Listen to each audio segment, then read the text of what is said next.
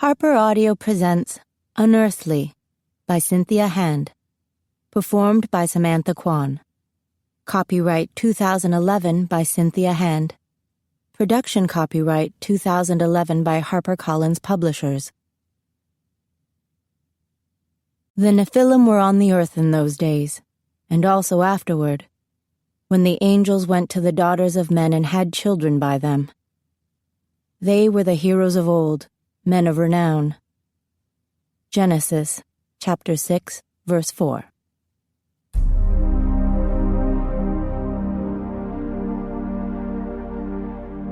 Prologue. In the beginning, there's a boy standing in the trees. He's around my age, in that space between child and man, maybe all of 17 years old. I'm not sure how I know this. I can only see the back of his head, his dark hair curling damply against his neck. I feel the dry heat of the sun, so intense, drawing the life from everything.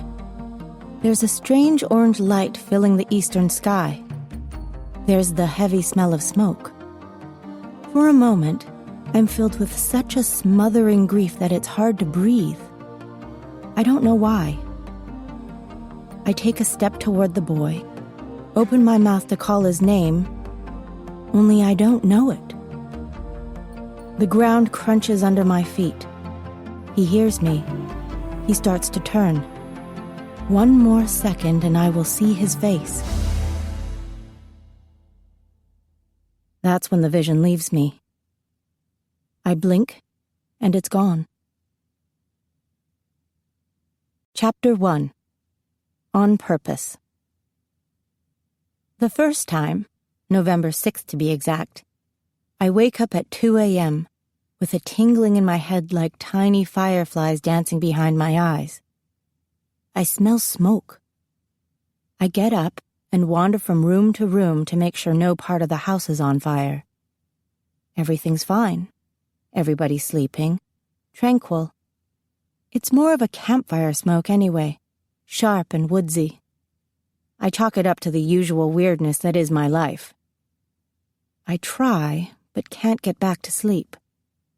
So I go downstairs. And I'm drinking a glass of water at the kitchen sink when, with no other warning, I'm in the middle of the burning forest. It's not like a dream. It's like I'm physically there. I don't stay long, maybe all of 30 seconds, and then I'm back in the kitchen, standing in a puddle of water because the glass has fallen from my hand. Right away I run to wake Mom. I sit at the foot of her bed and try not to hyperventilate as I go over every detail of the vision I can remember. It's so little, really. Just the fire, the boy. Too much at once would be overwhelming, she says. That's why it will come to you this way, in pieces. Is that how it was when you received your purpose? That's how it is for most of us, she says, neatly dodging my question. She won't tell me about her purpose. It's one of those off-limits topics. This bugs me because we're close. We've always been close. But there's this big part of her that she refuses to share. Tell me about the trees in your vision, she says. What did they look like? Pine, I think. Needles, not leaves. She nods thoughtfully, like this is an important clue. But me, I'm not thinking about the trees. I'm thinking about the boy. I wish I could have seen his face. You will. I wonder if I'm supposed to protect him. I like the idea of being his rescuer. All angel bloods have purposes of different types. Some are messengers, some witnesses, some meant to comfort, some just doing things that cause other things to happen. But guardian has a nice ring to it. It feels particularly angelic. I can't believe you're old enough to have your purpose, Mom says with a sigh. Makes me feel old. You are old. She can't argue with that, being that she's over 100 and all, even though she doesn't look a day over 40. I, on the other hand, feel exactly like what I am, a clueless, if not exactly ordinary, 16-year-old who still has school in the morning. At the moment, I don't feel like there's any angel blood in me. I look at my beautiful, vibrant mother, and I know that whatever her purpose was, she must have faced it with courage and humor and skill. Do you think, I say after a minute, and it's tough to get the question out because I don't want her to think I'm a total coward. Do you think it's possible for me to be killed by fire? Clara. Seriously. Why would you say that? It's just that when I was standing there behind him, I felt so sad. I don't know why. Mom's arms come around me, pull me close so I can hear the strong, steady beating of her heart. Maybe the reason I'm so sad is that I'm going to die, I whisper. Her arms tighten. It's rare, she says quietly, but it does happen. We'll figure it out together. She hugs me closer and smooths the hair away from my face the way she used to when I had nightmares as a kid. Right now you should rest. I've never felt more awake in my life, but I stretch out on her bed and let her pull the covers over us. She puts her arm around me. She's warm, radiating heat like she's been standing in sunshine, even in the middle of the night. I inhale her smell, rosewater and vanilla, an old lady's perfume. It always makes me feel safe. When I close my eyes, I can still see the boy, standing there, waiting, for me, which seems more important than the sadness or the possibility of dying some gruesome, fiery death. He's waiting for me. I wake to the sound of rain and a soft gray light seeping through the blinds. I find Mom standing at the kitchen stove scraping scrambled eggs into a serving bowl, already dressed and ready for work like any other day, her long, auburn hair still wet from the shower. She's humming to herself. She seems happy. Morning, I announce. She turns, puts down the spatula, and crosses the linoleum to give me a quick hug. Her smile is proud, like that time I won the district spelling bee in 3rd grade. Proud, but like she never expected anything less. How are you doing this morning? Hanging in there? Yeah, I'm fine. What's going on? My brother, Jeffrey, says from the doorway. We turn to look at him. He's leaning against the door jamb, still rumpled with sleep and smelly and grumpy as usual. He's never been what you might call a morning person. He stares at us.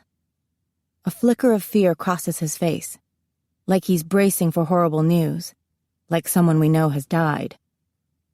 Your sister has received her purpose, Mom smiles again, but it's less jubilant than before. A cautious smile. He looks me up and down like he'll be able to find evidence of the divine somewhere on my body. You had a vision? Yeah, about a forest fire. I shut my eyes and see it all again. The hillside crowded with pine trees, the orange sky, the smoke rolling past. And a boy. How do you know it wasn't just a dream? Because I wasn't asleep. So what does it mean? He asks. All this angel-related information is new to him. He's still in that time when the supernatural stuff can be exciting and cool. I envy him that. I don't know, I tell him. That's what I've got to find out. I have the vision again 2 days later. I'm in the middle of jogging laps around the outside edge of the Mountain View High School gymnasium, and suddenly it hits me, just like that. The world as I know it, California, Mountain View, the gym, promptly vanishes. I'm in the forest. I can actually taste the fire. This time I see the flames cresting the ridge. And then I almost crash into a cheerleader. Watch it, Dorkina, she says. I stagger to one side to let her pass. Breathing hard, I lean against the folded-up bleachers and try to get the vision back. But it's like trying to return to a dream after you're fully awake. It's gone. Crap. No one's ever called me a Dorkina before. Derivative of dork. Not good. No stopping, calls Mrs. Schwartz, the PE teacher. We want to get an accurate record of how fast you can run a mile. That means you, Clara. She must have been a drill sergeant in another life. "If you don't make it in less than 10 minutes, you'll have to run it again next week," she hollers. I start running. I try to focus on the task at hand as I swoop around the next corner, keeping my pace quick to make up some of the time I've lost. But my mind wanders back to the vision. The shapes of the trees, the forest floor under my feet strewn with rocks and pine needles, the boy standing there with his back to me as he watches the fire approach. My suddenly so very rapidly beating heart. "Last lap, Clara," says Mrs. Schwartz. I speed up. Why is he there, I wonder, not closing my eyes but still seeing his image like it's burned onto my retinas. Will he be surprised to see me? My mind races with questions, but underneath them all there is only one. Who is he? At that point, I blow past Mrs. Schwartz, sprinting hard. "Good, Clara," she calls, and then a minute later, "That can't be right." Slowing to a walk, I circle back to find out my time. "Did I get it under 10 minutes?" "I clocked you at 5:48. She sounds truly shocked. She looks at me like she's having visions too, of me on the track team. Oops. I wasn't paying attention, wasn't holding back. I'm gonna catch some major flack if Mom finds out. I shrug. "The watch must have been messed up," I explain, trying for laid back, hoping she'll buy it even though it means I'll have to run the stupid thing again next week. "Yes," she says, nodding distractedly. "I must have started it wrong." That night when Mom gets home, she finds me slouched on the couch watching reruns of I Love Lucy. "That bad, huh?"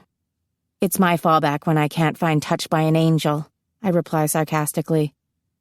She pulls a pint of Ben & Jerry's Chubby Hubby out of a paper sack, like she read my mind. "You're a goddess," I say. "Not quite." She holds up a book.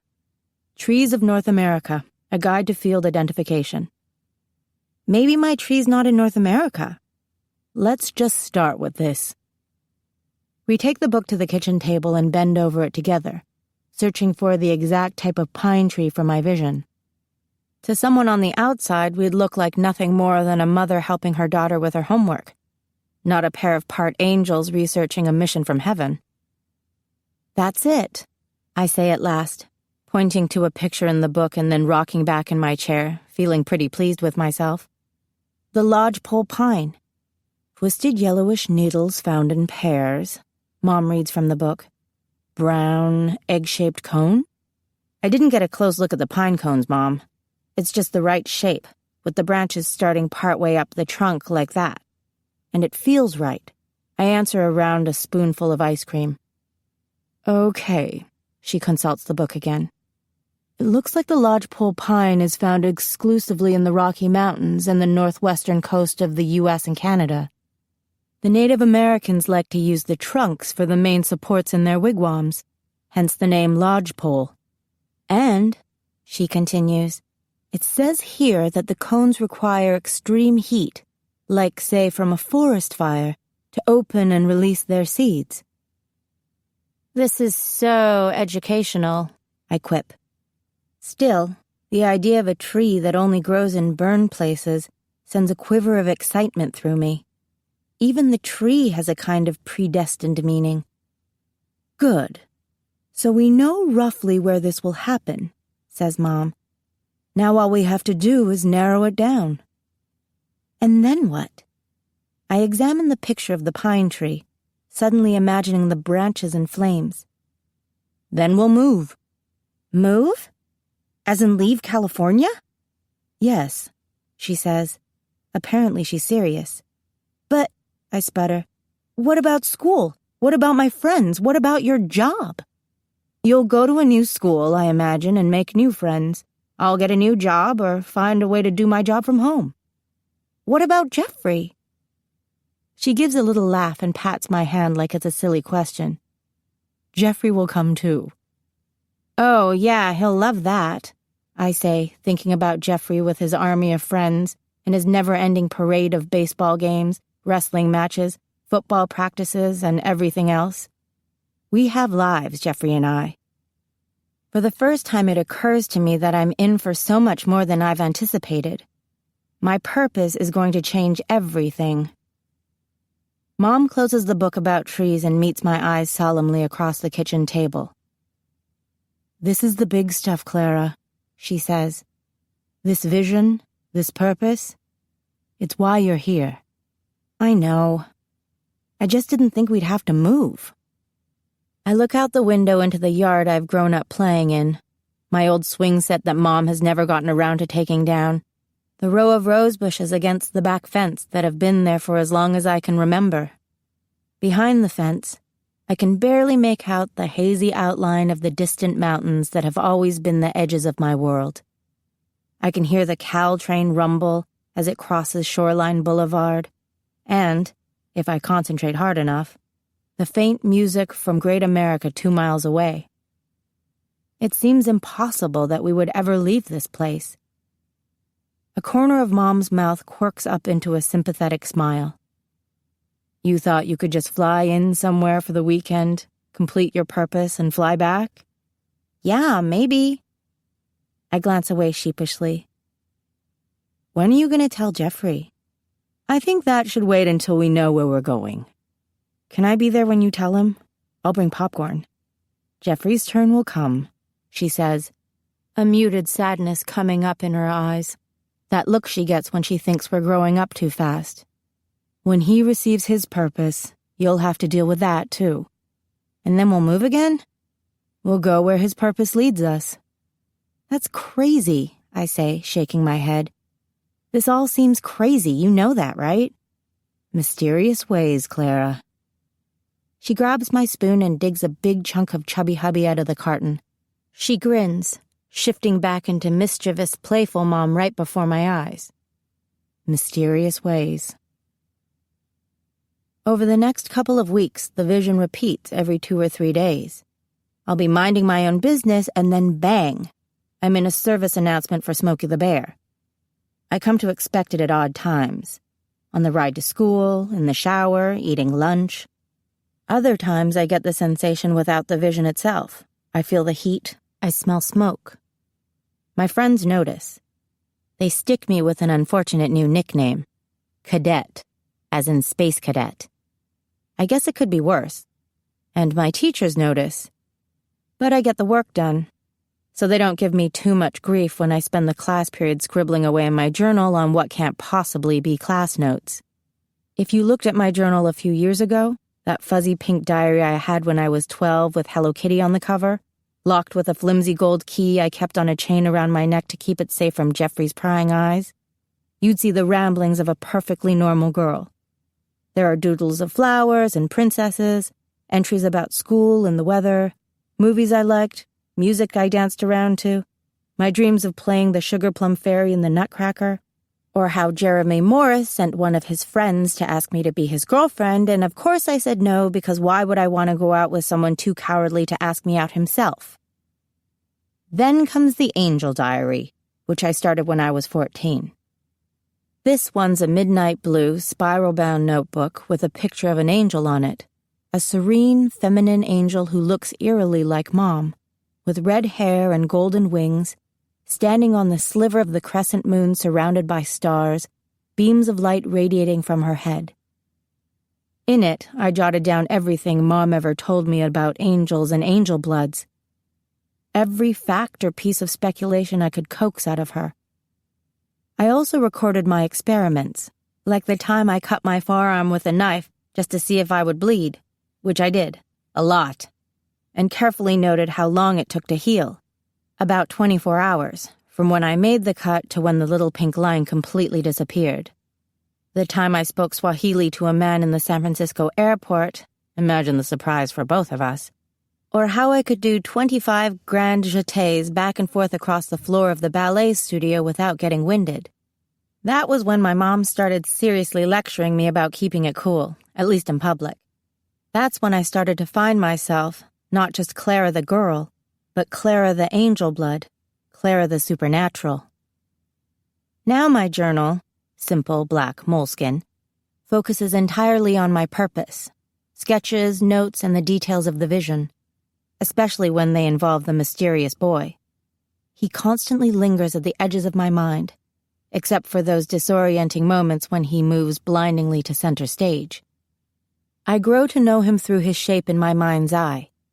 I know the sweep of his broad shoulders, his carefully disheveled hair, which is a dark, warm brown long enough to cover his ears and brush against the collar in the back. He keeps his hands tucked into the pockets of his black jacket, which is kind of fuzzy, I notice, maybe fleece. His weight is always shifted slightly to one side, as if he's getting ready to walk away. He looks lean but strong. When he begins to turn, I can see the faintest outline of his cheek, and it never fails to make my heart beat faster and my breath hitch in my throat. What will he think of me? I wonder. I want to be awe-inspiring. When I appear to him in the forest, when he finally turns and sees me standing there, I want to at least look the part of an angel. I want to be all glowy and floaty like my mom. I'm not bad-looking, I know. Angel bloods are a fairly attractive bunch. I have good skin, and my lips are naturally rosy, so I never wear anything but gloss. I have very nice knees, or so I'm told, but I'm too tall and too skinny, and not in the willowy supermodel sort of way, but in a stork-like all arms and legs sort of way. And my eyes, which come across as storm cloud gray in some lights and gunmetal blue in others, seem a bit too big for my face. My hair is my best feature. Long and wavy, bright gold with a hint of red, trailing behind me wherever I go like an afterthought. The problem with my hair is that it's also completely unruly. It tangles, it catches in things, zippers, car doors, food. Tying it back or braiding it never works. It's like a living thing trying to break free. Within moments of wrestling it down, there are strands in my face, and within the span of an hour, it usually slides out of its confines completely. It takes the word unmanageable to a whole new level. So with my luck, I'll never make it in time to save the boy in the forest because my hair will have snagged on a tree branch a mile back. "Clara, your phone's ringing," Mom hollers from the kitchen. I jump, startled. My journal lays open on my desk in front of me. On the page is a careful sketch of the back of the boy's head, his neck, his tousled hair, the hint of cheek and eyelashes. I don't remember drawing it. "Okay," I yell back. I close the journal and slide it under my algebra textbook. Then I run downstairs. It smells like a bakery. Tomorrow's Thanksgiving, and Mom's been making pies. She's wearing her 50s housewife apron, which she's had since the 50s, although she wasn't a housewife back then, she assures us, and it's dusted with flour. She holds the phone out to me. "It's your dad." I raise an eyebrow at her in a silent question. "I don't know," she says. She hands me the phone, then turns and discreetly exits the room. "Hi, Dad," I say into the phone. "Hi." There's a pause. 3 words into our conversation and he's already out of things to say. "So, what's the occasion?" For a moment he doesn't say anything. I sigh. For years I used to practice this speech about how mad I was at him for leaving Mom. I was 3 years old when they split. I don't remember them fighting. All I retain from the time they were together are a few brief flashes.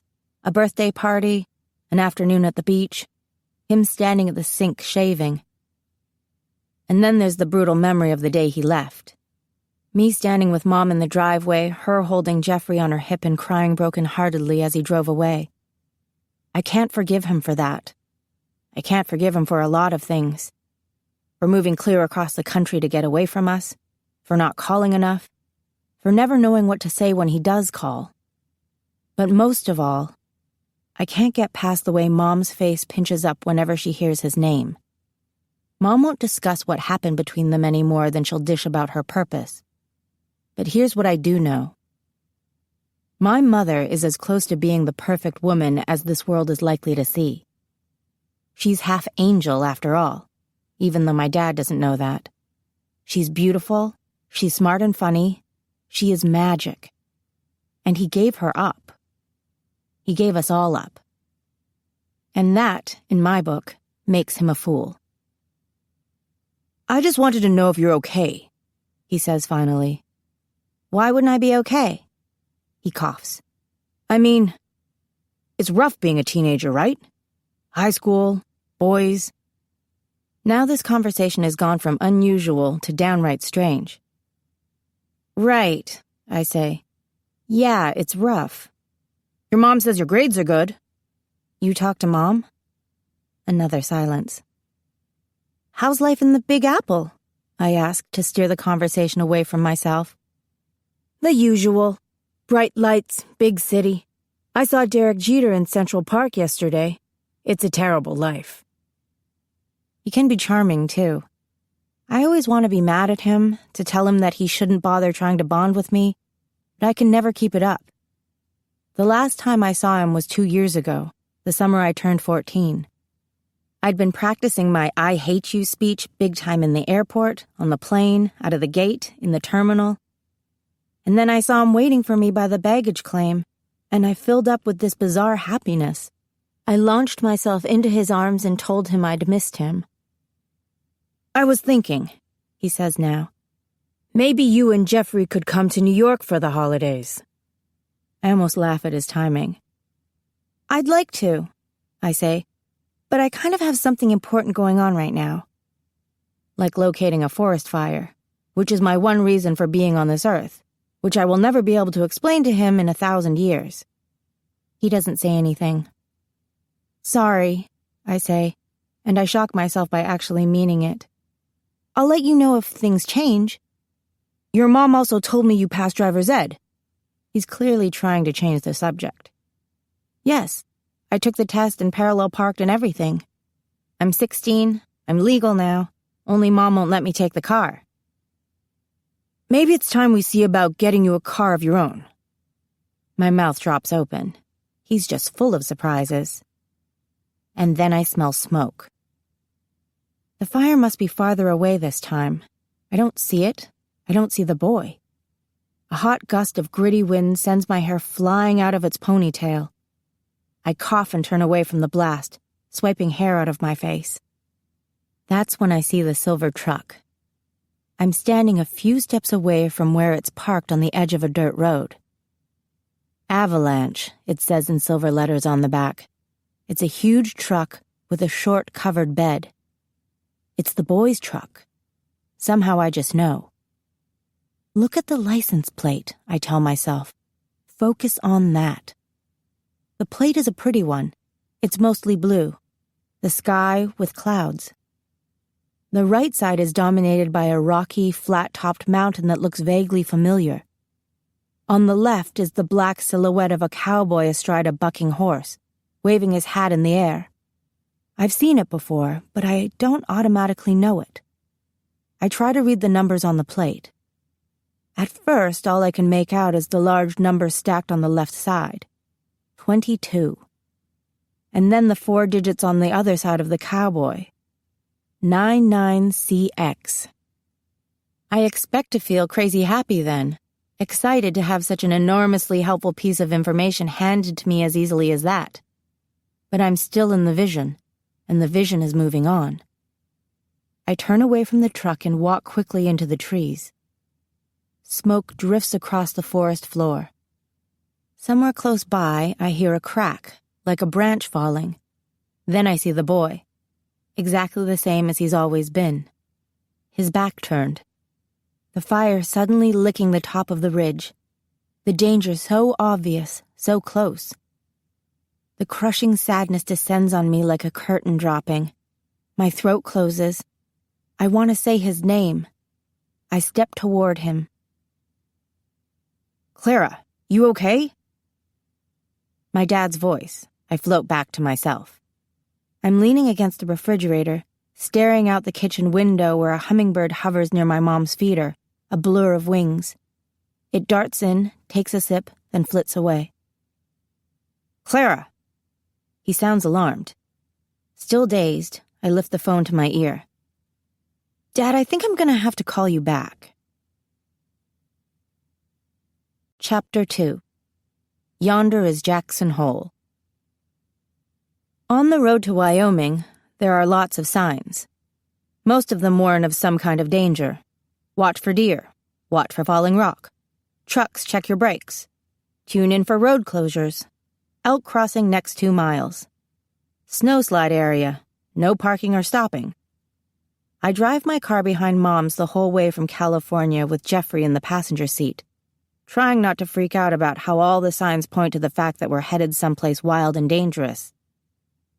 At the moment, I'm driving through a forest made up entirely of lodgepole pines. Talk about surreal. I can't get over the sight of all the Wyoming license plates on the cars speeding past, many with the fateful number 22 on the left side. That number has brought us a long way. Through 6 short weeks of crazy preparation, selling our house, saying goodbye to the friends and neighbors I've known my entire life, and packing up and moving to a place where none of us knows a single solitary soul. Teton County, Wyoming, which according to Google is county number 22, population just over 20,000. That's roughly 5 people per every square mile. We're moving to the boonies, all because of me. I've never seen so much snow. It's terrifying. My new Prius, courtesy of dear old Dad, is getting a real workout on the snowy mountain road. But there's no turning back now. The guy at the gas station assured us that the pass through the mountains is perfectly safe, so long as a storm doesn't come up. All I can do is clutch the steering wheel and try not to pay attention to the way the mountainside plunges off a few feet from the edge of the road. I spot the "Welcome to Wyoming" sign. "Hey," I say to Jeffrey, "this is it." He doesn't answer. He slumps in the passenger seat, angry music pounding from his iPod. The farther we get from California and his sports teams and his friends, the more sullen he becomes. After 2 days on the road, it's getting old. I grab the wire and yank one of his earbuds out. "What?" he says, glaring at me. "We're in Wyoming, doofus. We're almost there." "Woo freaking who?" he says, and stuffs the earbud back in. He's going to hate me for a while. Jeffrey was a pretty easygoing kid before he found out about the angel stuff. But I know how that goes. 1 minute you're a happy 14-year-old, good at everything you try, popular, fun. The next, you're a freak with wings. It takes some adjustment. And it was only like a month after he got the news that I received my little mission from heaven. Now we're dragging him off to Nowheresville, Wyoming, in January no less, right smack in the middle of the school year. When Mom announced the move, he yelled, "I'm not going!" with his fists clenched at his sides like he wanted to hit something. "You are going," Mom replied, looking up at him coolly. "And I wouldn't be surprised if you find your purpose in Wyoming, too." "I don't care," he said. Then he turned and glared at me in a way that makes me cringe every time I remember it. Mom, for her part, obviously digs Wyoming.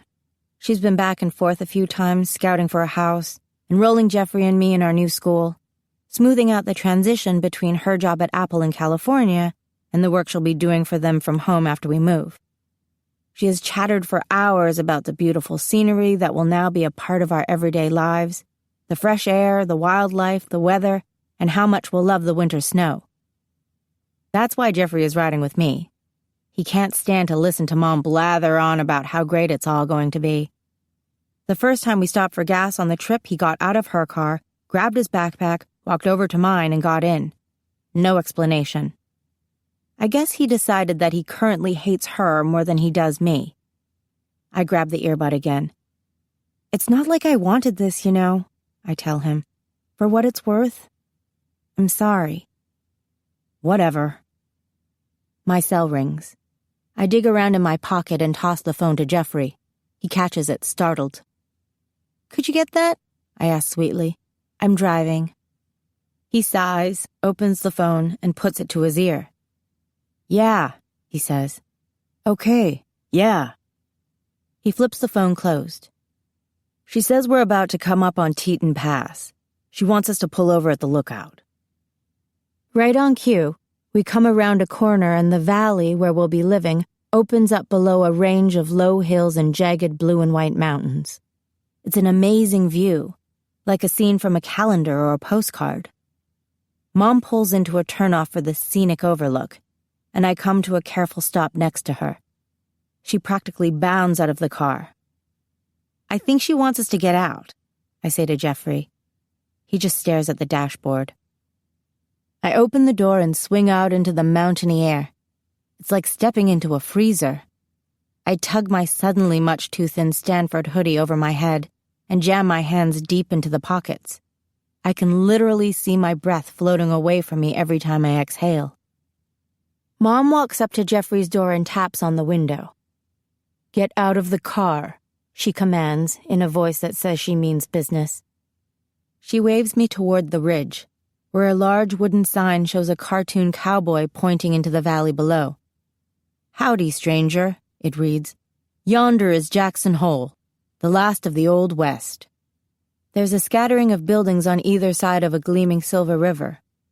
That's Jackson, our new hometown. Over there is Teton National Park in Yellowstone. Mom points toward the horizon. "We'll have to go there in the spring. Check it out." Jeffrey joins us on the ridge.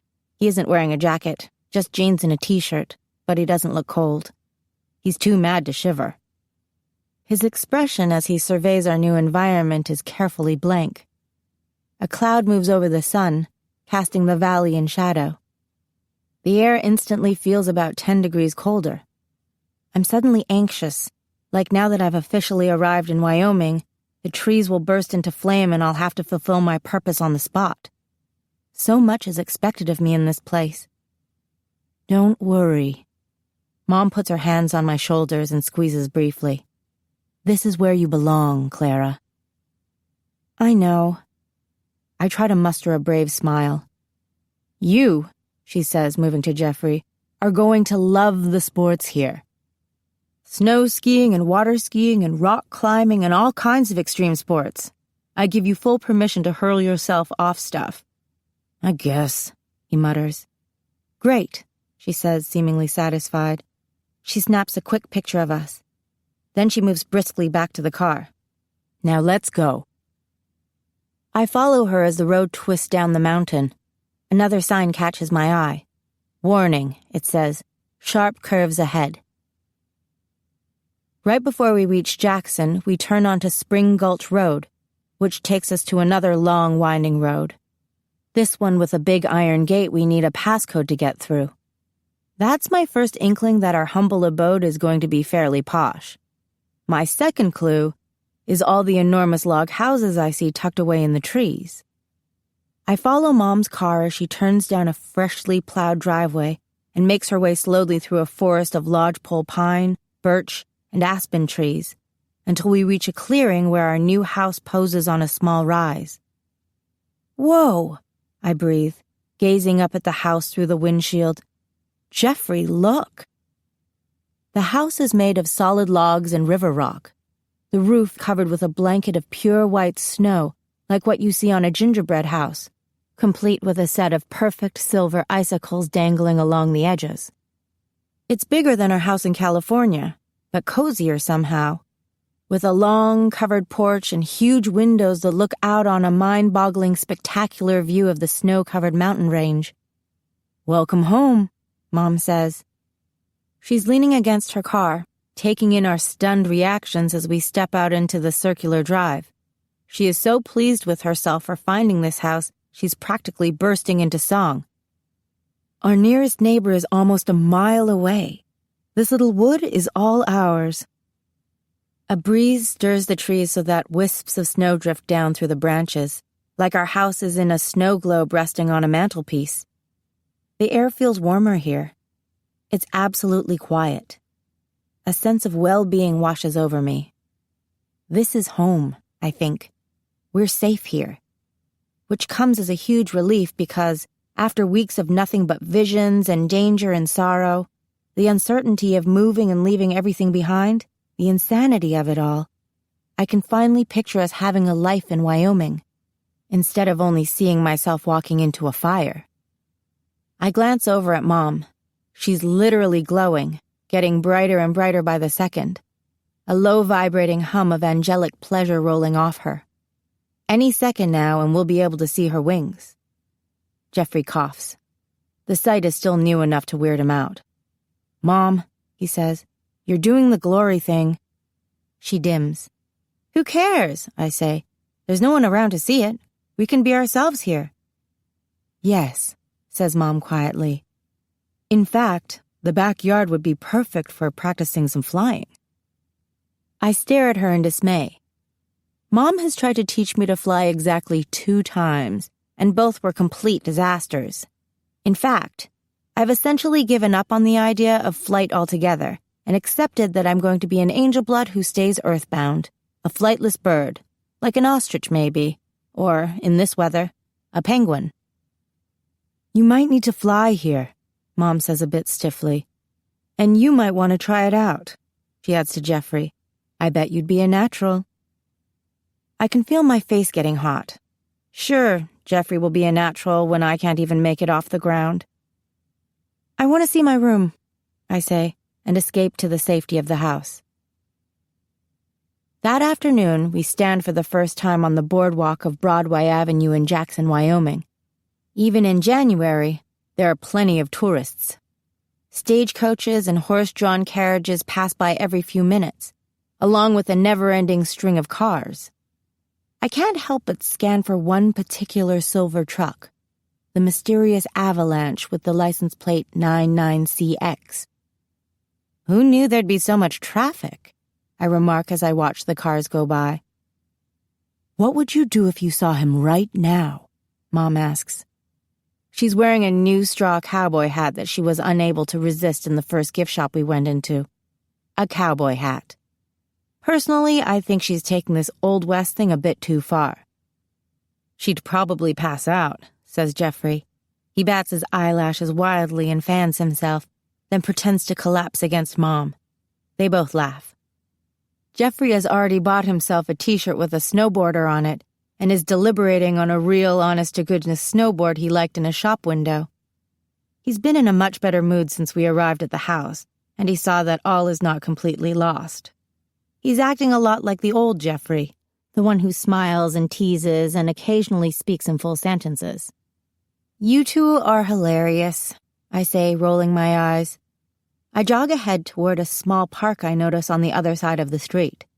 The entrance is a huge arch made of elk antlers. Let's go this way, I call back to Mom and Jeffrey. We hurry across the crosswalk right as the little orange hand starts to flash. Then we linger for a minute under the arch, gazing up at the latticework of antlers, which vaguely resemble bones. Overhead, the sky darkens with clouds, and a cold wind picks up. I smell barbecue, says Jeffrey. You're just a giant stomach. Hey, can I help it if I have a faster metabolism than normal people? How about we eat there? He points up the street where a line of people stand waiting to get into the $1 Million Cowboy Bar. Sure, and I'll buy you a beer, too, Mom says. Really? No. As they bicker about it, I'm struck with the sudden urge to document this moment, so I'll be able to look back and say, this was the beginning, part 1 of Clara's purpose. My chest swells with emotion at the thought. A new beginning for us all. Excuse me, ma'am, would you mind taking our picture? I ask a lady walking past. She nods and takes the camera from Mom. We strike a pose under the arch, Mom in the middle, Jeffrey and me on either side. We smile. The woman tries to snap a picture, but nothing happens. Mom steps over to show her how to work the flash. That's when the sun comes out again. I suddenly become super aware of what's going on around me, like it's all slowing down for me to encounter piece by piece. The voices of the other people on the boardwalk, the flash of teeth when they speak, the rumble of engines and the tiny squeal of brakes as cars stop at the red light. My heart is beating like a slow, loud drum. My breath drags in and out of my lungs. I smell horse manure and rock salt, my own lavender shampoo, Mom's splash of vanilla, Jeffrey's manly deodorant, even the faint aroma of decay that still clings to the antlers above us. Classical music pours from underneath the glass doors of one of the art galleries. A dog barks in the distance. Somewhere a baby is crying. It feels like too much, like I'll explode trying to take it all in. Everything's too bright. There's a small dark bird perched in a tree in the park behind us, singing, fluffing its feathers against the cold. How can I see it if it's behind me? But I feel its sharp black eyes on me. I see it angle its head this way and that, watching me, watching, until suddenly it takes off from the tree and swirls up into the wide open sky, like a bit of smoke, disappearing into the sun. "Clara," Jeffrey whispers urgently close to my ear. "Hey!" I jerk back to earth. Jackson Hole, Jeffrey, Mom, the lady with the camera. They're all staring at me. What's going on? I'm dazed, disconnected, like some part of me is still up in the sky with the bird. "Your hair's like shining," murmurs Jeffrey. He glances away like he's embarrassed. I look down. Gasp. Shining is not the word. My hair is an iridescent, silvery gold riot of light and color. It blazes. It catches the light like a mirror reflecting the sun. I slide my hand down the warm, luminous strands, and my heart, which seemed to beat so slowly a few moments before, begins to thump painfully fast. What's happening to me? "Mom?" I call weakly. I look up into her wide blue eyes. Then she turns toward the lady, all perfectly composed. "Isn't it a beautiful day?" Mom says. "You know what they say. You don't like the weather in Wyoming? Wait 10 minutes. The lady nods distractedly, still staring at my supernaturally radiant hair like she's trying to figure out a magician's trick. Mom crosses to me and briskly gathers the length of my hair into her hand like a piece of rope. She shoves it into the collar of my hoodie and pulls the hood up over my head. "Just stay calm," she whispers as she moves into place between Jeffrey and me. "All right, we're ready now." The lady blinks a few times, shakes her head like she's trying to clear it. Now that my hair is covered, it's like everything returns to normal, like nothing unusual has happened, like we imagined it all. The lady lifts the camera. "Say cheese," she instructs us. I do my best to smile. We end up at Mountain High Pizza Pie for dinner, because it's the easiest, closest place. Jeffrey scarfs his pizza while Mom and I pick at ours. We don't talk. I feel like I've been caught doing something terrible, something shameful. I wear my hood over my hair the entire time, even in the car as we make our way slowly back to the house. When we get home, Mom goes straight into her office and closes the door. Jeffrey and I, for lack of anything better to do, start to hook up the TV. He keeps looking over at me like I'm about to burst into flames. "Would you stop gawking?" I exclaim finally. "You're freaking me out." "That was weird back there. What did you do?" "I didn't do anything. It just happened." Mom appears in the doorway with her coat on. "I have to go out," she says. "Please don't leave the house until I get back." Then, before we can question her, she's gone. "Perfect," mutters Jeffrey. I toss him the remote and retreat upstairs to my room. I still have a lot of unpacking to do, but my mind keeps flashing back to that moment under the archway when it felt like the whole world was trying to crawl inside my head. And my hair. Unearthly. The look on the lady's face when she saw me that way. Puzzled at first, confused, then a little frightened, like I was some kind of alien creature who belonged in a lab with scientists looking at my dazzling hair under a microscope, like I was a freak. I must have fallen asleep. The next thing I know, Mom's standing in the doorway to my bedroom. She tosses a box of Clairol hair dye on my bed. I pick it up. "Sedona Sunset?" I read. "You're kidding me, right? Red?" "Auburn, like mine." "But why?" I ask. "Let's fix your hair," she says. Then we'll talk.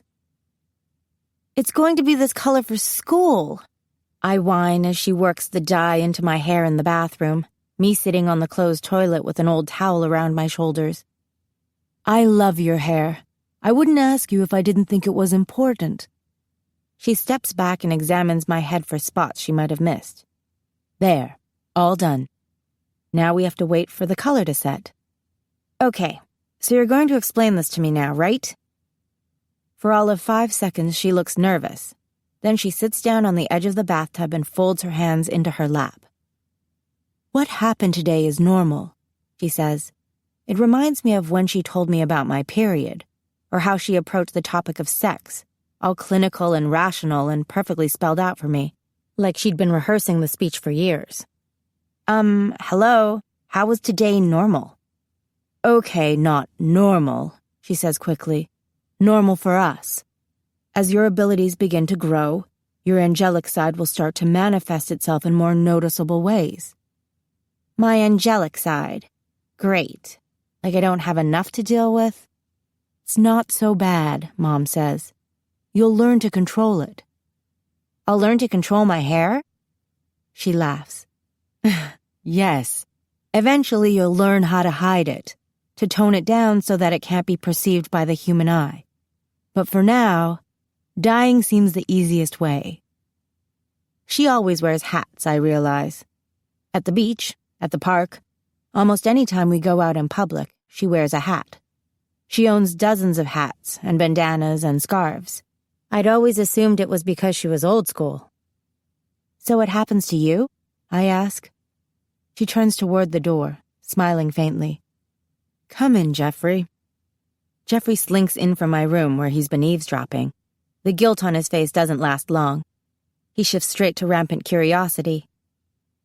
Will I get it too? He asks. The hair thing? Yes, she answers.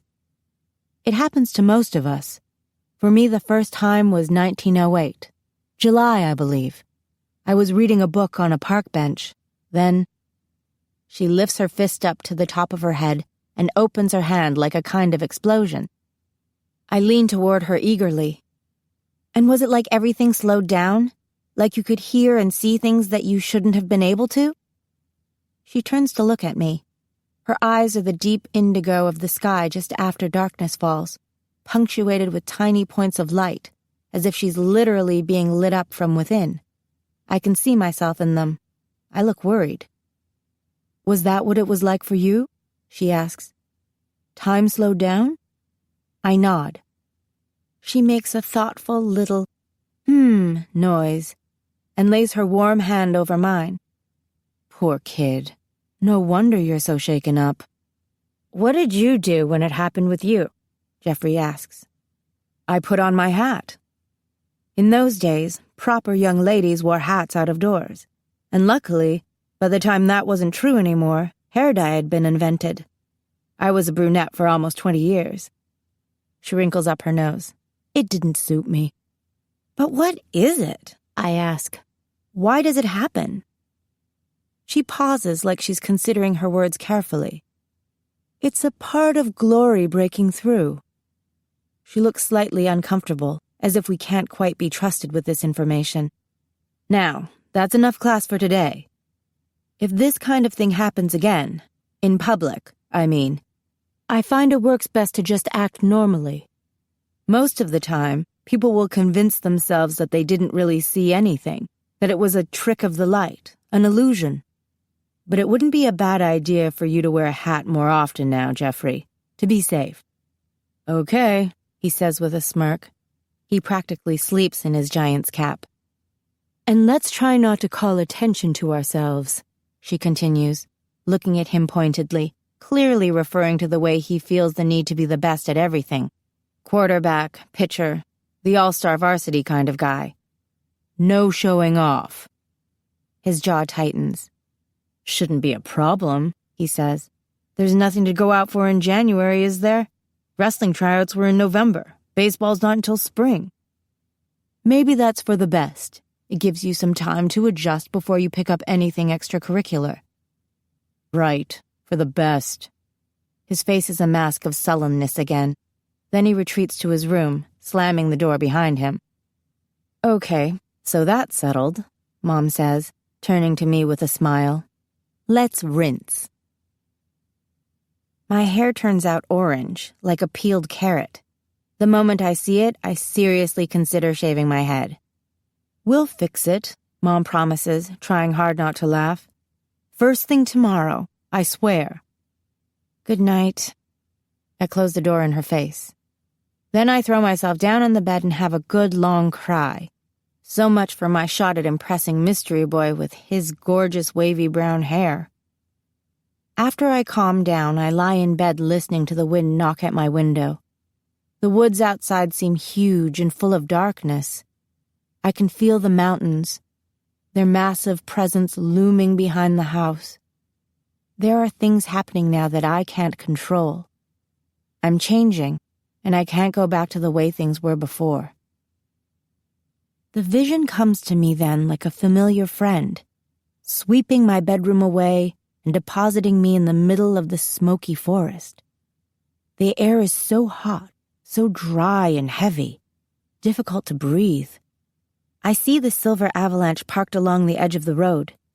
Automatically, I turn toward the hills, orienting myself to where I know I will find the boy. I walk. I feel the sadness then, a grief like my heart's being cut out, growing with every step I take. My eyes fill with useless tears. I blink them away and keep walking, determined to reach the boy. And when I see him, I stop for a minute and simply take him in. The sight of him standing there so unaware fills me with a mix of pain and yearning. I think I'm here. Chapter 3. I Survived the Black Plague. The first thing that catches my eye as I drive into the parking lot of Jackson Hole High School is a large silver truck parked in the back of the lot. I squint to see the license plate. "Whoa!"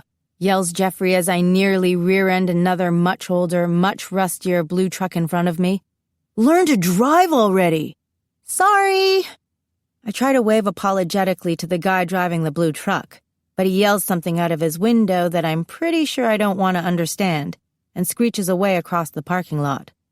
I park the Prius carefully in an empty space and sit for a minute, trying to get myself together.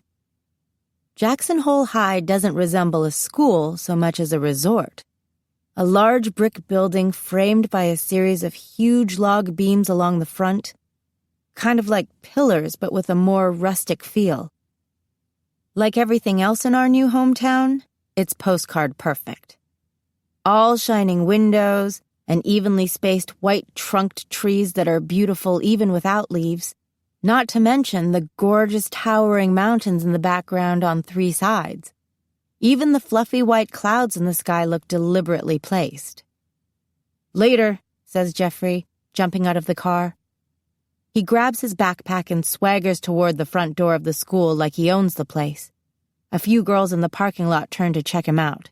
He flashes them an easy smile, which immediately starts up the whisper-giggle thing that always trailed him at our old school. "So much for not calling attention to ourselves," I mutter. I apply another coat of lip gloss and inspect my reflection in the rearview mirror, cringing at my humiliating hair color. In spite of my mom's and my best efforts over the past week, it's still orange. We've tried everything, re-dyed it like 5 times, even tried to dye it jet black, but the color always washes out to the same horrendous eye-stabbing orange. It's like some kind of cruel cosmic joke. "You can't always rely on your looks, Clara," Mom said after failed attempt number 5. Like she's one to talk, like she's ever looked less than gorgeous a day in her life. "I've never relied on my looks, Mom." "Sure you have," she said a bit too cheerfully. "You aren't vain about it, but still. You knew that when the other students at Mountain View High looked at you, they saw this pretty strawberry blonde." "Yeah, so now I'm not strawberry blonde or pretty," I said miserably. Yes, I was wallowing, but the hair is just so horrifically orange. Mom put a finger under my chin and forced my head up to look at her. You could have neon green hair and it wouldn't take away how beautiful you are, she said. You're my mother. You're legally required to say that. Let's try to remember that you're not here to win a beauty pageant. You're here for your purpose. Maybe this hair problem means that things aren't going to be as easy for you here as they were in California. And maybe there's a reason for that. Right. A very good reason, I'm sure. At least the dye will cover the bright stuff, so you won't have to worry about keeping your hair covered. Yay for me! You'll just have to make the best of it, Clara, she said. So here I am, making the best of it, like I really have a choice. I get out of the car and sneak to the back of the parking lot to inspect the silver truck. Avalanche, it reads in silver letters across the back fender. License plate 99CX. He's here. I force myself to breathe. He's really here. Now there's nothing left to do but walk into the school with my crazy, unruly, insanely bright orange hair. I watch the other students stream into the building in their little groups, laughing and talking and goofing around. All total strangers, every single one of them. Except one. Although I'm a stranger to him. My hands are simultaneously sweaty and clammy. A flock of butterflies flaps around in my stomach. I've never been more nervous in my life. You've got this, Clara, I think. Next to your purpose, this school thing should be a snap. So I straighten my shoulders, trying for Jeffrey's confidence, and head for the door. My first mistake, I realize almost immediately, was assuming that even with the designer exterior, this high school would be essentially like any other. Boy, was I ever wrong. The school is as high-end on the inside as it appears on the outside. Almost all of the classrooms have tall ceilings and floor-to-ceiling windows with mountain views. The cafeteria is a cross between the inside of a ski lodge and an art museum. There are paintings, murals, and collages in practically every nook and cranny of the place. It even smells better than regular schools. Pine and chalk and a fragrant mix of expensive perfumes. My old cinderblock school in California seems like a prison in comparison. I've stumbled into the land of pretty people, and here I thought I'd come from the land of pretty people.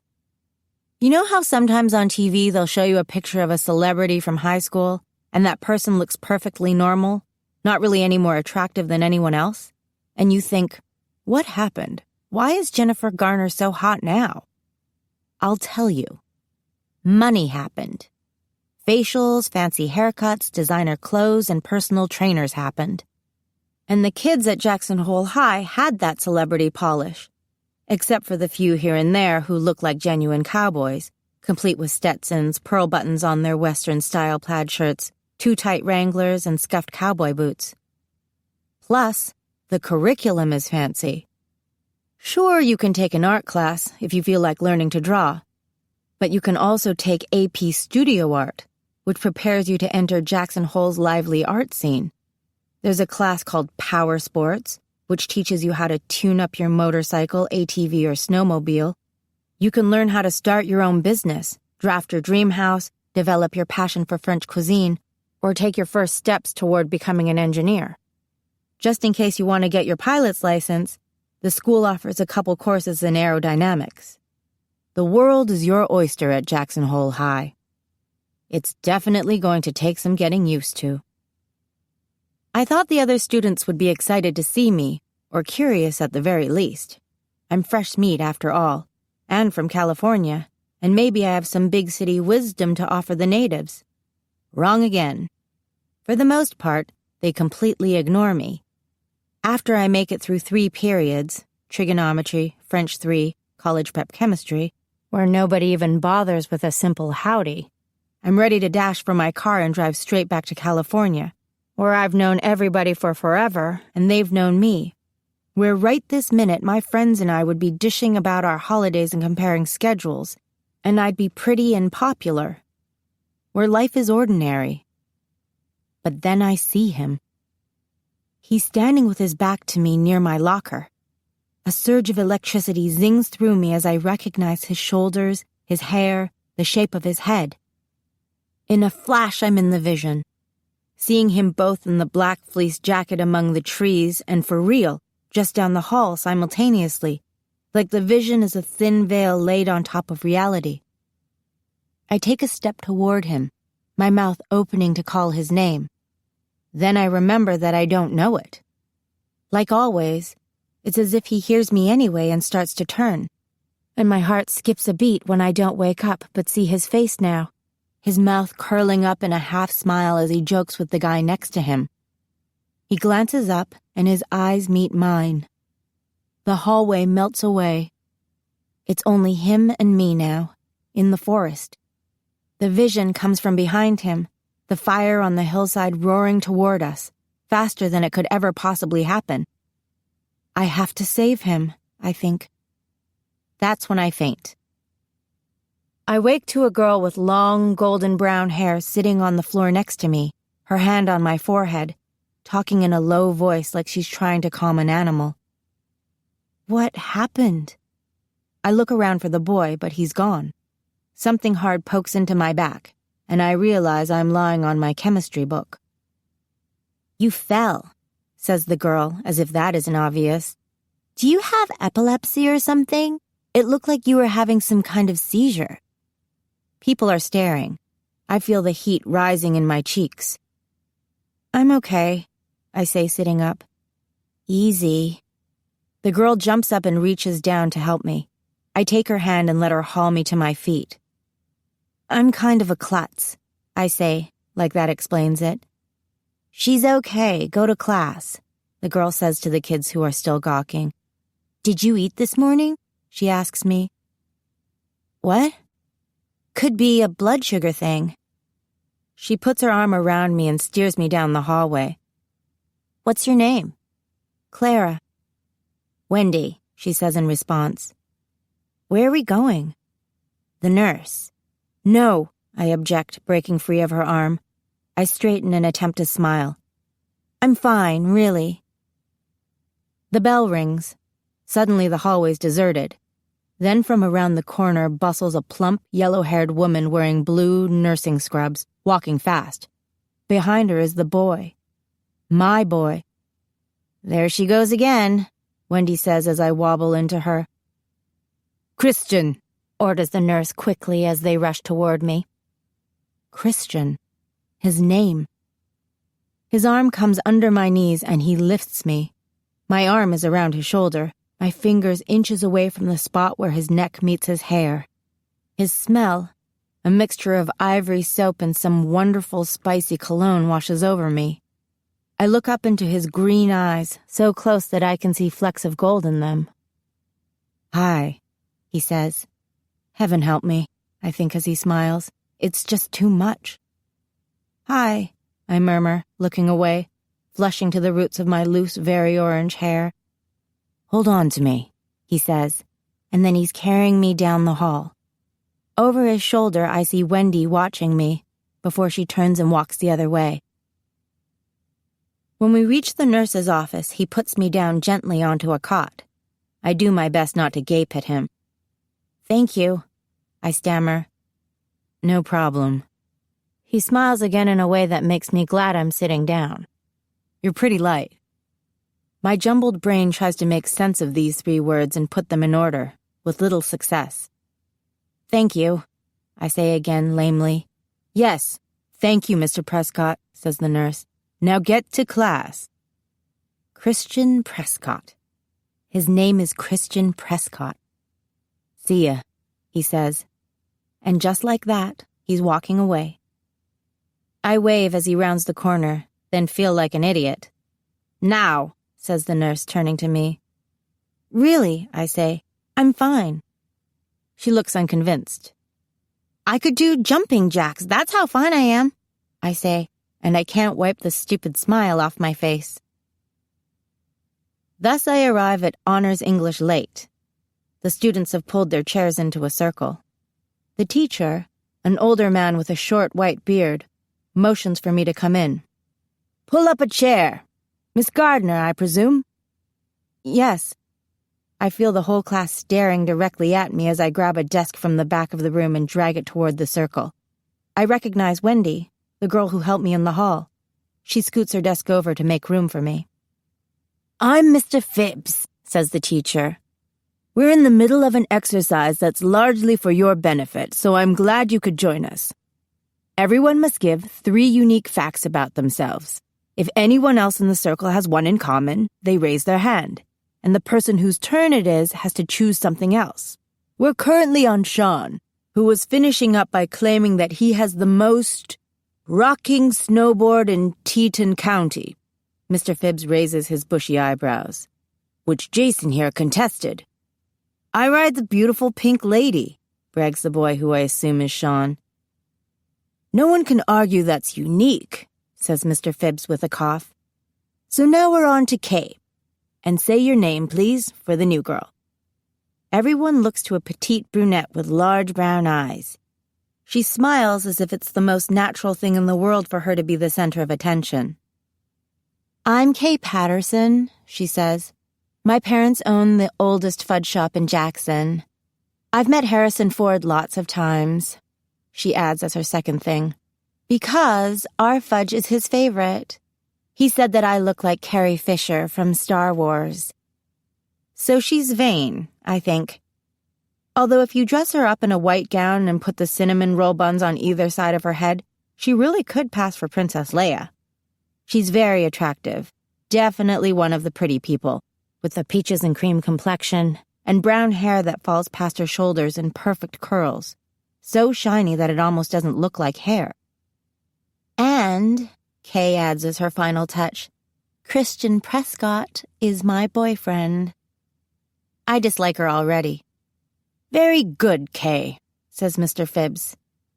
Next is Wendy. She's blushing, obviously mortified to be speaking in front of the entire class about herself. "I'm Wendy Avery," she says with a shrug. "My family manages a ranch outside Wilson. I don't know what else is that unique about me. I want to be a veterinarian, not a big surprise because I love horses. And I've made my own clothes since I was 6 years old." "Thank you, Wendy," says Mr. Phibbs. She rocks back with a small sigh of relief. From the desk next to hers, Kay stifles a yawn. It's a small, ladylike gesture, but it makes me dislike her even more. Silence. Oh crap, I realize they're waiting for me. All the things I've been considering fly out of my brain. Instead, I think of all the things I can't tell them. Like I can speak any language on Earth fluently. I have wings that appear when I ask them to, and I'm supposed to be able to fly, but I suck at it. I'm a natural blonde. I have an impeccable sense of direction, which I think is supposed to help with the flying thing, but it doesn't. Oh, and I'm here on a mission to save Kay's boyfriend. I clear my throat. So I'm Clara Gardner, and I moved here from California. The other students snicker as a guy across the circle raises his hand. "That's one of Mr. Lovett's unique facts," says Mr. Phibbs. "Only you weren't here when he said it. You'll find that there are quite a few students here who have migrated from the Golden State." Okay, well, let me try again. Specificity is obviously the key here. I moved here from California about a week ago because I heard such great things about the fudge. The class laughs, even Kay, who seems pleased.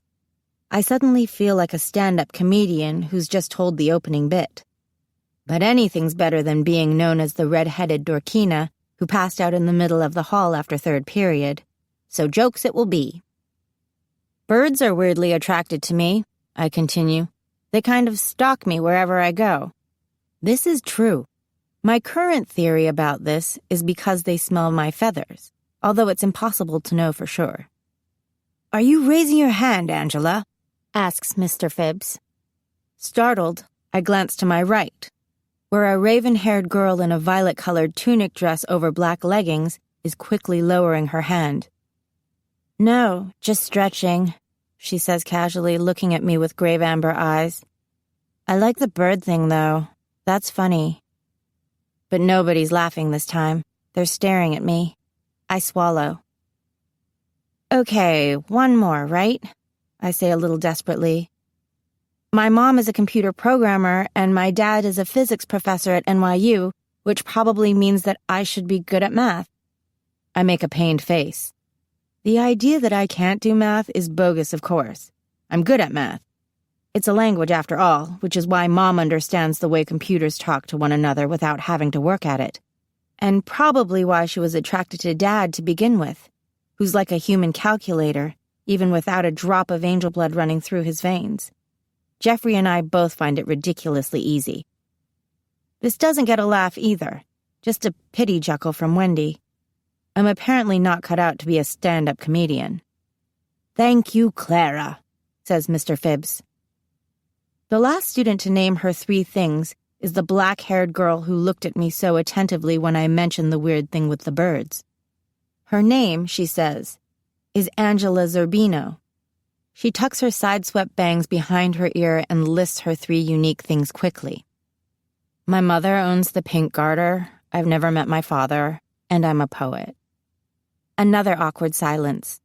She looks around the circle like she's daring someone to challenge her. Nobody meets her eyes.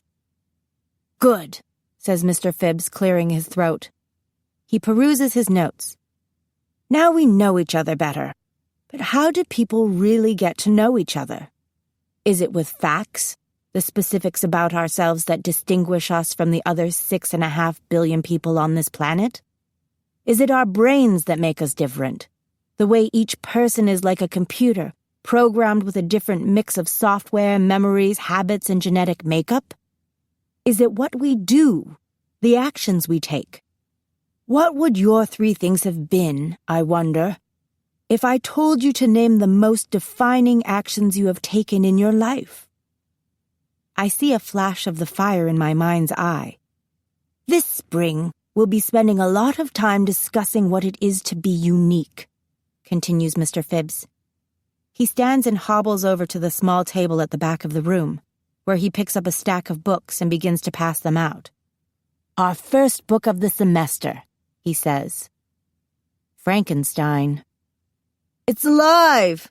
yells the guy with the pink lady on his snowboard, holding up his book as if he expects it to be struck by lightning. Kay Patterson rolls her eyes. "Ah, you're channeling Dr. Frankenstein already." Mr. Phibbs turns to the whiteboard and writes the name Mary Shelley in black marker, along with the year 1817. "This book was written by a woman not much older than you are now, who was reflecting on the battle between science and the natural world."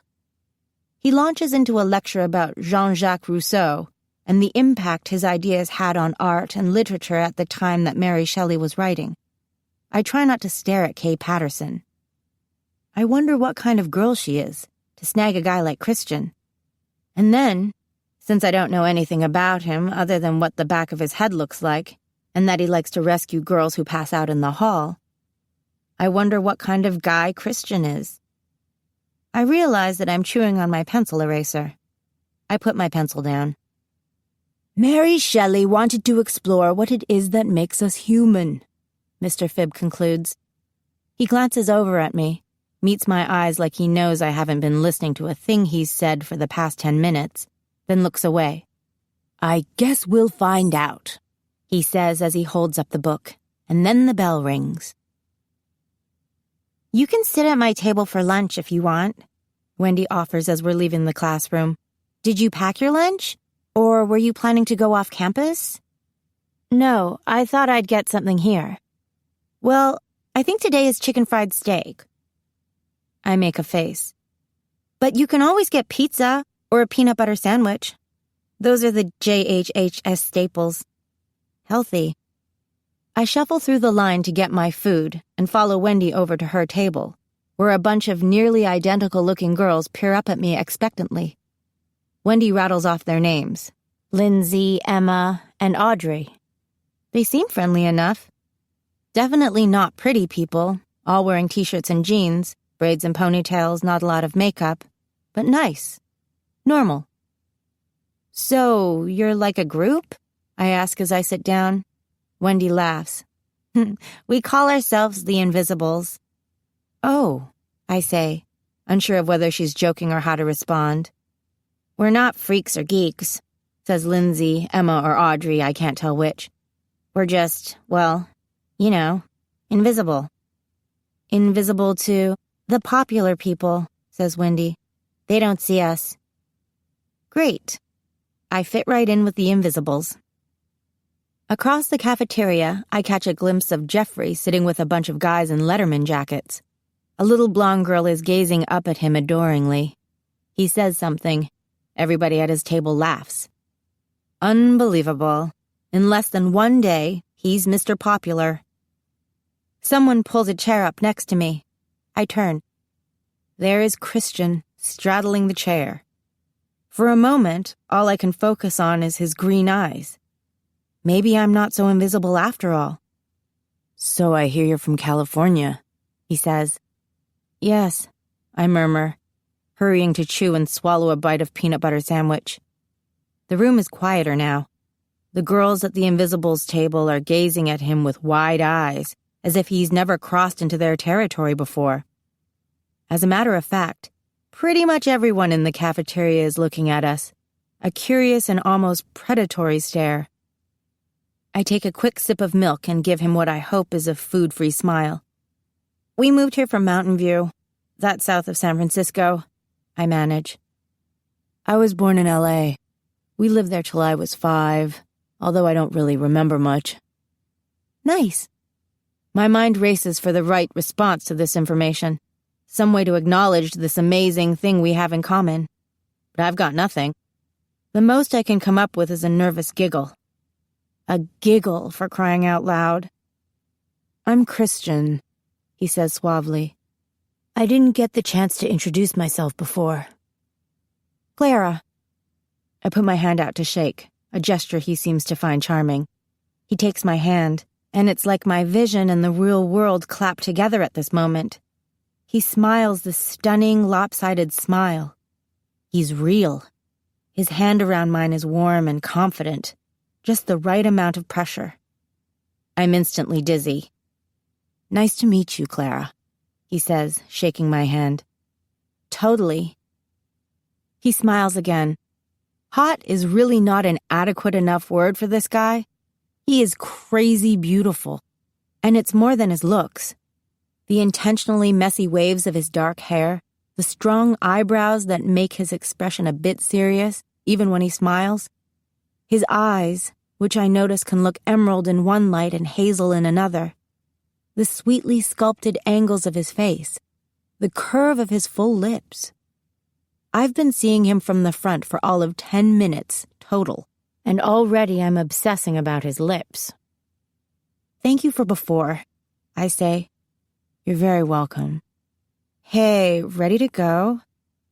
Kay walks up and puts her hand on the back of his neck in a decidedly possessive gesture, spearing her fingers through his hair. Her expression is so carefully neutral, it could have been sprayed on, like she couldn't care less who her boyfriend's talking to. Christian turns to look up at her, his face practically even with her breasts. Around her neck dangles a shiny silver half-heart with the initials CP stamped into it. He smiles. Spell effectively broken. Yeah, just a sec, he says. Kay, this is Clara Gardner, she says, nodding. She's in my English class, moved here from California, doesn't like birds, no good at math. Yeah, that's me in a nutshell, I say. What? Did I miss something? Asks Christian, confused. Nothing, just a stupid exercise we did in Fib's class. We better go if we want to get back before next period, she says. Then turns to me and smiles, a flash of perfect white teeth. I'd bet money that she wore braces at some point. There's this great Chinese place we like to hit for lunch about a mile from here. You'll have to try it sometime with your friends.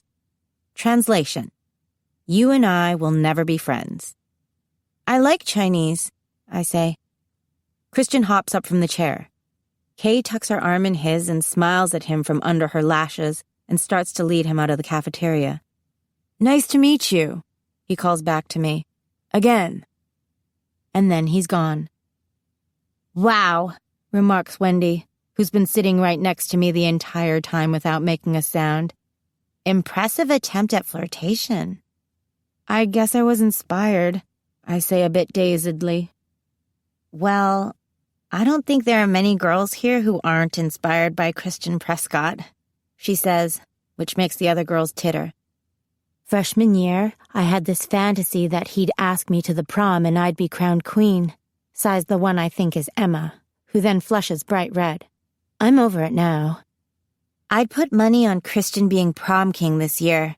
Wendy scrunches up her nose. But Kay's the queen. You'd better watch your back. Is she that bad? Wendy laughs, then shrugs. She and I were good friends in grade school, had sleepovers and tea parties with our dolls and all of that. But when we hit junior high, it was like... Wendy shakes her head sadly. She's spoiled. But she's nice enough when you get to know her, I guess. She can be really sweet, but don't get on her bad side. I'm pretty sure I'm already on Kay Patterson's bad side. I could tell by the way she'd kept her voice light, friendly, but beneath it was an undercurrent of contempt. I glance around the cafeteria. I notice the black-haired girl from English, Angela Zerbino. She's sitting by herself, her lunch untouched in front of her, reading a thick black book. She looks up. She nods, just the tiniest bob of her head, like she wants to acknowledge me. I hold her gaze for a moment, then look away. She goes back to reading her book. What about her? I ask Wendy, tilting my head to indicate Angela. Angela? She's not a social reject or anything. It's like she prefers to be alone. She's sort of intense, focused. She's always been that way. What's the Pink Garter? It sounds like a place where... Wendy laughs. A whorehouse? Yeah, I say embarrassed. It's a dinner theater in town, says Wendy, still laughing. Cowboy melodramas, a few musicals. Oh, I say, finally getting it. I thought it was strange when she said in class that her mother owned a whorehouse and she didn't know her father. A little TMI, if you know what I mean. Now everyone at the table is laughing. I look again at Angela, who has turned a bit so I can't see her face. She seems nice, I backpedal. Wendy nods. She is. My brother had a crush on her for a while. You have a brother? She snorts like she wishes she could give a different answer. Yes, he's my twin, actually. He's also a pain. I know the feeling. I gaze over at Jeffrey and his circle of new friends. And speak of the devil, says Wendy, grabbing the sleeve of a boy who's passing our table. Hey, he protests. What? Nothing. I was just telling the new girl about my awesome brother, and now here you are. She flashes a huge smile at him, the kind that says she might not be telling the whole truth. Behold Tucker Avery, she says to me, gesturing up at him. Her brother resembles her in nearly every way. Same hazy blue eyes, same tan, same golden brown hair, except his hair is short and spiky, and he's about a foot taller. He is definitely part of the cowboy group, although toned down from some of the others, wearing a simple gray tee, jeans, and cowboy boots.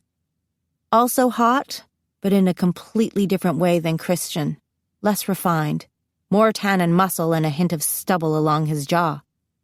He looks like he's been working under the sun his whole life. This is Clara, says Wendy. You're the girl with the Prius who almost rear-ended my truck this morning, he says. Oh, sorry about that. He looks me up and down. I feel myself blush for probably the 100th time that day. From California, right? The word California seems like an insult coming from him. Tucker, Wendy warns, pulling at his arm. Well, I doubt that I would have done any damage to your truck if I'd hit you, I retort. It looks like the back end is about to rust off. Wendy's eyes widen. She seems genuinely alarmed. Tucker scoffs. That rusty truck will probably be towing you out of a snowbank next time there's a storm. Tucker! Exclaims Wendy. Don't you have a rodeo team meeting or something? I'm busy trying to think of a comeback involving the incredible amount of money I will save this year driving my Prius, as opposed to his gas-guzzling truck. But the right words aren't forming. You're the one who wanted to chat, he says to Wendy. I didn't know you were going to act like a pig.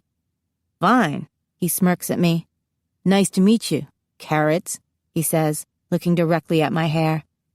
Oh, I mean, Clara. My face flames. Same to you, Rusty. I shoot back, but he's already striding away. Great.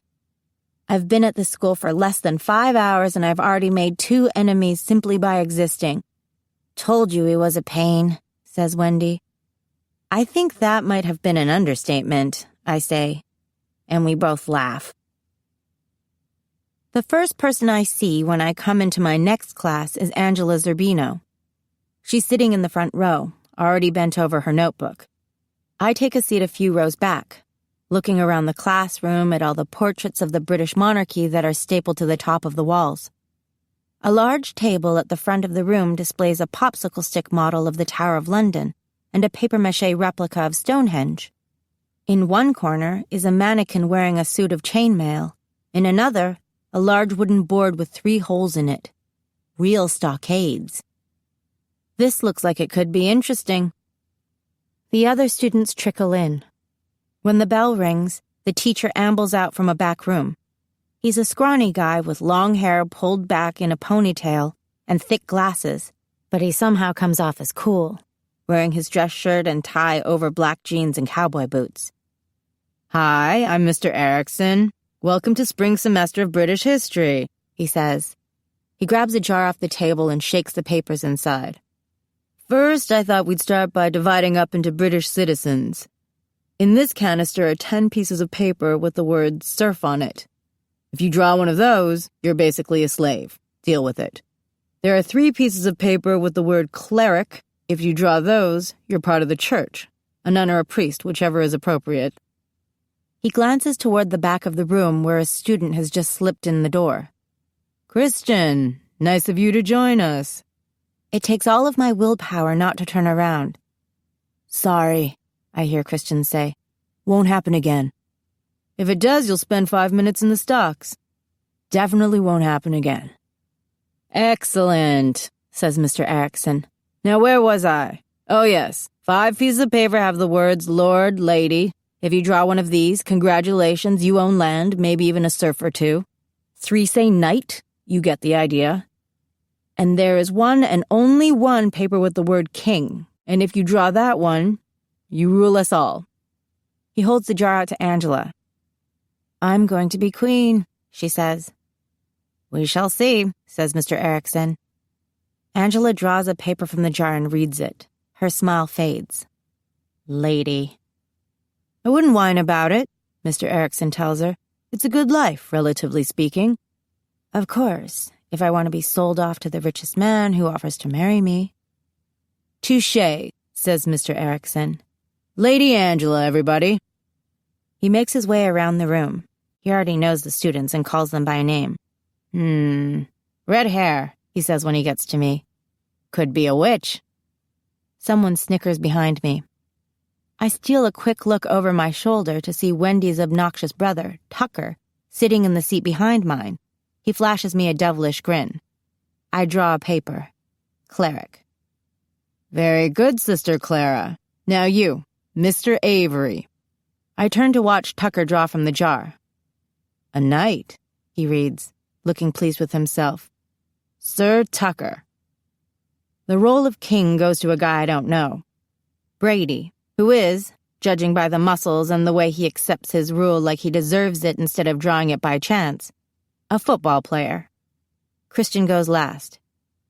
Ugh, he says faux mournfully, reading his paper. I'm a serf. Mr. Erickson follows this up by going around the room with a set of dice and making us roll to see if we survive the Black Plague. The odds of surviving are not good for serfs or clerics, since they tended the sick, but miraculously, I survive. Mr. Erickson rewards me with a laminated badge that reads, I survived the Black Plague. Mom will be so proud. Christian doesn't make it. He receives a badge decorated with a skull and crossbones, which reads, I perished in the Black Plague. Mr. Erickson marks his death down in a notebook he has to keep track of our new lives. He assures us that the usual rules of life and death don't apply as far as this exercise is concerned. Still, I can't help but take Christian's immediate demise as a bad sign. Mom is waiting for us at the front door when we get home. "Tell me everything," she commands as soon as I cross the threshold. "I want to know all the details. Does he go to your school? Did you see him?" "Oh, she saw him," Jeffrey says before I can answer. "She saw him, and she passed out in the middle of the hallway. The whole school was talking about it." Her eyes widen. She turns to me. I shrug. "I told you she'd pass out," says Jeffrey. "You're a genius." Mom moves to ruffle his hair, but he dodges her and says, "Too fast for you," before her hand lands. "I put some chips and salsa out for you in the kitchen," she says. "What happened?" she asks after Jeffrey goes to stuff his face. "Pretty much what Jeffrey said, just keeled over in front of everybody." "Oh, honey." She offers me a sympathetic pout. "When I woke up, there was this girl who helped me. I think she could be a friend. And then," I swallow. "He came back with the nurse and carried me to the nurse's office." Her mouth drops open. I've never seen her look so astonished. "He carried you?" "Yes, like some lame damsel in distress." She laughs. I sigh. "Did you tell her his name yet?" comes Jeffrey's voice from the kitchen. "Shut up," I call. "His name is Christian," he calls back. "Can you believe that? We came all this way so Clara could save a guy named Christian." "I'm aware of the irony." "But you know his name now," Mom says softly. "Yes." I'm unable to hold back a smile. I know his name. And it's all happening. The pieces are coming together. She looks more serious now. "Are you ready for this, kiddo?" It's all I've thought about for weeks, and I've known for the past 2 years that my time would come. But still, am I ready? "I think so," I say. "I hope." Chapter 4. Wingspan. I was 14 when Mom told me about the angels. One morning at breakfast, she announced that she was keeping me out of school for the day, and we were going on a mother-daughter outing, just she and I. We dropped Jeffrey off at school and drove about 30 miles from our house in Mountain View to Big Basin Redwoods State Park, in the mountains near the ocean. My mom parked in the main lot, slung a backpack over her shoulder, said, "Last one up is a slowpoke," and headed straight off along a paved trail. I had to practically jog to keep up with her. "Some mothers take their daughters to get their ears pierced," I called after her. There was no one else on the trail. Fog shifted through the redwoods. The trees were as much as 20 feet in diameter, and so tall you couldn't see where they stopped, only the small gaps between the branches where beams of light slanted onto the forest floor. "Where are we going?" I asked breathlessly. "Buzzard's Roost," Mom said over her shoulder. Like that helped. We hiked past deserted campgrounds, splashed across creeks, ducked under gigantic mossy beams where trees had fallen across the path. Mom was quiet. This wasn't one of those mother-daughter bonding times like when she took me to Fisherman's Wharf, or the Winchester Mystery House, or IKEA. The stillness of the forest was punctuated only by our breathing and the scuff of our feet on the trail, a silence so heavy and suffocating that I wanted to yell something just to shatter it. She didn't speak again until we reached a huge outcropping of rock jutting out of the mountainside like a stone finger pointing to the sky. To get to the top, we had to climb about 20 feet of sheer rock face, which Mom did quickly, easily, without looking back. "Mom, wait!" I called and scrambled after her. I'd never climbed so much as the rock wall in a gym. Her shoes flicked a spray of rubble down the slope. She disappeared over the top. "Mom!" I yelled. She peered down at me. "You can do this, Clara," she said. "Trust me. It will be worth it." I didn't really have a choice. I reached up and grabbed at the cliff face and started to climb, telling myself not to look down where the mountain dropped off beneath me. Then I was at the top. I stood next to Mom, panting. "Wow," I said, looking out. "Pretty amazing, right?" Below us stretched the valley of redwoods rimmed by the distant mountains. This was one of those top-of-the-world places, where you could see for miles in every direction. I closed my eyes and spread my arms, letting the wind move past me, smelling the air, a heady combination of trees and moss and growing things, a hint of dirt and creek water and pure, clean oxygen. An eagle turned in a slow circle over the forest. I could easily imagine what that would feel like, to glide through the air, nothing between you and endless blue heaven but little tufts of cloud. "Have a seat," Mom said. I opened my eyes and turned to see her sitting on a boulder. She patted the space beside her. I sat down next to her. She rummaged in her pack for a bottle of water, opened it, and drank deeply, then offered the bottle to me. I took it and drank, watching her. She was distracted, her eyes distant, lost in thought. "Am I in trouble?" I asked. She started, then laughed nervously. "No, honey," she said. "I just have something important to tell you." My head spun with all of the things that she might be about to spring on me. "I've been coming to this spot for a really long time," she said. "You've met a guy," I guessed. It seemed like a distinct possibility. "What are you talking about?" Mom asked. Mom had never dated much, even though everyone who met her liked her immediately, and men followed her around the room with their eyes. She liked to say that she was too busy for a steady relationship, too wrapped up with her job at Apple as a computer programmer, too occupied with being a single mom the rest of the time.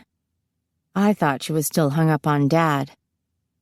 But maybe she had some secret passionate affair she was about to confess to me.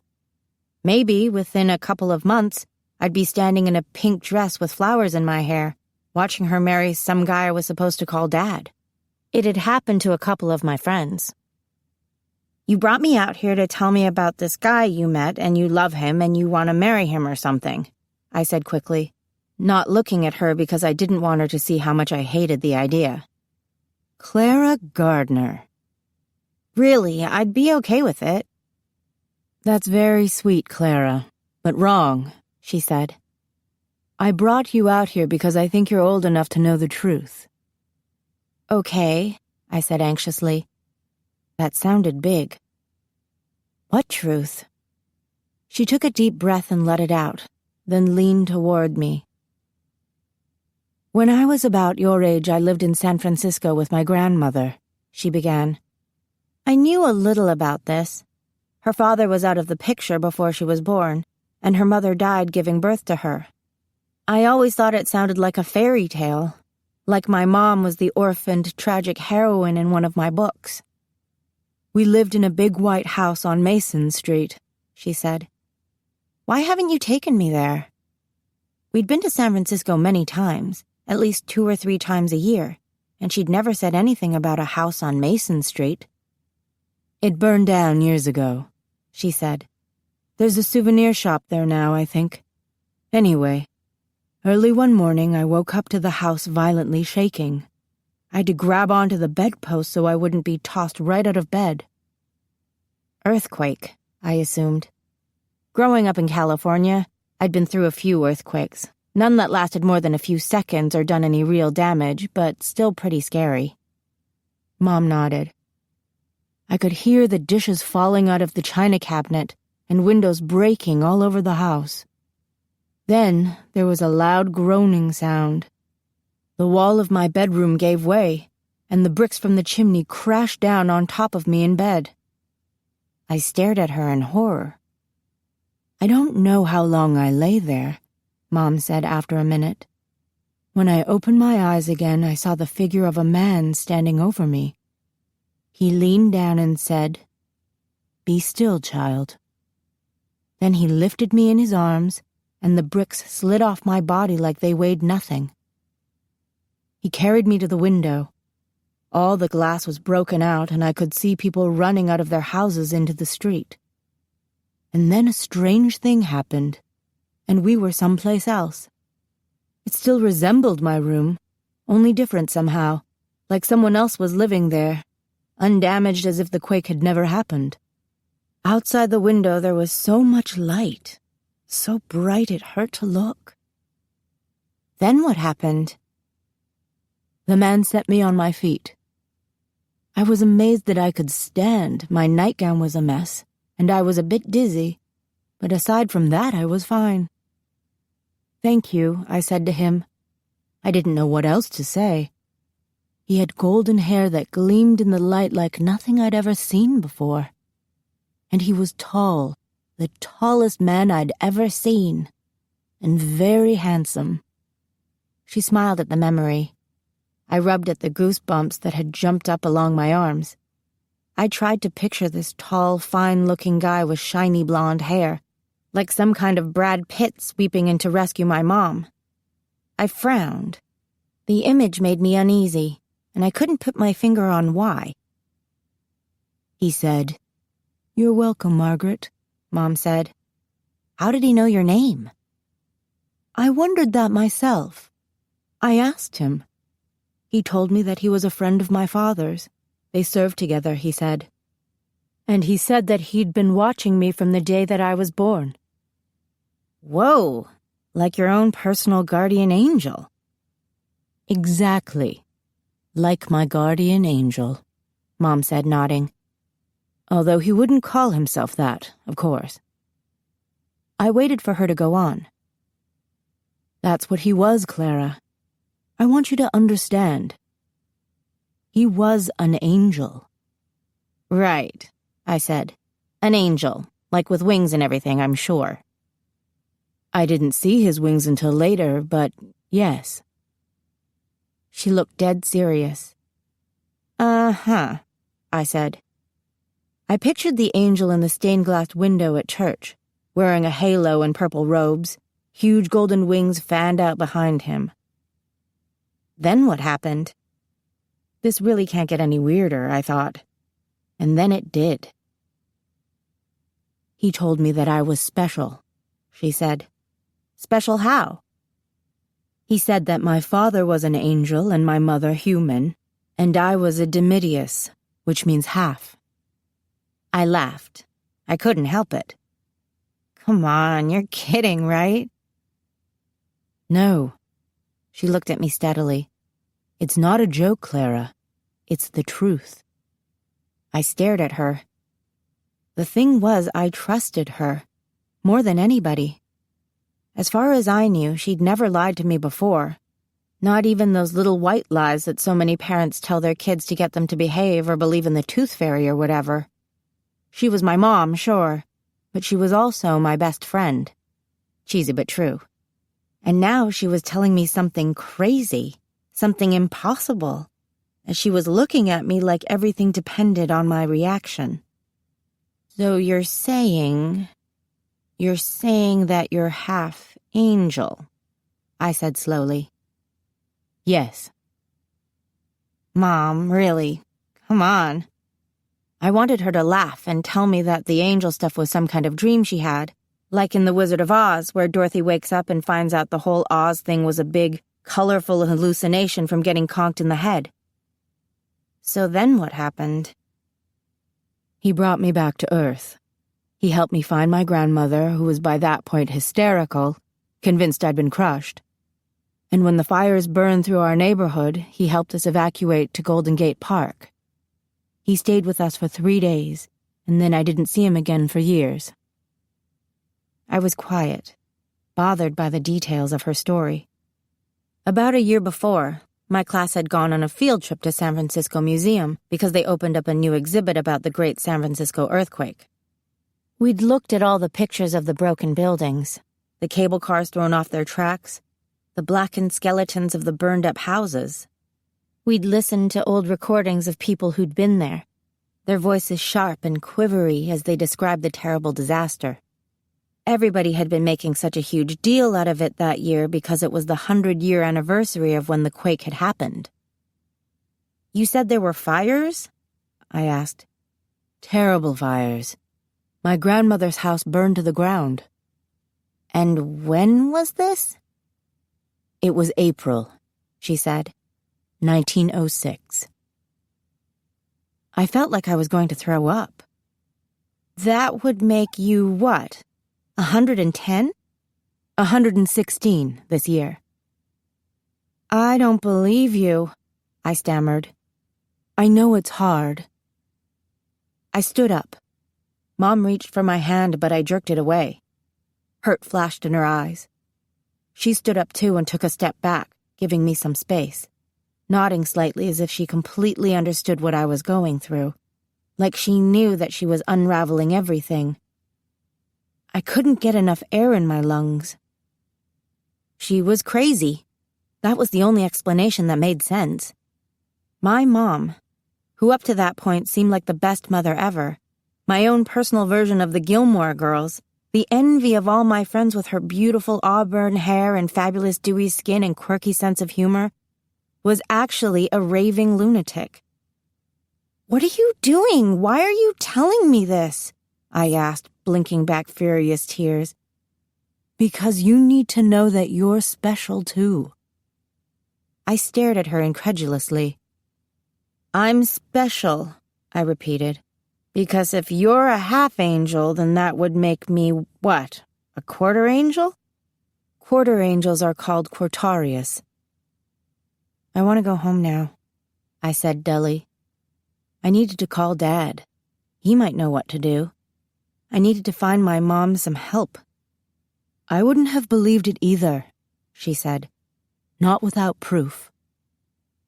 At first I thought that the sun must have come out from behind the clouds, suddenly brightening the ledge where we stood looking out. But then I understood, slowly, that this light was stronger than that. I turned and shielded my eyes from the sight of my mom with light beaming off her. It was like looking at the sun, so intense my eyes watered. Then she dimmed slightly and I saw that she had wings, enormous snowy wings unfurling behind her. "This is glory," she said. And I understood the words she said even though she wasn't speaking English, but a strange language, like 2 notes of music played on every syllable.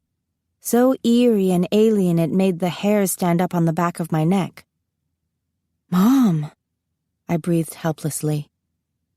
Her wings extended like they were literally catching the air and pushed down once. The sound they made was like a single heartbeat low in the earth. My hair blew back with the force. She lifted off the ground slowly, impossibly graceful and light, still glowing all over. Then she suddenly shot out over the tree line, tucking her body up and moving fast across the entire length of the valley, until she was only a bright speck on the horizon. I was left stunned and alone, the rock ledge empty and silent, darker now that she wasn't there to light it. "Mom!" I called.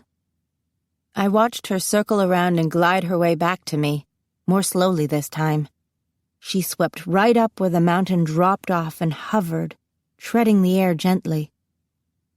"I think I believe you," I said. Her eyes sparkled. For some reason, I couldn't stop crying. "Honey," she said, "it's going to be all right." "You're an angel," I gasped through the tears. "And that means that I couldn't get the words out. "That means you're part angel, too," she said. That night, I stood in the middle of my bedroom with the door locked and willed my wings to appear. Mom had assured me that I'd be able to summon them in time and even use them to fly. I couldn't imagine. It was too wild. I stood in front of the full-length mirror in my cami and underwear and thought of the Victoria's Secret models in the angel commercials, their wings curled sexily around them. No wings appeared. I wanted to laugh at the ridiculousness of the whole idea. Me, with wings sprouting from my shoulder blades. Me, part angel. The thing about my mother being a half-angel made total sense. As much as my mother being some kind of supernatural being made sense, anyway. She'd always seemed suspiciously beautiful to me. Unlike me, with my brooding stubbornness, my flares of temper, my sarcasm, she was so graceful and even-tempered, perfect to the point of being irritating. I couldn't name one flaw. Unless you count lying to me for my entire life, I thought, allowing myself a flash of bitterness. Shouldn't there be some kind of rule, anyway, that angels can't lie? Only she hadn't actually lied. Not once had she ever said to me, "You know what? You're not different from other people." She'd always told me exactly the opposite, in fact. She'd always said I was special. I just never believed her until now. "You're better at things," she'd told me as we stood at the top of Buzzard's Roost. "Stronger, faster, smarter. Haven't you noticed?" No, I said quickly. But that wasn't true. I'd always had a sense that I was different from other people. Mom has a video of me walking when I was only 7 months old. I learned to read by the age of 3. I was always the first in my class to master the multiplication tables and memorize the 50 states, that kind of thing. Plus, I was good at the physical stuff. I was fast and quick on my feet. I could jump high and throw hard. Everybody always wanted me on their team when we played games in PE. Still, I wasn't like a child prodigy or anything. I wasn't exceptional at any one thing. As a toddler, I didn't golf like Tiger Woods or write my own symphonies by age 5 or play competitive chess. Generally, things just came a little easier for me than they did for other kids. I noticed, sure, but I never really gave it much thought. If anything, I'd assumed I was better at stuff because I didn't spend too much time sitting around watching crap on TV, or because my mom is one of those parents who made me practice and study and read books. Now I didn't know what to think. Everything was falling into place, and out of place at the same time. Mom smiled. "So often we only do what we think is expected of us," she said, "when we are capable of so much more." At that point, I got so dizzy that I had to sit down, and Mom had started talking again, telling me the basics. Wings, check. Stronger, faster, smarter, check. Capable of so much more. Something about languages. And there were a couple rules. Don't tell Jeffrey, he's not old enough. Don't tell humans. They won't believe you, and even if they did, they couldn't handle it. My neck still tingled when I remembered the way she'd said, humans. Like the word suddenly didn't apply to us. Then she had spoken about purpose and how, soon enough, I'd receive mine. It was important, she'd said, but it wasn't something she could easily explain. After that, she basically shut up and stopped answering my questions. There were some things, she'd told me, that I had to learn over time, by experience. And then there were other things I didn't need to know quite yet. "Why didn't you tell me all this before?" I asked her. "Because I wanted you to live a normal life for as long as you could," she'd answered. "I wanted you to be a normal girl." Now I would never be normal again. That much was clear. I looked at my reflection in the bedroom mirror. "Okay," I said. "Show me the wings." Nothing. "Faster than a speeding bullet," I announced to the reflection, striking my best Superman pose. Then my smile in the mirror faded, and the girl on the other side stared back at me skeptically. "Come on," I said, spreading my arms. I rotated my shoulders forward so that my shoulder blades stuck out and squeezed my eyes shut and thought hard about wings. I imagined them erupting out of me, piercing the skin, unfolding themselves behind me the way that Mom's had on the mountaintop. I opened my eyes. Still no wings. I sighed and flopped down on my bed. I switched off the lamp. There were glow-in-the-dark stars on my ceiling, which seemed so silly now, so juvenile. I glanced over at my alarm clock. It was after midnight. School tomorrow. I had to make up a spelling test I missed in 3rd period, which seemed even more ridiculous. Quartarius, I said. My mom's name for a quarter angel. Quartarius. Clara is a Quartarius. I thought about my mom's strange language. Angelic, she'd called it. So uncanny and beautiful, like notes of a song. "Show me my wings," I said. My voice sounded strange that time, like there were other higher and lower echoes around my words. I gasped. I could speak it. And then I felt my wings under me, lifting me upward slightly, one folded beneath the other. They stretched nearly to my heels, glowing white even in the darkness. "Holy crap!" I exclaimed, then clapped both of my hands over my mouth. Very slowly, afraid that I'd make the wings go away again, I got up and turned on the light. Then I stood in front of the bedroom mirror and looked at my wings for the first time. They were real. Real wings with real feathers.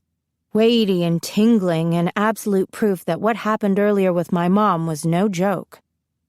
They were so beautiful it made my chest tight to look at them.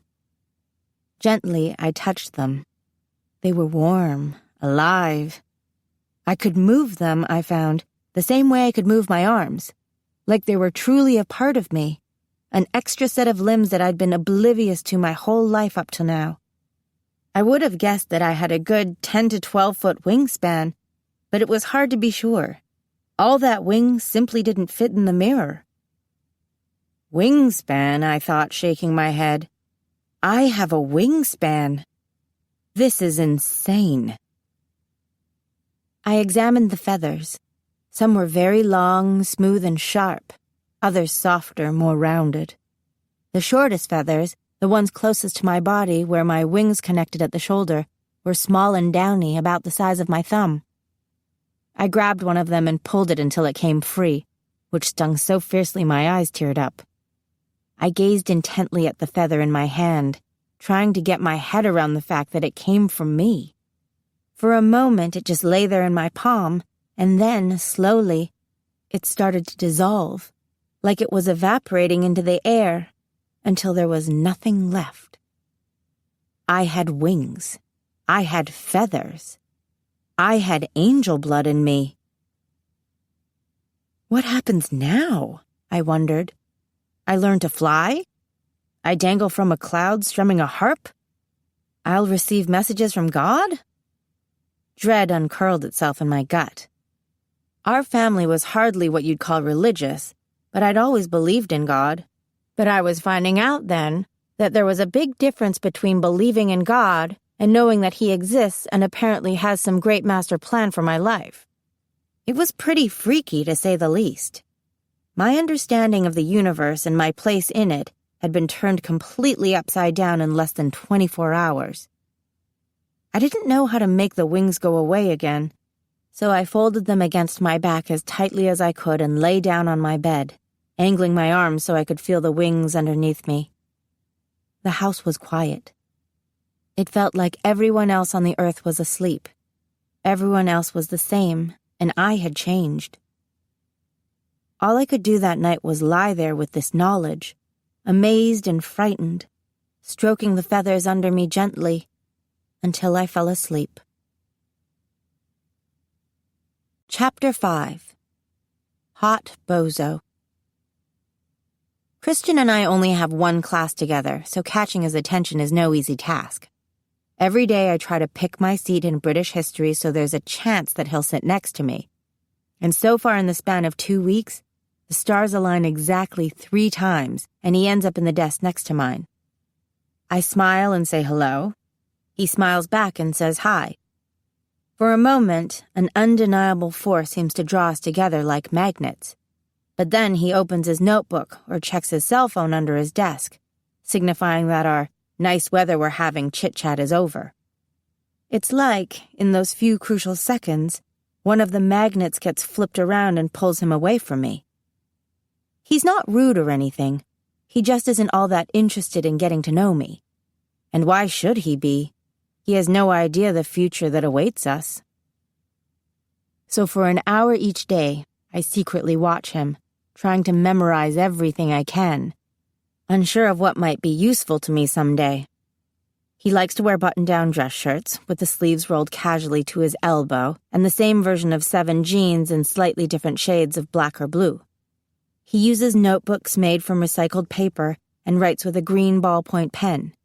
He almost always knows the right answer when Mr. Erickson calls on him, and if he doesn't, he makes a joke about it, which means that he's smart plus humble plus funny.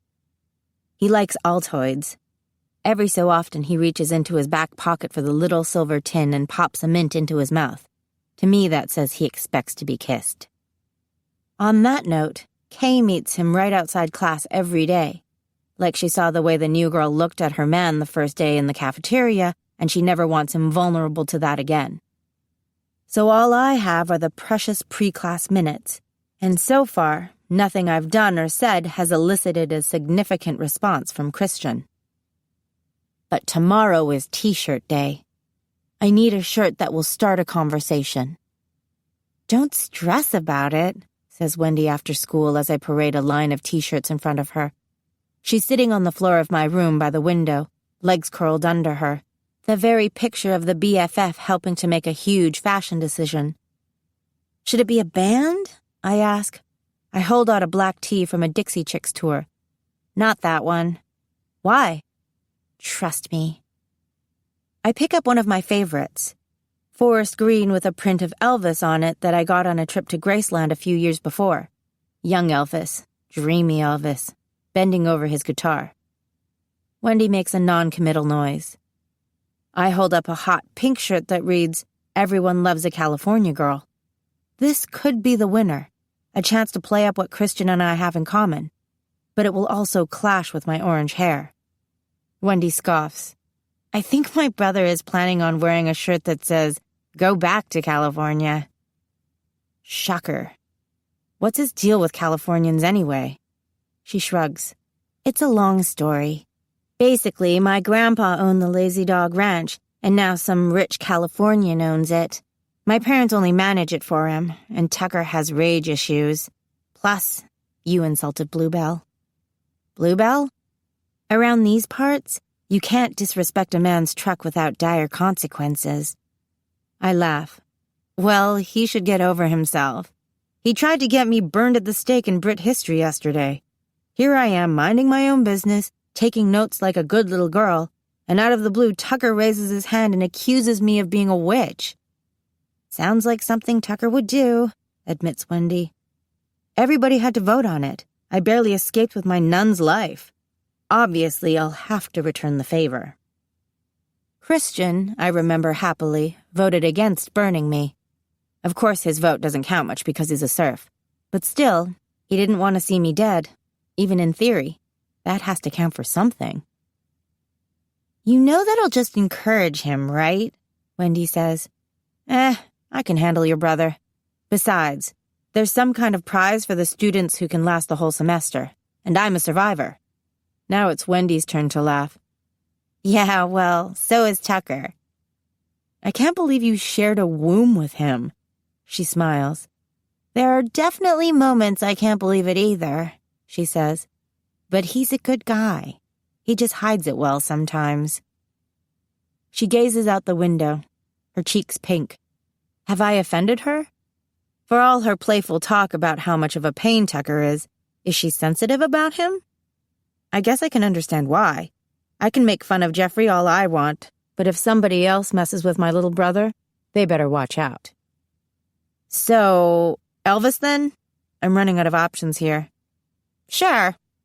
She leans back against the wall and stretches her arms over her head, as if the conversation has exhausted her. "Nobody really cares." "Yeah, well, you've been here forever," I remind her. "You're accepted. I feel like if I make one wrong move, I might get chased off school property by an angry mob." "Oh, please. You'll be accepted. I accepted you, didn't I?" That she had. After 2 weeks, I'm still eating lunch at the Invisible's lunch table. So far, I've identified 2 basic groups at Jackson Hole High School. The haves, the pretty people comprised of the wealthy Jackson Holers, whose parents own restaurants and art galleries and hotels, and the much smaller and less conspicuous have-nots, the kids whose parents work for the rich Jackson Holers. To see the great divide between these groups, you only have to look from Kay, in all her coiffed perfection and French-tipped manicured fingernails, to Wendy, who, though undeniably pretty, usually wears her sun-streaked hair in a simple braid down her back, and her fingernails are polish-free and sports-clipped. So where do I fit in? I'm quickly starting to figure out that our large house with a mountain view means that we have the big bucks. Money Mom never mentioned back in California. Apparently, we're loaded. Still, Mom raised us without any idea of wealth.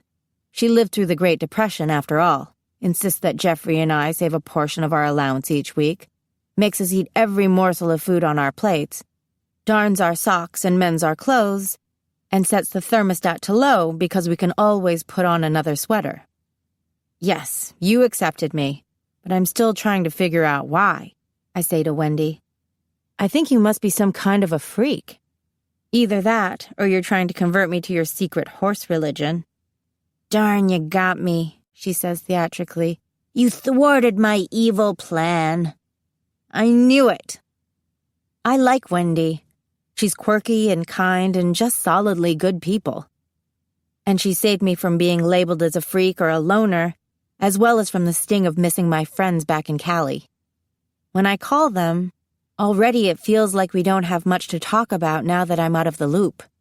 It's obvious that they're moving on with their lives without me. But I can't think about that or whether I'm a have or a have-not. My real problem has nothing to do with being rich or poor, but instead with the fact that most of the students at Jackson Hole High have known each other since kindergarten. They formed all their cliques years ago. Even though my natural inclination is to stick with the more modest crowd, Christian is one of the pretty people, so that's where I need to be. But there are obstacles. Huge, glaring obstacles. The first being lunch. The popular crowd usually goes off campus, of course. If you have money and a car, would you stay on campus and dine on chicken fried steak? I think not. I have money and a car, but the first week of class I did a 180 on the icy roads on the way to school. Jeffrey said it was better than Six Flags, that little spin we took in the middle of the highway. Now we ride the bus, which means I can't go off campus for lunch unless someone gives me a ride, and people aren't exactly lining up with offers. Which leads me to obstacle number 2. Apparently, I'm shy, at least around people who don't pay much attention to me. I never noticed this in California. I never needed to be outgoing at my old school. My friends there kind of naturally gravitated to me.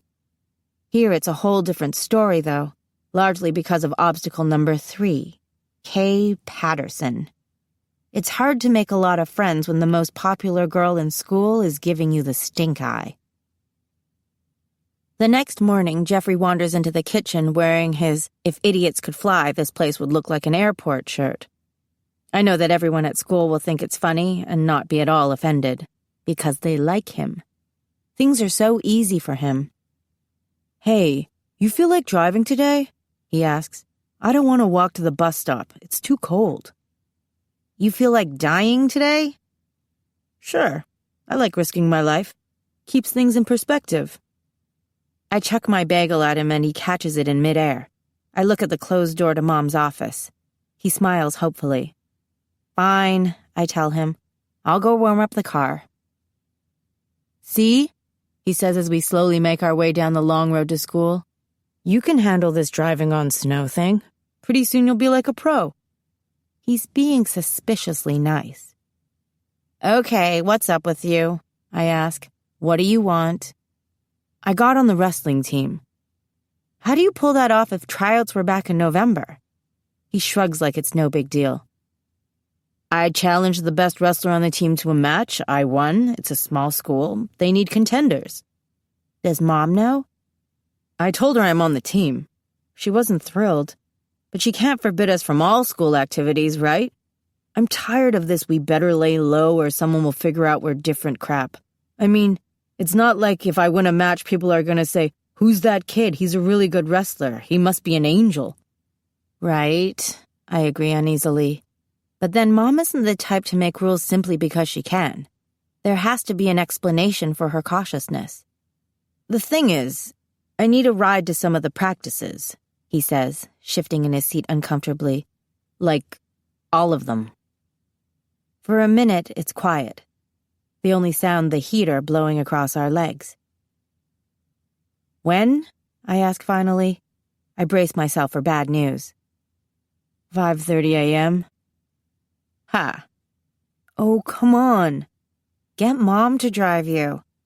She said that if I was going to insist on being on the wrestling team, I'd have to find my own ride, take responsibility for myself. Well, good luck with that, I laugh. Please, it'll just be for a few weeks, and then my buddy Darren will turn 16 and he can pick me up. I'm sure Mom will love that. Come on, Clara. You owe me, he says quietly. I do owe him. It's because of me that his life is upside down. Not that he seems to be suffering much. I don't know you squat, I say. But, okay, for like 6 weeks tops, and then you'll have to get someone else to be your chauffeur. He looks genuinely happy. We might be on some kind of road to recovery, he and I, like it used to be. Redemption. Isn't that what they call it? 6 weeks of early mornings doesn't seem like too big a price to pay for him not hating me anymore. There's one condition, though, I tell him. What? I put in my Kelly Clarkson CD. We get to listen to my tunes. Wendy's wearing a shirt that reads, "Horses ate my homework." You're adorkable, I whisper as we slip into our seats for honors English. Her current crush, Jason Lovett, is staring in our direction from across the room. Don't look now, but Prince Charming is totally checking you out. Shut up! I hope you can ride a horse, since you're supposed to ride off into the sunset together. The bell rings and Mr. Phibbs hurries to the front of the classroom. 10 extra credit points to the first student who can correctly identify the quotation on my shirt, he announces. He stands up straight and rolls his shoulders back so we can read the words written across his chest. We all lean forward to squint at the tiny print. If science teaches anything, it teaches us to accept our failures, as well as our successes, with quiet dignity and grace. Easy. We only finished the book last week. I look around, but there are no raised hands. Wendy's trying not to make eye contact with Mr. Phibbs so he won't call on her. Jason Lovett is trying to make eye contact with Wendy. Angela Zerbino, who can usually be counted on to chime in with the right answer, is scribbling away in her notebook, probably composing some twisted epic poem about the injustice of her life. Someone in the back of the room blows his nose, and another girl starts to click her fingernails on the top of her desk. But nobody says anything. Anyone? Asks Mr. Phibbs, crestfallen. Here he's gone through all the trouble to have the shirt made, and none of his fine honors English students can identify a passage from a book they just studied. Screw it. I raised my hand. Miss Gardner, says Mr. Phibbs, brightening. Yeah, it's Frankenstein, right? The irony in the quote is that Dr. Frankenstein says it moments before he tries to strangle the monster he created. So much for dignity, I guess. Yes, it is quite ironic, chuckles Mr. Phibbs. He marks down my 10 extra points.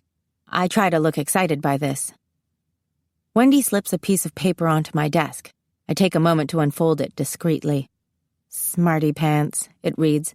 Guess who's not here today? She's drawn a smiley face in the margins. I survey the classroom again. Then I realize that nobody's trying to glare a hole in the back of my head. Kay isn't here. I smile. It's going to be a beautiful day. I brought the brochure for the veterinary internship that I was telling you about, Wendy tells me as the bell rings for lunch. She follows me as I dart into the hallway, hurry down the stairs, and book it for my locker. She has to jog to keep up. Whoa, are you starving or what? She laughs as I fumble with my locker combination. They're serving the meatball sub today. That and the baked potato bar are the best things on the menu all year. What? I'm distracted, scanning the sea of passing faces for a set of familiar green eyes. Anyway, the internship is in Montana. It's amazing, really. There's Christian, standing at his locker. No K anywhere in sight. He puts on his jacket, black fleece, and picks up his keys. A jolt of quivery excitement shoots straight to my stomach. I'm going out for lunch today, I say quickly, grabbing my parka. Wendy's mouth shapes into a little O of surprise. You drove? Yeah, Jeffrey roped me into driving him for the next few weeks. Cool, she says. We could go to Bubba's. Tucker used to work there, so they always give me a discount. That's good eating, trust me. Let me get my coat. Christian's leaving. I don't have a lot of time. Actually, Wen, I have a doctor's appointment, I say unsteadily, hoping she won't ask me which doctor. Oh, she says. I can tell that she's not sure if she believes me. Yeah, and I don't want to be late. He's almost to the door. I shut my locker and turn toward Wendy, trying not to gaze directly into her eyes. I'm a terrible liar. But there's no time for guilt now. This has to do with my purpose, after all. I'll see you after school, okay? I've got to go. Then I practically sprint for the exit. I follow Christian's silver avalanche out of the parking lot, keeping a couple of cars between us so I don't appear to be tailing him. He drives to a Pizza Hut a few blocks from school. He climbs down from the cab with a guy I faintly recognize from my English class. I plan my approach. I'll pretend like I just stumbled into them. Oh, hey, I murmur to myself in the rearview mirror, feigning surprise. You guys come here too? Mind if I sit with you? And then he'll look up at me with those swimmable green eyes and say, yeah, in that slightly husky voice. And he'll scoot to make room for me at the table, and the chair will still be warm from the heat of his body. And I'll somehow untie my tongue and say something amazingly witty, and he'll finally see who I really am. It's not a foolproof plan, but it's the best I can do on such short notice. The place is packed. I locate Christian at the back, squeezed into a round booth with 5 other people. There's definitely no room for me, and no way I can casually wander by without making my intentions pathetically obvious. Foiled again.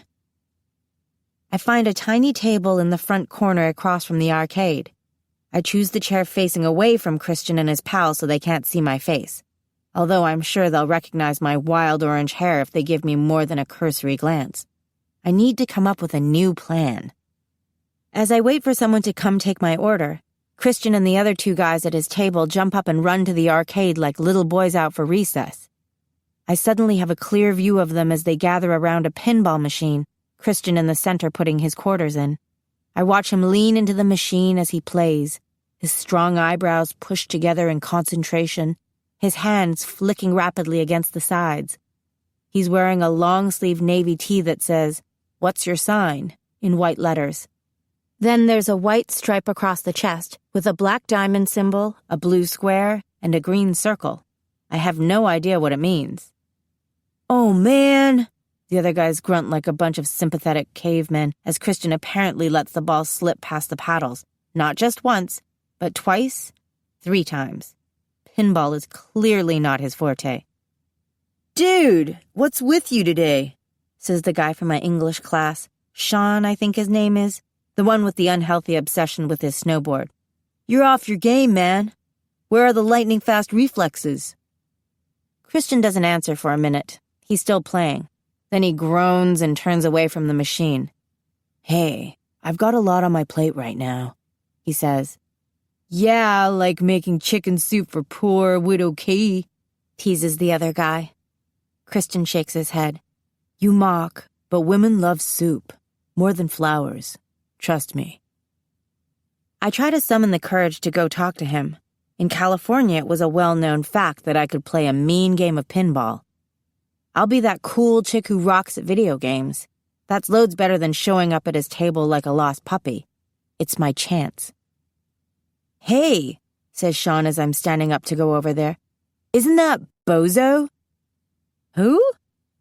What? Says Christian. Who's Bozo? You know, the new girl. The one from Cali. What's sad is that it actually takes a minute for me to understand that he's talking about me. Sometimes it sucks to have supernaturally good hearing. She's totally staring at you, dude, says Sean. Quickly, I look away, the name settling into the pit of my stomach like wet cement. Bozo, as in the clown, as in I may never show my face or my hair in public again for the rest of my life. And the hits just keep on coming. She's got big eyes, doesn't she? Like an owl, the other guy says. Hey, maybe she's stalking you, Prescott. I mean, she's hot, but she kind of gives off that crazy chick vibe, don't you think? Sean laughs. Dude, hot bozo. Best nickname ever. I know he's not trying to be mean to my face. He reasonably assumes that I can't hear him from the other side of the noisy restaurant. But I hear his words like he's speaking into a microphone. A flash of intense heat darts from my head to my toes. My stomach churns. I have to get out of there fast, because the longer I stand there, the more certain I become that one of two things is going to happen. I'm going to puke, or I'm going to cry. And I'd rather die than do either in front of Christian Prescott. Cut it out, guys, mutters Christian. I'm sure she's just here getting lunch. Yes, I am. And now I'm leaving. Right now. British history 30 minutes later. I've parked myself at the desk farthest away from the door. I try not to think the word bozo. I wish I had a hoodie to pull up over my clown hair. Mr. Erickson sits on the edge of the table wearing an oversized black tee that reads, Chicks Dig Historians. Before we start today, I want to assign you to your partners for the special projects you'll be doing, he announces, opening his gradebook. Together, you'll need to choose a topic. Anything goes as long as it's related in some way to the history of England, Wales, Ireland, or Scotland. Research it thoroughly over the next few months, then you'll present what you've learned to the class. Someone kicks the back of my chair. I dare a glance over my shoulder. Tucker. How does this guy always end up behind me? I ignore him. He kicks my chair again. Hard. What is your problem? I whisper over my shoulder. You? Could you please be more specific? He grins. I resist the urge to turn around and bash my hefty Oxford Illustrated History of Britain textbook across his skull. Instead, I go with a classic, stop it. Is there a problem, Sister Clara? Asks Mr. Erickson. I contemplate telling him that Tucker's having a hard time keeping his feet to himself. I can feel all eyes turning toward me, which is the last thing I want to happen. Not today. No, just excited about the project, I say. Good to be excited about history, says Mr. Erickson. But try to contain yourself until I've assigned you a partner, okay? Just don't pair me with Tucker, I pray. As serious a prayer as I've ever had. I wonder if the prayers of angel bloods count more than regular people's. Maybe if I close my eyes and wish with all my heart to get paired with Christian, it will miraculously happen. Then we'll have to spend time together after school working on our project, time when Kay can't interfere, time when I can prove to him that I'm no owl-eyed crazy bozo chick, and I will finally get something right. Christian, I request to the heavens. Please, I add, just to be polite. Christian gets paired with King Brady. Don't forget that you're a serf, says Brady. No, sire, replies Christian humbly. And last, but certainly not least, I thought Sister Clara and Lady Angela might make a dynamic duo, says Mr. Erickson. Now please take a few minutes with your partner to plan some time to work on your project. I try to smile to mask my disappointment. As usual, Angela is sitting at the front of the class. I drop into the seat next to hers and pull my desk closer. Elvis, she says, looking at my tea. Nice. Oh, thanks. I like yours too. Her shirt's a copy of that famous Bouguereau painting of the two little naked angels, the boy angel leaning in to kiss the girl angel on the cheek. That's like Il Primo Bacio, right? The first kiss? Yes, my mom drags me off to see her family in Italy every summer. I got this shirt in Rome for €2. Cool. I don't know what else to say. I examine her shirt more closely. In the painting, the boy angel's wings are tiny and white. Highly unlikely that they'd be able to lift his chubby body off the ground. The girl angel is looking down, like she's not even into the whole kissing thing. She's taller than the boy, leaner, more mature.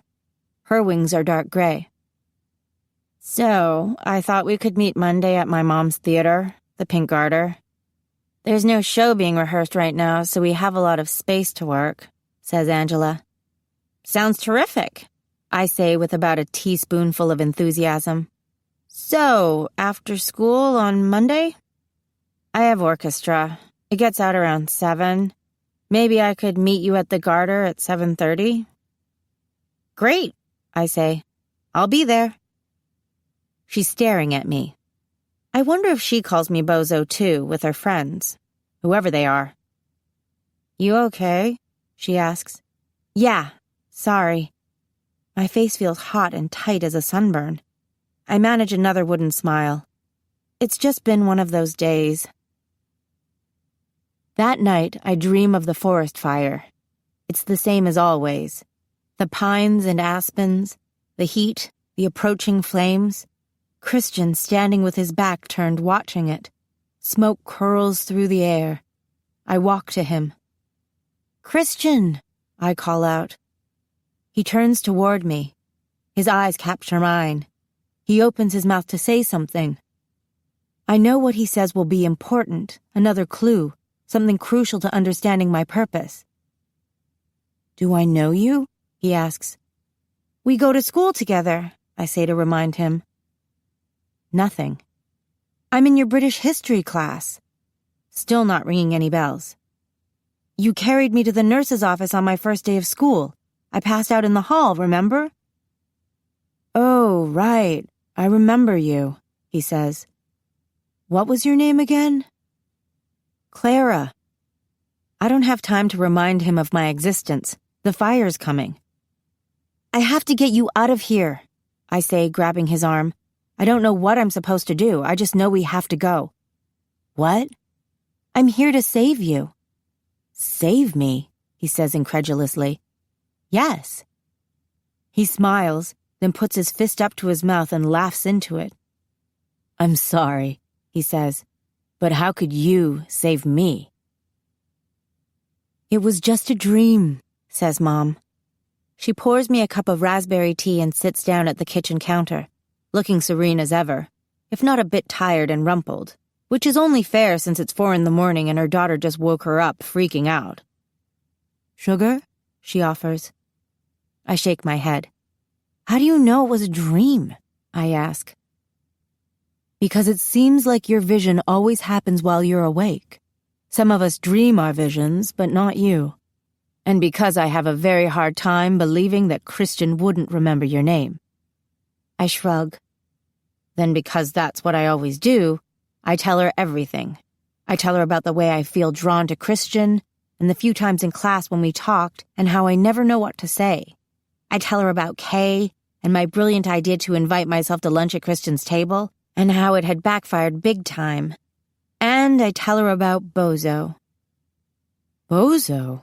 She says with her quiet smile when I'm finally done talking. Yeah, although one guy decided to go with hot Bozo. I sigh and drink a swallow of tea.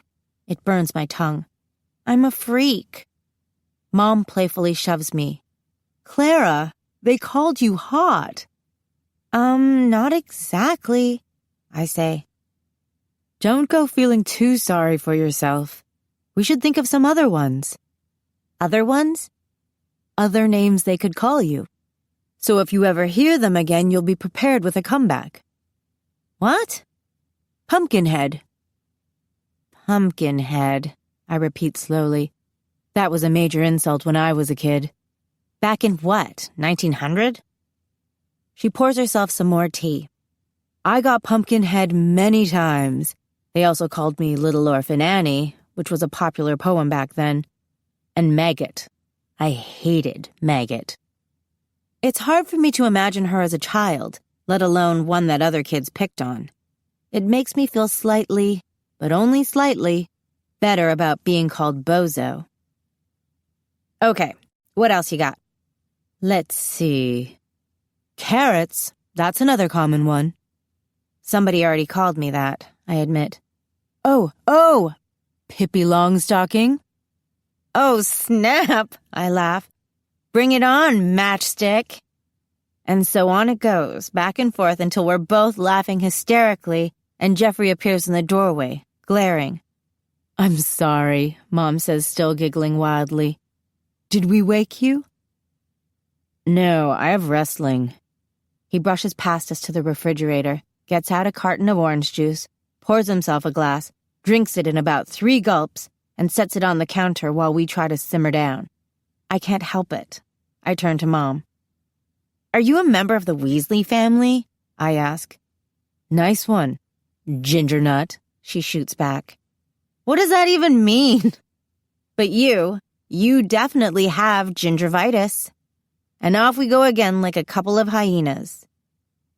"You two need to seriously consider cutting back on the caffeine. Don't forget, Clara, you're driving me to practice in like 20 minutes, says Jeffrey. "You got it, bro." He goes upstairs. Our laughter finally dies down. I wipe my eyes. My sides hurt. "You kind of rock. You know that?" I say to Mom. "This was fun," she says. "It's been too long since I've laughed that hard." It gets quiet. "What's Christian like?" she asks then, offhandedly like she's just making small talk. "I know he's gorgeous, and apparently he has a bit of a hero complex. But what's he like? You've never told me." I blush. "I don't know," I shrug awkwardly. "He's a big mystery, and it feels like it's my job to unlock it. Even his t-shirt today was like a code. It said, 'What's your sign?' and underneath there was a black diamond, a blue square, and a green circle. I have no idea what that's supposed to mean." Says Mom. "That is mysterious." She darts into her office for a few minutes, then emerges smiling with a page she's printed off the internet. My 100-year-old mother can Google with the best of them. "Skiing," she announces triumphantly. "The symbols are posted on signs at the top of ski runs to indicate the difficulty of the slope. Black diamond is difficult, blue square is intermediate, and green circle is supposedly easy. He's a skier." "A skier?" I say. "See? I didn't even know that. I mean, I know he's left-handed and he wears obsession and he doodles in the margins of his notebook when he's bored in class, but I don't know him. And he really doesn't know me." "That will change," she says. "Will it? Am I even supposed to get to know him? Or just save him?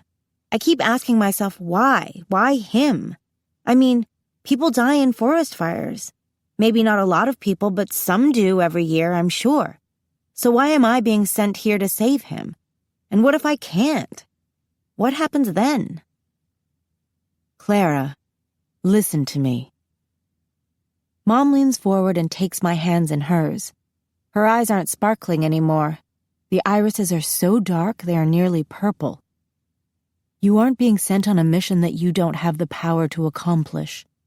You have to find that power inside you somewhere. And you have to refine it.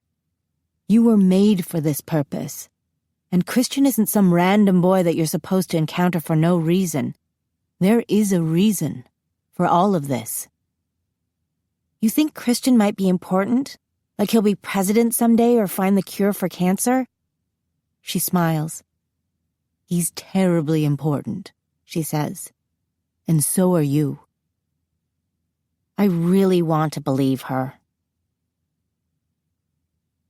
Chapter 6. A Skiing I Will Go.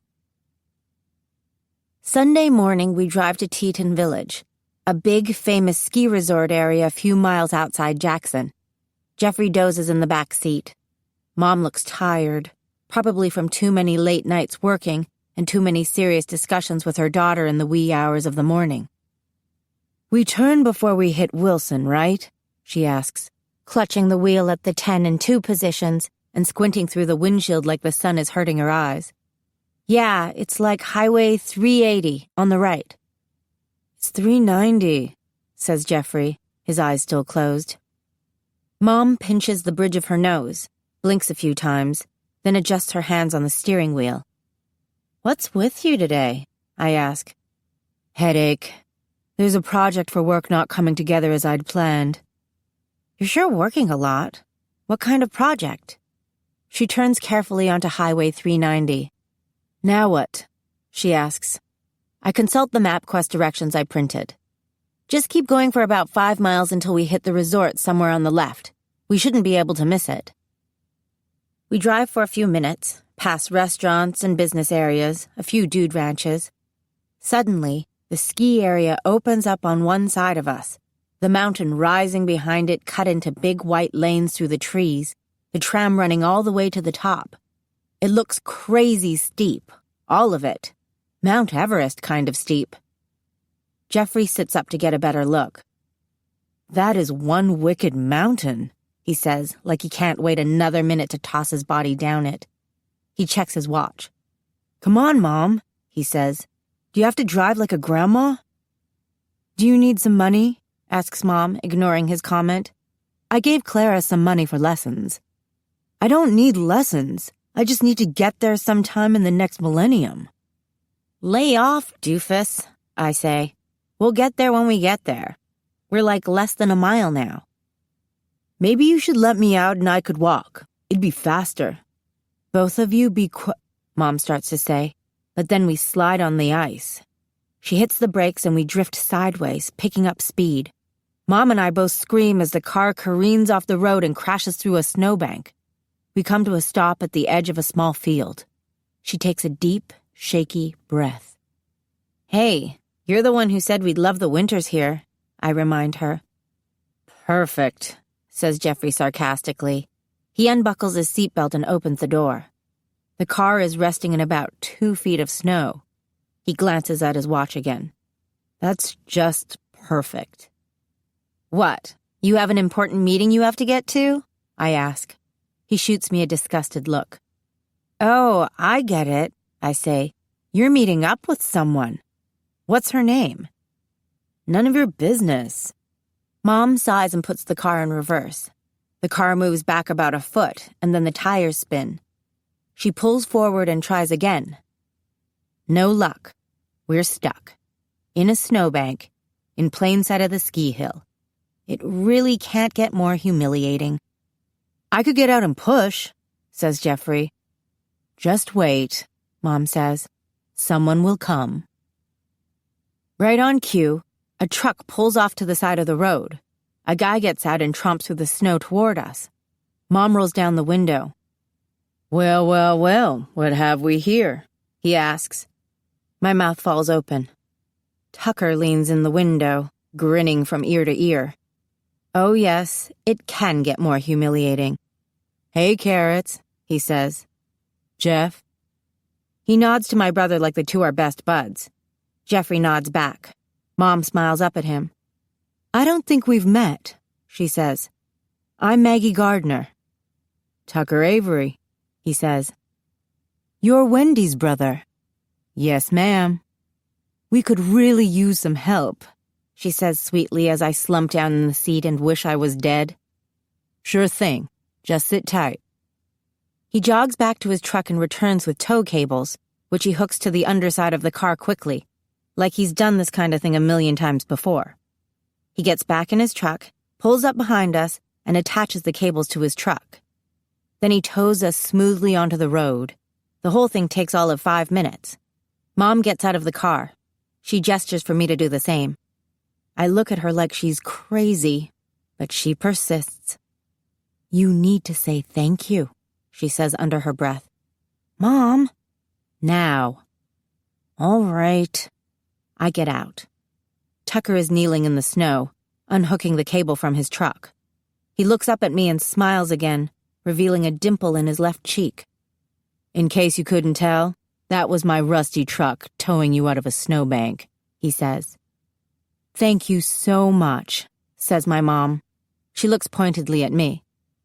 "Yes, thank you," I say through gritted teeth.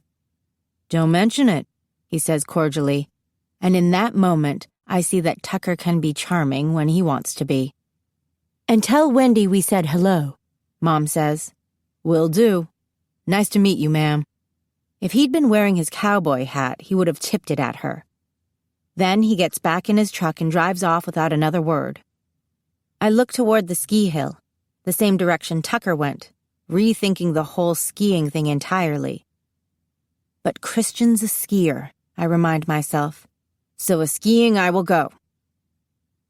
"That Tucker seems like a nice young man," says Mom as we walk back to the car. How come you've never told me about him before? 15 minutes later, I'm standing in the area where students are supposed to meet their instructors, which is teeming with little, screaming kids wearing helmets and goggles. I feel completely out of my element, like an astronaut about to take his first steps on an alien planet. I'm wearing rented skis, rented ski boots that feel weird and tight and make me walk funny, plus every other kind of snow gear my mom was able to convince me to put on. I drew the line at goggles, and I stuck the unflattering wool hat into my jacket pocket. But from the neck down, every inch of me is covered and padded. I don't know if I can move, let alone ski. My instructor, who's supposed to meet me at 9 a.m. sharp, is already 5 minutes late. I just watched my pain-in-the-butt brother jump on the ski lift like it's no big deal and carve his way down a few minutes later like he was born on a snowboard, a blonde girl by his side. Life sucks. That, and my feet are cold. "Sorry I'm late," says a rumbly voice from behind me. "I had to drag some Californians out of a snowbank." It can't be true. Fate is not so cruel. I pivot to meet Tucker's blue eyes. "Lucky for them," I say. His lips twitch like he's trying not to laugh. He seems like he's in a good mood. "So you go around pulling idiots out of the snow and teaching them how to ski?" I say. He shrugs. "It pays for the season pass." "Are you any good at it?" "Pulling idiots out of the snow? I'm the best." "Ha ha, you're hilarious." "No, teaching them to ski." "I guess you'll find out." He starts right into a lesson on how to balance, position my skis, and turn and stop. He treats me like I'm any other student, which is great. I even relax a little. It all seems fairly simple when you break it down. But then he tells me to get on the rope tow. "It's easy. Just hold on to it and let it tug you up the hill. When you get to the top, let go." He apparently thinks I'm a moron. I make my way awkwardly over to the line, then struggle up to the edge, where the greasy black cable drags through the snow. I reach down and grab it. It jerks at my arms and I lurch forward and almost fall. But somehow I manage to get my skis in line and straighten up and let it tug me up the hill. I dart a quick look over my shoulder to see if Tucker is laughing. He's not. He looks like some Olympic judge getting ready to mark a scorecard, or some guy about to witness a horrific accident. At the top of the hill, I drop the cable and struggle to get away before the next kid plows into me. Then I stand for a moment looking down. Tucker waits at the bottom. It's not a steep slope, and there are no trees to crash into, which is comforting. But behind Tucker, the slope keeps dropping, past the ski lift, the lodge, the small shops lined up in a path to the parking lot. I have a sudden picture of myself lying halfway underneath a car.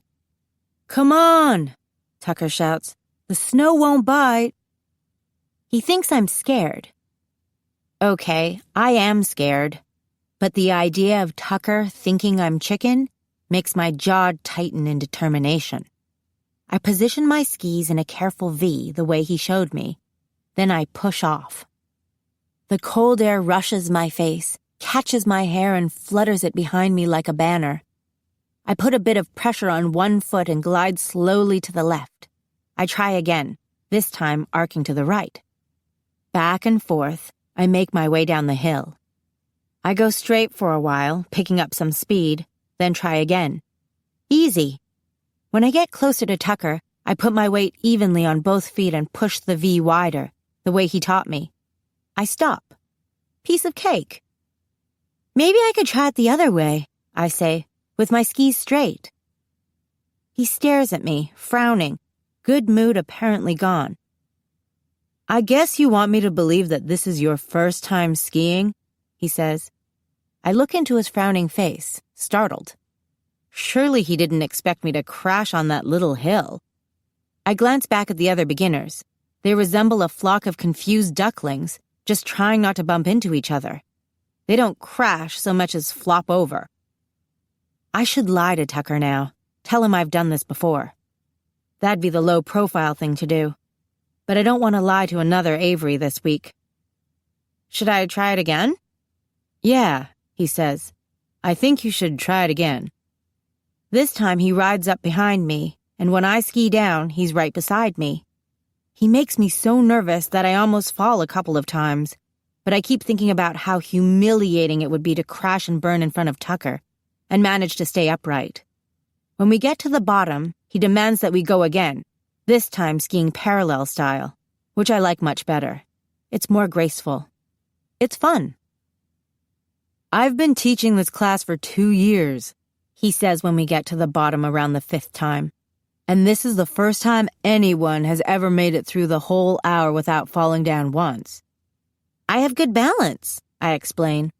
I used to dance back in California. Ballet. He stares at me with narrowed eyes, like he can't figure out why I'd want to lie about something like that, unless I'm trying to show off. Or maybe he's stumped at the idea that some California yuppie could be good at something other than shopping. Well, that's it, he says abruptly. End of lesson. He turns toward the lodge. What should I do now? I call after him. Try a chairlift, he says, and then he skis away. For a while, I stand outside the line for the beginner's chairlift and watch people get on. They make it seem easy enough. It's all about timing. I wish that Tucker hadn't been such a jerk. It would be nice to get some instruction for this part. I decide to go for it. I get in line. When I near the front, an employee punches a hole in my ticket. You alone? He asks. Yeah? Single! He shouts toward the back of the line. We have a single here! So embarrassing. I suddenly wish I had goggles. Okay, says the ski lift guy, waving somebody forward. When the guy gestures at me, I shuffle up to the line they've drawn in the snow, position my skis, look over my shoulder, and nervously watch the chair swing toward me. It hits the back of my legs hard. I sit, and the chair lifts me into the air. Then I'm rising quickly up the mountainside, swaying gently. I breathe a sigh of relief. That bad, huh? I turn to see who I'm sitting with. All my breath leaves me in a rush. I'm riding the chairlift with Christian Prescott. Hi, I say. Hey, Clara, he replies. He remembers my name. It was just a dream. Just a stupid, stupid dream. Nice day for the slopes, huh? He says. Yeah. My heart's drumming a crazy rhythm in my ears. He seems perfectly at home on the chairlift. With his forest green ski jacket and black ski pants, a black hat with goggles pushed up onto his head, and some kind of fuzzy neck warmer. He looks like the poster boy for skiing. His eyes are gorgeous against the jacket, a deep emerald green. He's so close I can feel the heat coming off him. Didn't I see you at Pizza Hut the other day? He asks. He had to bring that up. Heat rushes to my face. He could be looking at my hair right now thinking Bozo the clown. Why, oh why didn't I wear a stupid hat over my stupid hair? Yeah, maybe, I stammer. I mean, I was there, Maybe you saw me. I guess you saw me, right? I mean, I saw you. You should have come over and said hello. I guess I should have. I glance down at the ground rushing by beneath us, hoping for a topic of conversation. He's wearing fancy black skis with a kind of curve to them, which seem a lot different than mine. You don't snowboard? I ask. I can board, he says, but I ski more. I'm on the race team. You want a Jolly Rancher? What? He sticks his poles under his thigh and takes off his gloves. Then he unzips his jacket pocket, reaches in, and takes out a handful of hard candies. I always keep these in my pockets for skiing, he says. My mouth is suddenly incredibly dry. Sure, I'll have one. Red hot or cherry? Red hot, I say. He unwraps a candy and pops it in his mouth. Then he holds another out to me. I can't even pick it up with my heavy glove. I'll get it. He unwraps the candy and leans toward me. I try to swipe my hair out of my face. Open up, he says, holding up the candy. I open my mouth. Very carefully, he lays the candy on my tongue. Our eyes meet for a moment. When I close my mouth, he leans back against the chair. "Thanks," I say around the candy. I cough. The candy is surprisingly hot. I wish I'd asked for cherry. "You're welcome." He puts his gloves back on. "So, do you have to practice skiing every weekend if you're on the race team?" I ask. "I come up here on the weekends to ski for fun, mostly, and races, when they hold them here. During the week, I practice nights up at Snow King." "Wow, you can ski at night?" He laughs. "Sure. They have lights set up along the runs. I love it at night, actually. It's not so crowded. It's quiet. You can see the lights from town. It's beautiful." "Sounds beautiful." Neither of us says anything for a while. He knocks his skis together gently, sending a shower of snow down onto the hill below us. It's surreal, dangling in midair with him on the side of a mountain, seeing him up close, hearing his voice. "Snow King's that ski area right inside Jackson Hole?" I ask. "Yeah. It has only 5 runs, but it's a good hill to practice on. And when we race for the state championships, the kids from school can watch us from the parking lot." I'm about to say something about wanting to see him race, but that's when I notice that the chair is approaching a little hut on the side of the mountain, and the skiers are getting off. "Oh, crap!" "What?" asks Christian. "I don't know how to get off this thing." "You don't—" "This is my first day skiing," I say, panic rising in my throat. The little hut is getting closer and closer. "What do I do?" "Keep the tips of your skis up," he says quickly. "We'll come up onto the mound. When it flattens out, stand up and get over to the side. You have to do it pretty fast to get out of the way of the people coming behind you." "Oh, man, I don't know if this was such a great idea." "Relax," he says. "I'll help you." The chair is seconds away from the little hut. Every muscle in my body feels tense. "Put your poles on," he instructs. "You can do this," I tell myself, sticking my fingers through the slots in the ski poles and gripping them tightly. "You're an angel blood. Stronger, faster, smarter. Use it for once." "Tips up," says Christian. I lift my skis. We skim up a short embankment and then, just like he said, we slide onto level ground. "Stand up," orders Christian. I struggle to my feet. The chair hits me in the calves, nudging me forward. "Now push yourself over to the side," he says, already skiing away to the left. I try to follow him, planting my poles in the snow and pushing with all my strength. Too late, I realize that he meant for me to go to the right while he went left. He turns to check how I'm doing just as I shoot toward him, already off balance. My skis slip on top of his. I flail, and one of my arms catches his shoulder. "Whoa!" he yells, trying to steady himself, but there's no way. We slide for a ways and then go down in a heap. "I am so sorry," I say. I'm face down on top of him. My red-hot Jolly Rancher is lying next to his head in the snow. His hat and goggles are missing. My skis have come off, and my poles are gone. I struggle to get off him, but I can't seem to get my feet under me. "Hold still," he says firmly. I stop moving. He puts his arms around me and rolls us gently to one side. Then he reaches down, pops off the ski that's still under my leg, and rolls away from me. I lie on my back in the snow, wanting to dig myself a hole and crawl into it for the rest of the school year. Possibly forever. I close my eyes. "You okay?" he says. I open my eyes. He's leaning over me, his face close to mine. I can smell the cherry candy on his breath. Behind him, a cloud shifts from in front of the sun, the sky brightening in that way it has of opening up. I suddenly feel aware of everything.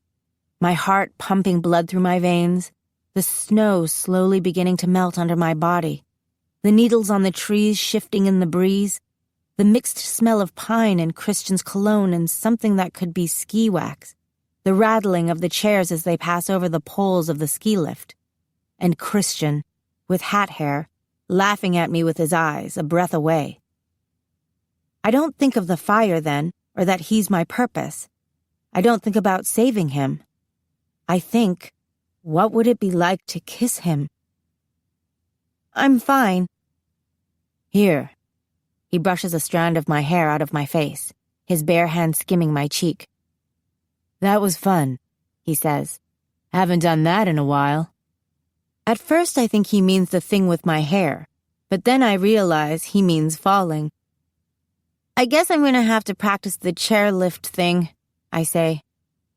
He helps me sit up. "Maybe a little," he says.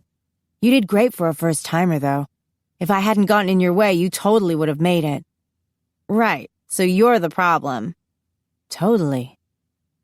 He glances up at the guy sitting in the little hut, who's talking into a phone, probably calling the ski police to come drag me off the mountain. "She's okay, Jim," Christian calls to the man. Then he locates my skis and poles, which luckily haven't gone very far. "Were you wearing a hat?" he asks, finding his own and tugging it back onto his head. He readjusts his goggles on top of it. I shake my head, then reach up and gingerly touch my hair, which has once again rejected the ponytail elastic and hangs down in long strands around my shoulders, clumped with snow. "No," I answer. No, I didn't have a hat." "They say 90% of your body heat escapes through your head," he says. "I'll try to remember that." He lines up my skis in front of me and kneels to help me step into them. I hold onto his shoulder for balance. "Thanks," I murmur, looking down at him. Once again, my hero. And here, I'm supposed to be the one saving him. "No problem," he says, looking up. His eyes narrow like he's studying my face. A snowflake lands on his cheek and melts. His expression changes, as if he suddenly remembered something. He gets up and snaps into his own skis quickly. "Over that direction there's a beginner's run, something not too steep," he says, pointing behind me. "It's called Pooh Bear." "Oh, great!" My sign is a green circle. "I'd stay to help, but I'm already late for running the race course farther up the mountain," he says. "Do you think you'll be okay getting down?" "Sure," I say quickly. "I was doing fine on the bunny hill. I didn't fall once today. Until now, that is." "How do you go farther up the mountain?" "There's another chair down there." He gestures to where, sure enough, another bigger chairlift is humming away, taking people up the side of an impossibly steep-looking rise. And another one after that. "Crazy," I say. "We could go all the way to the top." "I could, but it's not for beginners." The moment is definitely over. "Right. Well, thanks again," I say awkwardly, "for everything." "Don't mention it." He's already moving away, skiing his way toward the other chairlift. "See you around, Clara," he calls over his shoulder. I watch him ski down to the other chairlift and recline gracefully into the seat when it comes. The chair sways back and forth as it rises through the snowy air up the side of the mountain. I watch until his green jacket disappears. "Yes, you will," I whisper. It's a big step, our first real conversation. At the thought, my chest swells with an emotion so powerful I feel tears prick my eyes. It's embarrassing. It's something like hope. Chapter 7. Flock Together. Monday around 7:30-ish, I drive to the Pink Garter to meet Angela Zerbino. The theater is completely dark. I knock, but no one comes to the door. I get out my cell and then realize that I never got Angela's phone number. I knock again, harder. The door opens so fast that I jump. A short, wiry, thin woman with long black hair peers up at me. She looks irritated. "We're closed," she says. "I'm here to see Angela?" Her eyebrows shoot up. "You're a friend of Angela's?" Come in," says the woman, holding the door open. It's uncomfortably quiet inside, and it smells like popcorn and sawdust. I look around. An ancient-looking cash register sits on top of a glass snack counter with rows of candy lined up inside. The walls are decorated with framed posters of the theater's past productions, which are mostly cowboy-themed. "Nice place," I say, and then I bump into a pole with a velvet rope and nearly send the whole line of them crashing to the floor. I manage to right the pole before it starts a chain reaction. I cringe and look at the woman, who's watching me with a strange, unreadable expression. She looks like Angela, except for the eyes, which are dark brown instead of Angela's amber color, and she has deep wrinkles around her mouth that make her look older than her body suggests. She reminds me of a gypsy in one of those old movies. "I'm Clara Gardner," I say nervously. "I'm doing a project with Angela for school." She nods. I notice that she's wearing a large gold cross around her neck, the kind that has the body of Jesus draped across it. "You can wait back here," she says. "She won't be long." I follow her through an archway into the theater itself. It's pitch black. I hear her moving off to one side, then a pool of light appears on the stage. "Have a seat anywhere," she says. Once my eyes adjust, I see that the theater is filled with round tables covered in white tablecloths. I wander over to the nearest one and sit down. "When do you think Angela might get here?" I ask, but the woman is gone. I've been waiting for maybe 5 minutes, completely creeped out by this point, when Angela comes bursting through a side door. "Wow, sorry," she says. "Orchestra went late." "What do you play?" "Violin."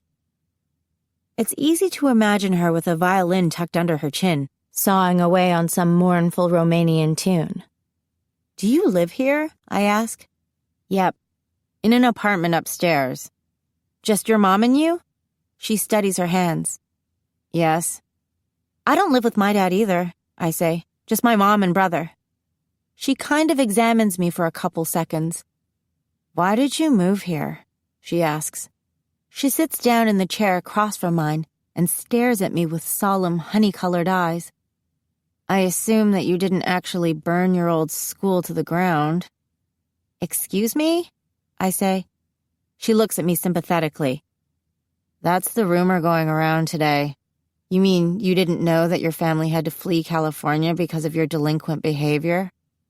I'd laugh if I wasn't so horrified. "Don't worry," she says. "It will blow over. Kay's rumors always do. I'm impressed by how quickly you were able to get on her bad side." Thanks," I say, smirking. "And my obvious delinquency aside, we moved because of my mom. She was getting sick of California. She loves the mountains, and she decided she wanted to raise us somewhere where we couldn't always see the air we breathed, you know?" She smiles at my joke, but it's just to be polite. A pity smile. Another long silence. "Okay, so enough with the chit-chat," I say restlessly. "Let's talk about our project." I was thinking about the reign of Queen Elizabeth. We could talk about what it was like to be a woman, even a woman with a lot of power back in the day. A female empowerment kind of project. For some reason, I think this will be right up Angela's alley. "Actually," she says, "I had another idea." "Okay, shoot." "I thought we could do a presentation on the Angels of Mons." I almost choke. If I'd been drinking water, I would have sprayed it all over the table. "What are the Angels of Mons?" I ask. "It's a story from World War I. There was this big battle between the Germans and the British, who were badly outnumbered but won. After it was all over, there was a rumor going around about these phantom men who appeared to help the British. The mysterious men shot at the Germans with bows and arrows. One version said that the men were standing between the two armies, shining with a kind of unearthly light." "Interesting," I manage. "It was a hoax, of course. Some writer made it up and it got out of hand. It's like an early version of UFOs, a crazy story that kept getting told again and again." "Okay," I say, taking a breath. "Sounds like you have it covered." I can just picture the look on Mom's face when I tell her that I'm going to do a project on angels for British history. "I thought it would be interesting for the class," says Angela. "A specific moment in time, like Mr. Erickson suggested. I also think we can relate it to today." My mind races, trying to think up a tactful way to turn down her idea. "Yeah, well, I did really like the Elizabeth thing, but—" I'm floundering. She grins. "What?" You should see your face, she says. You're really freaking out. What? No, I'm not. She leans forward across the table. I want to research angels, she says, but it has to be British because it's British history after all. And this is the best British angel story there is. And wouldn't it be crazy if it were true? My heart feels like it's fallen into my stomach. I thought you said it was a hoax. Well, yes. That's what they would have wanted everyone to think, wouldn't they? Who's they? The Angel Bloods, she says. I stand up. Clara, sit down. Relax. Then she adds, I know. You know, sit down, she says, in angelic. My jaw literally drops. How did you... What? You thought you were the only one? She says wryly, looking at her nails. I sink into the chair. I think this classifies as a real, honest-to-goodness revelation. Never in a million years would I have expected to stumble upon another Angel Blood at Jackson Hole High School. I'm floored. Angela, on the other hand, is so energized that she's practically shooting out sparks. She scrutinizes me for a minute, then jumps up. Come on. She bounces onto the stage, still smiling that cat-ate-the-canary kind of grin. She waves at me impatiently to join her. I get up and slowly climb the stairs onto the stage, looking out into the empty theater. What? She takes off her coat and tosses it into the dark. Then she takes a few steps back so that she's about arm's length away from me. She turns to face me. All right, she says. I'm starting to get pretty alarmed. What are you doing? Show thyself, she says in angelic. There's a flash of light, like a camera's. I blink and stumble with the sudden weight of my wings on my shoulder blades. Angela is standing with her own wings fully extended behind her, beaming at me. So it's true, she says excitedly. Tears gleam in her eyes. She furrows her brows a little and her wings disappear with a snap. Say the words, she says. Show yourself, I shout. The flash comes again, and then she's standing with her wings out. She claps her hands together delightedly. I'm still stunned. How did you know? I ask. The birds tip me off, she says. What you said in class about them. So much for laying low. Mom's going to kill me. Birds drive me crazy too. But I didn't know if that was a freak coincidence or what. And then I heard you were a whiz in French class, she says. I take Spanish myself. I'm so good at it because I speak fluent Italian on account of my mom's family, although summers in Italy. It's similar, a romance language and whatnot. That's my story anyway. I can't stop staring at her wings. It's such a shock for me to see them on someone I don't know, a crazy juxtaposition. Angela, with her glossy black hair sweeping over one side of her face, black tank top, gray jeans with holes in the knees, dark eyeliner and lips, purple fingernails, and then these blindingly white wings stretched out behind her, reflecting the stage light so she's lit with a radiance that's positively celestial. I didn't really know for sure, though, until your brother beat the wrestling team, she says. The entire wrestling team? That's so not the version I heard from Jeffrey. Didn't you hear about it? He went to the coach and asked to be on the team. The coach said no, tryouts were in November, better luck next year. So Jeffrey said, I'll wrestle the best guys on the team for each weight class. If they beat me, fine, I'll try again next year. If I beat them, I'm on the team. That's how the story circulated. I have gym first period, so I was right there. But I didn't pay much attention till he was halfway through the middleweight. Practically the whole school turned out to watch him beat the champion heavyweight, Toby Jameson. That guy's a monster. It was an amazing thing to watch. Jeffrey just took him down, didn't even look winded. And when I saw him like that, I knew that he couldn't be entirely human. And then later, I wore the angel shirt to Brit History and watched your face get all tense and broody when you looked at it. So I was pretty sure I was right. It was that obvious? To me it was, she says. But I'm glad. I've never known anybody else like me. She laughs, and before I can totally process what she's saying, she bends her knees and swoops up off the stage, gliding effortlessly over the darkened theater and up into the rafters. "Come on," she says. I stare after her, thinking of the huge amount of damage I will probably do if I try. "I don't think you have enough insurance on this place for me to try to fly here." She drops lightly back down to the stage. "I can't fly," I admit. "It's hard at first," she says. "I spent all last year climbing up into the mountains at night so I could jump off ledges and catch some air. It took months before I was really able to get the hang of it." That's the first thing anybody has said that makes me feel better about flying. "Didn't your mom teach you?" I ask. She shakes her head wildly, as if she finds the idea hilarious. "My mom's about as human as they come. I mean, what angel blood would name their kid Angela?" I stifle a smile. "She lacks imagination, I guess," she says, "but she's always been there for me." "So it's your dad, then?" Her expression becomes instantly sober. "He was an angel." "An angel?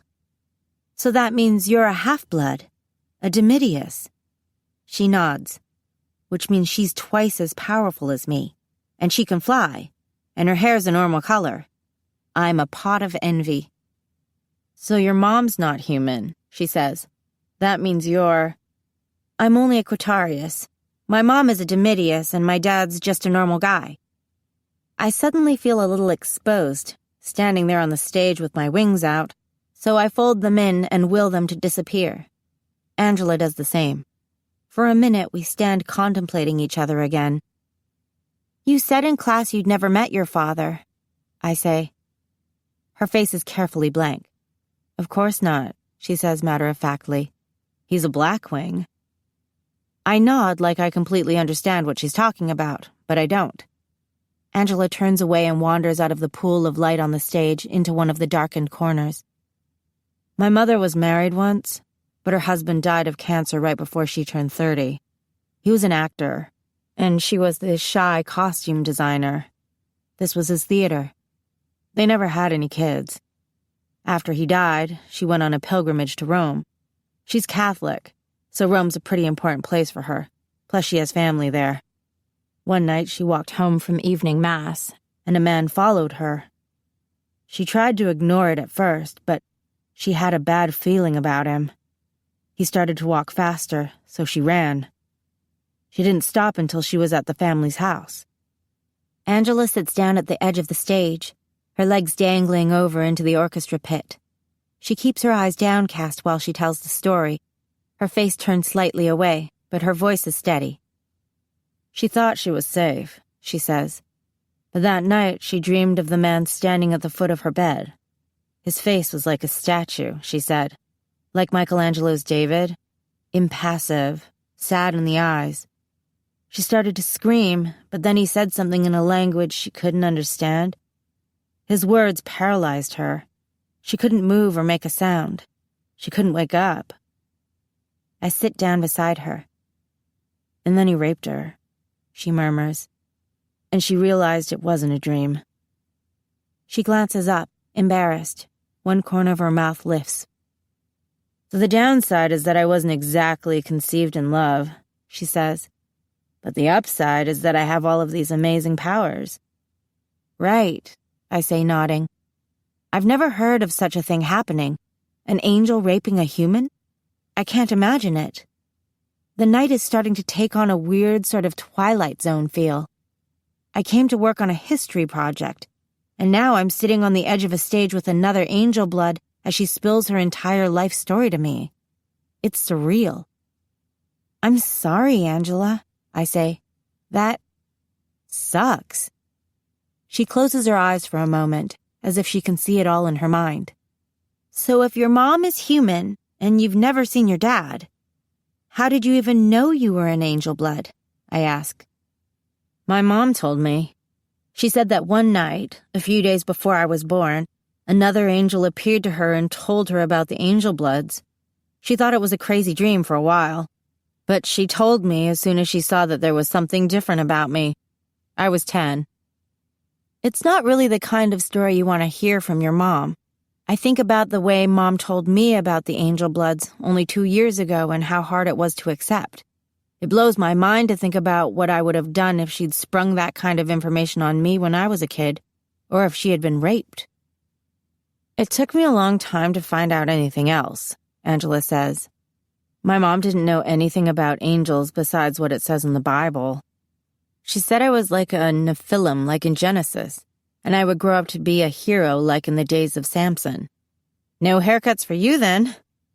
She laughs and drags her fingers through her long black hair. But you knew about the Domitius and the Quartarius and all of that, I say. I've picked up the facts here and there. I consider myself a bit of an angel historian. It's quiet for a minute. Wow, I say. I know. I still think we should do our history project on Queen Elizabeth. She laughs. She turns toward me and pulls her legs up and sits Indian style, so close her knees brush mine. We're going to be best friends, she says. I believe her. I have to be home by 10, which gives us hardly any time to talk. I don't even know where to begin. The questions come so fast. One thing is clear right away. Angela knows tons about the angels, so much of the history. The powers they're rumored to have, the names and ranks of different angels who appear in literature and religious texts. But in other areas, things about angels and angel bloods that you can only get from the inside, she doesn't know much at all. She and I could learn a lot from each other, I realize, being that my mom only tells me what she thinks is absolutely necessary. If that. You did all your research in Rome? I ask. Most of it, Angela says. Rome's a good place to find out about angels. Lots of history there. Although I met an intangieri in Milan last year, and I learned more from him than any other source. Hold up. What's an intangieri? Silly, she says like I should have guessed. That's the Latin for the full-blooded. It literally means whole, untouched, complete in itself. So there's the intangieri, Domitius, Quartarius, you know. Oh, right, I say like it had just slipped my mind. So you met a real angel? Yep. I saw him and I don't think I was supposed to. We were in this little out-of-the-way church, and I saw him standing there kind of glowing. So I said hello in angelic. He looked at me and then grabbed me by the arm, and suddenly we were someplace else. But like we were still in the church, too, at the same time. Sounds like heaven. She frowns and leans closer like she hadn't heard me correctly. What? Sounds like he took you to heaven. Her eyes widen with sudden comprehension. What do you know about heaven? She asks. I flush. Well, not a whole lot. I know that it's dimensional, that it exists right on top of Earth. Like a curtain, my mom says. A veil. She went there once. I mean, an angel brought her there. You're so lucky to have your mom, Angela says with envy in her eyes. I have to work so hard to get all my information, and all you have to do is ask. Well, I can ask, I say a bit uncomfortably, but that doesn't mean she has to answer my questions. Angela looks at me closely. Why wouldn't she? I don't know. She says I have to find out these things on my own, by experience, or some baloney like that. Like earlier, you said your father was a Blackwing? I have no idea what that is. I assume it's something like a bad angel, but my mom certainly never mentioned it. Angela thinks for a minute. A Blackwing is a fallen angel, she says finally. I guess they fell a long time ago, closer to the beginning. Beginning of what? Time. Oh, right. Are their wings really black? I think so, she answers. That's how you know them. White wings equal good angel, black wings equal bad. Crazy all that I don't know. It makes me feel foolish and uncomfortably curious and scared. You just go up and ask them to please show their wings? You command them, in angelic, to show themselves. And they have to? I ask. Did it feel like you had a choice when I commanded you? No, it just happened. That's how it is for them, too. A kind of tool for immediate identification that's programmed into them, she says. Useful, right? How do you know all this? Fen told me. He's the angel I met in the church. He warned me about the Black Wings. She stops abruptly, dropping her eyes. What? I prompt gently. What did he say? She closes her eyes briefly and then opens them. He said that they might try to find me. Someday. But why would they want to find you? She looks up. Because my father was one. And because they want us, she says. Her gold eyes are suddenly fierce. They're building an army. Mom! I scream the minute the door of the house closes behind me. She comes running out of her office, alarm all over her face. What? What is it? Are you hurt? Why didn't you tell me there's a war between the angels? She stops. What? Angela Zerbino's an angel blood, I say, still spazzing out. And she told me that there's this war that's going on between the good and bad angels. Angela Zerbino's an angel blood? Dimidius. Now answer my question. Well, honey, she says, still looking confused. I assumed you knew. How would I know if you didn't tell me? You never tell me anything. There's both good and evil in this world, she says after a long pause. I told you that. I can see how carefully she's choosing her words, even now. It's infuriating. Yeah, but you never told me about Black Wings, I exclaim. You never told me that they go around recruiting or killing all the angel bloods they come across. She flinches. So it's true. Yes, she says. Although I think they are more interested in the Dimidius. Right, because Quartarius don't have much power, I say sarcastically. I guess I should be relieved then? Mom's still processing. So Angela Zerbino told you she was an angel blood. She just told you? Yup. She showed me her wings and everything. What color were they? Her wings? White. How white? She asks intently. They were a perfect eye-piercing white, Mom. Why does it matter? The shade of our wings reflects our standing in the light, she says. White wings have white wings, of course, and black wings have black. For most of us in the middle, the offspring, our wings are varying shades of gray.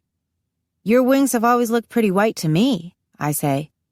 I'm instantly struck with the urge to summon my wings to see what shade they are, to discover what my spiritual state really is. I sure as heck don't know. My wings are fairly light, Mom admits, but not as the new fallen snow. Well, Angela's were white, I say. I guess that means she's a pure soul. Mom goes to the cupboard and gets a glass. She fills it with water at the sink, then stands drinking it slowly, calmly. A Blackwing raped her mom. I look at her to see if there's any reaction to that. None. She's worried that someday they'll show up to collect her. You should have seen her face when she talked about it. Scared. Like really, really scared. Mom puts the glass down and looks at me. She doesn't seem at all rattled by anything I've told her, which rattles me even more. And then I realize. You already knew about Angela, I say. How? I have my sources. She hasn't exactly tried to hide her abilities. For someone who's worried about Blackwings, she's not being very careful. And to reveal herself to you like that, it's reckless. I stare at her. At that moment, it fully dawns on me how much my mother hasn't told me. You've been lying to me, I say. I tell you everything, and you've been lying to me. She meets my eyes, startled by my accusation. No, I haven't. There are just some things that... Are there a lot of Angel Bloods in Jackson Hole? She seems hurt by my sudden question. She doesn't answer. I pick up my backpack from where I tossed it onto the kitchen floor and head for my room. Hey, says Mom, I'm still talking to you. No, apparently you're not. Clara, she calls after me in an exasperated voice. If I don't tell you everything, it's for your own protection. That doesn't make sense. How does being clueless protect me? What else did Angela tell you? Nothing. I go into my room and slam the door, take off my coat, and throw it on the bed, fighting the urge to scream, or cry, or both. Then I go to the mirror and summon my wings, gathering them around in front of me so I can see the feathers more closely. They're fairly white, I think, running my hand over them. Not as the new fallen snow, as my mother said, but still white. Not as white as Angela's, though. I hear Mom come down the hall. She stops in front of my door. I wait for her to knock or come in and tell me that she doesn't want me hanging out with Angela anymore, for my own protection. But she doesn't. She just stands there for a minute. Then I hear her walk away. I wait for a while, until I'm sure that Mom is safely downstairs again, and then I sneak down the hall to Jeffrey's room. He's sitting at his desk with his laptop, typing away, chatting with someone by the looks of it. When he sees me, he types something really fast, then jumps up to face me. I turn the music down a notch so I can hear myself think. Did you tell her you'd BRB? I say with a smirk. What's her name anyway? No point denying it. It will be more embarrassing for you if I have to ask around at school. Kimber, he concedes immediately. Her name's Kimber. His expression stays neutral, but I can see a hint of red creeping into his ears. Pretty name. The blonde girl, I assume? You didn't come in here just to mock me, right? Well, that's pretty fun, but no. I wanted to tell you something. I move a pile of dirty laundry off his beanbag chair and sit on it. My breath catches for a second, like I'm breaking a rule. Mom's all-important don't tell your kids anything rule, as a matter of fact. But I'm sick of living in the dark, and I'm ticked off at everything, at my whole crappy life and all the people in it. I need to vent. Angela Zerbino's an angel blood, I say. He blinks. Who? She's a junior, tall, long black hair, kind of emo, gold eyes, loner. He looks at the ceiling thoughtfully like he's calling up Angela's face in his mind. How do you know she's an angel blood? She told me, but that's not the right question, Jeffrey. What do you mean? What you should be asking is why Angela Zerbino told me that she was an angel blood. And if you ask me that, I would answer that she told me because she knew that I was an angel blood. Huh? How did she know you were an angel blood? See? Now that's the right question, I say. I lean forward. She knew because she saw you take on the wrestling team last month. She watched you wrestle Toby Jameson, who probably weighs 200 pounds, without even working up a sweat. And she said to herself, wow, that guy's a good wrestler. He must be an angel. His face actually pales. It's mildly satisfying. Of course I'm leaving out some of the other troublesome details. My stupid thing about the birds and French class, and the way I ogled her angel shirt, falling so neatly into her trap. But Jeffrey was the linchpin. She was only certain that we were something more than human after she observed him on the wrestling mat that day. Did you tell Mom? He looks a little green at the thought. Because if I told Mom, that'd be it for Jeffrey. No more wrestling, or baseball in the spring, or football in the fall, or whatever he was dreaming up. He'd probably be grounded until college. No, I say, although she's bound to ask the right question herself sooner or later. It's kind of odd, come to think of it, that she hasn't asked me yet. Maybe her sources already told her that, too. Are you going to tell her? He asks, so softly I can hardly hear him over the music. His expression is truly pathetic. And where a few moments before anger surged through me, now I feel drained and sad. No, I just wanted to tell you. I don't know why. I wanted you to know. Thanks, he says. He gives a short, humorless laugh. I think. Don't mention it. I mean ever, really. I get up to leave. I feel like a cheater, he says then. All the ribbons and medals and trophies I won in California, they don't mean anything. It's like I was taking steroids, only I didn't know it. I know exactly what he means. It's why I dropped out of ballet even though I loved it, and why I never picked it up again in Jackson. It felt dishonest, doing so easily, so naturally, what the other girls had to work so hard to accomplish. It was unfair, I thought, to take the attention away from them when I had such a huge advantage. So I quit. But if I hold myself back, I feel like a fake, says Jeffrey, and that's worse. I know. I won't do it, he says. I look into his dead serious gray eyes. He swallows, but holds my gaze. I won't hold myself back. I won't pretend to be less than I am. Even if it puts us in danger? I ask, glancing away. What danger? Angela Zerbino's dangerous? That's when I'm supposed to tell him about the Blackwings. There are bad angels now. Angels that hunt us and sometimes kill us. There are shades of gray we didn't know about before, and it's something that I should tell him, something that he needs to know. But his eyes are pleading with me not to take any more away from him. Mom told us that we were special, but what kind of gift comes with a war between angels as the strings attached? Maybe I don't want any more taken from me either. Maybe I don't want to be remarkable, don't want to fly, or speak some bizarre angel language, or save the world one hot guy at a time. I just want to be human. Watch yourself, okay? I tell Jeffrey. I will. Then he adds, thanks. You're all right sometimes, you know? Remember that next time you're dragging me out of bed at 5 a.m, I say wearily. Tell Kimber I said hi, by the way.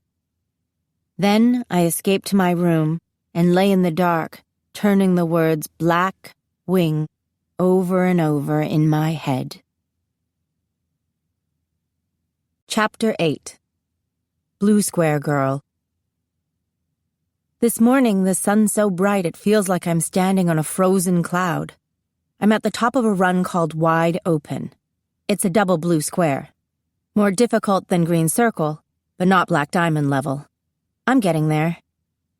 The valley below is so white and serene it's hard to believe it's the first week of March. I readjust my goggles, slip my hands into my poles, and flex forward in my boots to test the bindings. All set. I launch myself down the mountain.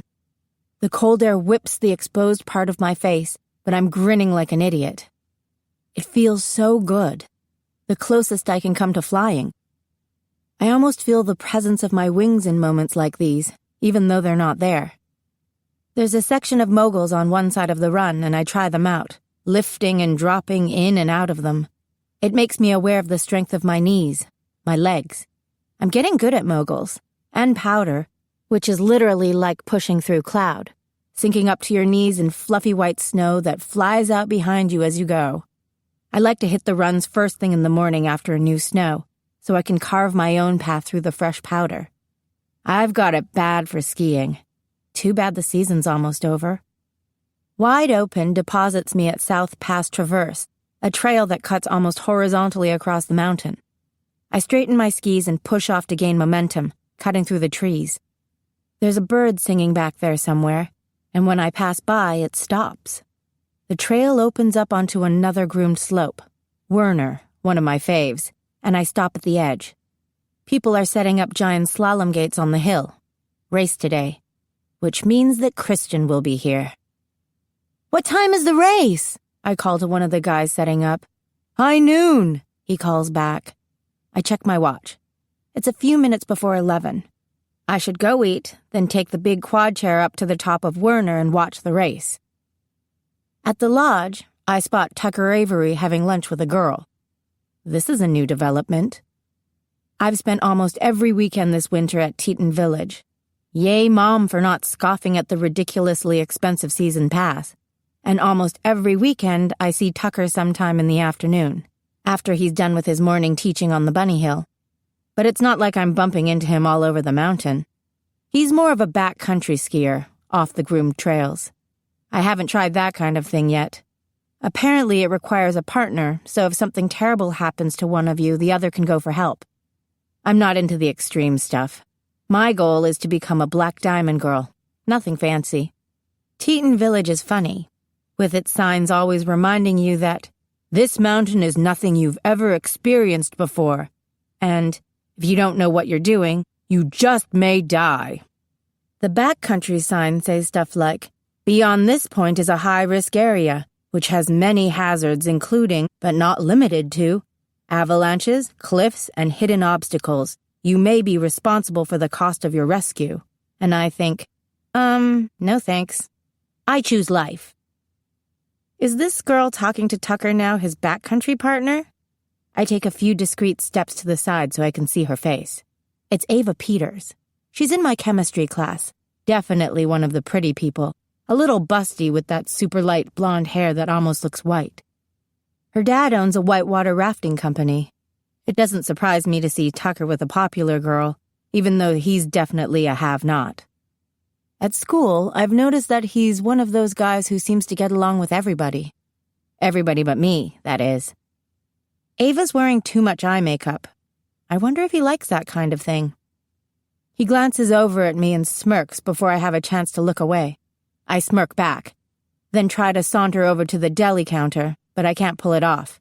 It's impossible to saunter in ski boots. I stand with a few spectators on the side of Werner Run and watch Christian hurl himself at the gates, sometimes grazing them with his shoulders as he passes through. It's graceful, the way his body bends toward the gate, his skis coming up onto their edges and his knees nearly brushing the snow, his movements so careful, so purposeful. His lips pursed in concentration. After he blasts through the finish line, I penguin walk over to where he's watching the other racers run the course and say hello. "Did you win?" I ask. I always win, except when I don't. This was one of the don'ts. He shrugs like he doesn't care, but I can tell by his face that he's unhappy with his performance. "You look good to me. Fast, I mean." "Thanks," he says. He fiddles with the number that's strapped to his chest. 9. It makes me think of 99CX, his license plate. "Are you trying for the Olympics?" He shakes his head. "Nope. I'm on the ski team, not the ski club." I must look confused because he smiles and says, "The ski team's the high school's official team, which only competes against other teams from Wyoming. The ski club's where all the hardcore people go, the skiers who get sponsors and national recognition and all that." "Don't you want to win gold medals?" I was in club for a while, but it's a little too intense for me. Too much pressure. I don't want to be a professional skier. I just like skiing. I like racing. He grins suddenly. "The speed is very addictive." "Yes, it is." I smile. "I'm still trying to make it down the hill in one piece." "How's that going? Getting the hang of it?" "Better every day." "Pretty soon you'll be ready for the race course too." "Yep, and then you'd better watch out." He laughs. "I'm sure you'll crush me." "Right." He looks around like he's expecting someone to join us. It makes me nervous. Like any moment, Kay will materialize out of thin air and tell me to step away from her boyfriend. "Does Kay ski too?" I ask. He gives a short laugh. "No, she's a lodge bunny. If she comes at all. She knows how to ski, but she says she gets too cold. She hates ski season because I can't really do stuff with her on the weekends." "That sucks." He looks around again. "Yeah," he says. "Kay's in my English class. She never says much. I always wonder if she's even read the books." Okay, so my mouth is completely disconnected from my brain. I look at his face to see if I've offended him. But he only laughs again. A longer, warmer laugh this time. "She takes honors classes to look good on the college apps, but books aren't really her thing," he says. I don't want to think about what her thing might be. I don't want to think about Kay at all. But now that we're talking about her, I'm curious. "When did you and Kay start going out?" "Fall, sophomore year," he answers. "She's a cheerleader, and back then I played football. And at the homecoming game, she got hurt doing a Liberty twist. I think that's what it's called. Kay usually tells the story, but she fell and hurt her ankle." "Let me guess. You carried her off the field, and then it was happily ever after?" He looks away, embarrassed. "Something like that," he says. And there's the awkward silence. Right on cue. Kay seems... I want to say nice, but I don't think I can pull that off. She seems like she's really into you. He doesn't say anything for a minute, just stares up the course where somebody is coming down now on a snowboard. She is, he says thoughtfully, like he's talking to himself more than me.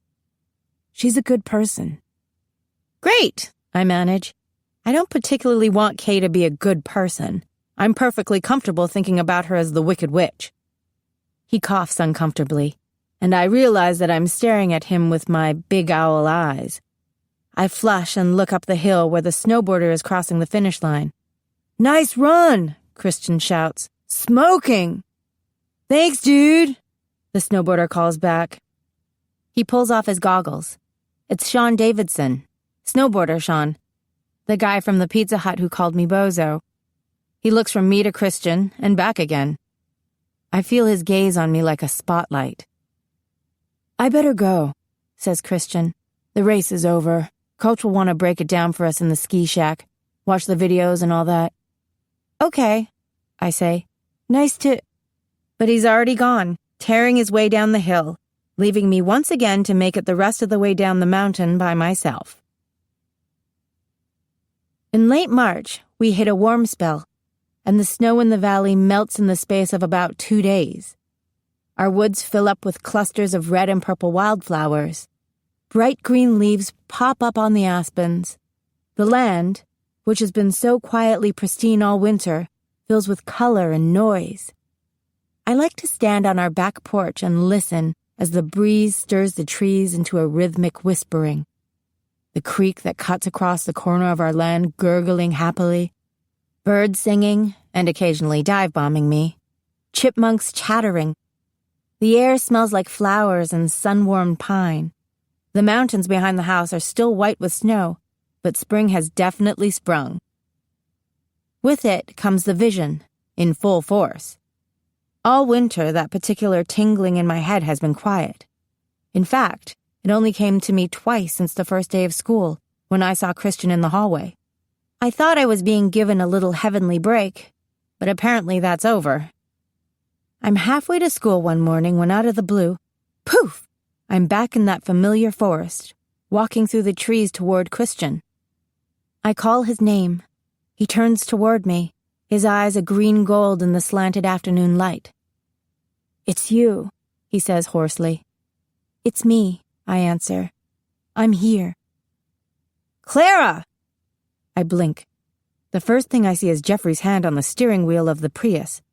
My foot is still resting lightly on the gas. The car moves very slowly to the side of the road. I'm sorry, I gasp. I pull over immediately and park. Jeffrey, I'm so sorry. It's okay, he murmurs. It's the vision, right? Yes. Then it's not like you can control when it happens. Yeah, but you'd think that it wouldn't happen during a time when it might actually kill me. What if I'd crashed? So much for the vision then, right? But you didn't crash, he says. I was here. Thank God. He smiles mischievously. So does this mean I can drive us the rest of the way? When I tell Mom about the return of the vision, she starts talking about teaching me to fly again, using the word training so often that our house feels like it's been converted to some kind of boot camp. She's been in a funky mood all winter, spending most of her time in her office with the door shut, drinking tea and hunched in a crocheted blanket. Whenever I knock or stick my head in, she always gets this strained look, like she doesn't want to be bothered. And, truthfully, I've been quasi-avoiding her since that first day with Angela, when it became so clear that Mom's intentionally keeping me in the dark. I spend a lot of afternoons over at the Pink Garter with Angela, which Mom doesn't like. But as it's technically school-related, we're working on our Queen Eliz project after all, she can't formally object. And weekends I've been on the ski slopes, which is, I argue, Christian-related and therefore purpose-related. So it's technically training, right? Only now the snow on the mountain's getting awfully thin. Wendy takes the warm weather as an opportunity to convince me to ride a horse. So that's how I find myself at the Lazy Dog Ranch, sitting on the back of a black and white mare named Sassy. Wendy says Sassy's a good horse to learn on because she's about 30 years old and doesn't have much fight left in her.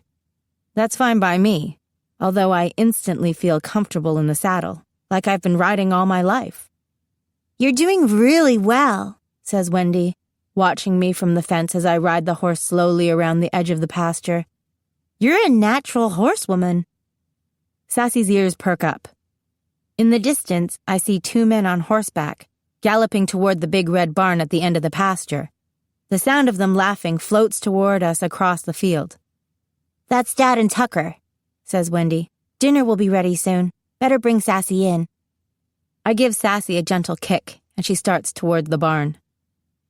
"Hey there," greets Mr. Avery as we approach. "Looking good." "Thanks. I'm Clara." "I know," says Mr. Avery. He looks so much like Tucker. "Wendy's been talking about you nonstop for months now." He grins, which makes him look even more like Tucker. "Dad," mutters Wendy. She walks up to her dad's horse and rubs it under the chin. "Oh, Lord," laughs Tucker. "She's got you on old Sassy." I promised myself that I was going to cool it around Tucker today for Wendy's sake, no matter what he throws at me. No rude remarks, no comebacks. I'm going to be on my best behavior. "I like her." I lean forward and stroke Sassy's neck. "She's the horse we put little kids on." "Tucker, shut up," says Wendy. "But it's true. That horse hasn't moved faster than a snail in about 5 years, I think. Sitting on her is practically like sitting in a chair." "Well, we'll show him." "Good girl," I say to Sassy, very softly and angelic. Her ears whip around to listen to my voice. "Let's run," I whisper. I'm surprised by how quickly she obeys. In seconds, we're in a full gallop, whipping across the far side of the pasture. For a moment, the world slows down. The mountains in the background glow a peachy gold, lit by the setting sun. I savor the cool spring air caressing my skin, the strong, dusty feel of the horse under me, her legs stretching out like she's pulling the earth underneath us as she runs, the in and out huff of her hay-scented breath. It's wonderful. Then a gust of wind blows my hair across my face, and for one panicky moment I can't see, and everything is going much too fast. I picture myself being thrown off and landing face first in a pile of manure, Tucker falling all over himself laughing. I toss my head wildly, and my hair is suddenly out of my eyes. My breath catches. The fence is rushing toward us, and Sassy shows no sign of slowing down. "Can you jump it?" I ask, still whispering. She is, after all, a pretty old horse. I feel her gather under me. I say a little prayer and lean over her neck. Then we're in the air, barely clearing the fence.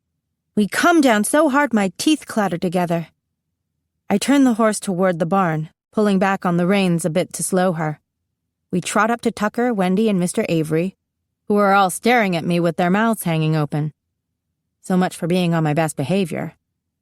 "Whoa," I say, and pull up the reins until Sassy stops. "Holy smokes!" Wendy gasps. "What was that?" "I don't know," I force a laugh. "I think it was mostly the horse's idea." "That was amazing!" "I guess she still has a bit of sass in her after all." I glance triumphantly at Tucker. For once, he's speechless. "That was sure something," says Mr. Avery. "I didn't know the old girl had it in her." "How long have you been riding?" asks Tucker. "This is her first time. Isn't that amazing?" says Wendy.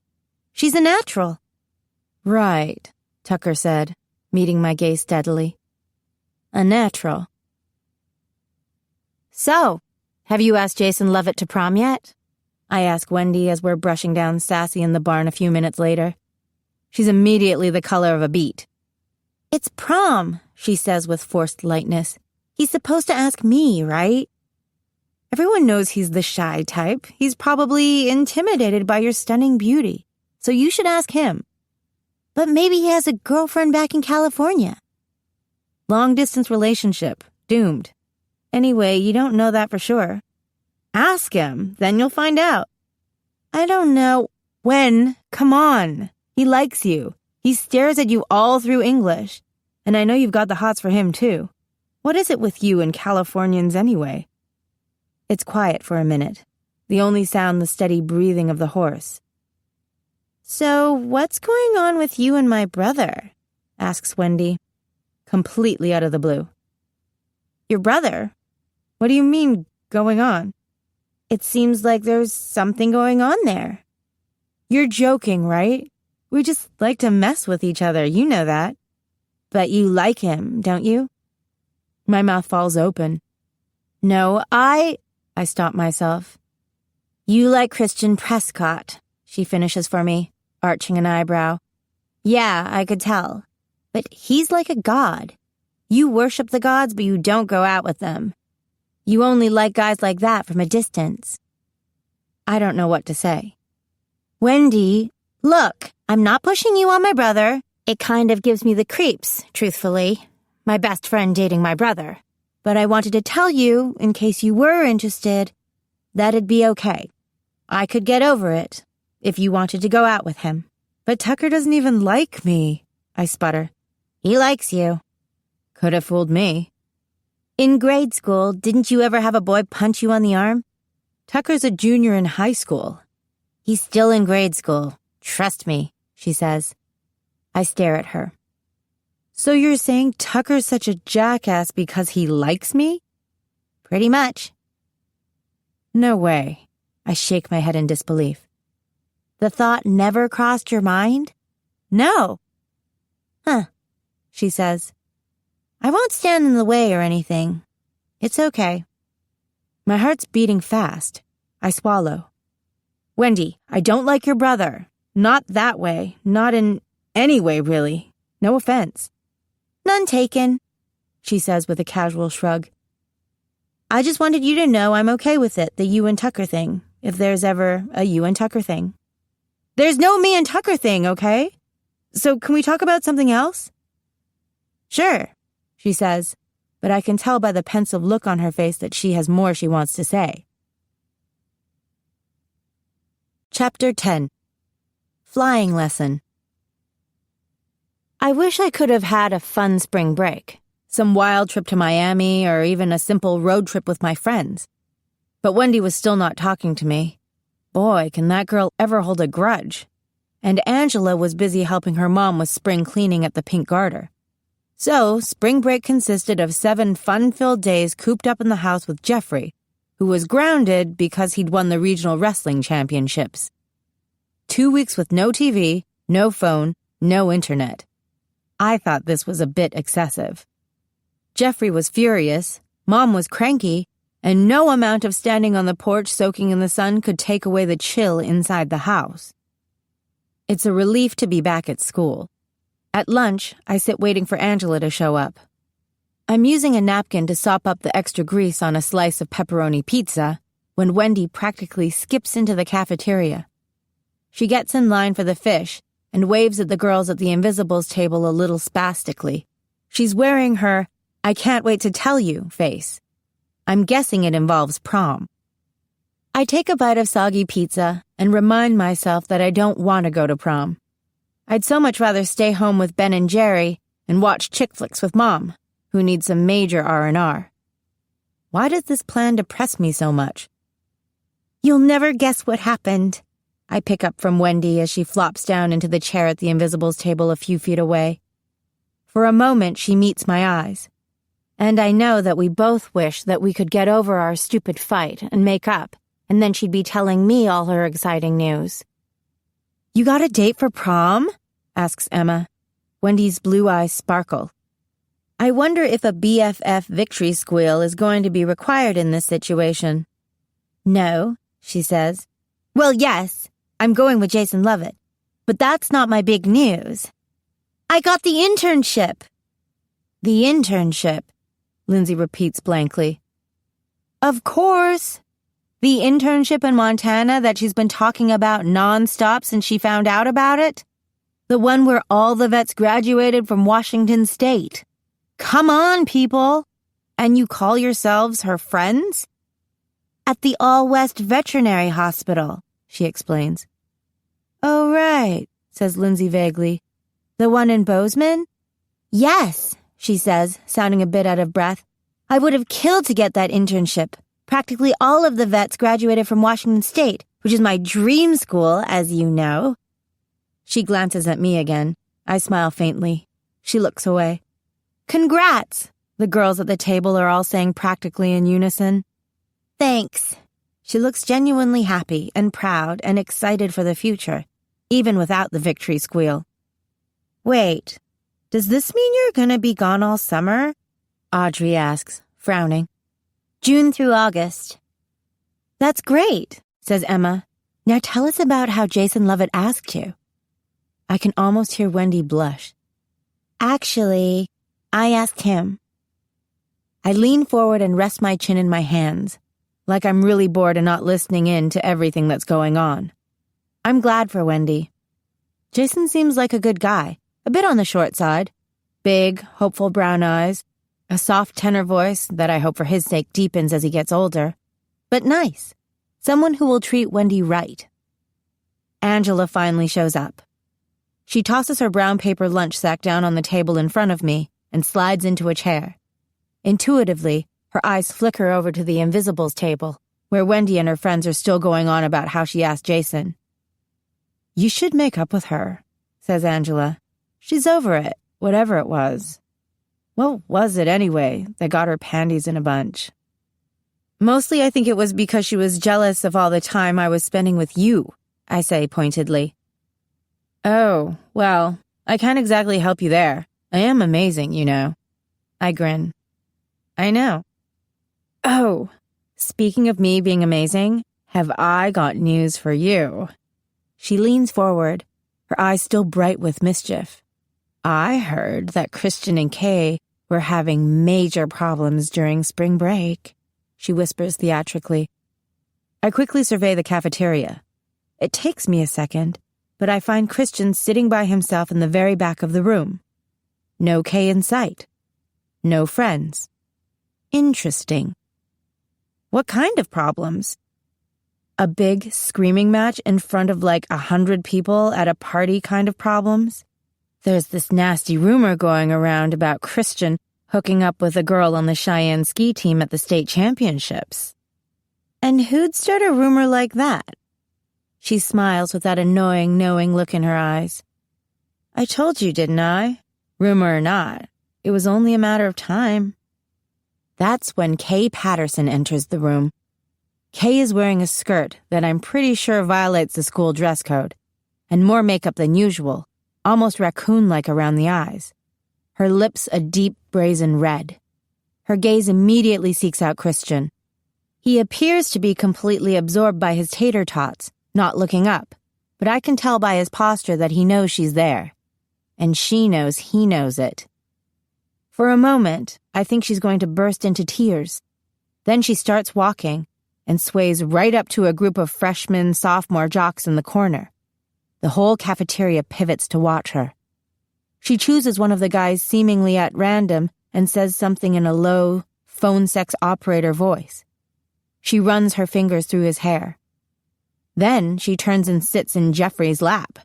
I think everybody's jaw hit the floor at approximately the same time. This is way beyond Christian and Kay having problems. This is Kay leaning forward against Jeffrey's chest and saying something into his ear so close that she could have licked him. His eyes widen slightly, but he's obviously trying to keep his cool. He doesn't move. I stand up. Excuse me for a minute, I say politely to Angela, like I'm just going to powder my nose, but I'm seeing red. I fully intend to walk over there and use my angelic super strength to punch Kay Patterson in her dainty turned-up nose. For a number of reasons, really, the least of which being that she's chosen my baby brother for her twisted game, and nobody better mess with my baby brother. Wait, Angela grabs my arm in a steely grip. Calm down, see. Jeffrey's a big boy. He can take care of himself. Jeffrey looks like he's going to swallow his Adam's apple. Where's Christian? He croaks. I don't know where Christian is, Kay purrs as if she couldn't care less. Do you? I tear my gaze away from the new slutty version of Kay. Christian has stopped eating and is gathering up his stuff onto his tray. He stands up and walks over to the tray drop-off, turns and points a look of general disdain in Kay's direction, then heads for the door. Good for him, I think as he yanks the door open. It bangs shut behind him. I watch him through the window as he strides down the hall toward the main exit, his fury streaming out behind him as clearly as a trail of smoke in the air. Then he's gone.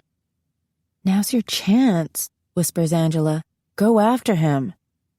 I could say something to him, but what? He wants to be alone right now, I say to Angela. Wouldn't you? "Coward," she says. I glare at her. "Don't," I say, suddenly so furious that it's tough to get the words past my clenched teeth. "Call me a coward." I shake Angela off and stalk across the cafeteria to Kay. I tap her on the shoulder. "Excuse me," I say. "What do you think you're doing?" Kay glances up, something calculating in her eyes. She smiles. "Do you have a problem, Pippi?" Pippi, as in Longstocking. Laughter circulates around the lunchroom. But Mom was right. It doesn't faze me. I've heard it before. "Wow, original. Now get off my brother, please." Someone grabs my arm and squeezes very gently. I glance over to see Wendy standing next to me. "This isn't you, Kay," Wendy says, which is true. As much as I want to believe Kay is evil incarnate, as much as part of me wants to see this little display as her true colors peeking through, Kay is not that girl. This is such an obvious, pathetic front. It has that wounded animal quality of lashing out. Seeing that so clearly lessens my desire to punch her lights out. "I know you're upset, Kay, but," I begin. "You don't know anything." She loosens her octopus grip on Jeffrey and glowers at me with infuriated chocolate eyes. Jeffrey's eyes say something different altogether. "Don't. You're embarrassing me. Go away." "Christian's gone," I continue. "He left.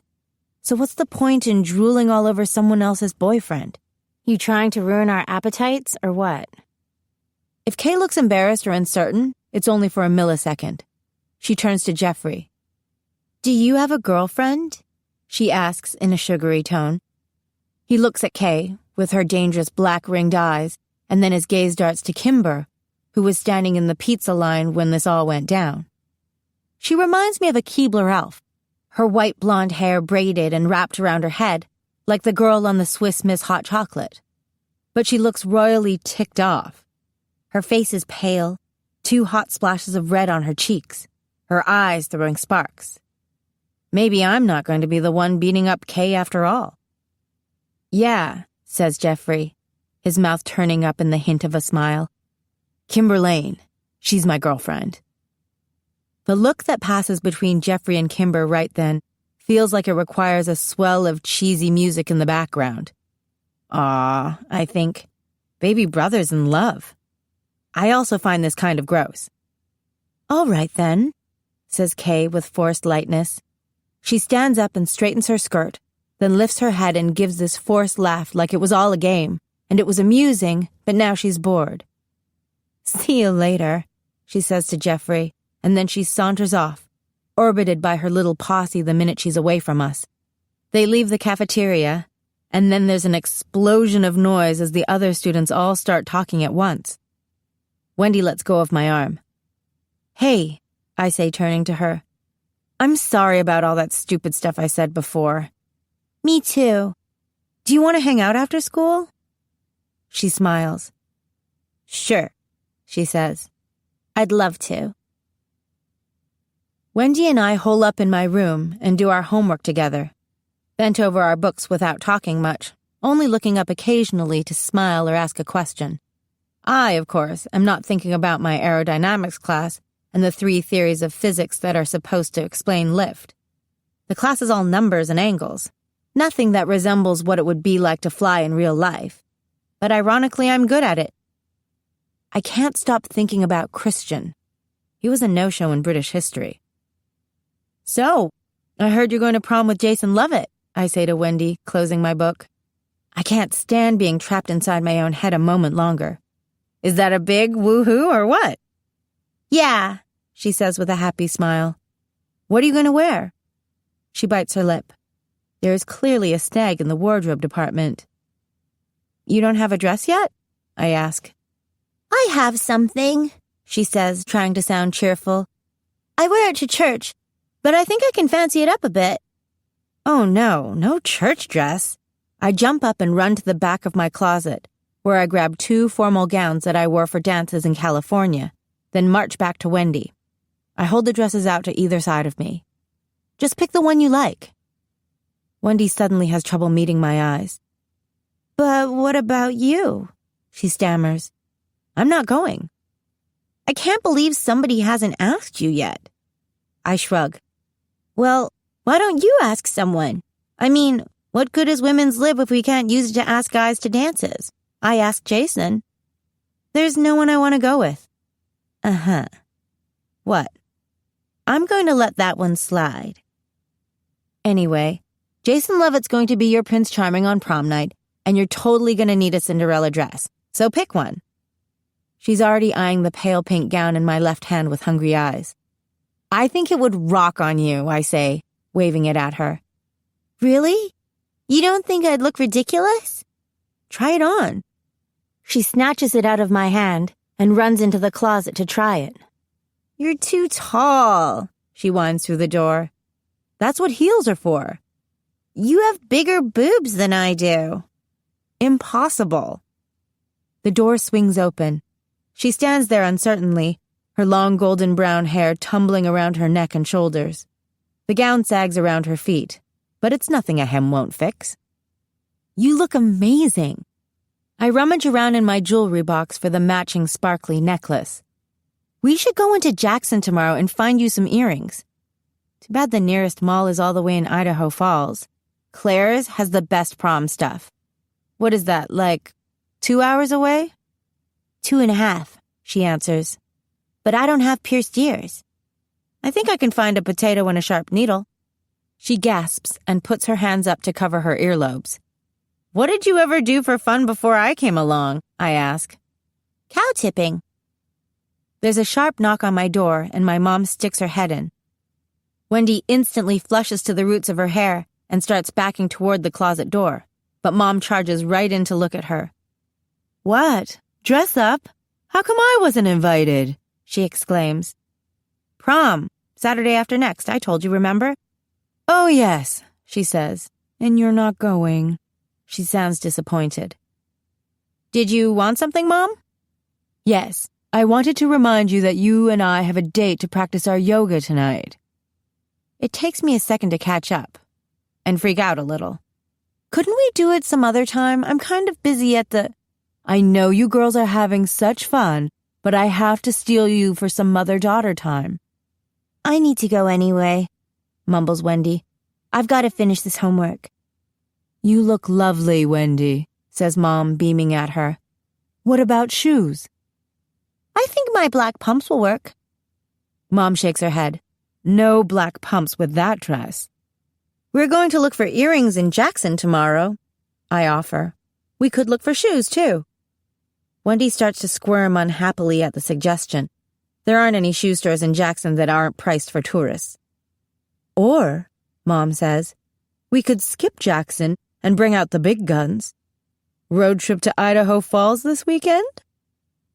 I can't tell if she's been eavesdropping or if she and I just think on the same wavelength. Sometimes, I tell her with a grin, it's like you can read my mind. Wendy doesn't have a lot of money, you know, I say to Mom when Wendy is safely off the property. The sun's setting behind the mountains. I'm standing in a tank top and sweatpants in the backyard, shivering, trying to wrap a wool scarf around my neck. So this thing in Idaho Falls for shoes? Don't go dragging us into some fancy department store. It will embarrass her. I was thinking Payless, Mom says primly. I thought it might be nice to have some girl time. You really haven't had much of that since we moved here. Okay. I also thought you could bring Angela along. Does she have a date for prom? I stop fiddling with the scarf and stare at her. Yeah, she does. So she can come too. Why? I want to know your friends, Clara. You bring Wendy to the house all the time, but you never bring Angela. So I want to meet her. I think it's time. Yeah, but I know you're nervous about it, but you shouldn't be, she says. I'll behave. It's not really Mom I'm worried about. Or maybe it is. Okay, I'll ask her. Wonderful. Lose the scarf, says Mom. It's freezing. It could snag. She has a point. I dump the scarf. Do we have to do this now? I'm taking a class in aerodynamics at school, you know. I'm acing it, by the way. That's about flying a plane. This is about you. You need to train, Clara. I've let you have all winter to get adjusted. Now you need to focus on your purpose so you'll be ready when fire season starts. It's only a few months away. I know, I say glumly. Now, please. Okay, fine. I unfold my wings behind me. It's been a while since I've had them out. At least it's gotten easier to summon them. I don't have to say the words in angelic anymore. I still think my wings are beautiful, soft and white and perfect as an owl's. But at the moment, they seem huge and silly, like a cheesy prop in a bad movie. Good. Stretch them out, says Mom. I extend them as far as I can until their weight begins to strain my shoulders. To get off the ground, you must lighten yourself. She keeps saying this, and I have no clue how to do it. Next, you're going to sprinkle me with pixie dust and tell me to think happy thoughts, I grumble. Clear your mind. Done. Starting with the attitude. I sigh. Try to relax. I stare at her helplessly. Try closing your eyes, she says. Take deep breaths in your nose and out through your mouth. Imagine yourself becoming lighter, your bones weighing less. I close my eyes. This really is like yoga, I say. You've got to empty yourself out. Let go of all the things that mentally weigh you down. I try to clear my mind. Instead, I see Christian's face. Not from the vision, surrounded by fire and smoke, but a breath away, like when he leaned over me on the ski slope. His dark, thick eyelashes, his eyes with their spatters of gold, full of warmth. The way the corners crinkle when he smiles. My wings don't feel as heavy then. That's good, Clara, says Mom. Now try to lift off. How? Flap your wings. I imagine my wings catching the air the way hers did that time at Buzzard's Roost. I think about shooting up into the sky like a rocket, streaking past clouds, brushing the treetops. It'd be wonderful, wouldn't it, to soar like that? To answer the call of the sky? Nothing so much as twitches. It might help if you open your eyes now, Mom says with a laugh. I open my eyes. Flap, I order my wings silently. I can't, I pant after a minute. I'm sweating in spite of the chilly air. You're overthinking it. Remember, your wings are like your arms. You don't have to think at your arms to move them. You just move them. I glare at her. My teeth clench in frustration. Then my wings slowly flex back and forth. That's it, says Mom. You're doing it. Only I'm not doing it. My feet are still firmly planted on the ground. My wings are moving, fanning the air, blowing my hair all over my face, but I'm not lifting off. I'm too heavy. You need to make yourself light. I know! I try to think of Christian again. His eyes, his smile, anything tangible. But suddenly I can only picture him from the vision now, standing with his back to me, the fire coming. What if I can't do this, I think? What if the whole thing depends on my ability to fly? What if he dies? Come on, I scream, straining with everything I have. Fly! I bend my knees, jump, and make it a few feet off the ground. For all of 5 seconds, I think I might have done it. Then I come down hard, at an angle, twisting my ankle. Off balance, I crash onto the lawn, a tangle of limbs and wings. For a minute, I lie there in the soggy grass, gasping for breath. Clara, says Mom. Don't. Are you hurt? Yes, I'm hurt. I will my wings to vanish. Keep trying. You'll get it, Mom says. No, I won't. Not today. I get to my feet carefully and brush dirt and grass off my pants, refusing to meet her eyes. You're used to everything coming easy for you. You're going to have to work at this. I wish she'd stop saying that. Every time her face gets this look like I've let her down, like she expected more. It makes me feel like a big fat failure, both as a human, where I'm supposed to be remarkable, beautiful, fast, strong, sure on my feet, able to do anything that's asked of me, and as an angel. As a regular girl, I'm not proving to be anything magnificent. And as an angel, I am simply abysmal. Clara. Mom moves toward me, opening her arms like we're going to hug now and everything will be okay. You have to try again. You can do this. Stop being so soccer mom about it, okay? Just leave me alone. Honey, leave me alone! I screech. I look into her startled eyes.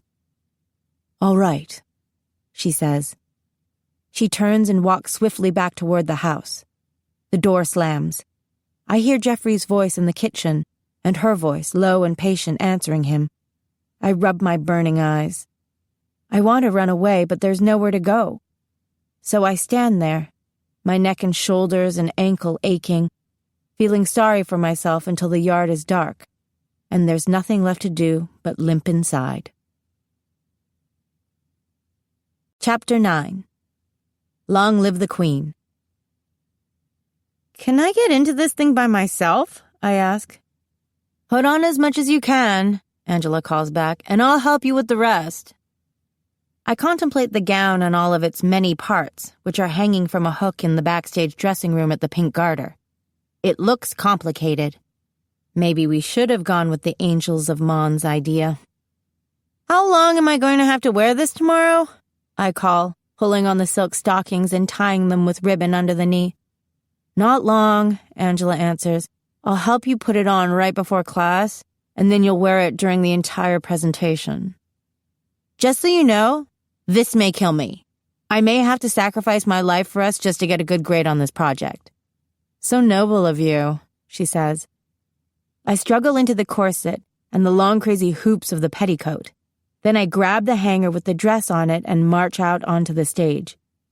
I think I need you to tie up the corset before I put the rest on, I say. She jumps up to help me.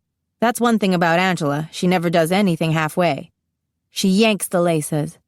Not so tight. I still have to breathe, remember? Quit whining. You're lucky we couldn't find any real whalebone for this thing.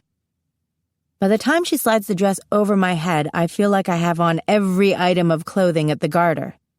Angela walks around me, pulling on the pieces underneath to make sure they look right. She steps back. Wow, that is good. With the makeup and the hair right, you look exactly like Queen Elizabeth. Great, I say without enthusiasm. I'll look like a pasty-faced tart. Oh, I forgot the ruffs. She hops down from the stage and runs over to a cardboard box on the floor. She pulls out a stiff, round collar that looks like the things you put on dogs to keep them from licking themselves. There are 2 more for the wrists. No one said anything about ruffs, I say, backing away. She jumps toward me. Her wings come out with a flash and beat a couple of times, carrying her easily to the stage, then disappear. Show off? Hold still. She puts the final ruff on the end of my sleeve.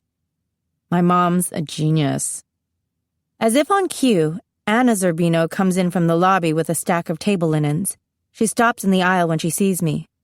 So it fits, she says, her humorless dark eyes looking me up and down. It's great, I say. Thank you for all your hard work. She nods. Dinner's ready upstairs. Lasagna. Okay, so we're done with the fitting, I say to Angela. Get me out of this thing. Not so fast, whispers Angela, glancing at her mom over her shoulder. We haven't done much of our other research. She's so predictable. Always with the angel research. Come on, I whisper back. Lasagna. We'll be right up, Mom. says Angela. She pretends to fiddle with my collar until her mother leaves the theater. As soon as we're alone again, she says, I figured out something good, though. What is it? Angels, full-blooded angels, I mean, are all male. All male? There are no female intangeri. Interesting. Now help me get out of this dress. But I think that angels could appear female if they wanted to. I believe they can change form, like shapeshifters, she says, her golden eyes dancing with excitement. So they can become cats and birds and stuff. Right. But more than that, she says, I have another theory. Oh, here we go, I groan. I think that all the stories about supernatural creatures, like vampires, werewolves, ghosts, mermaids, aliens, you name it, could all be angel-related. Humans don't know what they're seeing, but it could all be angels taking on other forms. Angela has some wild theories, but they're always cool to consider. Awesome, I say. Now let's eat. Wait, she says. I also found something about your hair. My hair? The blaze thing you told me about. She walks over to the table and grabs her notebook, flips through it. It's called coma caelestis. The Romans used the phrase to describe dazzling rays of light emanating from the hairs of the head, a sign of a heavenly being. What, you find that on the internet? I ask with a stunned laugh. She nods. As usual, Angela has taken the nugget of information I've given her and turned it into a goldmine. I wish it would happen to me, she says, twisting a strand of her shiny black hair around her finger wistfully. I bet it's awesome. It's overwhelming, okay? And you'd have to dye your hair. She shrugs like that doesn't sound so bad to her. So, what do you have for me this week? She asks. What about the concept of purpose?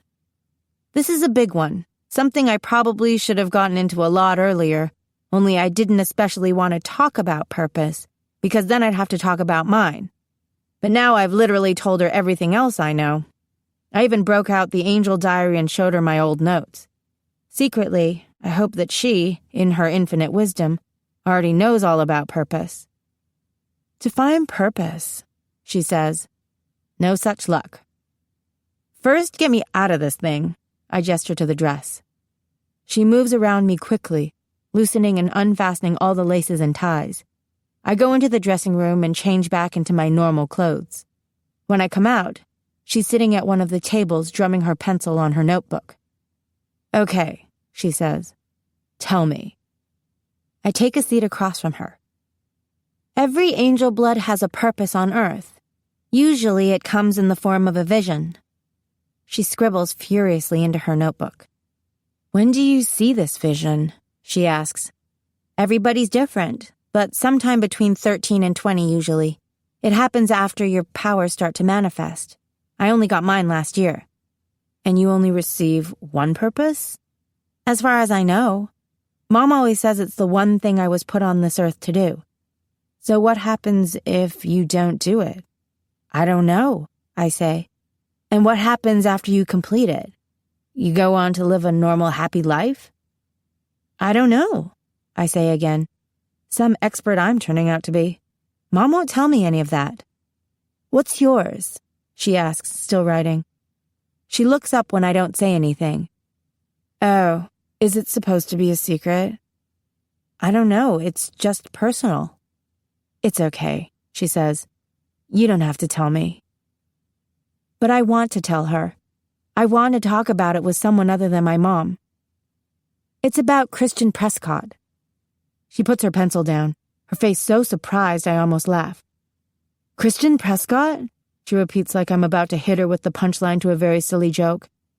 I see a forest fire, and then I see Christian standing in the trees. I think I'm supposed to save him. Wow. I know. She's quiet for a minute. That's why you moved here? She asks finally. Yep. I saw Christian's truck in my vision, and I read the license plate, so that's how we knew to come here. Wow. You can stop saying that. When is it supposed to happen? I wish I knew. Sometime during fire season is all I know. No wonder you're so obsessed with him. Ange! Oh, come on. You eye-hump him all through British history. I thought you were just enraptured the way everyone else at school seems to be. I'm happy to find out that you have a good reason. Okay, enough angel talk, I say, getting up and heading for the door. I'm sure I'm beat red by this point. Our lasagna's getting cold. But you didn't ask me about my purpose, she says. I stop. You know your purpose? Well, I didn't know until now that it was my purpose, but I've been having the same daydream thing over and over again for like 3 years. What is it, if you don't mind me asking? She looks serious all of a sudden. No, it's fine, she says. There's a big courtyard, and I'm walking through it fast, almost running like I'm late. There are lots of people around, people with backpacks and cups of coffee, so I think it's like a college campus or something. It's mid-morning. I run up a set of stone steps, and at the top is a man in a gray suit. I put my hand on his shoulder, and he turns. She stops talking, staring off into the darkened theater like right now she's seeing it play out in her mind. And? I prompt. She glances over at me uncomfortably. I don't know. I think I'm supposed to deliver a message to him. There are words. There are things I am supposed to say, but I never can remember them. They'll come to you when the time is right, I say. I sound just like my mom. What's comforting about Angela, I think as I get ready for bed that night, is that she reminds me that I'm not alone. Maybe I shouldn't feel alone anyway since I have Mom and Jeffrey, but I do. Like I'm the only person in the world who has to face this divine purpose. Now I'm not.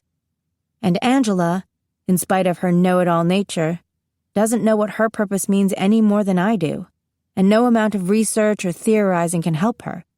She simply has to wait for the answers. It makes me feel better knowing that. Like I suck a smidge less. Hey, you, says Mom, poking her head in my room. Did you have a good time with Angela? Her face is carefully neutral, the way it always is whenever the topic of Angela comes up. Yeah, we finished our project. We're doing it tomorrow, so I guess we won't be hanging out as much now. Good. We'll have some time for flying lessons. Awesome, I deadpan. She frowns. I'm glad about Angela. She comes into my room and sits next to me on the bed. I think it's great that you can have an angel blood friend. You do? Absolutely. You need to be careful, that's all. Right, because everyone knows what a hooligan Angela is. You feel like you can be yourself around Angela, she says. I get that. But angel bloods are different. They're not like your normal friends. You never know what their real intentions might be. Paranoid much? Just be careful, she says. She doesn't even know Angela, or her purpose. She doesn't know how fun and smart Angela is, all the cool things that I've learned from her. Mom, I say hesitantly, how long did it take you to get all the pieces for your purpose? When did you know, for absolute certain, what it was that you had to do? I didn't. Her eyes are mournful for a few seconds, and then her expression becomes guarded, her body going stiff all the way up to her face. She thinks she's already said too much. She's not going to give me anything else. I sigh. Mom, why can't you just tell me? I meant, she continues like she didn't even hear my question, that I didn't ever know for absolute certain. Not absolute. The whole process is usually very intuitive. We hear a blast of music as Jeffrey comes out of his room and tromps his huge feet down the hall and into the bathroom. When I look at Mom again, she's her usual sunny self. Some of it you have to take on faith, she says. Yeah, I know, I say resignedly. A lump rises in my throat. I want to ask so many questions, but she never wants to answer them. She never lets me into her secret angel world, and I don't understand why. I should sleep, I say. Big British history presentation tomorrow. "All right," she says. She looks exhausted. Purple shadows under her eyes. I even notice a few fine lines in the corners I've never seen before. She might pass for mid-40s now, which is still good considering that she's 118 years old. But I've never seen her look so worn out. "Are you okay?" I ask. I put my hand over hers. Her skin is cool and damp, which startles me. "I'm fine." She pulls her hand out from under mine. "It's been a long week." She gets up and goes to the door. "You ready?" She reaches for the light switch. "Yeah." "Good night," she says, and turns off the light. For a moment she stands in the doorway, silhouetted in the light from the hall. "I love you, Clara," she says. "Don't forget that, okay?" I want to cry. How did we get so much space between us in such a short time? "I love you too, Mom." Then she goes out and closes the door, and I'm alone in the dark. "One more coat," says Angela. "Your hair is so aggravating." "I told you," I say. She sprays another toxic cloud of hairspray at my head. I cough. When my eyes stop watering, I look into the mirror. Queen Elizabeth stares back. She does not look amused. "I think we might actually land an A." "Was there ever any doubt?" says Angela, pushing her glasses up on her nose. "I'm doing most of the talking, remember? You just have to stand there and look pretty." "That's easy for you to say," I grumble. "This getup must weigh 100 pounds. She rolls her eyes. "Wait a sec," I say. "When did you get glasses? You have perfect vision." "It's my costume. You play the queen. I play the studious straight-A student who knows everything there is to know about the Elizabethan age." "Wow. You're sick, you know that?" "Come on," she says. The bell's about to ring. The other students part to let me pass as I follow Angela down the hall. I try to smile as they point and whisper. We stop right outside the door to British history. Angela turns and starts to fiddle with my dress. "Nice ruffs," she teases. "You so owe me." "Wait here." She looks the tiniest bit nervous. "I'll announce you." After she slips into the classroom, I stand in the hall, listening, waiting, my heart suddenly beating fast. I hear Angela speaking and Mr. Erickson answering. The class laughs at something he says. I peer through the tiny rectangular window in the classroom door. Angela is standing at the front of the class, pointing to the poster we whipped up with a timeline of the life of Queen Elizabeth. She's going to announce me after the death of Queen Mary. Any minute now. I take a deep breath and stand up as straight as I can under the crushing weight of the gown. Christian is in there. I can see him through the window, sitting in the front row, resting his head on his hand.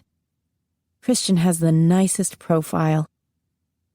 "So without further ado," says Angela at last loudly, "I give you Her Royal Highness, Queen Elizabeth I of the House of Tudor, Queen of England and Ireland." "Tucker, get the door." The door swings open, and I step inside the classroom with as much poise as I can manage, careful not to trip on the massive dress. I sweep to the front of the room to stand beside Angela. The class seems to take a collective breath. Of course we weren't able to completely replicate any of the actual gowns from the portraits of Elizabeth we printed off Wikipedia, the ones encrusted with emeralds and rubies and made from yards and yards of expensive fabrics, but Angela's mom did a bang-up imitation. The gown is a deep gold color with a silver brocade pattern and a white silk undershirt that pokes through at the sleeves. We hot-glued fake pearls and glass jewels all around the edges. The corset cinches me into a little triangle in front. Then the skirt flares out and down to the floor. The ruffs at my neck and wrists are made of stiff white lace, also decorated with faux pearls. To top it off, my face is painted nearly white, something that's supposed to represent Elizabeth's purity, with red lips. Angela parted my hair down the middle and rolled it into an elaborate braided bun in the back, then pinned on a small crown-like headpiece made out of wire and pearls, with a tiny pearl that dangles right in the middle of my forehead. A long piece of white velvet hangs off the back like a bride's veil. The class stares at me like I am the real Queen Elizabeth, transported through time. I suddenly feel beautiful and powerful, like the blood of kings is truly pumping through my veins. I'm not bozo anymore. Queen Mary is dead, Angela says. Long live Queen Elizabeth. Now it's my turn. I close my eyes, take in as much air as I can, given the corset, then lift my head and look out at the class like they are now my loyal subjects. My lords, the law of nature moves me to sorrow for my sister, I say in my best British accent. The burden that has fallen upon me makes me amazed, and yet, considering I am God's creature, ordained to obey His appointment, I will thereto yield, desiring from the bottom of my heart that I may have assistance of His grace to be the minister of His heavenly will in this office now committed to me. The class is quiet. I glance at Christian, who's looking right at me like he's never seen me before. Our eyes meet. He smiles. I suddenly catch a whiff of smoke in the air. Not now, I think, as if the vision is a person I can command. The next line of my speech flies out of my head. I begin to see the outlines of trees. Please, I think at the vision desperately, go away. No use. I'm with Christian in the forest. I look into his gold-flecked eyes. He's so close this time, so close that I can smell his wonderful mix of soap and boy. I could reach out and touch him. I want to. I don't think I've ever wanted anything so much in my life. But I feel the sorrow building in me, that grief so powerful and painful that my eyes instantly flood with tears. I'd almost forgotten that grief. I lower my head, and that's when I see that he's holding my hand. Christian's long fingers wrapped around mine.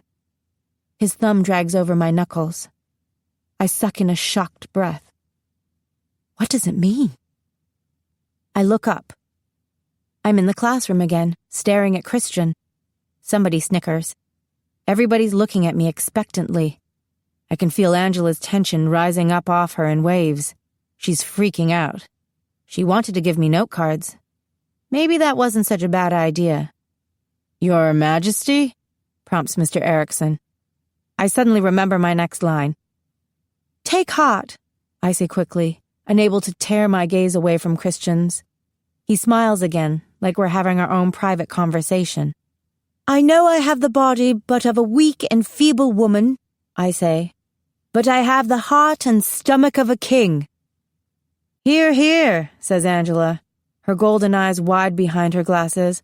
Long live the Queen! Long live the Queen, repeats Mr. Erickson, and then the whole class is saying it. I can't help but smile. Angela, looking relieved that my part is done, starts going into the details of Elizabeth's reign. Now I only have to stand there and look pretty, like she said, and try to calm my racing heart.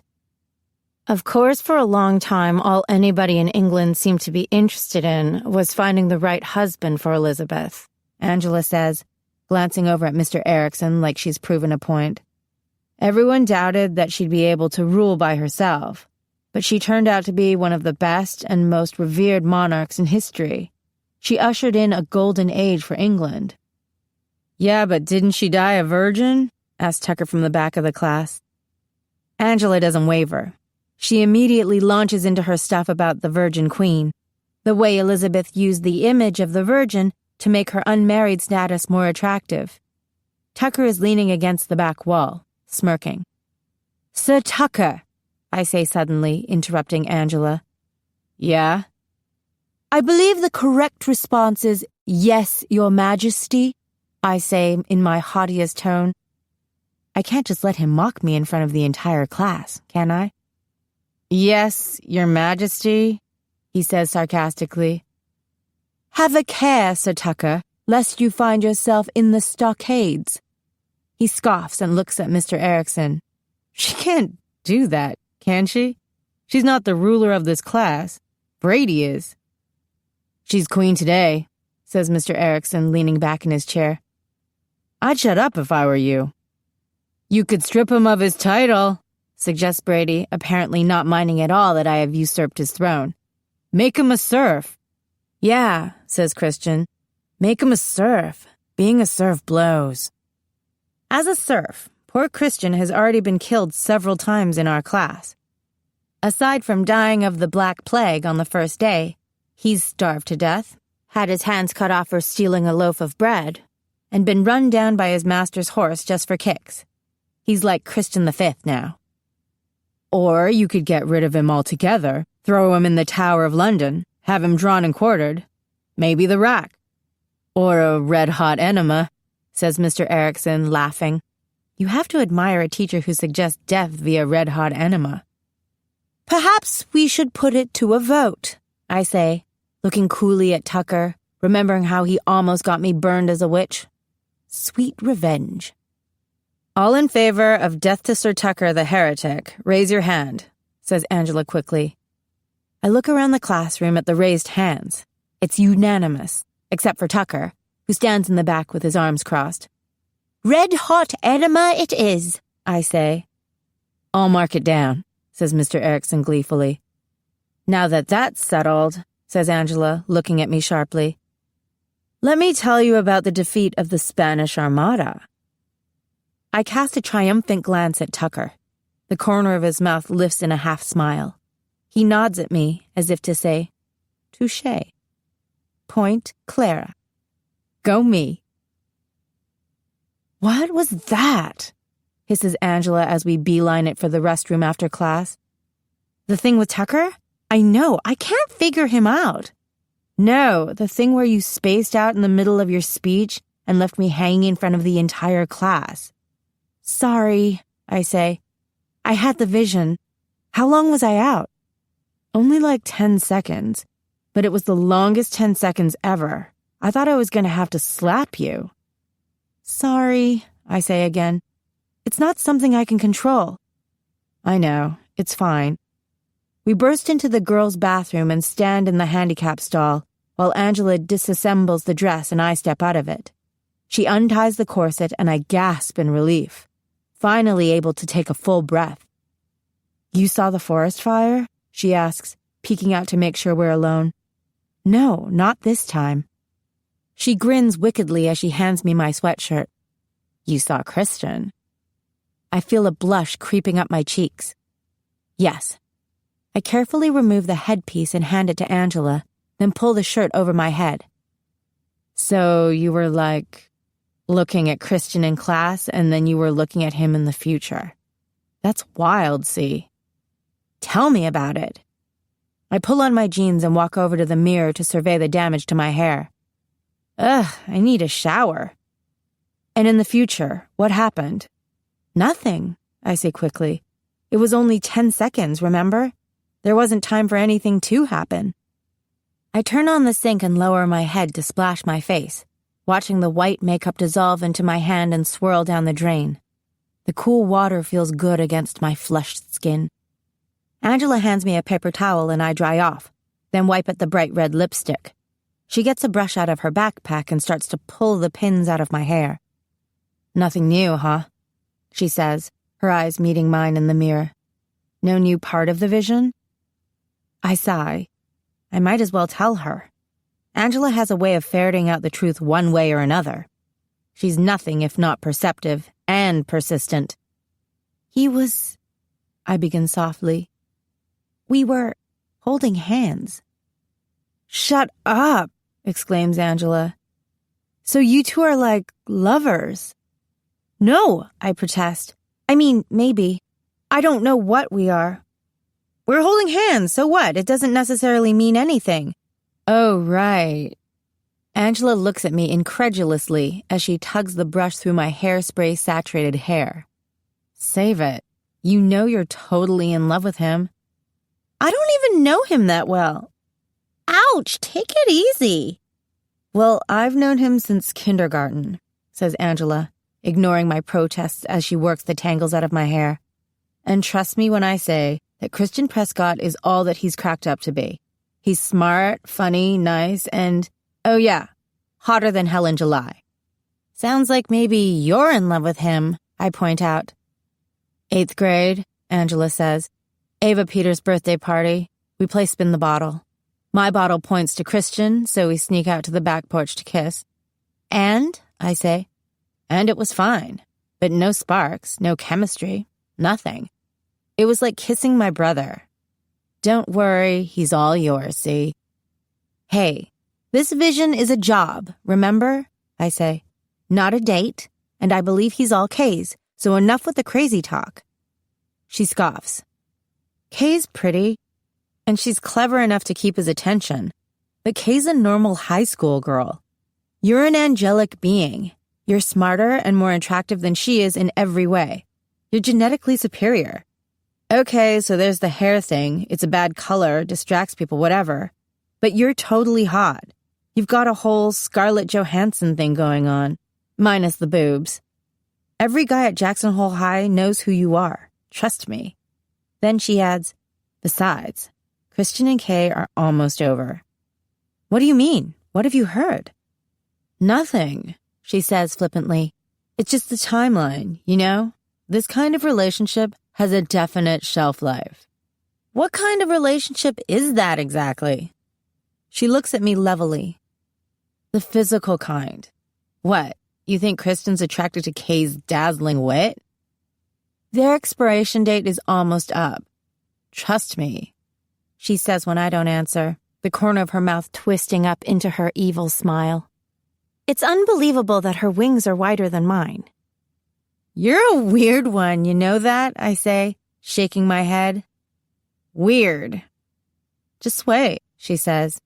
You'll see. Soon he'll be all yours. He's your destiny, after all. She flutters her eyelashes. Oh, really? You think my purpose is about me getting a boyfriend? That would be awfully nice and all, because clearly I could use some help on the romantic front. But don't you think the world is a little bigger than me and Christian and our love lives? Maybe, she says, and it's impossible to tell whether or not she's serious. You never know. After school, I wait in the parking lot for Wendy. We're going back to my house to study for a Jane Austen exam in Fibs class. I can't help but locate Christian's avalanche parked in the back like always. Wendy walks up and playfully punches me on the arm. Tucker told me you were a queen today, she says. I drag my gaze away from Christian's truck. Yeah, I ruled, literally. I wish I'd seen you in your costume, she says. You should have come and gotten me at lunch. I could have helped you get ready. Oh, you didn't need to help me with my history class stuff, I reply as if I hadn't wanted to impose on her. But the truth is, I don't know how to handle Angela and Wendy in the same space. How weird would it be to talk about normal things like school and boys now when I'm so used to talking about angel stuff with Angela? The last couple weeks, I've mostly seen Wendy in class and at lunch, where I still sit at the Invisibles table. I've been busy with Angela working on our project most days after school. Ready for Jane Austen? I ask. You know I'm crushing on Mr. Darcy. Big time, she says. Oh, right, I say distractedly because I've spotted Christian and Kay. They're standing next to the silver truck, talking. Kay is smiling up at him. She leans into him as she talks, practically draping herself over him. He doesn't seem to mind. They kiss, not a little peck, but a long, lingering kiss where she twines her arms around his neck and he curls his arms around her waist and pulls her close and lifts her up. Then he steps back and brushes his hand across her cheek, tucking a strand of her hair behind her ear. He says something. She nods. He opens the driver's side door of the truck, and she climbs in. He hops in after her and closes the door. I don't have a good view of what happens next, but the avalanche doesn't move. They aren't driving anywhere. They don't look like a couple whose expiration date is almost up. They look happy. You're not listening to me, are you? Says Wendy then loudly. I jump, startled, and look over at her. She has her head cocked slightly to one side, her blue eyes narrowed. Sorry, I say quickly. I smile. Did Tucker tell you that I had him executed today? It's good to be queen.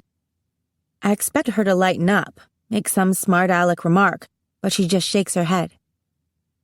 What? Christian has a girlfriend, as you might have noticed, she says. I suggest you get over it. My mouth opens, then closes, then opens again. Hello, rude, I finally sputter. It's true. You don't know anything about it, I shoot back.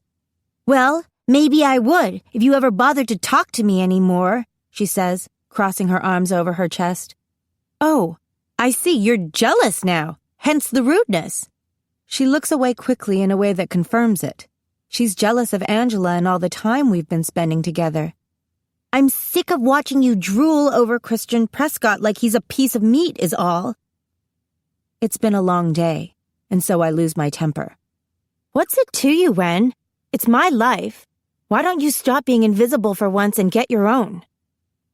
She stares at me for a long moment, her face slowly reddening, her eyes shining with the beginnings of tears that she's too stubborn to let fall. She turns away. I can see her shoulders starting to shake. Forget it, she says. She picks up her backpack and slings it over her shoulder. I thought I was your friend, for real, not just until you found somebody better. My mistake. Whoa, Wendy, you are my friend, I say, taking a step back. No offense, Clara, but sometimes it's not all about you. I stare at her. I'm going to catch the bus home, she says, pushing past me. Chapter 11. Idaho Falls. Angela shows up at our house a whole hour early on Saturday morning, and the minute I see her standing on the porch, I know this girl's day out idea is a big mistake. She looks like a kid on Christmas morning. She's totally freaked excited to meet my mom. Just play it cool, all right? I tell her before I let her come in. Remember what we talked about. Casual. No angel talk. Fine. I mean it. No angel-related questions at all. You told me like 100 times already. Ask her about Pearl Harbor or something. She'd probably like that. Angela rolls her eyes. She doesn't seem to grasp the fact that our friendship largely depends on how clueless she appears to my mom. That if Mom knew what Angela and I've been talking about all these afternoons after school, the angel research and questions and Angela's wacky theories, I'd probably never be allowed to go to the Pink Garter again. Maybe it'd be best if you don't talk at all, I say. She puts her hand on her hip and glares at me. Okay, come with me. In the kitchen, Mom is setting a huge plate of pancakes on the table. She smiles. Hello, Angela. Hi, Mrs. Gardner, Angela says in this completely reverential tone. Call me Maggie, Mom says. It's good to finally meet you face to face. Clara's told me so much about you, I feel like I already know you. All good, I hope. I glance at Mom. We've hardly said 3 sentences to each other since the botched flying lesson. She smiles without showing her teeth. Her company smile. Clara hasn't really told me that much about you, she says. Oh, says Angela. Well, there's not that much to tell. Okay, so pancakes, I say. I bet Angela's starved. Mom turns to get a plate out of the cupboard, and I shoot Angela a warning look. What? She whispers. She's completely starstruck by my mom. She stares at her all through breakfast, which would have been okay. Weird, but okay. Except that after about 2 bites into pancakes, she blurts out, How high can an angel blood fly? Do you think we could fly in space? Mom just laughs and says that sounds cool, but she's pretty sure we still need oxygen. No Superman trips to the moon, she says. They smile at each other, which bugs me. If I asked that question, Mom would say she didn't know or it wasn't important, or she'd change the subject. I know what she's doing. She's trying to figure Angela out. She wants to know what Angela knows, which I definitely do not want to happen. But there's no stopping Angela. What about the light thing? She asks. The light thing? You know, when the angels shine with the heavenly light. What's that about? We call that glory, Mom answers. So, what's the point of it? Angela asks. Mom sets down her glass of milk and acts like this is a deep question that requires some serious thought. It has many uses, she says finally. I'll bet the light comes in handy, says Angela, like your own personal flashlight. And it makes you look angelic, of course. No one would doubt you if you show the wings and the glory. But you're not supposed to do that, right? We're never to reveal ourselves, Mom says, looking at me for an instant.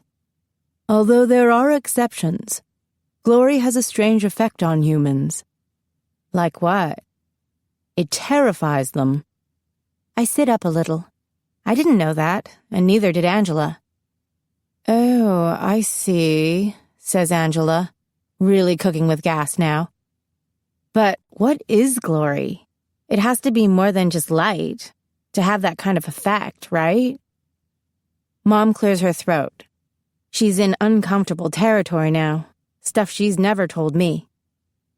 You're always saying how much easier flying would be if I could tap into glory, I pipe up, not about to let her off the hook. You make it sound like an energy source. She gives a barely perceivable sigh. It's how we connect with God. Angela and I mull that over. Like how? Asks Angela. Like when people pray? When you're in glory, you're connected with everything. You can feel the trees breathing. You could count the feathers on a bird's wing. You know if it's going to rain. You're part of it, that force which binds all life. Will you teach us how to use it? Asks Angela. This whole conversation is clearly blowing her mind. She's itching to whip out her notebook and take some major notes. It can't be taught. You have to learn to still yourself, to strip away everything but the core of what makes you, you. It's not your thoughts or your feelings.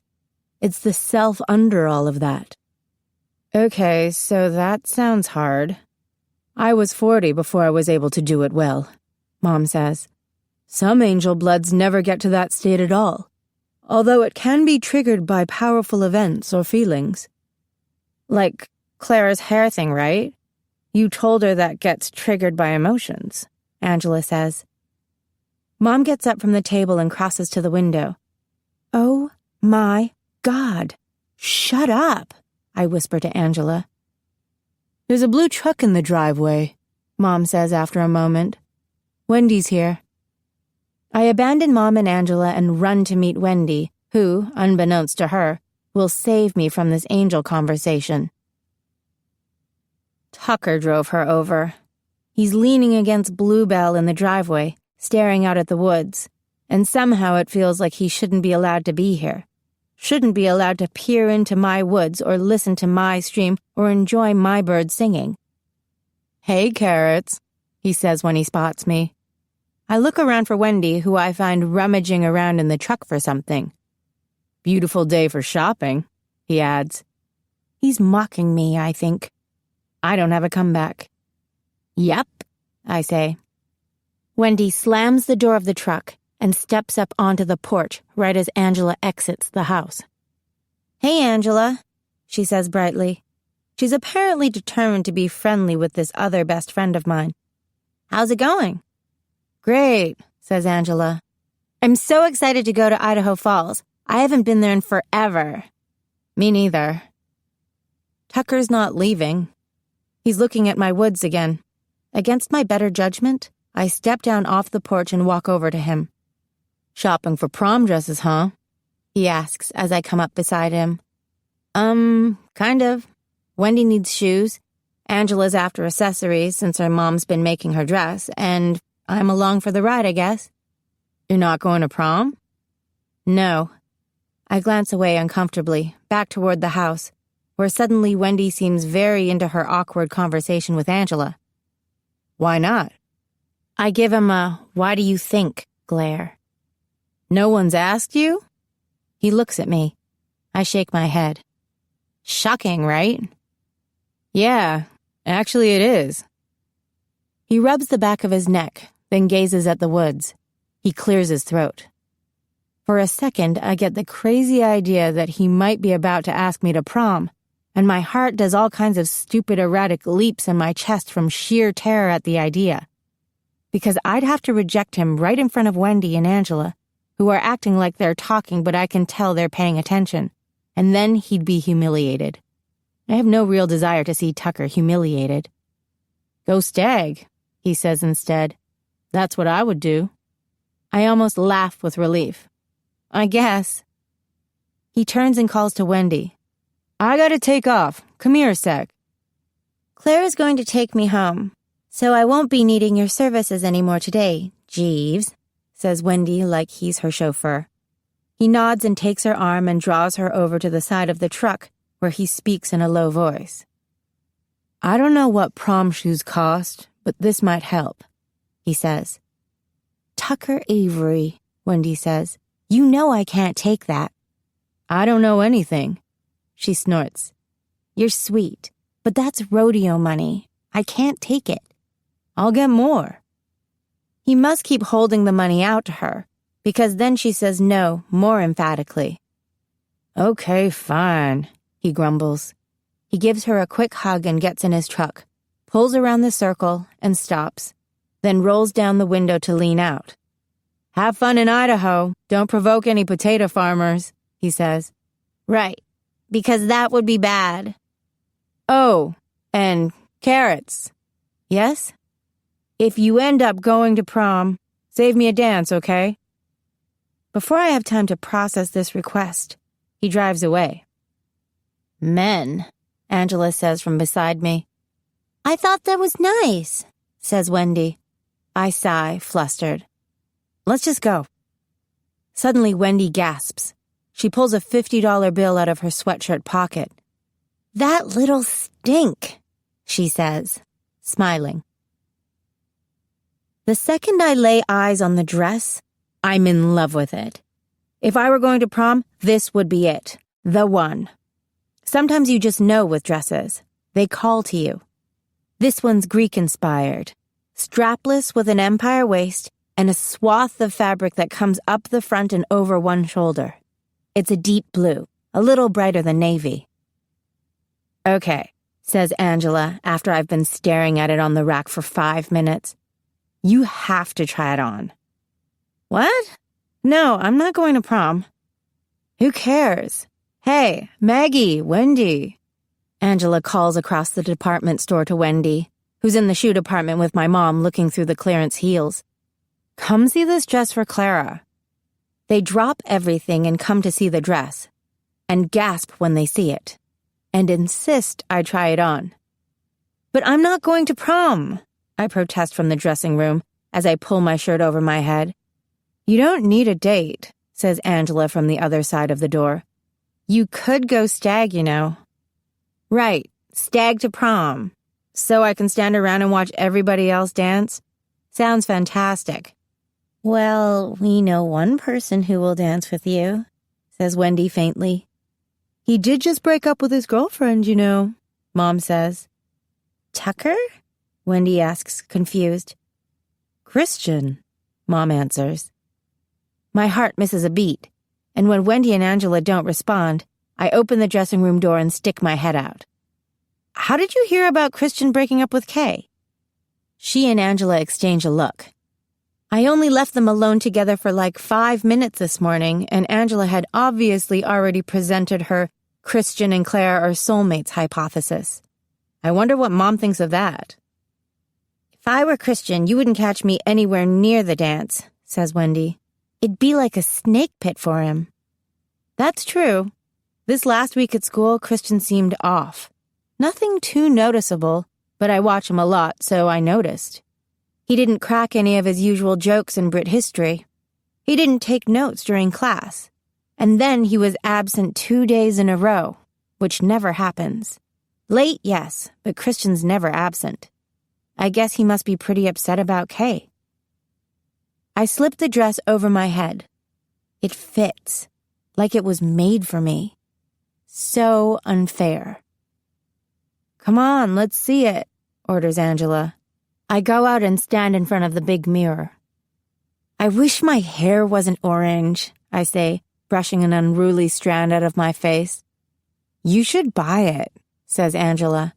But I'm not going to prom, I repeat. You should go to prom so you can wear that dress, says Wendy. Totally, agrees Angela. You are so beautiful, Mom says, and then to my total shock, she digs around in her purse for a tissue and blots at her eyes. Then she says, I'm buying it. If you don't go to prom this year, you can wear it next year. It really is perfect, Clara. It makes your eyes this stunning cornflower blue. There's no reasoning with them. So 15 minutes later, we're walking out of the department store with the dress hanging over my arm. That's when we split up. Divide and conquer, Mom calls it. Angela and I check out the bling stores, and Mom and Wendy head towards shoes, since there's nothing on heaven and earth my mother loves so much as new shoes. We agree to meet back at the mall entrance in an hour. I'm in a weird mood. I find it ironic that Angela and Wendy are both going to prom, and the only thing we've bought so far on this trip is a dress for me. And I'm not going. I'm also irritated because I can't wear real earrings because piercing my ears doesn't work. They heal too fast. I don't like any of the non-pierced earrings I see. I want something dangly and dramatic for this dance I'm not going to. I'm feeling queasy and lightheaded all of a sudden, so Angela and I stop at pretzel time and each get a cinnamon pretzel, hoping some food in my stomach will help. The mall's crowded and there's nowhere to sit, so we lean against the wall and eat our pretzels, watching the people stream in and out of Barnes & Noble. Are you mad at me? Angela asks. What? No? You haven't said 2 words to me since breakfast. Well, you weren't supposed to talk angel stuff, remember? You promised. Sorry, she says. Just tone it down a notch or 4 with my mom, okay?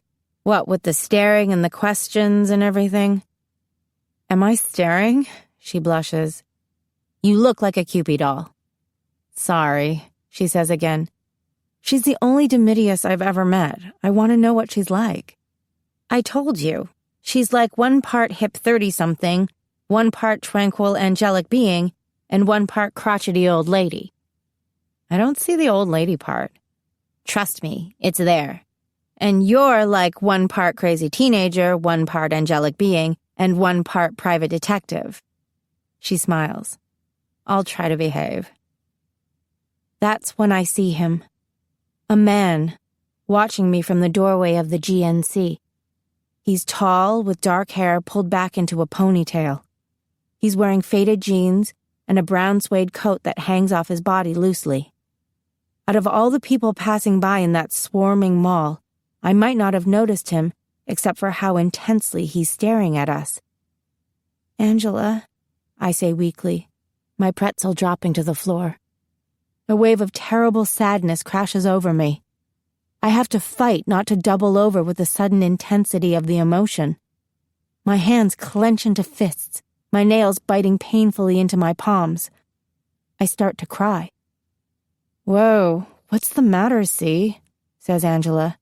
I swear, I'll behave. I try to answer. I try to press through the sorrow to form the words. Tears pour down my face. That man, I whisper. She follows my gaze. Then she sucks in a jagged breath and looks away. Come on, she says. Let's find your mom. She pulls her arm around my shoulder and steers me quickly down the hall. We bump into people, push our way through families and groups of teenagers. She looks back again. Is he following us? I can't manage anything louder than a whisper. I feel like I'm struggling to keep my head up in a pool of dark, icy water, chilled to the bone, wearier with every step I take, and it's too much. I want to sink down and let this blackness take me. I don't see him, says Angela. Then, like an answered prayer, we find my mom. She and Wendy are coming out of Payless, both carrying shopping bags. Hey, you two, Mom says. Then she notices our faces. What happened? Can we talk to you for a minute? Angela grabs Mom's arm and pulls her away from Wendy, who looks confused and somewhat offended as we walk away. There's a man, she whispers. He was staring at us. And Clara he's so sad, I manage. Where? Mom demands. Behind us, says Angela. I lost track of him, but he's definitely back there somewhere. Mom zips her hoodie and pulls the hood up to cover her head. She walks back to Wendy and tries to smile. Everything okay? Asks Wendy. Clara's feeling sick, Mom says. We should go. It's not a lie. I'm hardly able to put one foot in front of the other as we make our way quickly toward the department store. Don't look back, Mom whispers close to my ear. Walk, Clara. Move your feet. We hurry through the cosmetics department and the lingerie, past the formal wear section where we started out the day. Within moments, we're in the parking lot. When she sees our car, Mom breaks into a full run, towing me after her. What's going on? Asks Wendy as we run. Get in the car, Mom orders, and we all scramble in. We gun it out of the parking lot. It's not until we're a few miles away from Idaho Falls that the sadness starts to dissipate, like a curtain lifting. I take a deep, shuddering breath. Are you okay? Asks Wendy, still looking wildly confused. I just need to get home. She has medicine at home, chimes in Angela. It's a medical condition she has. A medical condition? Repeats Wendy. What kind of medical condition? Mom shoots Angela an exasperated look. It's a rare form of anemia, Angela continues smoothly. Sometimes it makes her feel sick and wobbly. Wendy nods like she understands. Like that day when she passed out at school. Exactly. She needs to take her pills. Why didn't you tell me? Says Wendy. She glances at Angela and then back at me, as if she's really saying, how come you told Angela about this and didn't tell me? She looks hurt. It's not usually a big deal, I say. I'm feeling much better now. Angela and I share a glance. Especially given the way my mom reacted, we both know that it's a very, very big deal. When we pull up to the house 3 hours later, after first dropping Wendy at the lazy dog, Mom says to us, All right, go up to your room. Wait for me there. I'll be a little while. Angela and I go into the house. It's not dark yet, but I have the urge to turn on all the lights as we retreat to my room. We sit down together on my bed. We hear Mom knock on Jeffrey's door. Hey, she says when he answers. I thought I'd drop you off at a movie in Jackson, since I spoiled your sister all day. It's only fair. After they're gone, Angela puts her arms around me and pulls my quilt around us both, because I can't stop shivering, and we wait. Mom's car crackles up the driveway about an hour later. The door slams. We listen to the careful creak of her feet on the stairs. Then she knocks, very lightly. Come in, I croak. She smiles when she sees us huddled together. You shouldn't have taken Jeffrey away, I say.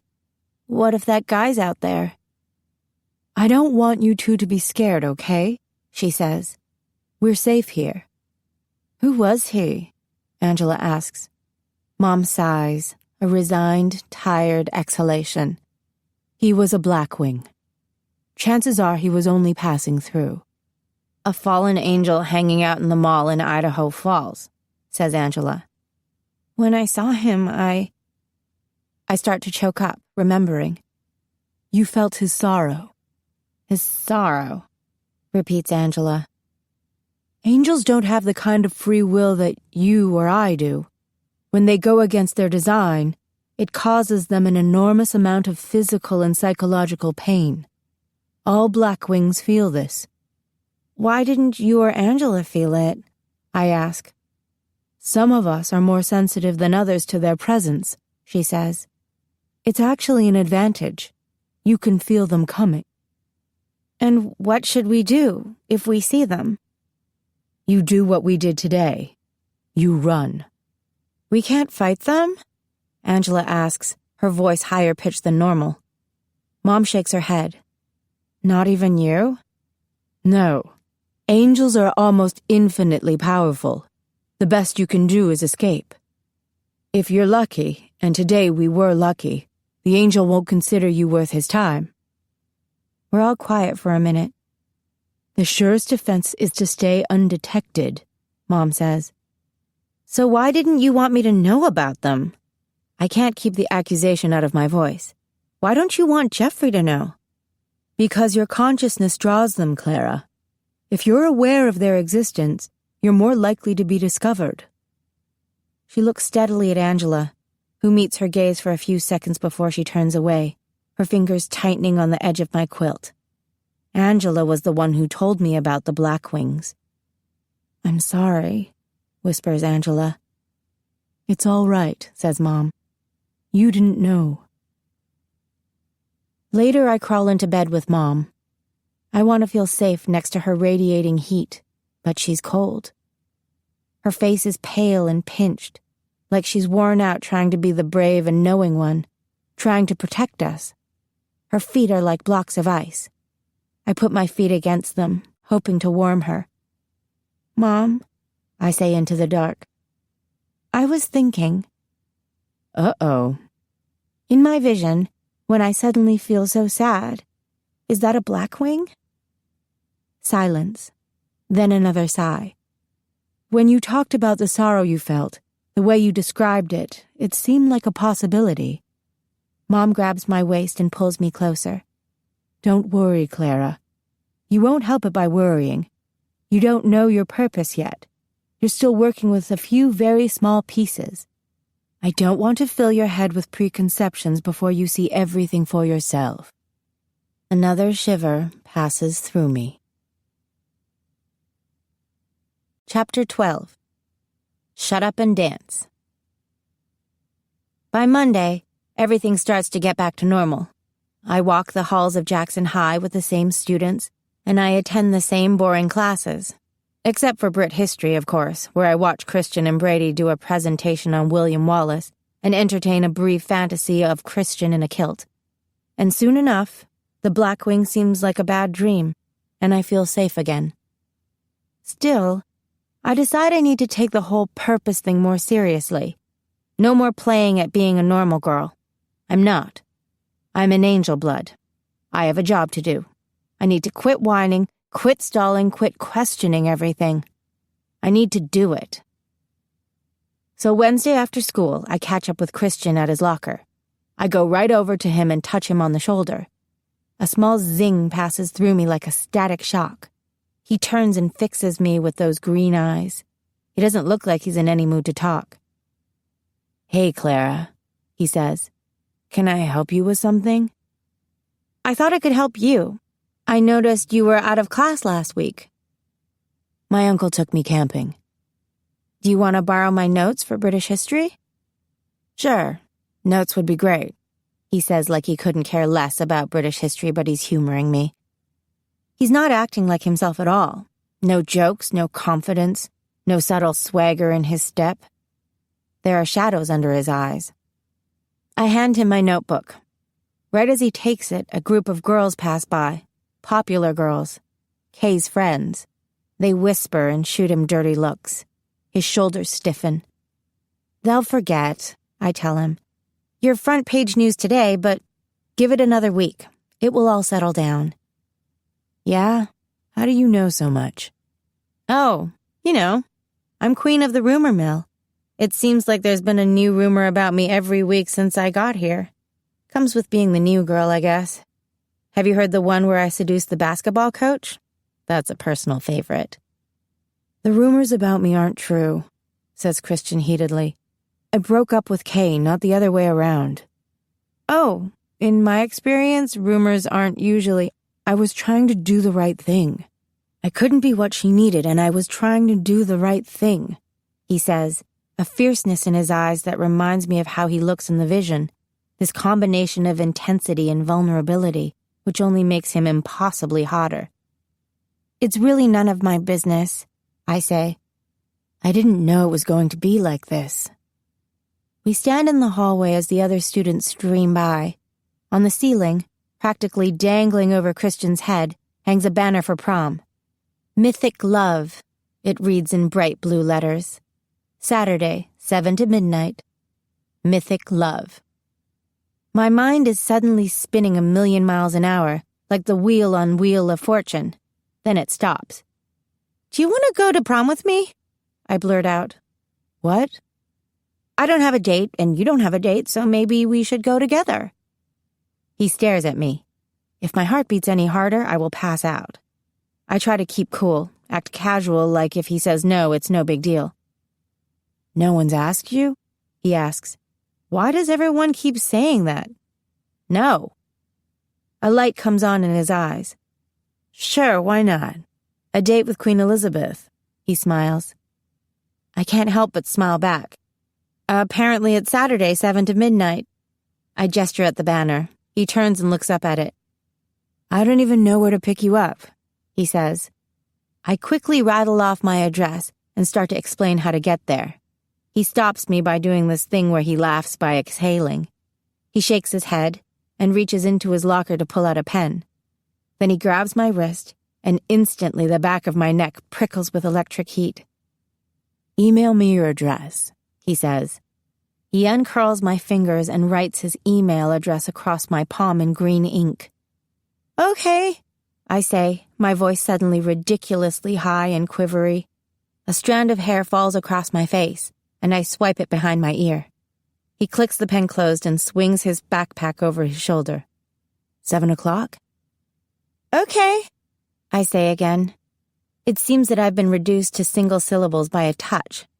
Maybe Angela's right. Maybe the swoony hand-holding in my vision means that part of my purpose is getting this really hot guy as my boyfriend. That wouldn't suck. "Okay, I've got to bail," he says, startling me out of my reverie.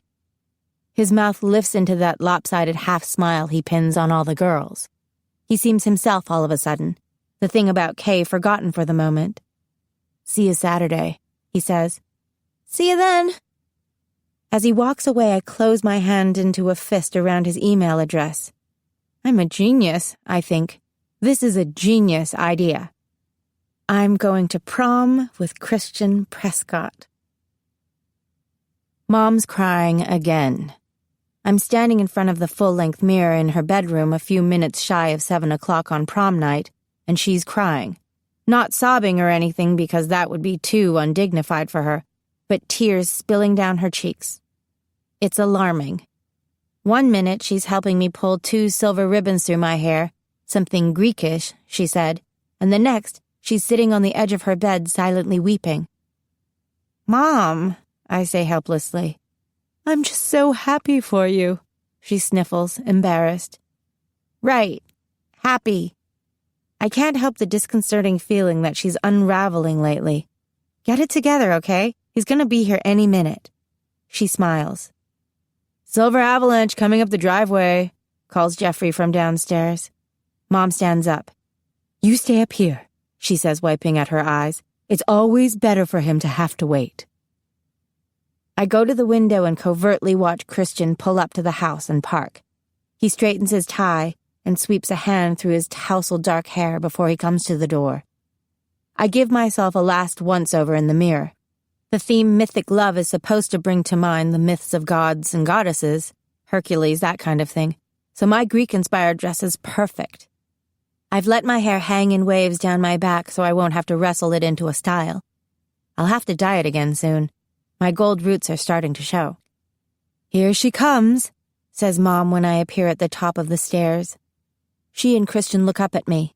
I smile and carefully descend the steps. "Wow," says Christian when I stop in front of him. His gaze sweeps me from head to foot. "Beautiful." I'm not sure if he's talking about me or the dress. Either way, I'll take it. He's wearing a sleek black tux with a silver vest and tie, white shirt with cufflinks and everything. He is, in a word, mouth-watering. Even Mom can't take her eyes off him. "You look great," I say. "Christian was telling me that he lives close by," says Mom, her eyes sparkling, no trace of the earlier tears on her face. 3 miles directly east of here, did you say?" "Give or take," he says, still looking at me, as the crow flies. "Do you have brothers and sisters?" she asks. "No, it's just me." We should be going, I say, because I sense that she's trying to figure out how my vision will finally come together, and I'm afraid she'll scare him off. You look so wonderful together, says Mom. Can I take a picture? Sure, says Christian. She runs off to the office for her camera. Christian and I wait for her in silence. He smells amazing. That wonderful mix of soap and cologne and something all his own. Pheromones, I guess. But it seems like more than simple chemistry. I smile at him. Thanks for being so patient. You know how moms can get. He doesn't respond. And for a moment, I wonder if he and I will ever have a chance at a breakthrough tonight. Then my mom's back and she has us stand against the door while she takes our picture. Christian puts his arm behind me, his hand lightly touching the middle of my back. A tiny tremor ripples through me. There's something that happens between us when we touch, something I can't explain, but it makes me feel weak and strong at the same time, aware of my blood moving through my veins and the air moving in and out of my lungs. It's like my body recognizes his. I don't know what it means, but I kind of like it. Oh, I forgot, I say after the flash goes off. I got you a boutonniere. I dash off to the kitchen to get it out of the refrigerator. Here, I say, walking back to him. I step up to him to pin the boutonniere, a single white rose and a bit of greenery, to his lapel and immediately stab myself in the finger with the pin. Ow, he says, flinching as if the pin has pierced his finger instead of mine. I hold my finger up and a single drop of blood forms on it. Christian takes my hand and inspects it. My breath catches. I could get used to this. Think he'll survive? He asks, gazing into my eyes, and I need to close them to keep my breath from shaking. I think so. It's not even bleeding anymore. I take a tissue from Mom and hold it on the spot of blood on my finger, careful not to touch my dress.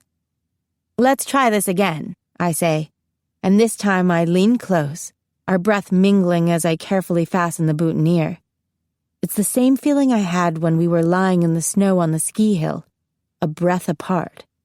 Like I could lean in and kiss him, in front of my mother and everything. I take a quick step back, thinking things are either about to go very right tonight or very wrong. Thanks, he says, looking down at my handiwork. I got you a corsage too, but it's in the truck. He turns to Mom. Nice to meet you, Mrs. Gardner. Please, call me Maggie. He nods cordially. Be home before midnight, she adds. I stare at her. She can't possibly mean that. The dance doesn't even end until midnight. Shall we? Asks Christian before I can think of a reasonable argument. He extends his arm, and I tuck my hand into the crook. We shall, I reply, and then we get the heck out of there. At the door to the art museum in Jackson, where prom's being held, they give the girls delicate laurels made from silver spray-painted leaves, and the boys long sashes of white fabric that they're supposed to wear over one shoulder of their tuxedos, toga style. Now that we officially look like ancient Greeks, we're allowed to enter the lobby, where prom is in full swing. Pictures first, says Christian. The line doesn't look too long. Sure. A slow song begins to play as we make our way over to the picture area. I watch Jason Lovett ask Wendy to dance. She looks like a bona fide princess in my pink dress. She nods, and then they put their arms around each other and start to sway awkwardly to the music. It's adorable. I also spot Tucker in the corner dancing with a redhead I don't know. He sees me, almost starts to wave, but then he sees Christian. His eyes flick back and forth between us, like he's trying to figure out what happened since last Saturday when I said I didn't have a date. All right, you two, you're up, says the photographer. Christian and I shuffle onto the platform they've set up. Christian stands behind me and puts his arms loosely around me like it's the most natural thing in the world. I smile. The camera flashes. Come on, let's dance, says Christian. Suddenly happy, I follow him onto the dance floor, which is covered in fog and strewn with white roses. He takes my hand and twirls me, then catches me in his arms, still holding my hand slightly in his. I'm swamped with that electric awareness, which buzzes through me like I've had a shot of espresso. "So you can dance," I say as he moves us deftly through the crowd. "A bit," he grins. He really knows how to lead, and I relax and let him take me where he wants me to go, making an effort to look at his face instead of at our feet, sweeping through the fog and roses or the people I can feel watching us. I step on his foot, twice, and here I call myself a dancer. I'm trying not to stare at him. Sometimes it's still a shock to see him from the front. It reminds me of a story my mom used to tell of a sculptor whose statue suddenly came to life. That's how I feel about Christian now. He's alive in a way that seems impossible, as if I've created him from the sketches I drew when I first had the vision. From my dreams. But this isn't a fairy tale, I remind myself. I'm here for a purpose. I need to try to understand what will bring us together in the forest. "So, you said your uncle took you camping. Was your campsite close to here?" I ask. He looks confused. It was in Teton, an out-of-the-way kind of place." "So you didn't drive there?" "No, we hiked." He's still thrown by my choice in topic. "I just ask because I want to get into camping this summer. I want to try hiking, too, sleeping under the stars. We never did that in California." "You've moved to the right place, then," he says. "There are entire books written about the awesome places to camp here." I wonder if we'll be together at one of these campsites when the forest fire starts. We dance closely through the final chorus, then the song ends, and we step back from each other a little awkwardly. "You know what I'm suddenly craving?" I say to break the silence. "Punch." We make our way over to the refreshments table and pile a few Greek olives, crackers, and a little bit of feta cheese on tiny plastic plates. I don't get a lot because I'm not sure what it would do to my breath. We find an empty table and sit. I spot Angela gyrating around in a dance with a tall blonde boy I've seen in the hall a few times. Tyler something, I think she said his name was. The blood-red dress that her mother sewed for her looks fantastic. She's lined her golden eyes with heavy black that tips up in the corners like an ancient Egyptian's. If this dance is about mythic love, then she's a goddess, all right. Only she's the kind of goddess who demands blood sacrifices. She catches my eye and gives me a quick thumbs up, then dances suggestively around the boy while he simply stands there, bobbing in time to the music. "You're friends with Angela?" asks Christian. "Yeah. She's kind of intense." "You're not the first person to tell me that," I say, laughing because he has no idea how crazy intense Angela can be. He hasn't heard her discussing the mind-reading abilities of the Intengeri. I think people get intimidated by how smart she is. Like people get intimidated by you. I stop myself. "What? You think people are intimidated by me? Why?" "Because you're so perfect and popular and good at everything you try." "Perfect," he scoffs, and he has the grace to look genuinely embarrassed. "It's annoying, actually." He laughs. Then he reaches across the table and grabs my hand, making all my nerves light up. "Believe me, I'm not perfect," he says. From that point on, things go really well. Christian's a model date. He's charming, attentive, thoughtful, not to mention hotness personified. For a while, I forget all about my purpose. I just dance. I let that magnetic feeling of being near him fill me up until everything else falls away. I'm literally having the time of my life. Until Kay shows up. Of course she's gorgeous in this lavender lace gown that hugs her shoulders and accentuates her tiny waist. Her dark hair is pinned up, curls cascading down to brush the back of her neck. Something in her hair catches the light and sparkles.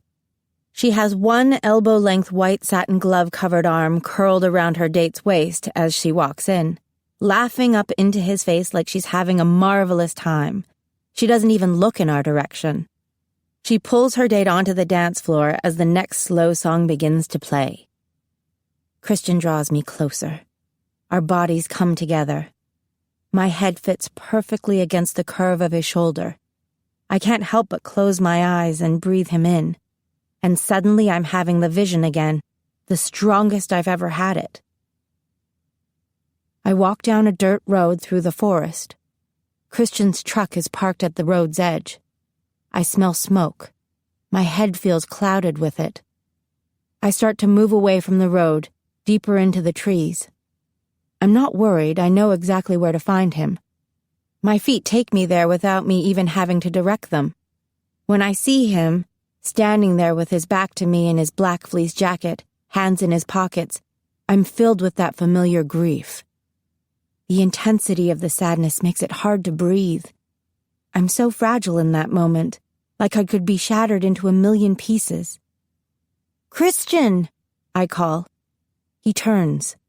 He looks at me with a mix of sorrow and relief. "It's you," he says. He starts to walk toward me. Behind him, the fire crests the hill. It's raging toward us, but I don't feel afraid. Christian and I walk toward each other until we're standing face to face. "It's me," I answer. "I'm here." I reach out and take his hand, which feels easy, like I've been with him all my life.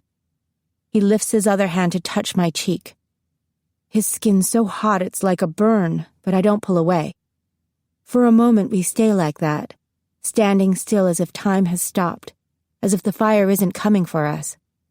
And then we're suddenly in each other's arms, holding each other tightly, our bodies pressing together like we're becoming one person, and the ground is falling away beneath us. I'm back at the dance, gasping for breath. I look up into Christian's wide green eyes. We've stopped dancing and are standing in the middle of the dance floor staring at each other. My heart feels about to beat out of my chest. A wave of dizziness crashes over me, and I sway, my knees suddenly wobbly. Christian's arms steady me. "You okay?" He glances around quickly to see if people are watching us. They are. Over his shoulder I see Kay, who looks at me with open hatred in her eyes. I need some air. I break free and run toward the door onto the balcony, bursting out into the cool night. Leaning against the wall, I close my eyes and try to calm my racing heart. "Clara?" I open my eyes. Christian standing in front of me, looking as shaken as I am, his face pale in the lamplight. "I'm okay," I say, smiling to prove it. "It just got a little stuffy in there." "I should get you something to drink," he says, but he doesn't go anywhere. "I'm okay." I feel stupid. Then a flash of anger. I didn't ask for any of this. So I will fly away with Christian in my arms? And then what? Gorgeous Christian Prescott will go off to save the world, and my part will be done. I'll have completed and served my purpose. It's like I'm a prop in someone else's life. "I'll go get that punch," says Christian. I shake my head. "This was a bad idea." "What?" "You don't want to be here with me," I say, meeting his eyes. "It's still all about Kay." He doesn't answer. "I thought I felt this connection between us, but I wanted you to like me, that's all. Really like me. What you and Kay have, whatever, I've never had that." To my horror, there are tears in my eyes. "I'm sorry," he says finally, moving to lean against the wall next to me. He looks over at me earnestly. "I do like you, Clara." I'm starting to get whiplash from the emotional roller coaster I've been on all night. I'm also getting a headache. "You don't even know me," I say. "I'd like to." If only he knew how important this is. But before I have a chance to reply, the door opens. Brady Hunt steps out. "They're announcing the prom king," he says, looking at Christian expectantly. Christian hesitates. "You should go," I tell him. Brady looks at me curiously before going back inside. Christian goes to the door and holds it open for me, but I shake my head. "I just need another minute, okay?" I close my eyes until I hear the door close.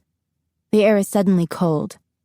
One by one, Mr. Erickson announces the King's Court, who are nearly all from the athletic crowd. "And the prom king is," says Mr. Erickson. The room is absolutely silent. Christian Prescott. I step back inside in time to see Mrs. Colbert, my French teacher, hand Christian a gold scepter. Christian smiles graciously. He handles attention so well, like a movie star or a politician. Maybe he will be president someday. Miss Colbert takes a bit too much pleasure in making him kneel down so she can put the crown of gold leaves on his head. He thanks her and stands up to wave at the crowd, who cheer wildly. Then he stands to one side while Mr. Erickson reads off the court for prom queen, and that's when I start to get nervous. Of course I'm not named. I wasn't even nominated. I'm Bozo the Clown. But every single one of the girls in the Queen's court is Kay's friend, which can only mean...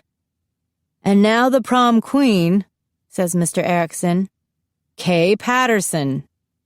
The room reverberates with a thunderous applause of students who voted for her. Kay approaches the stage with infinite grace and poise. She takes the bouquet of white roses under her arm and leans down as Mr. Erickson replaces her little silver laurel with a big gold one. Now, as is customary, the king and queen will share a dance, says Mr. Erickson. A string of very unangelic curse words come to mind. Kay looks at Christian expectantly. He glances down, as if deciding something, then looks up and smiles again.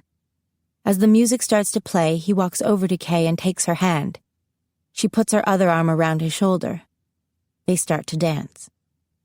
Everybody around me begins to chatter excitedly, watching them move so beautifully together to the music. Christian and Kay, together again. I feel like I've slipped into the hell dimension. Hey, Carrots, says a voice. I cringe. Not now, Tucker. I can't deal with you right now. Dance with me, he says. No. Come on. You look pathetic standing here watching your date dance with someone else. I turn and glower at him. But one thing I will say for him, he cleans up nice. The white shirt against his neck sets off his tan. In the tux, his shoulders look broad and strong. His short tawny hair is combed and styled. His blue eyes blaze under the lights. I even smell cologne. Fine, I say. He holds out his hand, and I take it, then stalk over to the edge of the dance floor with him and put my arms around his neck. He doesn't say anything, just moves his feet from side to side, looking at my face. All the anger drains out of me. He's doing me a favor, or so it seems. I scan the ceiling for the telltale bucket of pig's blood he's about to douse me with. Where's your date? I ask. Well, that's a complicated question. Depends on what you mean. Who did you come with tonight? Her, says Tucker, gesturing with his head to the red-headed girl standing over by the punch table. And her, he says, looking over toward the DJ, where a brunette I don't know, a senior I presume, is putting in a request. And her, he says finally, and points to a blonde who's dancing very close to the second runner-up for prom king. You came with 3 girls? They're on the rodeo team, he says, as if that explains it. None of them had dates, and I figured I was the only one, man enough to handle the 3 of them. You're unbelievable.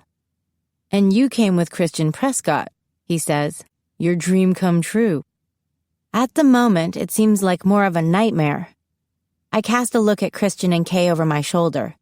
Predictably, Kay is crying. She's clinging to Christian's shoulders and sobbing. Tucker turns to follow my gaze. Christian leans closer to Kay and whispers something. Whatever it is, she does not take it well. She starts crying even harder. Man, you couldn't pay me to be in his shoes right now, says Tucker. I glare at him. Sorry, he says. I'll shut up. You do that. He stifles a smile, and we finish out the song wordlessly. Thanks for the dance, he says. Thanks for asking, I say, still looking at Christian. He has his arms around Kay. Her face is buried in his chest. I don't know what to do. I just stand there watching him. He pulls back from Kay and says something to her gently, then leads her over to a table and pulls a chair out for her to sit down. He even goes to get her some punch, but she waves it away. Lines of mascara are drying on her face. She looks exhausted. At first, I thought this might be a ploy, an act, like her slutty rogue routine, but seeing her slumped in that chair, it's impossible not to believe that she is genuinely devastated. Christian walks over to me, clearly flustered. "I'm so sorry," he says. "I didn't know this would happen." "I know," I say quietly. "It's all right. Where's Kay's date? Let him comfort her, I think." "He left," says Christian. "He left," I repeat incredulously. "So I was thinking," says Christian, red in the face now, "that I should take Kay home." I stare at him, stunned. "I'll come right back and get you," he says quickly. "I thought I'd get her home safe and then I'd take you home." "I'll take Clara home," says Tucker, who's been standing next to me the whole time. "No, it'll only take a minute," protests Christian, standing up straighter. "The dance will be over in 10 minutes, says Tucker. "You expect her to wait for you in the parking lot?"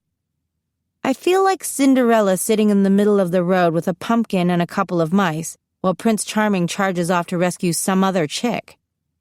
Christian looks sick with guilt. "Go ahead and take Kay home," I say, practically choking on the words. "I'll ride home with Tucker." "That's all right with you?" "Sure. I have to be home by midnight, remember?" "I'll make it up to you," he says. I swear I see Tucker roll his eyes. "Okay," I look at Tucker. "Can we go now?" "You bet." After I find Wendy and Angela and say goodbye, I wait at the door as Tucker rounds up his other dates. They look at me with something like pity, and for a moment I actually hate Christian Prescott. We ride crammed together in Tucker's rusty pickup, 4 girls in formal wear squeezed into the cab. He drops off the blonde first because she lives in Jackson, then the redhead, then the brunette. "Bye, Fry," she says as she gets out of the truck. Now it's just him and me in the cab. It's quiet as he drives out to Spring Creek Road. "So, Fry, huh?" I tease after a while, unable to stand the silence. "What's that about?" "Yeah," he says, shaking his head as if he still can't understand it. "In junior high they called me Friar Tuck. Now it's just Fry, but my good friends call me Tuck." When we pull into my driveway, I'm already 15 minutes past my curfew. I open the door, then stop and look at him. "Can you not mention this whole fiasco to anybody else at school?" "They already know," he says. "One thing about Jackson Hole High, everybody is in everybody's business." I sigh. "Don't worry about it," he says. "Yeah, they'll forget by Monday, right?" "Right," he says. I can't tell if he's mocking me or not. "Thanks for the ride," I say. "Fry." He groans, then grins. "My pleasure." He's such a strange guy. Stranger by the minute. "See you." I jump down from the truck, slam the door shut, and make for the house. "Hey, Carrots," he calls suddenly. I turn back to him. "You and I will probably get along better if you stop calling me that." "You like it." I don't. "What do you see in a guy like Christian Prescott?" he asks. "I don't know," I say wearily. "Anything else you want?" His dimple appears. "Nope," he says. "Good night, then." "Night," he says, and drives off into the dark. The porch light comes on as I creep up the steps. Mom stands in the doorway. "That wasn't Christian," she says. "Brilliant observation, Mother." "What happened?" "He's in love with another girl," I say, and pull the silver laurel out of my hair. Later, in the darkest time of night, my vision turns into a nightmare. I'm in the forest. I'm being watched. I feel the amber eyes of the Blackwing. Then he's holding me down, pressing me into the cold ground beneath, his body blotting out the light. Pine needles stab into my back. I scream and flail. One hand strikes his wing and I pull out a fistful of black feathers. In my fingers they evaporate. I keep pulling at the angel's wings, each feather a piece of his evil, until he suddenly dissolves into a heavy cloud of smoke, leaving me coughing and panting in the dirt. I jolt awake, tangled in my blankets. Someone's standing over my bed. I suck in a breath to start screaming again, but his hand comes over my mouth. "Clara, it's me," Jeffrey says. He removes his hand and sits down at the edge of the bed. "I heard you screaming. Bad dream, huh?" My heart's pounding so hard I hear it like a war drum. I nod. "Want me to get Mom?" "No, I'm fine." "What was it about?" He still doesn't know about Black Wings. If I tell him, he'll be more vulnerable to them, Mom said. I swallow. Prom didn't exactly go as planned. His eyebrows bunch together and he frowns. "You had a nightmare about prom?" "Yeah, well, it was that kind of night." He looks over at me like he doesn't believe me, but I'm too tired to explain how my life seems to be coming apart at the seams. Chapter 13. Goth Tinkerbell. My cell phone chirps. I take it out of my pocket, look at it, click ignore, and then put it back into my pocket. Across the dining room table, Mom raises her eyebrows at me. "Christian again?" I cut a bite of French toast and put it in my mouth. I can hardly taste it, I'm that mad. Which makes me madder still. Normally, I love French toast. "Maybe you should talk to him. Give him a chance to make it right," she says. I put my fork down. The only possible way for him to make it right is if he builds a time machine, goes back to last night and... My voice fades. And what? And turns his back on Kay while she's falling apart? And takes me home instead? And kisses me on the doorstep? I just need to be mad for a little while, okay? I know it might not be the most mature thing, but there it is. The phone in the kitchen starts to ring. We look at each other. "I'll get it," she says, and slides out of her chair to grab the phone off the wall. "Hello?" she says. "I'm afraid she doesn't want to talk to you." I slump at the table. My French toast is cold. I pick up my plate and go to the kitchen, where Mom leans against the counter, nodding as she listens to whatever he's saying. Like she's totally taking his side.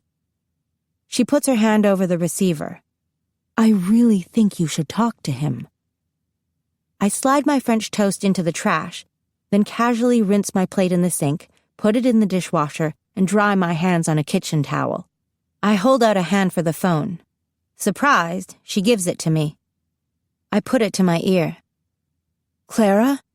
Christian says hopefully. "Take the hint," I say into the phone, then hang up. I hand the phone back to Mom. She's smart enough not to say anything as I stalk past her and up the stairs toward my bedroom. I shut the door behind me and throw myself onto my bed. I want to scream into my pillow. I won't be that girl who lets the guy treat her like crap and still fawns all over him. I went to prom with Christian Prescott. It wasn't supposed to be magical, I tell myself. It wasn't supposed to be romantic. It's my job, pretty much.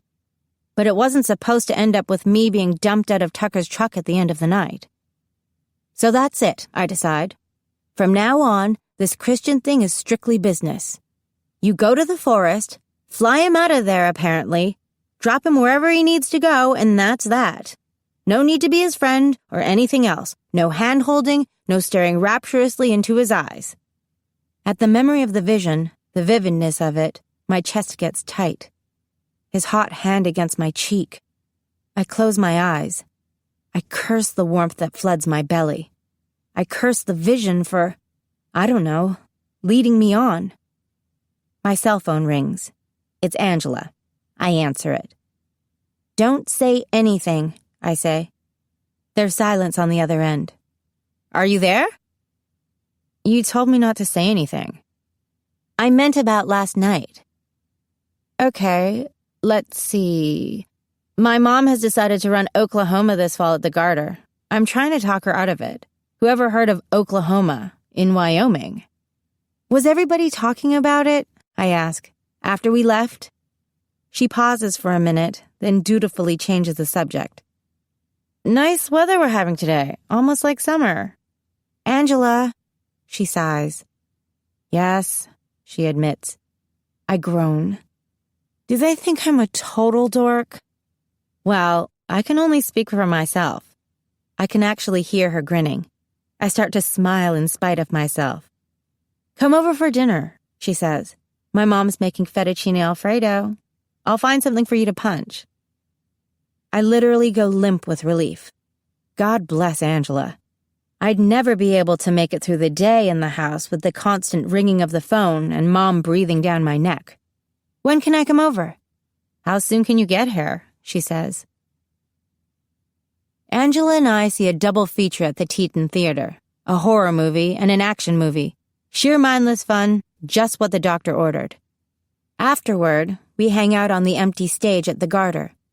I'm beginning to love this place. It feels like it's Angela's and mine, a secret hideout where nobody else can find us. And Angela's good at distraction. Here's something that will cheer you up, she says as we sit on the edge of the stage with our feet dangling into the orchestra pit. She stands up and summons her wings. She closes her eyes. A fly falls onto my shoulder. I quickly shake it off. The flies in the theater creep me out. They're always flying up into the lights and getting their wings singed, and then they drop out of the air and buzz around on the stage, alive. I look back at Angela. Nothing's different. Am I supposed to see something? I ask after a minute. She frowns. Wait for it. For a minute, nothing happens.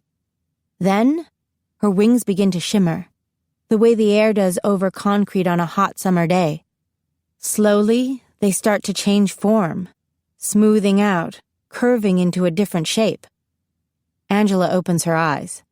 Her wings look like a huge moth's, still pristinely white but smoother, segmented, dotted with small white scales like you would see on a butterfly's if you looked real close. My mouth drops open. How did you do that? She smiles. I can't change the color, she says. I thought it would be so cool to have purple wings, but it didn't work. But I can make them look like pretty much anything if I try hard enough. What do they feel like when they're like that? I ask, watching the gigantic butterfly wings open and close behind her, back and forth. Such a different movement from our feathered wings. She looks like a goth Tinkerbell. More fragile, and I don't think they would fly the same way. I don't even know if I could fly like this, but that's a limitation of my brain. I think our wings can be whatever we want. We see feathered wings because they are iconic of angels, but really they're only a tool. We choose the form. I stare at her. It would never have occurred to me in a million years to try to change the form of my wings. Wow, I say, pretty much speechless. I know, right? What do you mean they're only a tool? They feel real to me, I say, thinking about the heaviness of my wings on my shoulder blades, the mass of muscle and feather and bone. Have you ever wondered where our wings go when we don't have them out? I blink at her. No. I think they might exist between dimensions. She brushes sawdust off her pants. Watch this. She closes her eyes again. The butterfly wings dissolve, becoming a misty cloud that hovers around her head and shoulders. Do you think I could do that? I stand up and summon my wings awkwardly. I can't help my sudden flash of jealousy. She's so much stronger than I am, so much smarter about everything. She has twice the angel blood. I don't know, she muses. I guess I could have inherited the shape-shifting thing, but it makes more sense if we all could do it. I close my eyes. Butterfly, I whisper. I open my eyes again. Still feathers. You have to free your mind, says Angela. You sound like Yoda. Free your mind, you must, she says in her best Yoda voice. She raises her arms over her head and stretches. Her wings disappear. That was unbelievably cool, I tell her. I know. At that moment, another fly drops right down in front of my shirt, and between the shrieking and digging around to get it out and the hysterical laughing afterward, I'm so grateful that I have a friend like Angela, who always reminds me of how cool it is to be angel blood when I'm feeling like a freak of nature, who can make me forget about Christian Prescott, even for a minute. Christian's sitting on the front step when I get home. The porch light casts a halo of soft glow around him, like a spotlight. He has a mug of what I can only guess is my mom's raspberry tea in his hand, which he instantly puts down on the porch. He jumps to his feet. I fervently wish I could fly away. "I'm sorry," he says earnestly. "I was dumb. I was stupid. I was an idiot."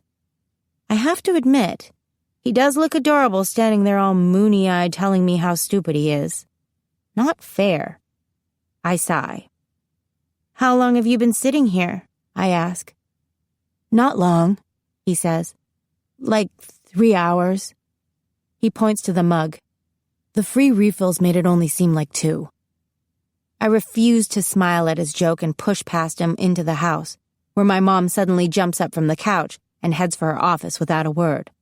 For that, I'm grateful. "Come in," I call to him, as it's clear he's not going to go away anytime soon.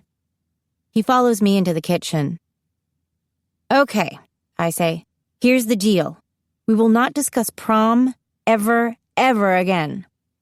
His eyes flash with relief. I grab his mug and put it next to the sink. I take a moment to steady myself against the counter. "Let's start over," I say, my back to him. That'd be nice, I think, to start over. No visions, no expectations, no humiliation. Just boy meets girl, him and me. Okay. "I'm Clara." I turn to face him and hold out my hand. The corner of his mouth lifts in a suppressed smile. "I'm Christian," he murmurs, taking my hand in his and squeezing it gently. "Nice to meet you, Christian," I say like he's a normal guy. Like when I close my eyes, I don't see him standing in the middle of a forest fire. Like him touching me right now doesn't send a pang of yearning and recognition rippling through me. Totally.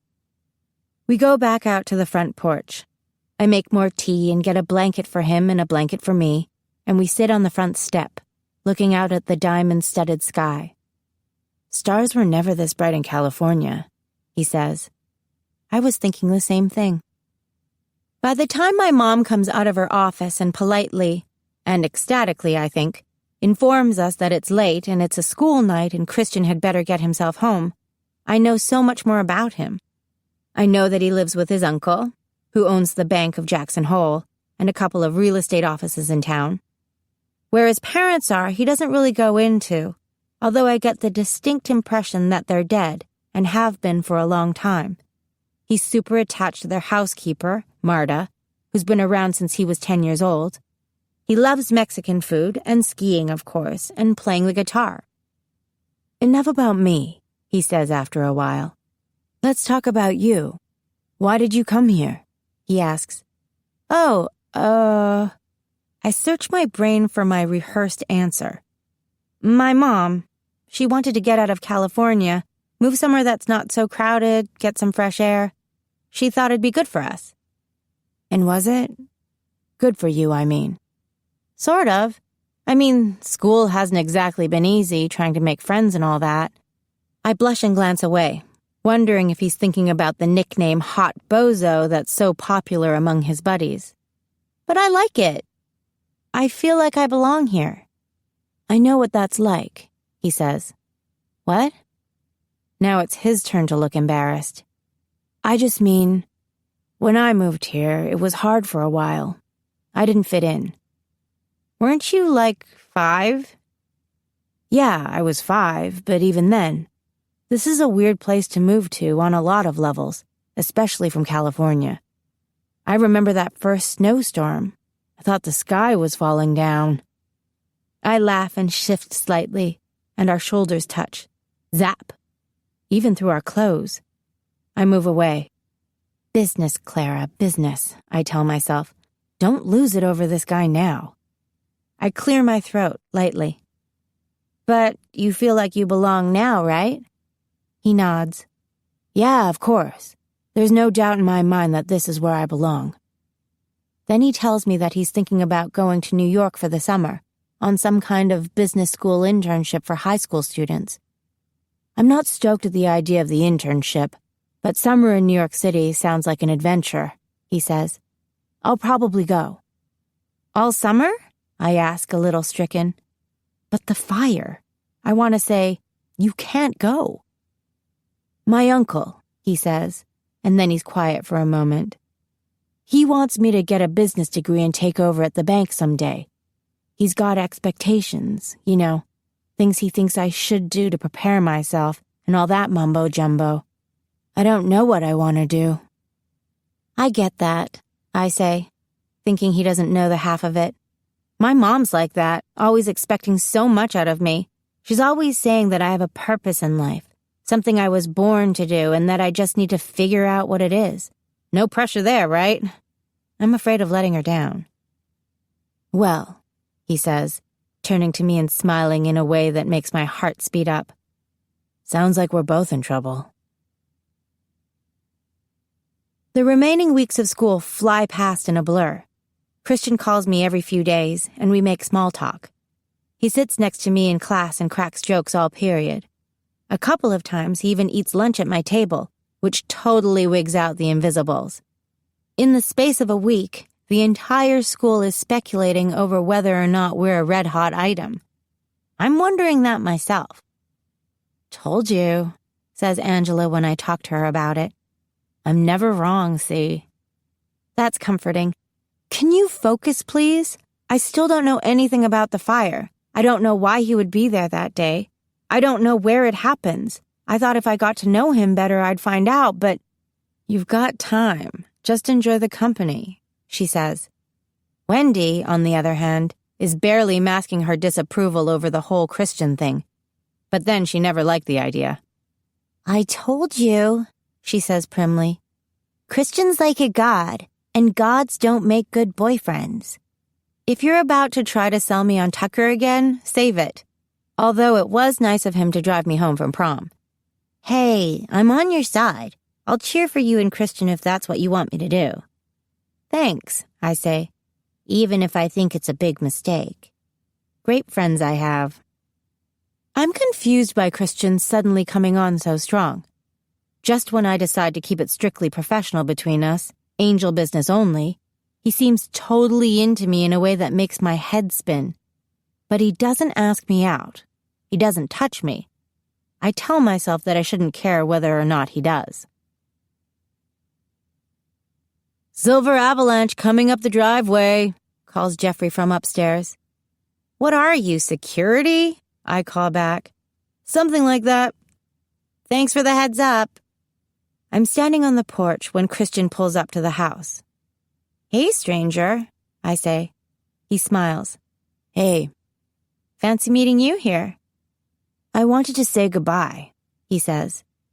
I'm being shipped off to New York tomorrow. He makes his trip to New York sound like boarding school. Come on. You get to have an adventure in the Big Apple. My dad lives in New York, but I've only been there once. He had to work the whole time, so I sat on the couch and watched TV for a week. Your dad? You've never mentioned him before. Yeah, well, there's not much to mention. He shrugs. Same thing with my dad. A touchy subject, I can tell. I wonder if my face gets like that too when I talk about my dad, like I'm totally fine. I couldn't care less that my parent doesn't really give a crap about me. I pretend to pout. This sucks. School's only been out for 2 days and everybody's bailing, I whine. You, Wendy, Angela, even my mom. She's going back to California for business next week. I feel like the only rat dumb enough to stay on this sinking ship. Sorry, Christian says. I'll text you, okay? Okay. His cell phone rings in his pocket. He sighs. He doesn't answer. Instead, he takes a step toward me, closing the distance between us. It feels like the vision. It feels like he's going to take my hand. Clara, he says, my name sounding different somehow when it passes through his lips. I'll miss you. You will? I think. Bluebell coming up the driveway, comes Jeffrey's voice from an upstairs window. Thank you, I shout back. Who's that? Your brother? Asks Christian. Yeah, he's apparently a watchdog. Who's Bluebell? Tucker's rusty blue truck pulls up behind Christian's Avalanche. Wendy gets out. Her expression is clouded, like she's confused to find me here with Christian. Still, she tries to smile. "Hi, Christian," she says. "Hey," he says. "I wanted to stop by," she says. "Tucker's driving me up to the airport." "Today? I thought it wasn't until tomorrow," I say in dismay. "I haven't wrapped your send-off present." "Wait here." I run into the house and return with the iPod shuffle I got her. I hand it over. "I couldn't really figure out what you'd need on a veterinary internship, unless it's extra socks. But they'll let you listen to music while you work, right?" She looks more shocked than I was going for, her smile still a little forced. "Clara," she says, "this is too—" "I already put some songs on it that you'll like, and I found the score for The Horse Whisperer. I know you have that movie practically memorized." She stares at the iPod for a minute, then folds her fingers around it. "Thank you." "You're welcome." Tucker taps the horn. She turns to me apologetically. "I don't have any time. Sorry, I've got to go." We hug. "I am going to miss you so much," I whisper. "There's a payphone at the general store. I'll call you," she says. "You'd better. I'm feeling majorly abandoned here." Tucker sticks his head out the window. "Sorry, sis, but we have to take off now. Can't miss your plane." All right. Wendy hugs me one last time, then dashes for the truck. "Hey, Chris," Tucker says out the window to Christian.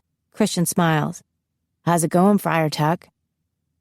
Tucker doesn't look particularly amused. "You're blocking me," he says. "I could go around, but I don't want to mess up their grass." "Yeah, no problem." Christian looks at me. "I should get going too." "Oh, well, you can stay for a minute, can't you?" I ask, trying not to sound like I'm pleading.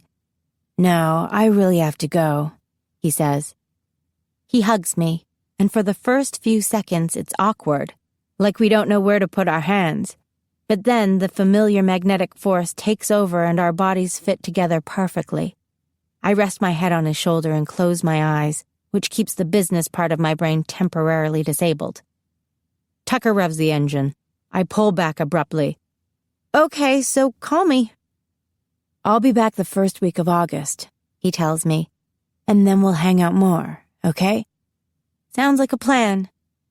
I hope there aren't any, I don't know, forest fires before he gets back. But there can't be, can there? The fire can't take place unless he's there, right? Is it possible to miss my purpose because my subject won't cooperate?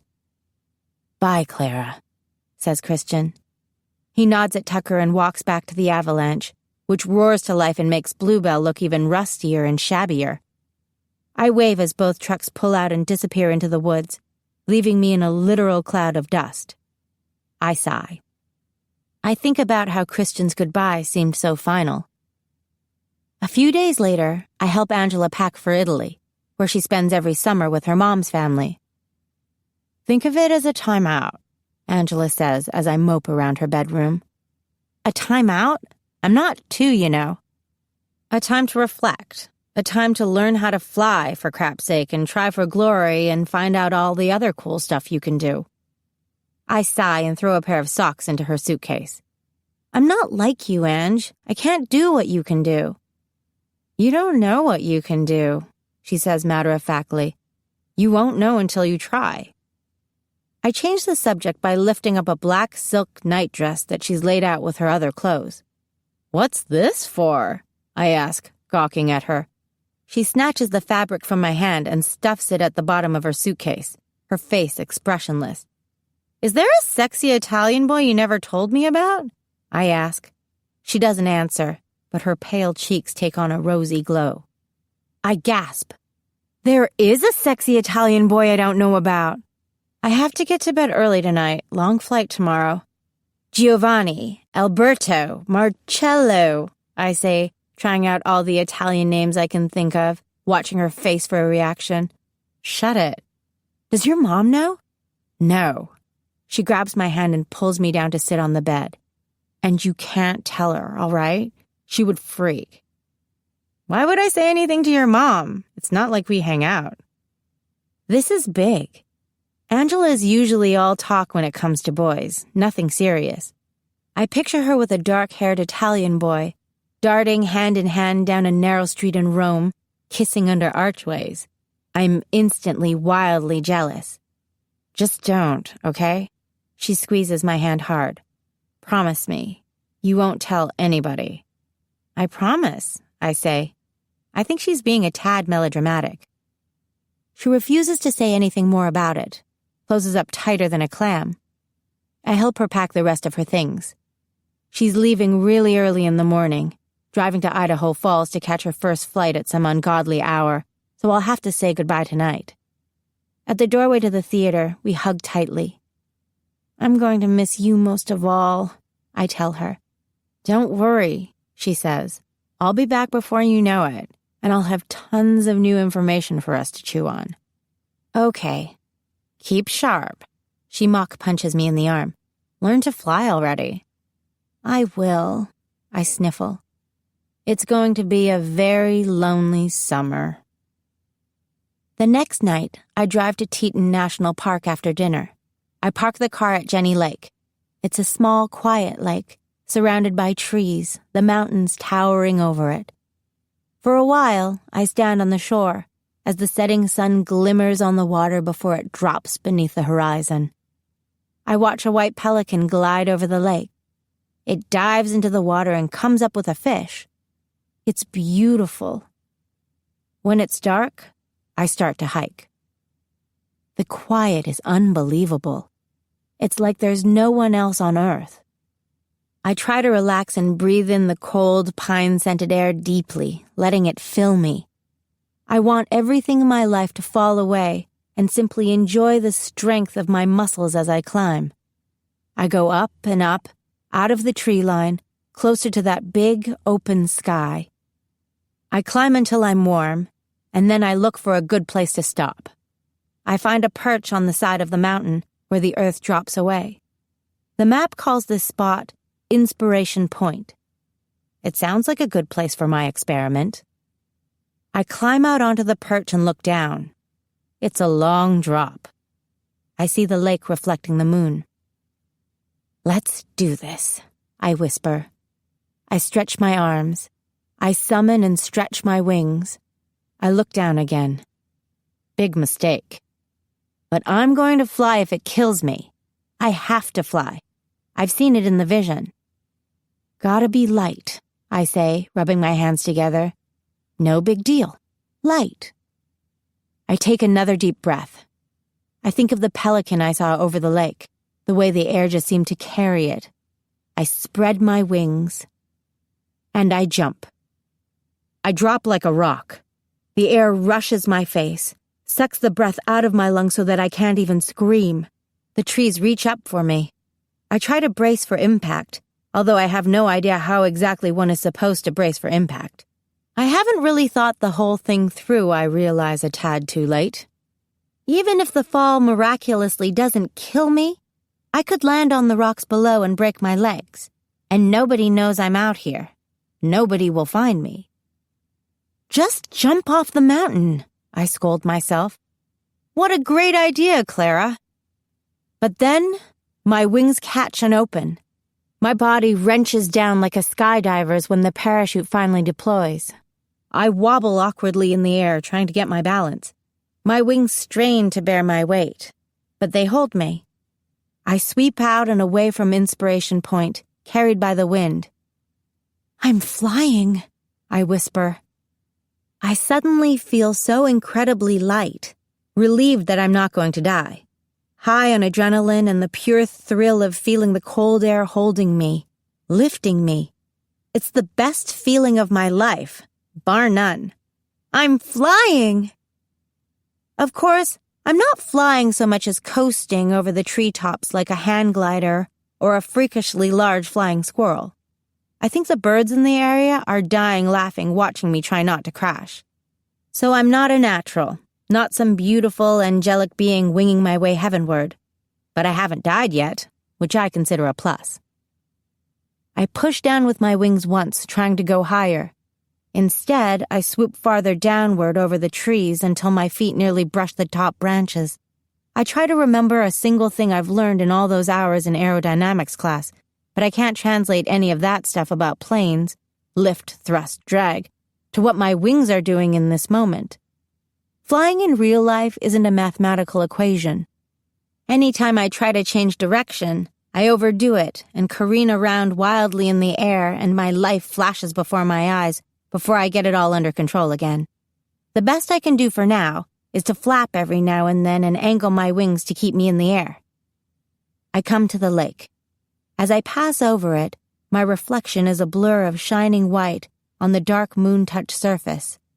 For a moment, I see myself as the pelican skimming the water. I sweep down and feel the lake's coolness ripple through my fingers. I'm dancing with the sparkles of the moon. I laugh. I'm going to do this, I tell myself. I'm going to save him. Chapter 14. The Jumping Tree. My 17th birthday is June 20th. That morning, I wake up to a completely empty house. Mom's back in California for the week, working. Jeffrey's been pretty much AWOL the entire week. He just passed driver's ed and got his day license. When he learned that in Wyoming, 15-year-olds can legally drive during the day, he was even more over California. And I haven't seen much of him since. He's too busy cruising around Jackson in his new truck, compliments of dear old Dad. My only clue that he's still alive is the growing pile of dishes accumulating in the sink. For the first time that I can remember, there won't be a party on my birthday. No cake, no presents. Mom gave me a gift before she went off to California. A sunshine yellow sundress that rustles against my calves when I walk. I love the dress. But standing in my bedroom looking at it on the hanger, such a sweet, perfect dress for a birthday party or a date or a night out, I'm instantly depressed. I go downstairs and sit at the kitchen counter munching Cheerios, feeling even sadder that there's no banana to slice up into my cereal, and turn on our small kitchen television to watch the news. The reporter's talking about what a dry season it's been in Jackson Hole this year. We only got 2/3 the normal amount of snowfall, she says, and the spring runoff has been pretty low. The reservoir is way down. She stands in front of the lake and motions to the low water level. You can clearly see where the water usually comes to, the color of the rocks lighter once it hits the regular water line. This year's drought may not affect us much now, she says, staring with solemn eyes into the camera. But as the summer progresses, the land will get drier and drier. Fires are likely to start earlier in the year, and the fires are likely to be more destructive. Last night, I tried to fly again, this time carrying a duffel bag. I couldn't find a better equivalent of a human being. I filled it with a bunch of cans of soup and a couple of gallons of water, along with some blankets and padding, lugged it into the backyard, and tried to take off with it. No such luck. It probably weighed half of what Christian does, if that, and I could not for the life of me get off the ground with it. All the focus that goes into making myself light so that my wings can lift me is worthless when I try to pick up something heavy. I'm too weak. Now, as I stare at the television, which is running footage of the Jackson area's previous forest fires, my skin prickles like the reporter is speaking directly to me. I get the message. Try harder. The fire's coming soon. I have to be ready. I spend the morning painting my toenails and watching daytime TV. I should get out, I tell myself, but I can't think of anywhere to go that won't make me feel even more pathetically lonely. Around noon, there's a knock on the door. I don't expect to see Tucker Avery standing on my doorstep, but here he is, holding a shoebox under his arm. The sun's falling directly across him. I open the door. Hi. Hi. He presses his lips together to keep from smiling. Just get up? I realize I'm wearing a very dopey pair of pink plaid pajamas with the word princess embroidered across the left breast. Not my idea, these PJs, but they're warm and comfy. I take a step back, into the frame of the door. Can I help you? I ask. He holds out the box. Wendy wanted me to give this to you, he says, Today. I gingerly take the shoebox out of his hand. There's not a snake in here, is there? He grins. I guess you'll find out. I start to turn back into the house. Tucker doesn't move. I glance at him anxiously. He's waiting for something. What, you want a tip? I ask. Sure. I don't have any cash. Do you want to come in? Thought you'd never ask. I motion for him to follow me inside. Wait here. I set the shoebox on the kitchen counter and sprint upstairs to put on jeans and a yellow and blue flannel shirt. I catch a glimpse of myself in the mirror, and it stops me cold. My orange hair is a rat's nest. I duck into the bathroom and try to comb the snarls out, then braid it in one long plait down my back. I dust on a little blush, a coat of lip gloss, and I'm presentable again. When I come back down the stairs, I find Tucker in the living room sitting on the couch, his booted feet on the coffee table. He's looking out the window where the wind stirs the big aspen outside, the tree a flurry of motion, each leaf trembling with life. I love that tree. Seeing him there, admiring it, unnerves me. I want to put Tucker in a safe little box where I can predict what he wants, but he refuses to stay in it. Nice tree, he says. The boy has unexpected depth. Open it, he says, without turning to look at me or the shoebox on the counter. I pick up the box and lift the lid. Inside, wrapped in white tissue paper, is a pair of Vask hiking boots. They're noticeably used, with some wear on the edges and soles, although clean and well cared for. These are expensive boots. I wonder if Wendy and I have the same size feet, even though I'm so much taller than she is. I wonder how she could have afforded such great boots, and why on earth she would give them up now. There's a note, says Tucker. Inside one of the boots is a 3x5 card with Wendy's slanted scrawl on the front and back. I start reading. Dear Clara, I'm so sorry I can't be with you on your birthday. While you're reading this, I'm probably shoveling horse pucky or worse, so don't feel too sorry for yourself. The boots are not your birthday present. They're a loaner, so take care of them. Tucker is your birthday present. Now before you get that mad face, hear me out. Last time we talked, you sounded lonely and like you weren't getting out much.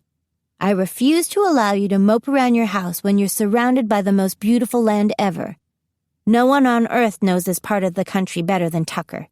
He is the finest tour guide to the area that you are ever likely to meet. So suck it up, Clara. Put on the boots and let him show you around for a few days. That is really the best possible present I can give you. Big hug. Love, Wendy. I look up. Tucker's still looking at the tree. I don't know what to say. She wanted me to sing you a little jingle, too, like I'm a singing delivery guy. He glances at me over his shoulder, a corner of his mouth lifting. I told her where she could stick it. She says, I know. He lets out a sigh like he's facing a particularly unpleasant chore, and gets up. He looks at me from top to bottom, as if he's unsure that I'm up to whatever he has planned. What? I say hotly. That's pretty good, but you'll have to go back upstairs and put on a suit. A suit? Somehow that doesn't seem plausible. A swimming suit, he clarifies. We're going swimming? I ask, instantly unsure about this whole Tucker thing, no matter what Wendy's intentions were. I glance over at him. A lot of girls would be thrilled to receive Tucker Avery as a present, I know. What with the stormy blue eyes and the golden tawny skin and hair, the dimple carved into his left cheek. I have a mortifying flash of Tucker standing in front of me wearing a big red bow and nothing else. Happy birthday, Clara.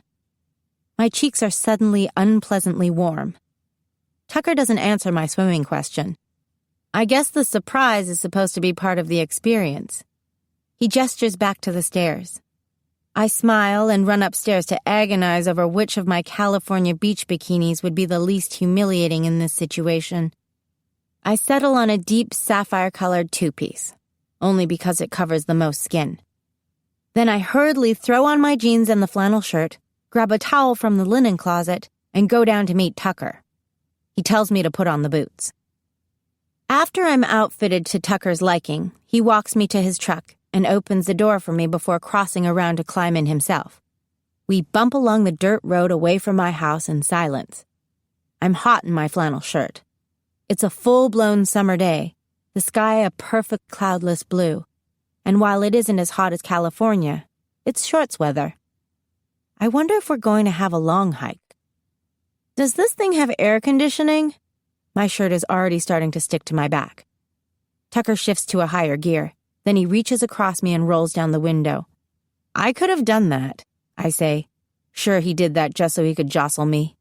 He smiles, an easy, relaxed smile that somehow puts me at ease. That window can be tricky, is all he says. I put my arm out the window and let the cool mountain air pass through my fingers. Tucker starts to whistle softly, a song I eventually recognize as Danny Boy, which Wendy sang at the spring choir concert. His whistle has a nice, full quality to it, perfectly in tune. We turn on the highway toward the school. Where are we going? I ask him. Hoback. I've heard the word mentioned at school and seen it on the road signs along the highway. There's a Hoback Canyon, a Hoback Pass, if I remember it right, and a Hoback Junction. Which one we're going to, I can't tell. We drive past the school, down the highway for about a half hour where the buildings disappear, and it's mountain and forest again. Suddenly, we come into a tiny one-stop sign town. Hoback. The road splits into a Y right after the Hoback General Store. Tucker takes the road on the left, and then we're cruising back up toward the mountains, and on our right is a fast-flowing green river. Is that the Snake River? I ask, with the window still down. The air rushes at me as the truck picks up speed. I pull my arm in. Nope, he replies. That's the Hoback. I smell the river, the smaller pine trees crouched on the hillside, and the sagebrush that stretches on either side of the road. I love the smell of sage, I say, breathing in deep. Tucker snorts. Sage is a fighter. It spreads over the land like wildfire, sucking up all the water, the nutrients in the earth, until everything else dies.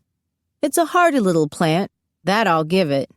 But it's gray and ugly and ticks love to hide in it. You ever seen a tick? He glances over at me. The look on my face must be pretty appalled, because he suddenly gives an uncomfortable cough and says quietly, Sage does have a nice smell. Then he swerves off the road into a small grassy turnout. We're here, he says, turning to me. We park along a weather-beaten log fence right next to a big orange sign that reads, Private property. Trespassers will be shot. Tucker lifts his eyebrows at me like he's double-dog daring me. He swings himself through a gap in the fence and holds out his hand. I take it. Tucker threads me through the fence. Once we're on the other side, the hill drops down to the river at a steep angle.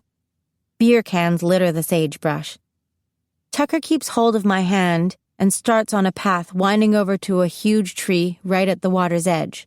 I'm suddenly grateful for the sturdiness of the boots. At the bottom, Tucker sticks his towel at the base of the big tree and starts shucking off his clothes. I turn away, then start to slowly unbutton my flannel shirt. It's a cute swimsuit, I reassure myself. I'm no prude. I take a deep breath and slide the shirt off my shoulders, then make quick work of the jeans and boots. I turn back toward Tucker. To my relief, he's watching the river, although he could be raking my body over with his peripheral vision for all I know. His red and black swim trunks come to his knees. He's golden brown all over. I quickly look away from his body and put my clothes and towel in a pile next to his. What now? I ask. Now we climb the tree. I gaze up into the branches, which sway slightly in the wind. A series of boards have been nailed to the trunk as a kind of ladder. On one of the biggest branches, which leans way out over the water, someone has fastened a long black cord. We're going to jump off that cord into the river. I look at the river again, which seems impossibly high and fast. "I think maybe you're trying to get me killed on my birthday," I say teasingly, hoping he doesn't see the flash of fear in my eyes. Angel bloods can drown. We need oxygen as much as regular humans, although we can probably hold our breath longer. His dimple appears. "Why don't I go first?" Without another word, he's climbing the tree, his hands and feet finding the places they're supposed to go like he's done this 1,000 times before, which is mildly reassuring. When he reaches the higher branches, I can hardly see him anymore. Just a flash of his tanned legs now and then, or a glimpse of his hair against the leaves in the sun. Then I can't see him at all, but suddenly the rope jerks. "Come on up here," he directs. "There's room for 2. I start awkwardly up the tree. I manage to skin my knee in the process and get a deep sliver in the palm of my hand, but I don't complain. The last thing I want is for Tucker Avery to think I'm a baby. Tucker's hand appears in front of my face, and I grab it and he hauls me up to the highest branches. We can see a long way down the river. I look for a place where it flattens out or slows, but there isn't any. Beside me, Tucker grasps the rope, which looks stretchy like a bungee cord. He turns his face up toward the sun and closes his eyes for a minute. "They call this the solarium," he says. "This, like where we're standing? The top of the tree?" "Yeah." He opens his eyes. I'm close enough that I see his pupils contract in the light. "Kids from school have been coming here for generations," he says. "Hence the private property sign," I say, turning away to look toward the road. "I think the owner lives in California," says Tucker wryly. "Yay for us. I won't actually get shot on my 17th birthday." "Nope." Tucker readjusts his hold of the rope. His knees bend. "You'll just get wet," he says, and leaps out of the tree. The rope swoops over the water at an angle. Tucker lets go and hollers as he drops straight into the water. The rope springs back and I reach out to catch it, staring down at where Tucker's head bobs in the water. He turns toward me and waves as he's swept downriver. "Come on," he yells. "You'll love it." I take a deep breath, grip the rope more firmly between my hands, and jump. Amazing, the difference between falling and flying, and I've experienced a lot of both. The rope lurches out over the river and stretches under my weight. I grip my teeth to keep my wings back. The desire to fly is so strong. Then I scream and let go, because I know if I don't let go, the rope will bring me crashing back into the tree. The water's so cold, all my breath leaves me in a rush.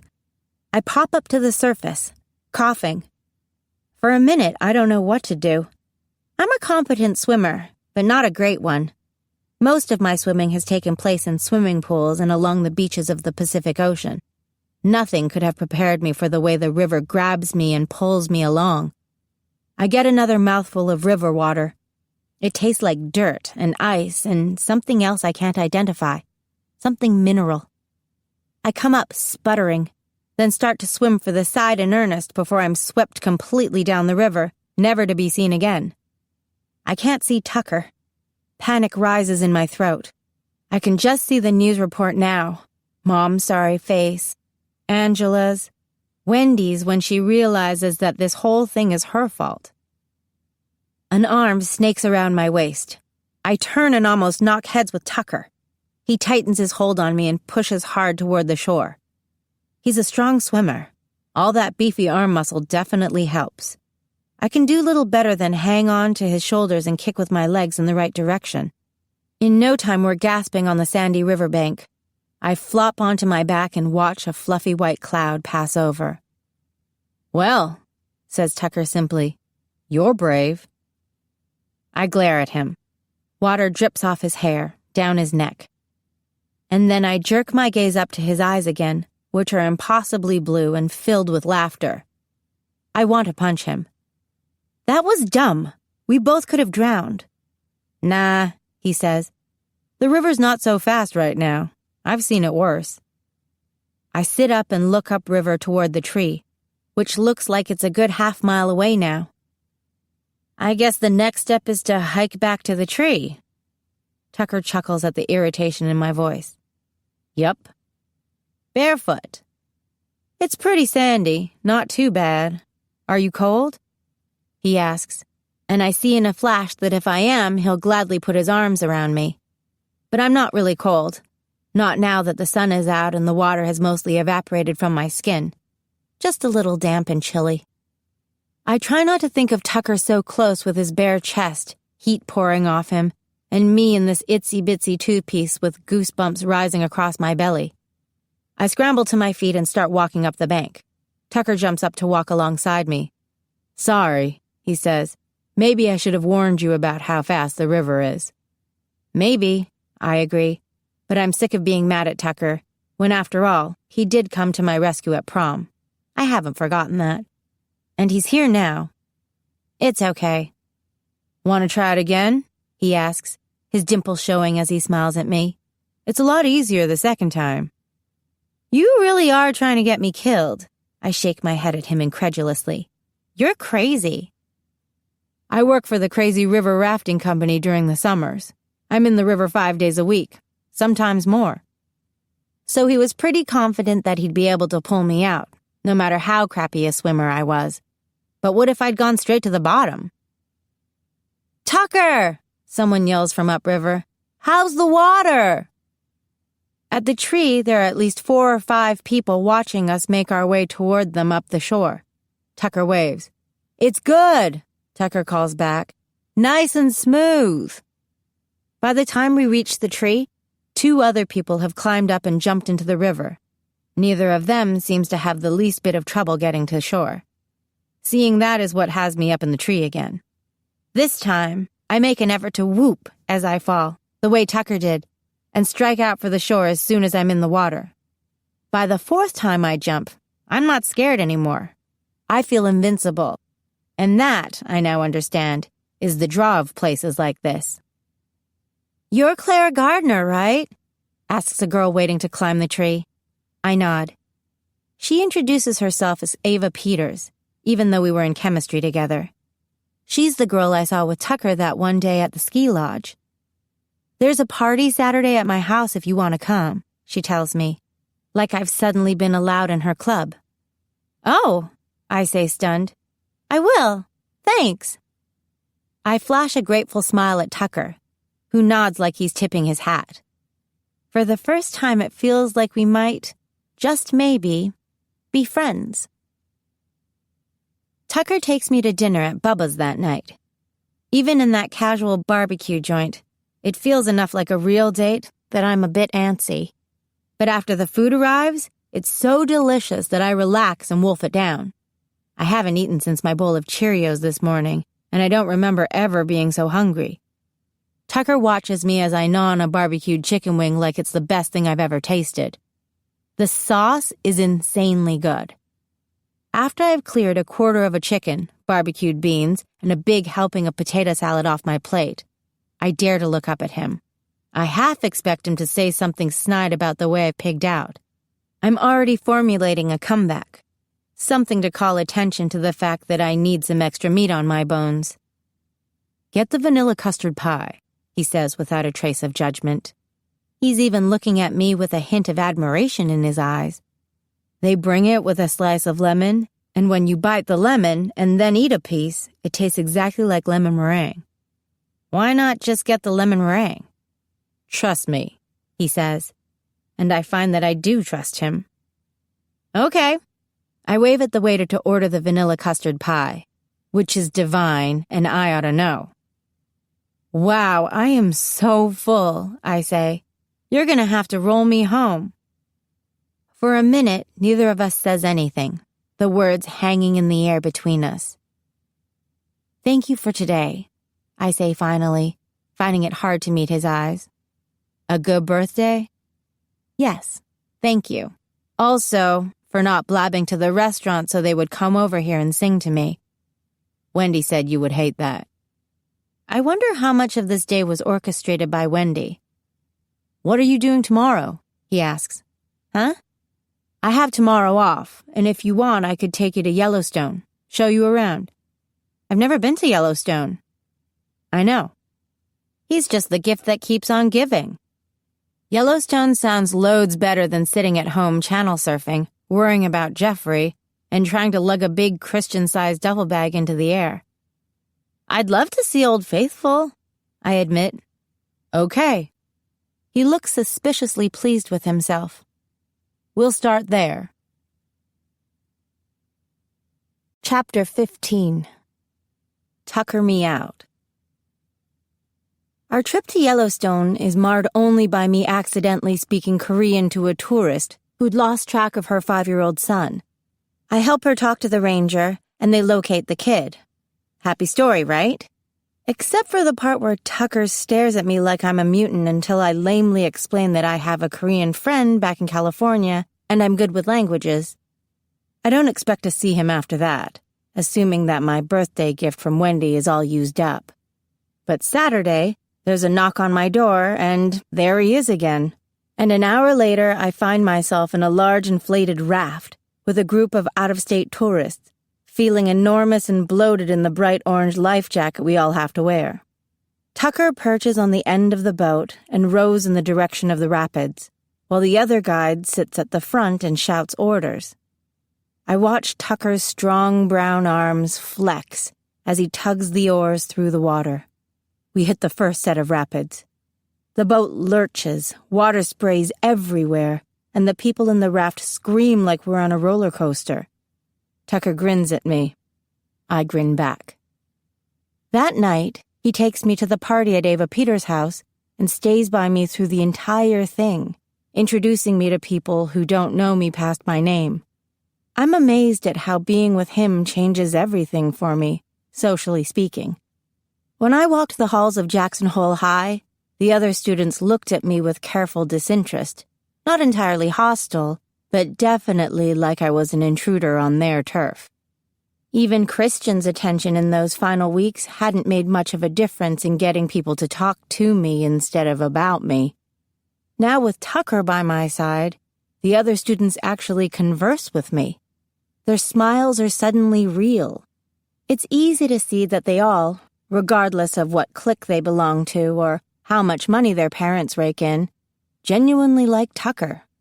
The boys yell, "Fry!" and bump fists with him or do their shoulder bump thing. The girls hug him and murmur their hellos and look me over with curious but friendly expressions. While Tucker goes to the kitchen to get me a drink, Ava Peters grabs my arm. "How long have you and Tucker been together?" she asks with a sly smile. "We're just friends," I stammer. "Oh," she frowns slightly. "Sorry, I thought—" "You thought what?" asks Tucker, suddenly standing beside me with a red plastic cup in each hand.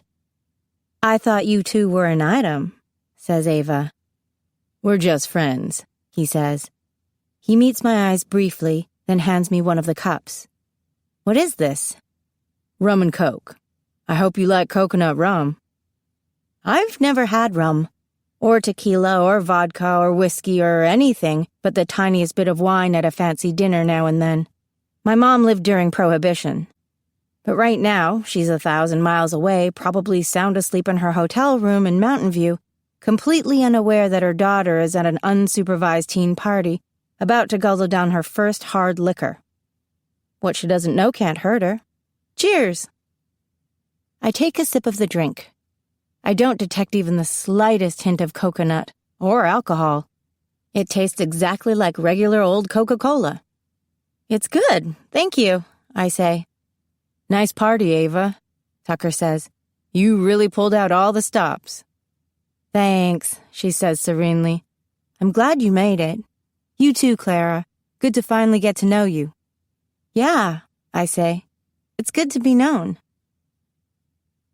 Tucker's so different from Christian, I muse on the way home from the party. He's popular in a completely different way, not because he's rich, which he's definitely not in spite of his many jobs. He doesn't even have a cell phone. Or because he's good-looking, which he definitely is, although his appeal is this kind of sexy rugged, whereas Christian's is sexy broody. Christian's popular because, like Wendy always says, he's kind of like a god. Beautiful and perfect and a little removed. made to be worshipped. Tucker's popular because he has this way of putting people at ease. "What are you thinking about?"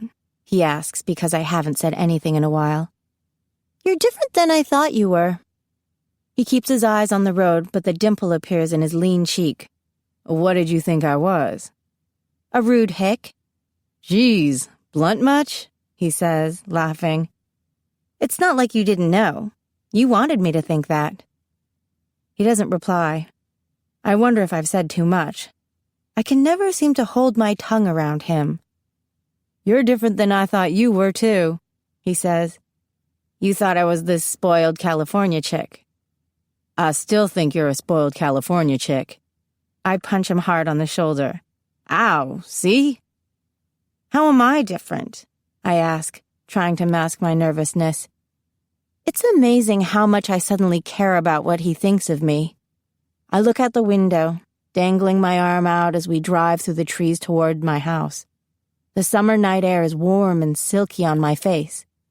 The full moon overhead spills a dreamy silver light onto the forest. Crickets chirp. A cool pine-scented breeze rustles the leaves. A perfect night.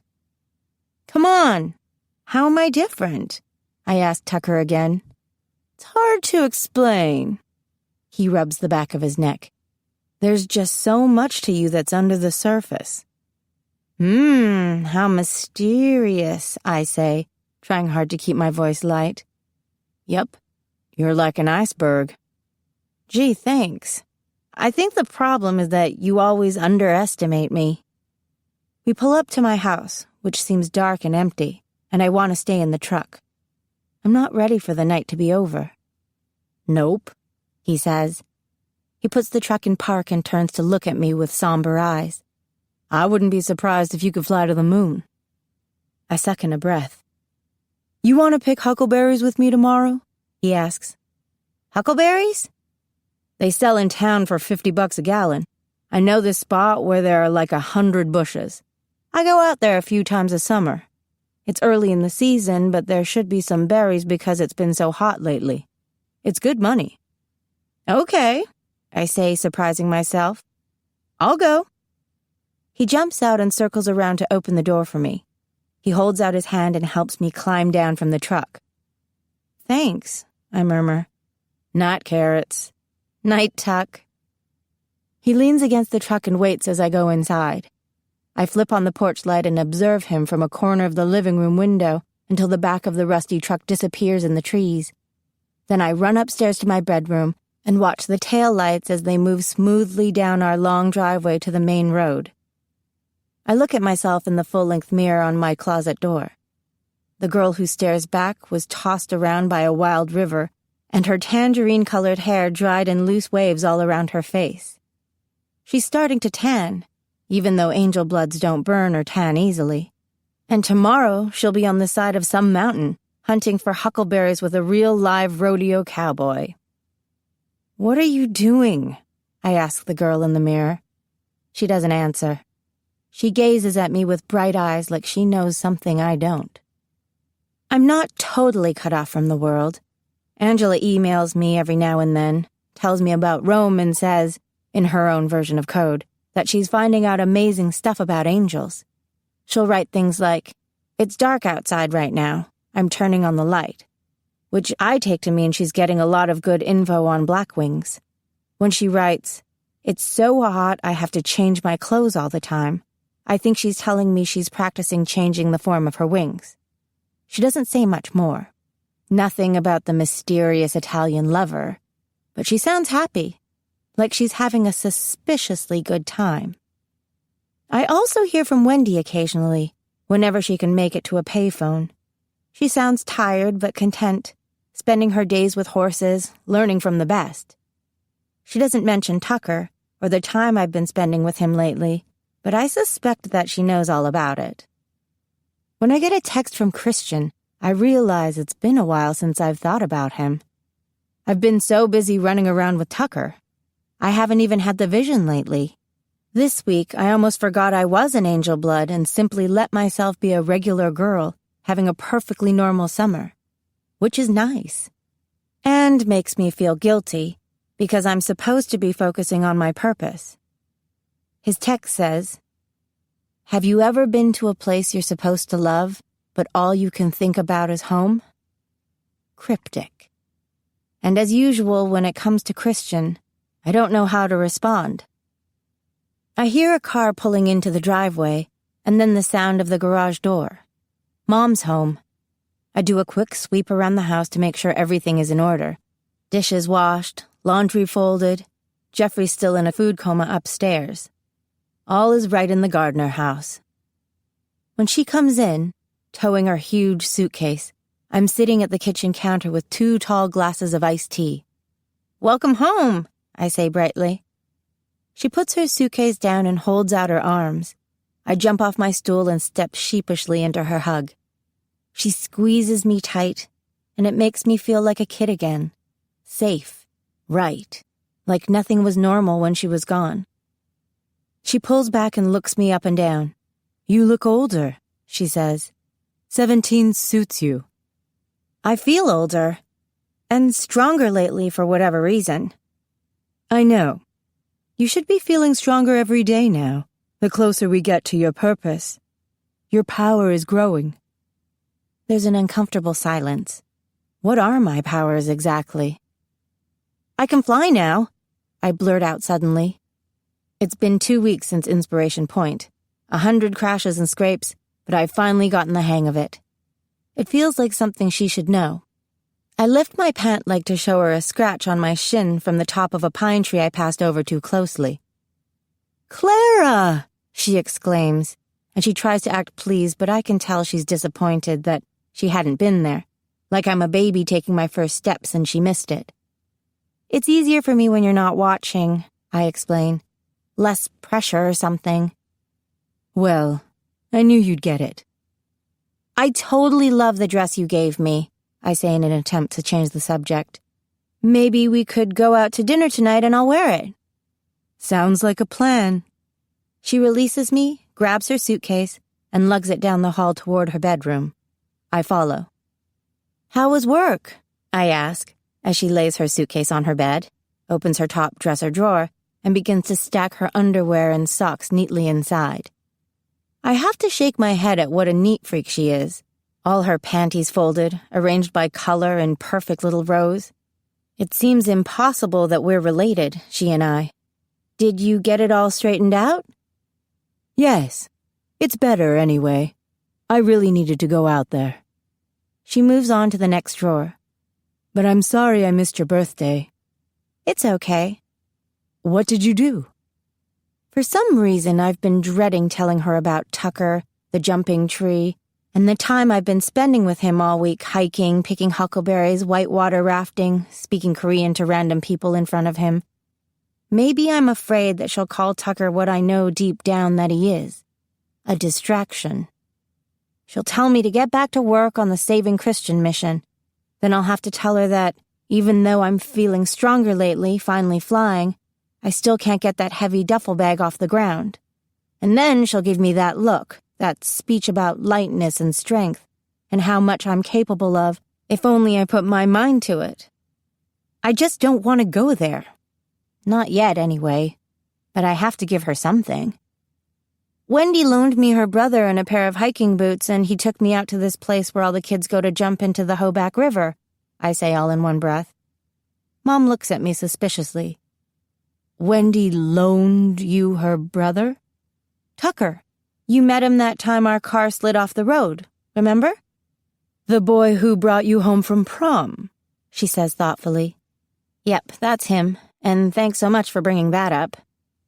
For a minute, neither of us says anything else. "I brought you something," she says finally. "A present." She unzips a compartment of her suitcase and pulls out something made of dark purple fabric. It's a jacket, a gorgeous corduroy jacket the exact color of Mom's African violet on the kitchen windowsill. It will play down the orange of my hair and play up the blue in my eyes. It's perfect. "I know you have your parka," Mom says, "but I thought you could use something lighter. And besides, you can never have too many jackets in Wyoming." "Thanks. I love it." I reach to take it from her, And the moment my fingers touch the soft, velvety fabric, I'm in the vision, walking through the trees. I trip and fall, scraping the palm of my right hand. I haven't had the vision in weeks, since prom when I saw myself fly away from the fire with Christian in my arms. It doesn't feel as familiar to me now as I make my way up the hillside toward him, but he's still there waiting for me. And when I see him, I call his name, and he turns, and I run to him. I missed him, I realize, although I don't know if it's what I'm feeling now or in the future. He makes me feel complete, the way he always looks at me like he needs me, and no one else. I take his hand. The sorrow's there too, mixed with everything else. Elation and fear and determination and even a serving of good old-fashioned lust. I feel it all, but overshadowing every other emotion is the grief, the sense that I've lost the most important thing in the world, even as I seem to be gaining it. I bend my head and look at where our hands join, Christian's hand so finely constructed, like a surgeon's hand. The nails are neatly clipped, his skin smooth and almost hot to the touch. His thumb strokes over my knuckles, sending a shiver through me. Then I realize I'm wearing the purple jacket. I come back to myself to find Mom sitting next to me on her bed, her arm around my shoulders. She smiles sympathetically, her eyes worried. "Sorry," I say. "Don't be silly," she says. "I know what it's like." Sometimes I forget that Mom had a purpose once upon a time. It was probably 100 years ago if she was my age at the time, which, I do the math quickly in my head, would put her at some time between 1907 and 1914 approximately, which means ladies in long white dresses and men with top hats and big bristly mustaches, horse-drawn carriages, corsets, Leo DiCaprio about to win his ticket on the Titanic. I try to picture my mother in that time, reeling with the force of her visions and lying awake in the dark trying to put the pieces together, trying to understand what it was she was meant to do. "Are you all right?" she asks. "I'm going to wear that jacket," I say shakily. It's lying on the floor near the bed. It must have slipped out of my hands when the vision struck me. "Good," says Mom. "I thought it would look good on you." "No, in the vision, I'm wearing that jacket." Her eyes widen slightly. "It's happening." She calmly smooths the strand of my hair behind my ear. "Everything's aligning for you. It's going to happen this year, this fire season, I'm sure of it."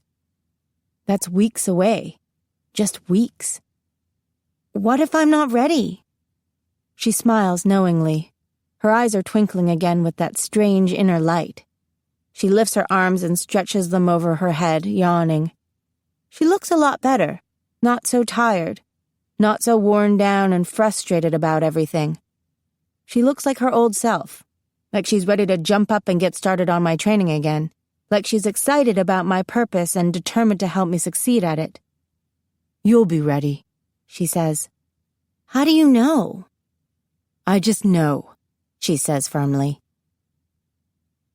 The next morning, I sneak quietly down the stairs and get myself a quick bowl of granola cereal, stand in the middle of the kitchen eating it, and wait for the familiar rattle of Tucker's truck in the driveway. Mom startles me by appearing as I'm pouring a glass of orange juice. "You're up early." She examines the new woodsy version of me in the hiking boots, water-resistant shorts, sports polo, the backpack hanging off one shoulder. I'm sure I look like I walked out of an Eddie Bauer ad. "Where are you off to?" "Fishing," I say, swallowing my juice quickly.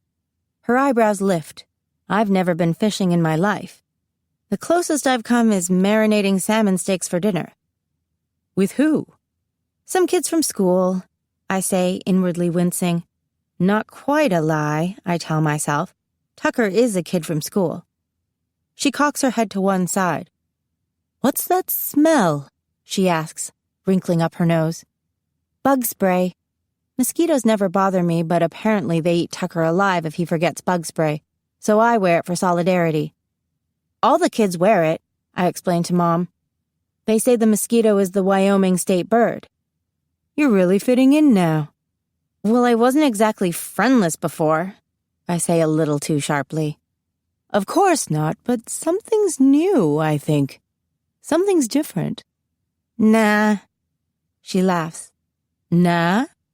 I blush. Okay, so I talk more like the kids at school, I say. You hear it so much you pick it up. Jeffrey does it too. They tell me I still talk too fast to be from Wyoming. That's good, she says. Fitting in. It's better than sticking out, I say nervously. I just caught sight of the rusty blue truck snaking its way through the trees in front of the house.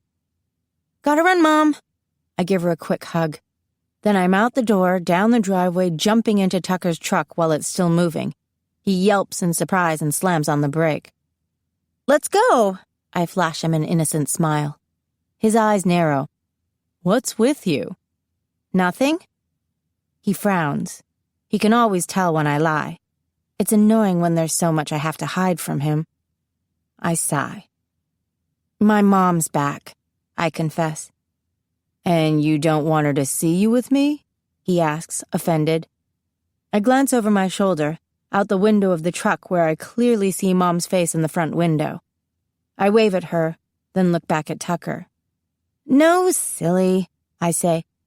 I'm stoked to learn fly fishing, that's all. He still doesn't believe me, but he lets it slide. He tips his Stetson at Mom through the windshield. Her head vanishes from the window. I relax. It's not that I don't want Mom to see me with Tucker. I just don't want to give her the chance to question him, or question me about what I think I'm doing with him, because I have no idea what I'm doing with Tucker Avery. Fly fishing is easy, Tucker says about 2 hours later, after he's shown me all the elements of fishing from the relative safety of the grass along the Snake River. You just have to think like a fish. Right, think like a fish.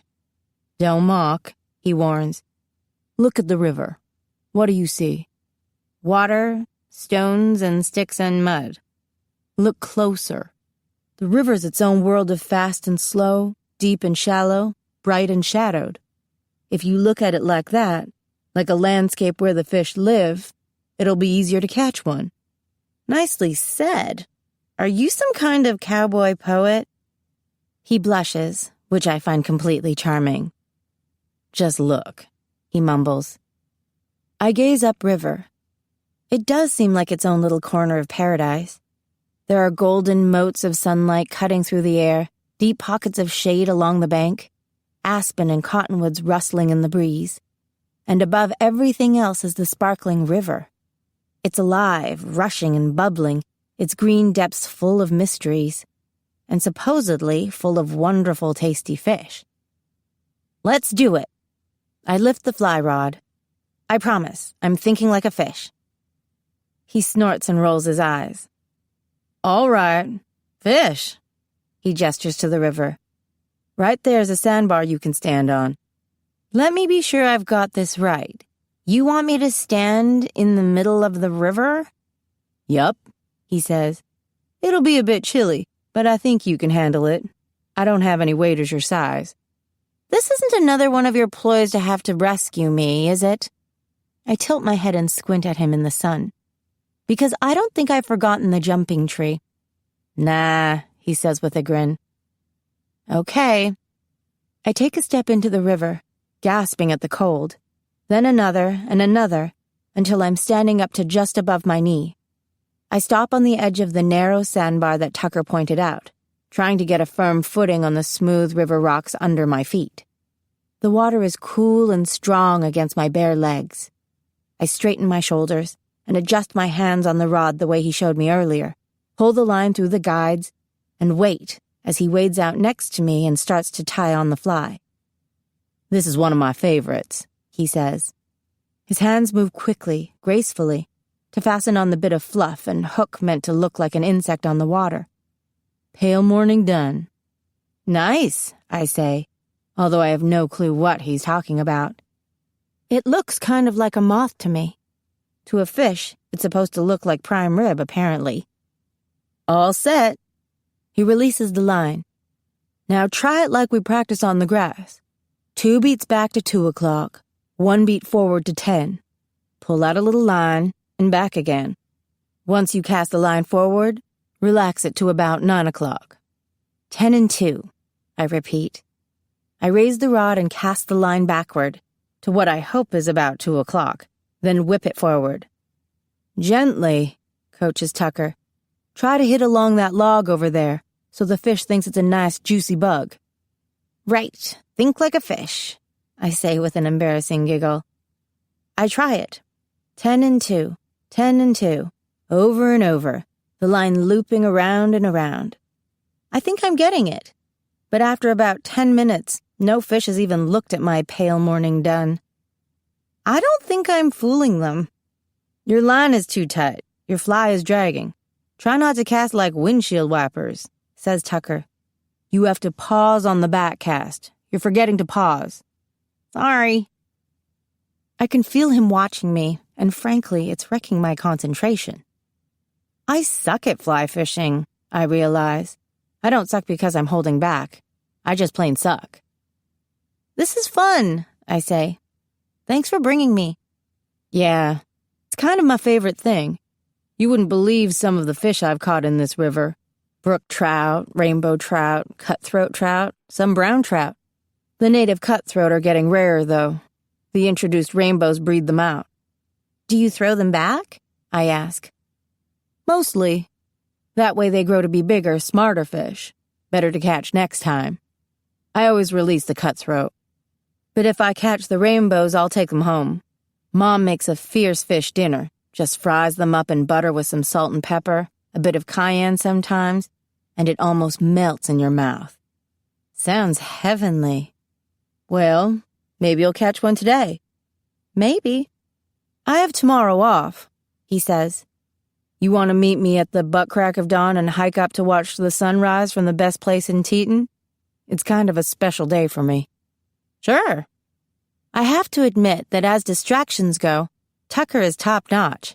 He just keeps asking me to do things and I just keep saying yes. I can't believe summer's going by so fast, and I thought it would drag on forever. Ooh, I think I see a fish. Hold on, groans Tucker. You're just waving it around now. He steps toward me at the exact moment that I cast the line back. The fly catches his cowboy hat and jerks it off his head. He swears under his breath, lunges to grab it, and misses. Whoops! I'm so sorry. I draw the line in and manage to snag the hat and free it from the hook. I hold it out to him, trying not to giggle. He looks at me with a little mock scowl and snatches it out of my hands. We both laugh. I guess I'm lucky it was my hat and not my ear, he says. Stay still for a minute, all right? He wades into the river and sloshes over to stand behind me in his hip waders, suddenly so close that I can smell him. Sunscreen, Oreo cookies for some mysterious reason, a mix of bug spray and river water, and a hint of musky cologne. I smile, suddenly nervous. He reaches over and takes a strand of my hair between his fingers. Your hair isn't really red, is it? He asks, and my breath freezes in my lungs. What do you mean? I choke out. When in doubt, I've learned from Mom, answer a question with a question. He shakes his head. Your eyebrows, they're like dark gold. You're staring at my eyebrows now? I'm looking at you. Why are you always trying to hide how pretty you are? He seems to gaze right into me, like he's seeing me for who I truly am. And in that moment, I want to tell him the truth. Crazy, I know. Stupid. Wrong. I try to take a step back, but my foot slips and I almost go headfirst into the river, but he catches me. Whoa, he says, snaking both hands around my waist to steady me. He pulls me closer to him, bracing against the current. The water parts around us, icy and relentless, tugging and pulling at us as we stand there for a few slow-passing seconds, trying to regain our balance. You got your legs under you? He asks, his mouth close to my ear. Goosebumps jump up all along my arm. I turn slightly and get a really close look at his dimple. His pulse is going strong in his neck. His body's warm against my back. His hand closes over mine on the fishing rod. "Yeah," I rasp. "I'm fine." What am I doing here, I think dazedly. This is beyond distraction. I don't know what this is. I don't know what I should do. My brain has suddenly checked out. He clears his throat. "Watch the hat this time." We lift the rod together and swing it back, then forward, Tucker's arm guiding mine. "Like a hammer," he says. "Slow back, pause on the back cast, and then..." He casts the rod forward so that the line whirs by our heads and unrolls gently on the water. Fast hammer forward, like a baseball pitch. The dun lights delicately on the surface and hesitates a moment before the current swirls and carries it on. Now that it's riding on the water, it does resemble an insect, and I marvel at its play on the water. Quickly, though, the line pulls it unnaturally and it's time to cast again. We try it a few times, back and forth, Tucker setting the rhythm. It's mesmerizing. Slow back, pause, forward, over and over again. I relax against Tucker, resting almost totally against him as we cast and wait for the fish to rise to take the fly. "Ready to try it on your own again?" he asks after a while. I'm tempted to say no, but I can't think of any good reason. I nod. He lets go of my hand and moves away from me, back toward the bank where he picks up his own rod. "You think I'm pretty?" I ask. "We need to stop talking," he says a little gruffly. "We're scaring the fish off." Okay. I bite my lip, then smile. We fish for a while in silence, the only noise the burbling of the river and the rustling of trees. Tucker catches and releases 3 fish. He takes a moment to show me the cutthroat, with their scarlet slash of color beneath the gills. I, on the other hand, don't get so much as a nibble before I have to retreat from the cold water. I sit on the bank and attempt to rub the feeling back into my legs. I have to face the ugly truth. I'm a terrible fisherwoman. I know it sounds weird to say this, but that's a good thing. I enjoy not excelling at everything for once. I like watching Tucker fish. The way his eyes scan the shadows and riffles, the way he throws the line over the water in perfect, graceful loops. It's like he's talking with the river. It's peaceful. And Tucker thinks I'm pretty. Later, I drag the good old duffel bag into the backyard and try it one more time. Back to reality, I remind myself. Back to duty. Mom's in the office on the computer, drinking a cup of tea the way she does when she's trying to de-stress. She's been home all of one day, and already she seems tired again. I stretch my arms and wings. I close my eyes. Light, I coach myself. Be light. Be part of the night, the trees, the wind. I try to picture Christian's face, but suddenly it's not so clear to me. I try to conjure up his eyes, the flash of green and gold, but I can't hang on to that either. Instead, I get images of Tucker, his mouth smeared with red as we crouch on the side of the mountain filling empty ice cream tubs with huckleberries, his husky laugh, his hands on my waist in the river, keeping me steady, holding me close, his eyes so warm and blue, reeling me in. "Crap," I whisper. I open my eyes. I'm so light the tips of my toes are the only thing on the ground. I'm floating. No, I think. This isn't right. It's supposed to be Christian who makes you feel this way. I am here for Christian Prescott. Crap! The thought weighs me down and I sink back to the earth. But I can't get Tucker out of my head. I keep replaying the moments between us over and over in my head. "What do you see in a guy like Christian Prescott?" he asked me that night when he dropped me off from prom. And what he was really saying then, what would have come through loud and clear if I hadn't been so blind was, "Why don't you see me?" I know the feeling. Get a grip, I tell myself. Just fly already. I tighten my hold on the duffel bag. I lift my wings and stretch them skyward. I push with all the muscle in them, all the strength I've gained over months and months of practice. My body shoots up a few feet, and I manage to hold on to the duffel bag. I pull myself higher, almost to the top of the tree line. I can barely make out the sliver of the new moon. I move toward it, but the duffel bag unbalances me. I lurch to one side, flapping wildly and dropping the bag. My arms feel like they're going to tear out of my sockets. And then I fall, crashing into the pine tree at the edge of our yard, cussing all the way down. Jeffrey's standing at the kitchen sink when I drag myself through the back door, scratched and bruised and close to tears. "Nice," he says, smirking. "Shut it." He laughs. "I can't do it either." "You can't what?" "I can't carry stuff when I fly. It gets me off balance." I don't know whether to feel better because Jeffrey can't do it either, or to feel worse because he's evidently been watching me. "You've tried?" I ask. "Lots of times." He reaches over and pulls a pine cone out of my hair. His eyes are friendly, sympathetic. Out of everybody I know, Jeffrey's the one person who can really understand what I'm going through. He's going through it too. Or at least he will when his purpose comes. "Do you—" I hesitate. I look behind him to the hallway toward Mom's office. He glances over his shoulder, then back at me curiously. "What?" "Do you want to try it together?" He stares at me for a minute. "Sure," he says finally. "Let's do it." It's so dark in the backyard that I can't see much past the edge of the lawn.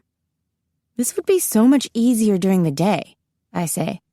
I'm starting to hate practicing at night. "Why not practice during the day?" Because people could see us?" He smiles mischievously. "Who cares?" he says. "What do you mean?" "People don't really see you. It's not like they're looking up." "What? That's crazy," I say, shaking my head. "It's true. If they notice you at all, they'll think you're a big bird or something, a pelican." "No way." But I immediately flashed back to when I flew over Jenny Lake, and my reflection was a streak of pure white, like a bird's. "It's no big deal. Mom does it all the time." "She does?" "She flies almost every morning, just as the sun's coming up." "How have I not noticed this?" He shrugs. "I get up earlier." "I can't believe I didn't know that." "So we can fly during the day. Problem solved. But now let's get on with it, okay? I've got things to do." "Of course you do." "All right then, watch this." "Show yourself!" I yell. His wings flash out. "What was that?" he gasps. "A trick I learned from Angela."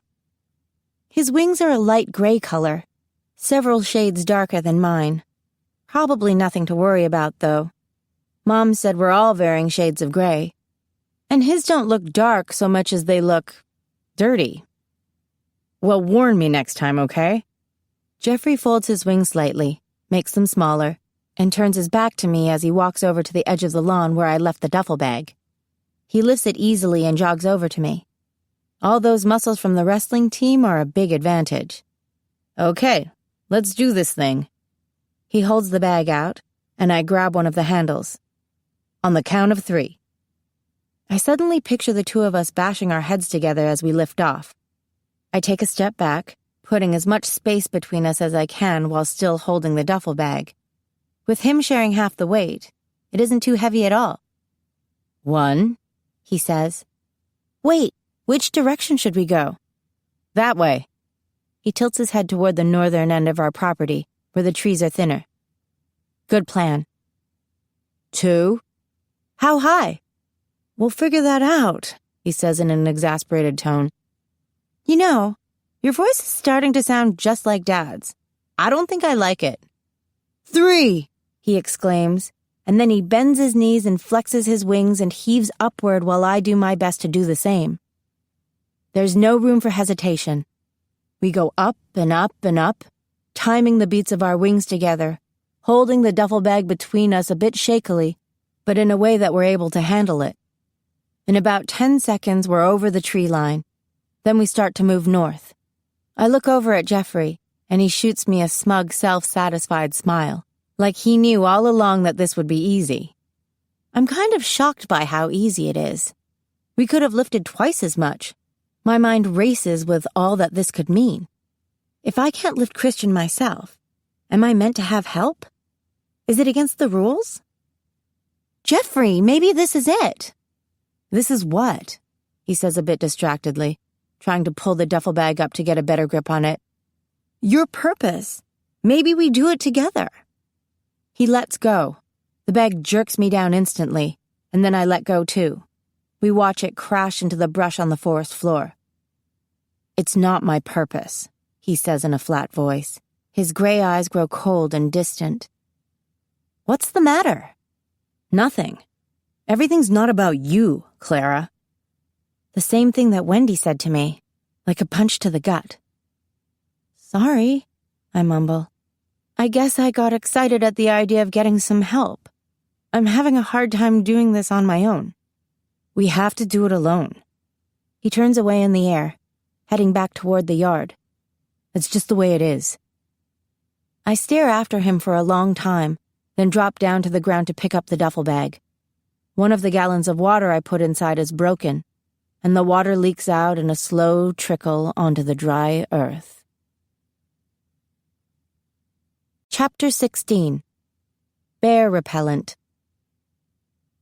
The next morning, my cell phone rings at some ungodly hour.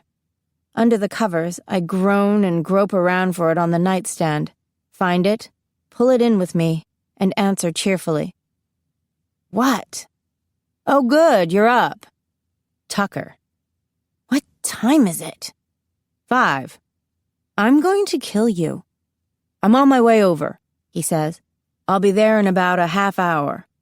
I thought I'd call you so you had time to brush your hair and put on your face. You think I'm going to wear makeup to go hiking with you? See, that's what I like about you, Carrots. You're not fussy. I hang up on him.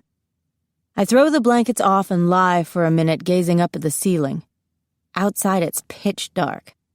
I was dreaming about him, I realize, although I can't remember the details. Something about the big red barn on the Lazy Dog Ranch. I yawn. Then I force myself to get up and get dressed. I don't shower because the noise would wake Mom. I splash cold water on my face and put on some moisturizer. I don't need makeup. My skin lately is starting to have its own natural glow. Another sign that things are starting to change, starting to intensify the way Mom said they would.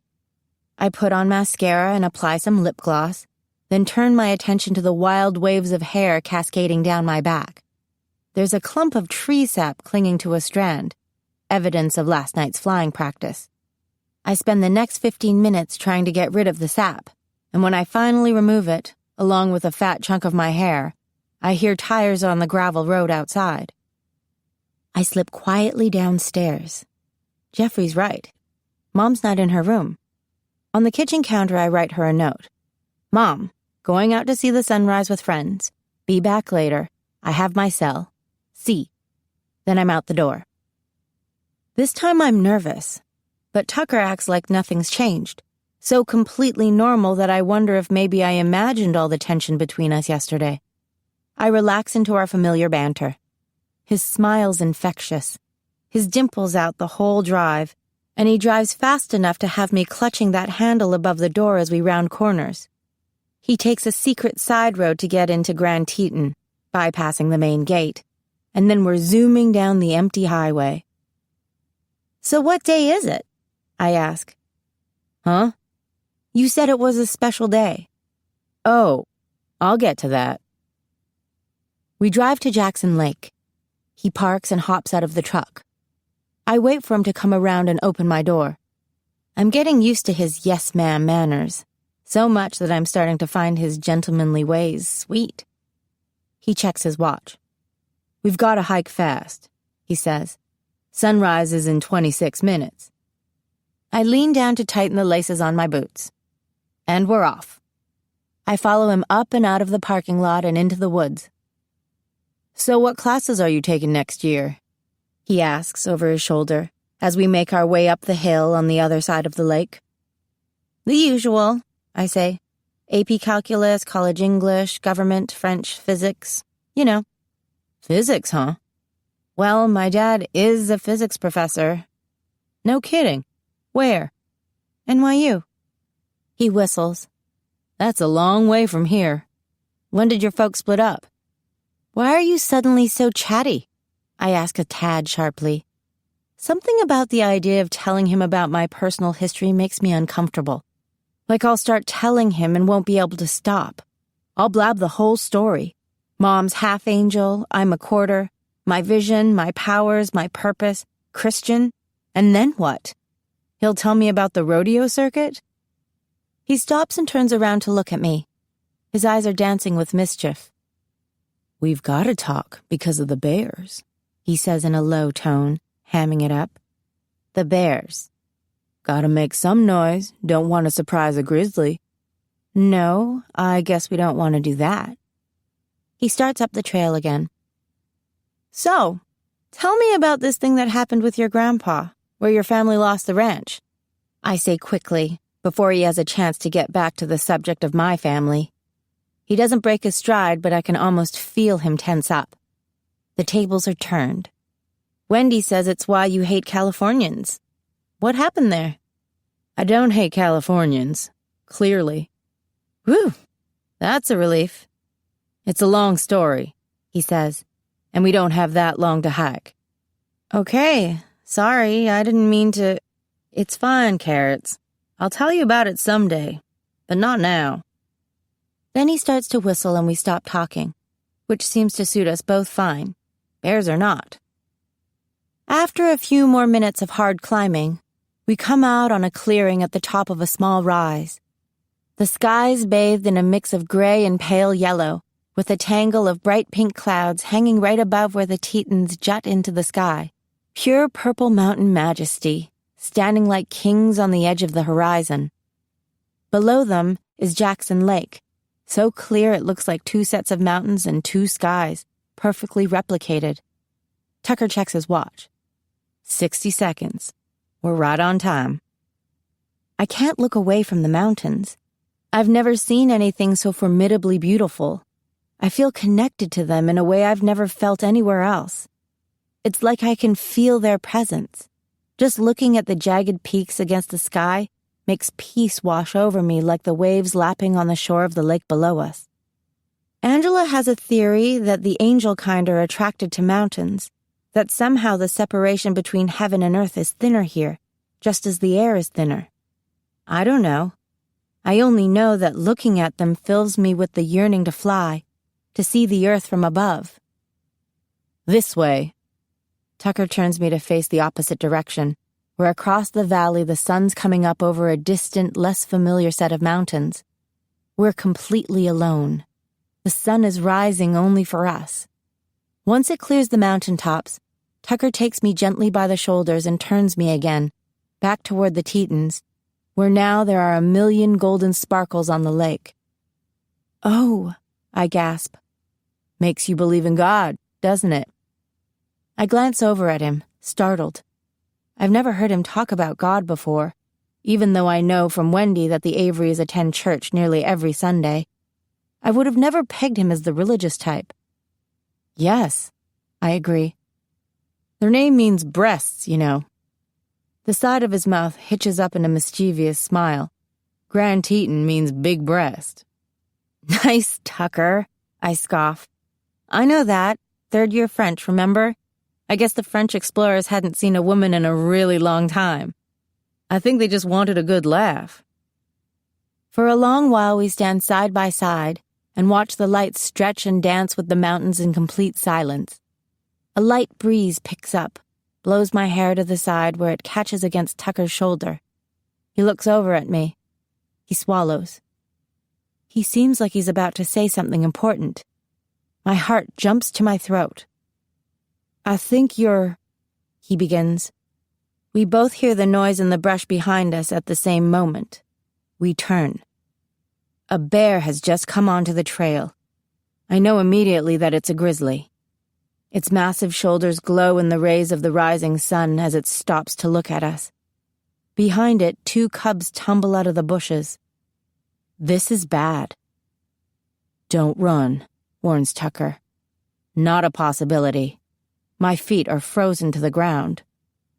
In my peripheral vision, I see him slide his backpack from his shoulder. The bear lowers her head and makes a snuffling sound. Don't run, says Tucker again, loudly this time. I hear him fumbling with something. Maybe he's going to hit her with an object of some kind. The bear looks right at him. Her shoulders tense as she prepares to charge. No, I murmur in angelic, holding up my hand as if I could hold her back by the force of my will alone. No. The bear pauses. Her gaze swings to my face, her eyes a light brown, absolutely empty of any feeling or understanding. Sheer animal. She looks intently at my hand, then rises to stand on her hind legs, huffing.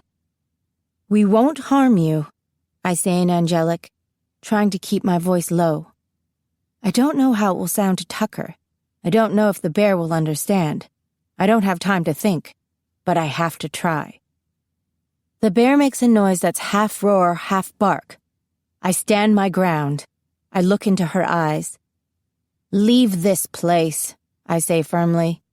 I feel a strange power moving through me, making me lightheaded. When I look at my outstretched hand, I see a faint glow rising under my skin. The bear drops to all fours. She lowers her head again, woofs at her cubs. Go, I whisper. She does. She turns and crashes back into the brush, her cubs falling in behind her. She's gone as suddenly as she appeared. My knees give out. Tucker's arms come around me. For a minute, he crushes me to him, one hand on the small of my back supporting me, the other on the back of my neck. He pulls my head to his chest. His heart is pounding, his breath coming in panicked shudders. Oh my God, he breathes.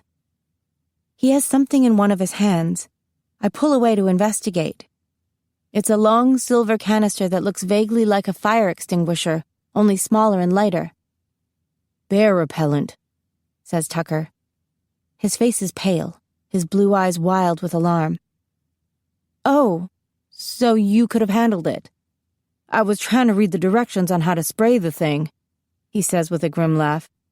I don't know if I would have figured it out in time. Our fault. I sink down so I sit on the rocky ground near his feet. We stopped talking. Right. I don't know what he heard, what he thought. I'm thirsty, I say, trying to buy myself some time to come up with an explanation. He slips the canister back into his backpack and retrieves a bottle of water, opens it, and kneels beside me. He holds the bottle to my lips, his expression still tight with fear, his movements so jerky that water spills down my chin. You did warn me about the bears, I stammer after I try to drink a few swallows. We were lucky. Yeah. He turns and gazes down the trail in the direction that the bear went, then back at me. There's a question in his eyes that I can't answer. We were pretty lucky, all right. We don't talk about it. We hike back down and drive into Jackson for breakfast. We go back to Tucker's house later in the morning for Tucker's boat and spend the afternoon on the Snake fishing. Tucker hooks a few and throws them back. He catches a big rainbow trout, and that one we decide to eat for dinner, along with fish he caught the day before. It's not until we're standing in the kitchen of the Avery farmhouse, Tucker teaching me how to gut the fish, that he brings the bear up again. What did you do today with the bear?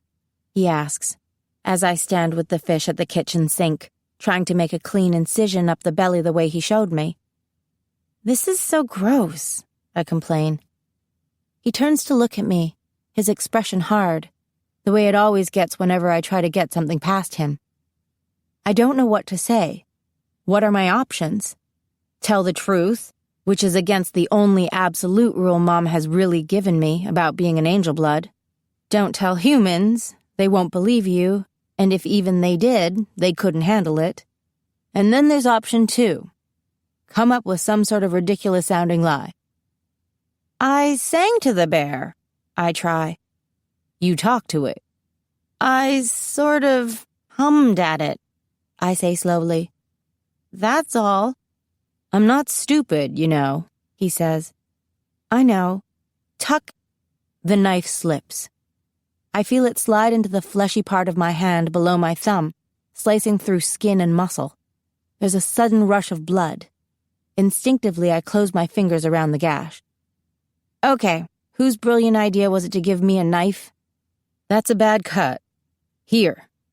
Tucker curls back my fingers to press a dish towel over the wound.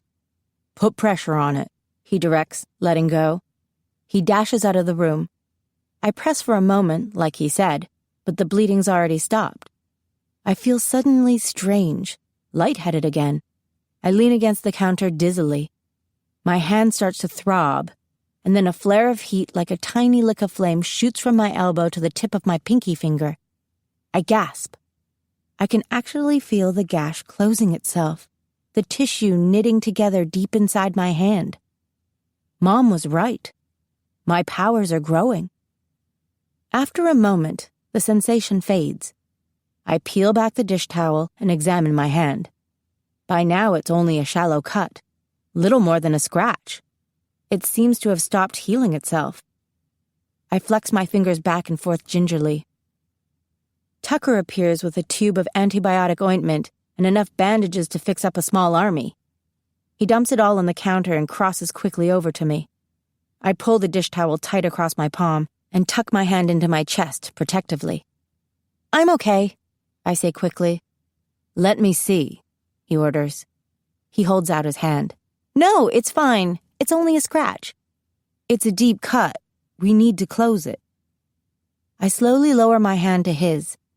He takes it and gently turns it so my injured palm faces up.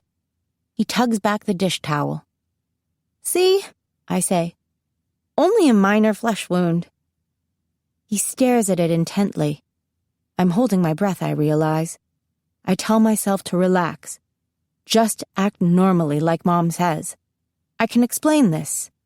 I have to explain this. Are you going to read my future? I say with a weak laugh. His mouth twists. I thought you were gonna need stitches for sure. Nope. False alarm. He sets right to fixing me up. He cleans the cut with water, smears on a bit of ointment, then smooths the bandage over it carefully. I'm relieved when the cut's covered by the bandage and he finally has to stop staring at it. Thanks, I tell him. What's going on with you, Clara? His eyes, when he looks up at me, are fierce, full of so much hurt and accusation that it takes my breath away. What do you mean? I stammer. I mean, he starts. I don't know what I mean. You're just... And then he doesn't say anything else. Insert the biggest, most awkward silence in the history of big, awkward silences. I stare at him. I'm suddenly exhausted by all the lies I've told him. He's my friend, and I lie to him every day. He deserves better. I wish I could tell him then, more than anything I've ever wanted. I wish I could stand in front of him and truly be myself and tell him everything. But it's against the rules, and these aren't rules you break lightly. I don't know what the consequences would be if I told. I'm just me, I say softly. He scoffs. He picks up the dish towel and holds it up, a bit of white terry with my incredibly bright red blood soaked into the middle of it. At least now I know you can bleed, he says. That's something, I guess. You're not completely invincible, are you? Oh, right, I retort as sarcastically as I can manage. What? Did you think I was Supergirl? Vulnerable only to kryptonite? I don't know what I think. He's managed to tear his gaze away from the dish towel and is now looking at me again. You're not normal, Clara. You try to pretend you are, but you're not. You talked to a grizzly bear, and it obeyed you. Birds follow you like a Disney cartoon, or haven't you noticed? And for a while after you came back from Idaho Falls, Wendy thought you were on the run from someone or something. You're good at everything you try. You ride a horse like you were born in the saddle. You ski perfect parallel turns your first time on the hill. You apparently speak fluent French and Korean and who knows what else. Yesterday, I noticed that your eyebrows kind of glitter in the sun, and there's something about the way you move. Something that's beyond graceful, something that's beyond human even. It's like you're something else. A violent shiver passes through me from head to foot. He really has put it all together. He just doesn't know what it adds up to. And there couldn't possibly be any rational explanation for all of that, I say. Considering your brother, the best I've been able to come up with is that maybe your family's part of some kind of secret government experiment. Some kind of genetically altered animal-friendly superhumans, he says. And you're in hiding. I snort. It would be funny if the truth wasn't so much weirder. You sound crazy, you know that? Another silence for the record books. Then he sighs. I know. It's crazy. I feel like... He stops himself. He suddenly looks so miserable that my heart aches for him. I hate my life. It's okay, Tuck, I say gently. We've had kind of a crazy day. I reach to touch his shoulder, but he shakes his head. He's about to say something else when the screen door opens and Mr. and Mrs. Avery enter the house, talking loudly because they know they're interrupting us. Mrs. Avery spots the pile of bandages and ointment on the counter. Uh-oh. Someone have an accident? I cut myself, I say quickly, avoiding Tucker's eyes. Tucker was teaching me how to clean out the fish, and I got careless. I'm okay, though. Good, says Mrs. Avery. That's a nice fish, Mr. Avery says, peering down in the sink where I dropped the big rainbow trout. You catch that today? Tucker did, yesterday. Today he caught the one over there. I gesture to the open cooler. Mr. Avery looks at it and gives a low whistle of appreciation. Good eating tonight. You sure that's what you want for your birthday dinner? Asks Mrs. Avery. I can make anything you like. It's your birthday, I gasp. Didn't he tell you? Laughs Mr. Avery. 17 years old today. He's almost a man.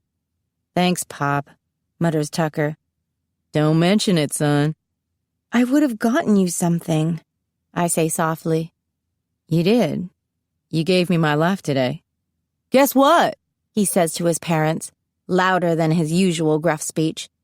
Today we ran into a mama grizzly with 2 cubs up at the ridge off Coulter Bay, and Clara sang to it to make it go away.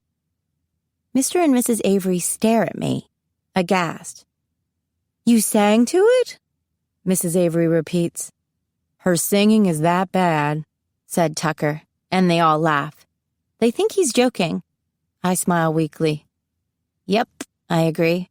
My singing is that bad. After Mrs. Avery fries up the fish for dinner, there's cake and ice cream and a few presents. Most of the gifts are for Tucker's prize rodeo horse, Midas, which I think is a funny name for a horse. Mr. Avery brags about the way Tucker and Midas can pick a single cow out of a herd.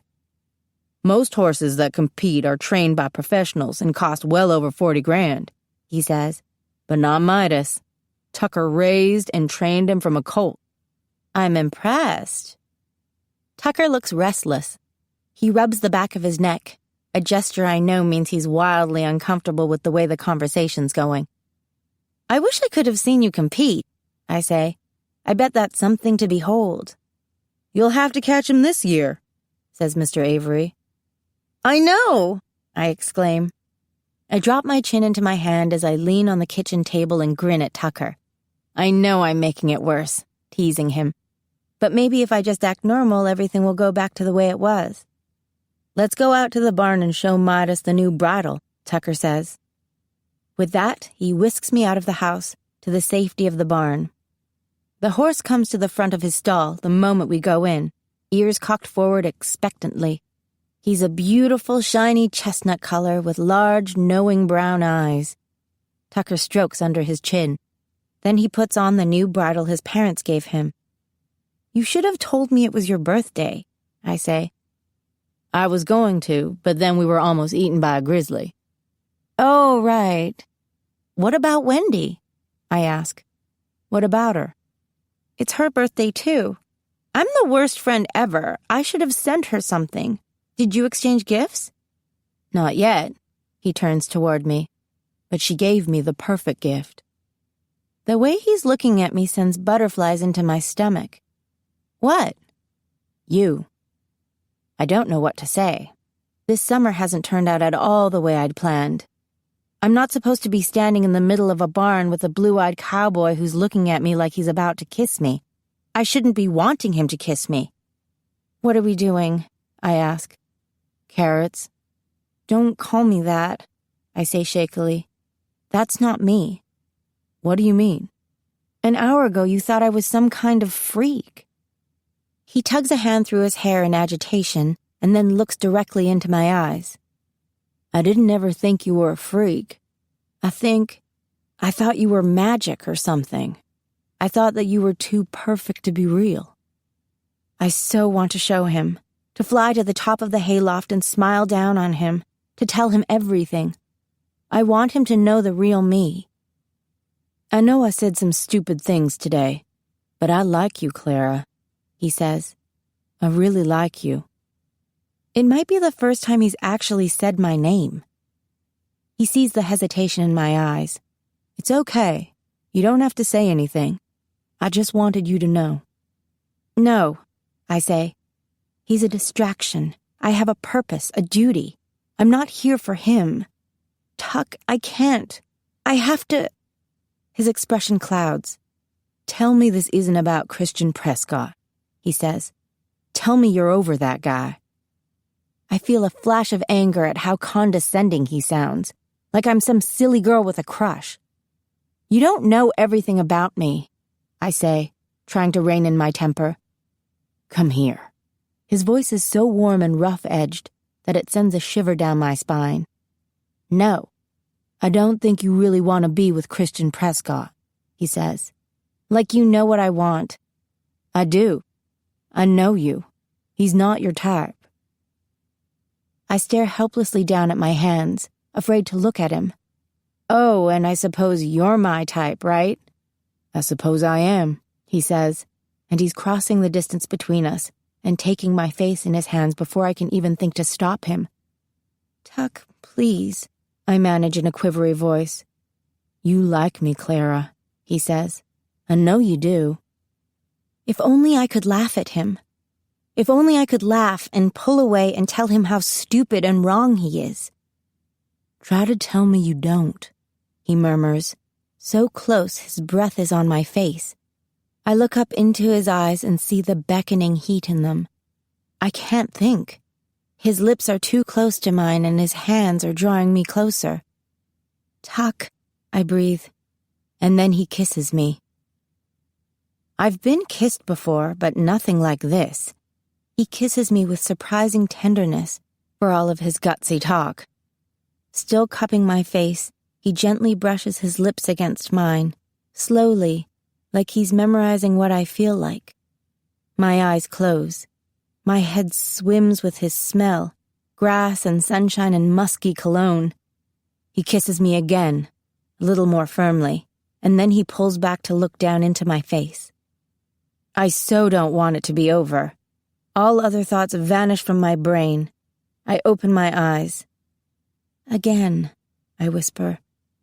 The corner of his mouth lifts, and then I kiss him. Not so gently this time.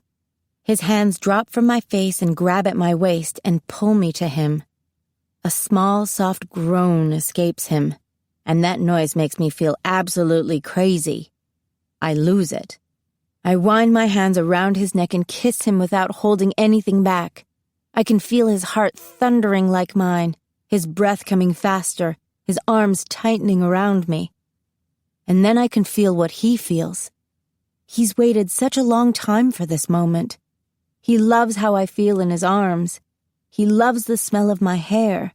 He loves the way I looked at him just now, flushed and wanting more from him. He loves the color of my lips, and now the taste of my mouth is making his knees feel weak, and he doesn't want to seem weak in front of me, so he draws back, and his breath comes out in a rush. His arms drop away from me. I open my eyes. What's wrong? I ask. He can't speak. His face has gone pale beneath his golden skin. And then I realize that it's too bright in there, too bright for the shady dark of the barn, and the light's coming from me, radiating off me in waves. I'm in glory. Tucker stares at me in shock. I can feel his shock. He can see everything now in all this light, glowing out through my clothes so I might as well be standing naked in front of him. I inhale sharply. Part of me twists painfully at the look of terror in his eyes, and just like that, the light goes out. His presence in my mind fades away as the barn darkens. "I'm sorry," I say. I watch the color slowly come back into his face. "I don't know what—" He tries, and then stops himself. "I'm sorry, I didn't mean to—" "What are you?" I flinch. "I'm Clara. My name, at least, has not changed." I take a step toward him, put my hand out to touch his face. He shies away. Then he grabs my hand, the one with the cut. I gasp as he jerks the bandage away. The wound is completely healed. There isn't even a scar. We both peer down at my palm. Then Tucker's hand falls away. "I knew it," he says. I'm flooded with a strange mix of panic and relief. There's no explaining this away. I'll have to tell him. "Tuck, what are you?" he demands again. He staggers back a few steps. "It's complicated." "No." He shakes his head suddenly. His face is still so pale, greenish like he's about to throw up. He keeps backing away from me, and then he's at the door of the barn and he turns and runs toward the house. All I can do is watch him go. I feel disconnected from myself, shaky with the shock of what's happened. I don't have a ride home, and Tucker could be in the house getting a shotgun for all I know. So I run. I stumble toward the woods at the back of the ranch, grateful for the cover of the trees. It's starting to get dark. Once I'm a little ways in, my wings snap out without me even having to summon them. I fly carelessly, getting completely lost before I can sense the way home, instantly soaked by clouds and so cold I'm shivering hard enough to make my teeth chatter, tear-blinded and half-panicked. I cry as I wing my way home. I cry and cry. It feels like the tears will never stop. Mom discovers me in my room sobbing into my pillow a few hours later. I'm scratched and scraped and tear-streaked, but what she says when she sees me is, "What happened to your hair?" "What?" I'm desperately trying to get it together so I can decide how much I'll tell her about the whole Tucker thing. "It's back to its natural color. The red is completely gone." "Oh, I brought the glory. It must have zapped the color right out." "You attained glory?" she says, her blue eyes wide. "Yeah." "Oh, my darling. No wonder you're upset. It's such an overwhelming experience." She doesn't know the half of it. "Rest now." She presses a kiss to my temple. "You can tell me more about it in the morning." When she's gone, I send a frantic email to Angela. "Emergency," I write, hardly able to make my fingers and brain work well enough together to get out a simple message. "Call me, ASAP." There's no one to talk to, no one to tell, and already I miss him. I give in to the need to hear his voice and call Tucker on my cell. He answers on the first ring. For a minute, neither of us speaks. "Leave me alone," he says, and then he hangs up. Chapter 17. Just Call Me Angel. 3 days pass. 3 agonizing days where I don't call him again or try to see him, reliving the kiss until I think I'll go bonkers and tear all my feathers out by the handful. I keep telling myself this is all for the best. Okay, so not the best, since I've essentially revealed myself to a human and I don't even know what the punishment for that will be, if anybody ever finds out. But maybe it's for the best that Tucker rejected me. So he knows there's something weird about me, sure. Can he prove it? No. Will anybody believe him? Probably not. It doesn't seem likely that he'd even tell anyone. If he did, I could deny it all. We could go back to the way things were before, him accusing me of stuff and me pretending like I don't have a clue what he's talking about. Right. I'm not that good a liar, even when I'm lying to myself. I wish Angela would call me back and I could ask her what to do. As if the daytime wasn't bad enough, I dream about him. Every night for 3 nights in a row. I can't get out of that moment when I was in his head, feeling what he felt, hearing his thoughts as he kissed me. I can feel him loving me, and it kills me, that moment when I feel his love shift into fear. The 3rd morning I wake up with tears streaming down my face, and when I stare up at the ceiling, wallowing in my misery, a thought occurs to me. He loves me. Inside his head, his every thought and reaction was born of love. Love inside and out, crazy, irrational, and sure a bit lustful. Love. He loves me, and that's also what terrified him when he saw me all lit up like a Christmas tree. He doesn't know what I am, but he loves me. I sit up. Maybe I should have figured this out a long time ago. I shouldn't have needed to read his heart in order to see it. But when I felt all that love rising up in him, I didn't know I was inside his head. I didn't notice that the feelings weren't mine. And why is that? Easy.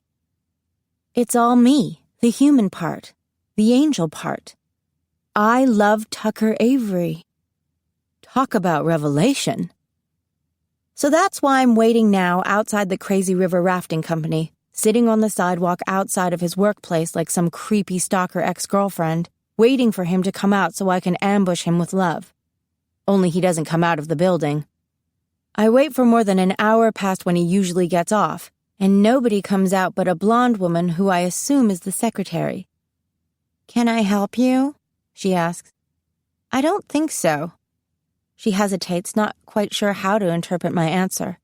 "You waiting for someone?" "Tucker." She smiles. She likes Tucker. Everybody in their right mind likes Tucker. "He's still on the river," she says. "His raft overturned, nothing serious, but they'll all be in a bit late.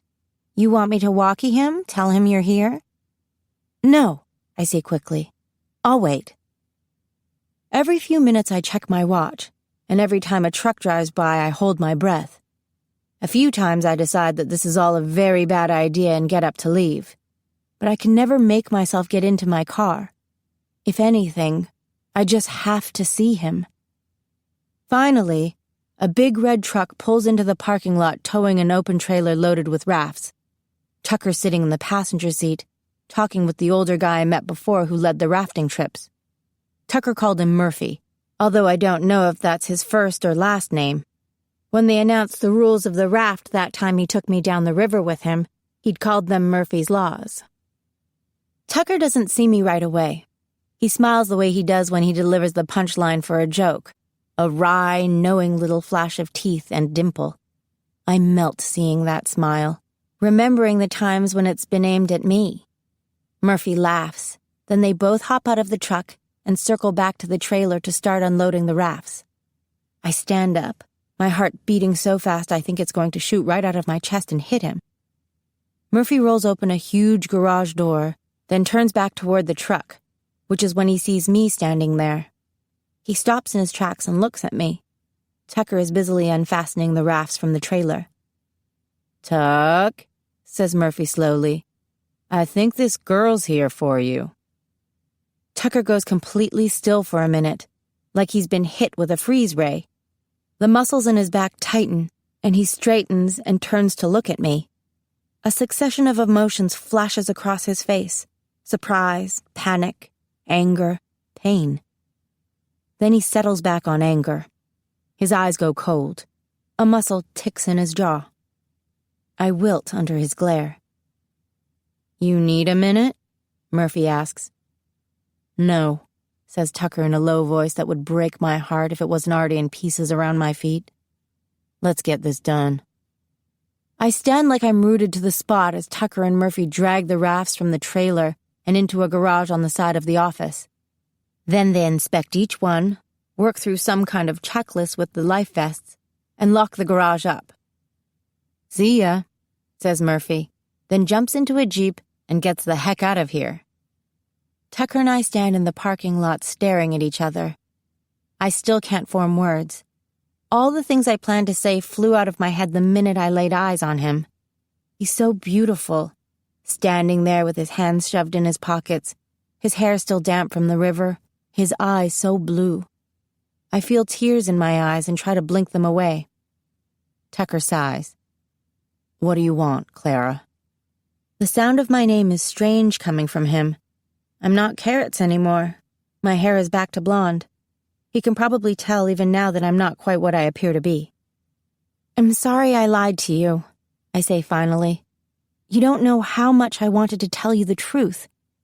"So why didn't you?" "Because it's against the rules." "What rules? What truth?" "I'll tell you everything now if you'll hear me out." "Why?" he asked sharply. "Why would you tell me now if it's against the rules?" "Because I love you." There. I said it. I can't believe I actually said it. People cast around those words so carelessly. I always cringe whenever I hear kids say it while making out in the hall at school. "I love you, babe. I love you too." Here they're all of 16 years old and convinced that they've found true love. I always thought I'd have more sense than that, a little more perspective. But here I am, saying it and meaning it. Tucker swallows. The anger fades from his eyes, but I still see shadows of fear. "Can we go somewhere?" I ask. "Let's go somewhere off in the woods, and I'll show you." He hesitates, of course. What if I'm an alien invader trying to lure him to a secluded place so I can suck his brains out? Or a vampire ravenous for his blood? "I won't hurt you. Be not afraid." His eyes flash with anger, like I've come right out and called him chicken. "Okay," his jaw tightens, "but I drive." "Of course." Tucker drives for an hour, all the way out to Idaho, into the mountains above Palisades Reservoir. The silence between us is so thick it makes me want to cough. We're both trying to look at each other without getting caught looking at each other. At any other time, I'd find us hilarious and lame. He turns down a dirt road that's marked as private property and heads past the log cabins tucked back in the trees, up the mountainside until we come to a big wire fence. Tucker jumps out and fumbles with his keys. Then he unlocks the rusty metal padlock that holds the gate together, gets back in the truck, and drives through.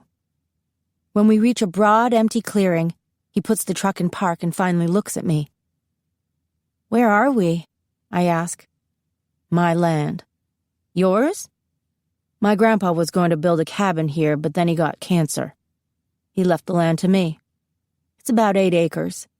It's where I'd come if I ever had to bury a dead body or something." I stare at him.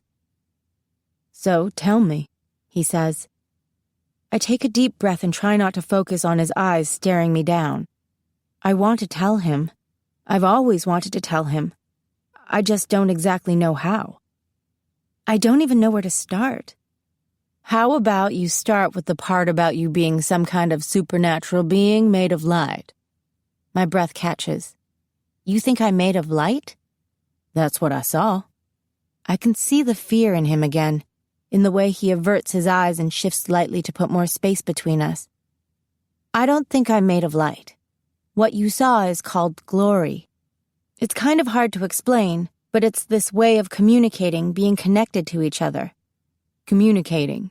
You were trying to communicate with me?" "Not intentionally," I say, blushing. "I didn't mean for it to happen. I'd never done it before, actually. Mom said that sometimes strong emotions can trigger it." I'm babbling. "I'm sorry, I didn't mean to freak you out. Glory tends to have that effect on humans." "And you're not human," he says flatly. "I'm mostly human." Tucker leans back against the door of the truck and sighs in frustration. "Is this a joke, Clara? Is this some kind of a trick?" "I'm a Nephilim," I say. We don't usually use that term because it means fallen in Hebrew, and we don't like to think of ourselves as fallen, you know, but that's what we're called in the Bible. We prefer the term angel blood. "Angel blood," he repeats. "My mom is a half-angel. Her father was an angel, and her mother was human. And that makes me a quarter angel since my dad's an average Joe. The words tumble out of me fast before I can change my mind. Tucker stares at me like I've grown an extra head. So you're part angel. He sounds exactly the way I did when Mom first broke the news to me, like he's making a list of mental institutions in the area. Yes.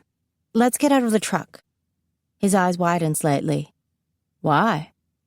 Because you won't believe me until I show you. What does that mean? You'll do that lat thing again? No, I won't do that again. I put my hand down lightly on his arm, trying to reassure him. My touch seems to have the opposite effect. He pulls away quickly, opens the door, and hops out of the truck to get away from me. I get out, too. I walk to the middle of the clearing and face him. Now, don't be afraid, I tell him. Right, because you're going to show me that you're an angel. Part angel. I summon my wings and pivot slightly to show him. I don't extend them or fly, the way Mom did to prove it to me. I think seeing them, folded against my back, will be enough. Holy crap. He takes a step back. I know. This isn't a joke. This isn't some head game or magic trick. You really have wings. Yeah. I walk toward him slowly, not wanting to spook him, then turn my back to him again so that he can see them completely. He lifts a hand like he's going to touch the feathers. My heart feels like it will stop, waiting. No one else has ever handled my wings, and I wonder what it will feel like to have him touching me there. But then he pulls his hand back. Can you fly? He asks in a strangled voice. Yes, but mostly I'm a normal girl. I know he won't believe that. I wonder if he'll ever treat me like a normal girl again. That's part of what I love about being with Tucker. He makes me feel normal, not in a plain Jane nondescript way, but like I'm enough, just being me without all the angel stuff. I almost start to cry thinking I'm going to lose that. And what else? What else can you do? Not much, really. I'm only a quarter angel. I don't even know all that the half angels can do. I can speak any language. I guess that comes in handy for the angels when they're delivering messages. That's how you understood the Korean lady at Canyon? And how you talked to the grizzly bear? Yes. I glance down at my feet. I'm too afraid to see his face and know that it's all over. The kiss was 3 days ago, but it somehow feels like another person's life. Another girl standing in the barn kissing Tucker for the first time. Another girl he loves. Not me. Not little pathetic me, humiliating myself by starting to cry. I'm sorry, I choke out. He's quiet. Tears drip off my chin. He lets out a slow, shaky breath. Don't cry, he says. That's not fair. I laugh and sob at the same time. It's okay, he whispers. His fingers brush at the tears on my cheeks. Don't cry. Then he puts his arms around me, wings and all. I curl my arms around his neck and bury my face in his chest and breathe in the smell of the river on him. Somewhere in the woods, a crow caws. A blackbird answers. And then we're kissing, and everything goes away but Tucker. Okay, wait, he says after a minute, pulling back. I blink up at him in a daze. Please, please, I think, don't let this be the part where you change your mind. Is it okay to kiss you? He asks. What? I won't get struck by lightning? I laugh. Then I lean in and brush my lips lightly against his. His hands on my waist tighten. No lightning, I say. He smiles. I run my finger along the length of his dimple. He lifts a strand of my hair, which is popped free from my ponytail, and inspects it in the sunlight. Not red, I say with a shrug. I always felt like there was something off about your hair. So you thought you'd torture me by calling me carrots? I still thought I'd never seen anyone as beautiful as you. He drops his head and rubs the back of his neck, embarrassed. He's blushing. You're a real Romeo, I say, blushing too, trying to cover it by teasing him. But then he puts his arms around me again and runs his hands over my wings. His touch is light, careful, but it sends a wave of pleasure straight to the pit of my stomach, so strong that my knees get weak and wobbly. I lean into him and press my cheek to his shoulder, working to keep the air going in and out of my lungs as he strokes slowly up and down the length of my wings. "So you're an angel, that's all," he murmurs. I kiss his shoulder. Part angel. "Say something in the angel language." "What should I say?" "Something simple," he says. "Something true." "I love you," I whisper automatically, shocking myself yet again.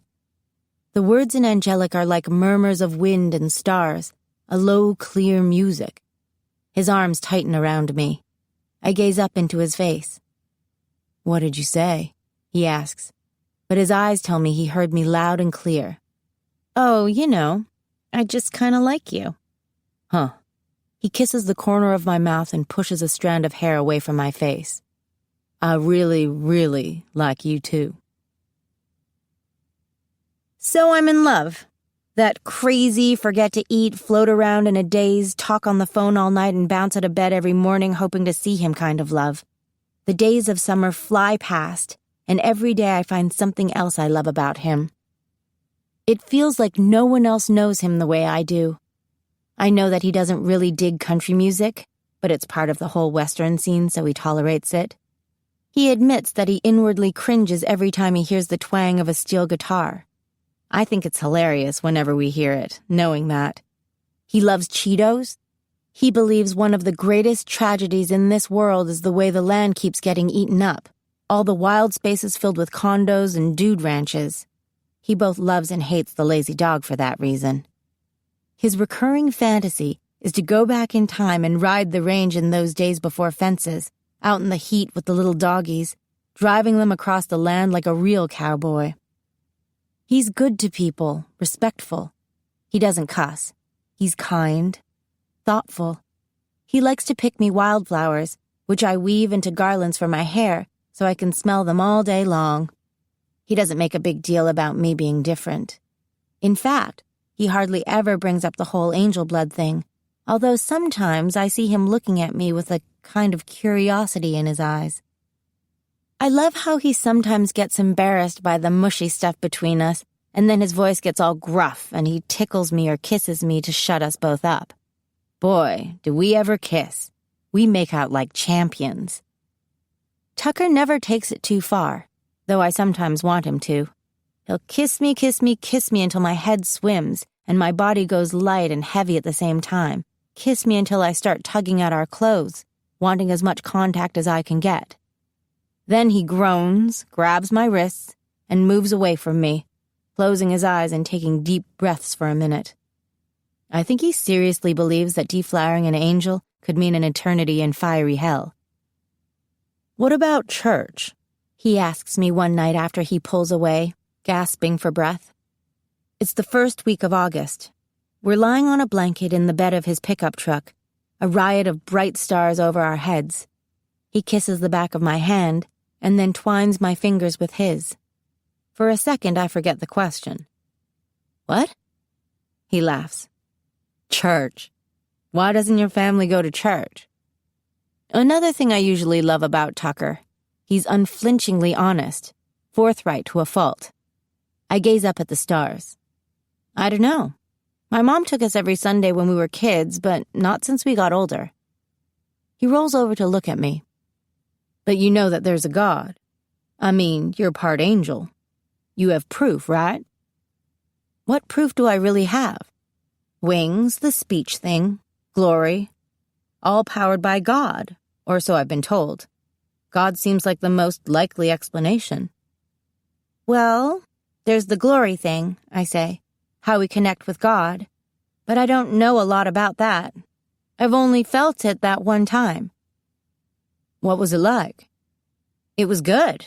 I can't really describe it.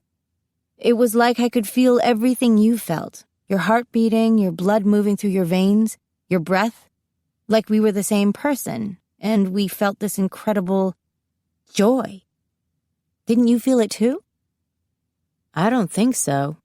he admits, glancing away. I was just so crazy happy to be kissing you. And then you were glowing. And then you were shining so bright I couldn't look at you. Sorry. I'm not, he says. I'm glad it happened. Because then I got to know who you really are. Oh yeah? Who am I? A really, really spiritual spoiled California chick. Shut up. It's cool, though. My girlfriend is an angel. I'm not an angel.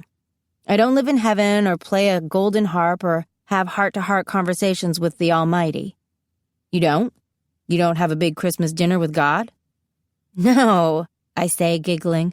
We have our own traditions, but we don't actually get to hang out with God. My mom says that every angel blood meets God eventually, though, after our purpose on earth is fulfilled, face to face. I can't really imagine it, but that's what she says. Yeah, but that's the same for everybody, isn't it? Humans too? What? We all supposedly get to meet God, when we die. I stare at him. I've never thought of it like that before. I assumed the meeting was like a kind of debriefing about our purpose. The idea has always terrified me. Right, I say slowly. We all get to meet God someday. So maybe I should keep going to church. Church couldn't hurt. I stroke his cheek, totally loving the hint of stubble under my hand. I want to say something profound, something about how grateful I am that he can accept me for who I am, wings and everything. But I know that would sound cheesy beyond words. Then I'm thinking about church. Mom and Jeffrey and me in church when I was little, sitting in the pews, singing and praying with everybody else, falling under the colored light of the stained glass angels. We're bumping along a dirt road in Bluebell, and I'm trying to behave myself, keep a Bible's worth of space between us so that we will actually end up fishing, unlike last time. But then he reaches over to shift, and when he's done he puts his hand on my knee and I instantly get all quivery. Ruffian. I grab the offending hand and trap it in mine. His thumb strokes over the top of my knuckles, sending my heart into overdrive. Sometimes you say the weirdest things, I swear, he says. It's from having a mom who's over 100 years old. And the language thing, I explain. I understand every word I hear. Gives me an awesome vocabulary. Awesome, he teases. Exemplary, as a matter of fact. Hey, have you talked to your sister lately? Yeah, a couple nights ago, he says. Did you tell her about us? He frowns. Am I not supposed to? I smile. You can tell her, but I think she already knows. I talked to her yesterday and she was acting all funny. So you didn't tell her? No. I thought that might be weird, like, guess what, I'm dating your brother. I thought it'd be better coming from you. I told her, he admits. I can't really keep secrets from Wendy. I've tried. Doesn't work. But, I hesitate. You didn't tell her about, you know. He gives me a fake clueless look and says, What? Is there something about you I should know? Just call me Angel of the Morning, I sing. He laughs. Of course I didn't tell her. I wouldn't know how to tell her something like that. Then he adds quietly, But it will be hard when she gets back. I look out the window. The truck whizzes past lodgepole pines on both sides of the road, aspens here and there that are beginning to turn colors. It's hot, even by Wyoming standards. The air smells dry and dusty. Then everything starts to look very familiar, like the worst case of déjà vu ever. My hand tightens in Tucker's. Stop the truck, I gasp. What? Just stop! Tucker hits the brakes, sending a cloud of dust around us. Before the truck has even stopped moving, I scramble out. When the dust settles, I'm standing in the middle of the road, turning in a slow circle. Then I walk in a daze toward the side of the road, brushing past the shadow of a big silver pickup in my mind's eye. I turn, one foot leading the other, and move off into the forest. I faintly hear Tucker calling me, but I keep walking. I don't know if I could stop even if I tried. I push on through the trees. Once I stumble, slipping to one knee on the needle-strewn ground, but even then I keep going, deeper into the forest, not even bothering to brush myself off. And then I stop. It's all here. The little clearing, the ridge, the air's full of smoke, the sky a golden orange. Christian wearing his black fleece jacket, his hands tucked up into his pockets, hips slightly shifted to the side. He's standing very still, looking up at the top of the ridge. Oh God, I think. I can see the flames. I step toward him. Everything so dry. I lick my lips, glance down at my hands, which are shaking. It's like I'm leaving my whole life behind in this moment. I'm so sad I could cry. "Christian," I croak out. He turns. I don't know how to read his expression. "It's you," he says. "It's me. He crosses toward me. I keep walking to him. In another minute, we both stop, arm's length away from each other, and stare. I feel like I'm on drugs or something. I want to touch him so badly it feels like pain not to. I reach out. His hand wraps around mine. His skin so hot, feverish. I close my eyes for a second against the wave of sensation. Recognition blasts through me. We belong together. I open my eyes. He steps closer. His gaze brushes across my face like a touch. He looks at my lips, then my eyes, then my lips again. He lifts a hand to touch my cheek. I'm crying, I realize, tears slipping down my cheeks. "It's really you," he whispers. Then his arms are around me, and the fire rushes at us, moving swiftly over the ground like a monster stalking us.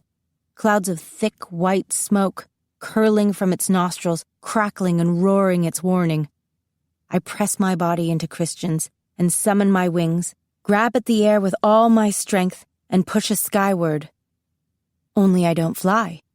I sink to the ground on the forest floor, my hands clutching at empty air, because Christian isn't there. And then everything goes black. I become vaguely aware of being carried. I know without even having to open my eyes that it's Tucker carrying me. I'd be able to identify his sun and man smell anywhere. My head's lolling back across his arm, my arms dangling. I've had the vision. Again. If vision is even the right word for it now. I've done so much more than see it. I've been there. And apparently I fainted. Again. I try to sit up a little, regain the use of my arms and legs, but the minute I move I start coughing, as if I inhaled some smoke. Tucker immediately stops walking. "Oh, thank God," he says. "You're okay." I don't know if I'd go that far. Okay seems like the last thing that I am.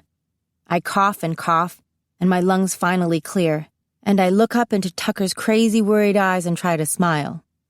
And promptly cough some more. "I'm fine," I say. Hack, hack, hack. "Hold on, we're almost there." He starts walking again, and in a couple minutes we're back at the truck.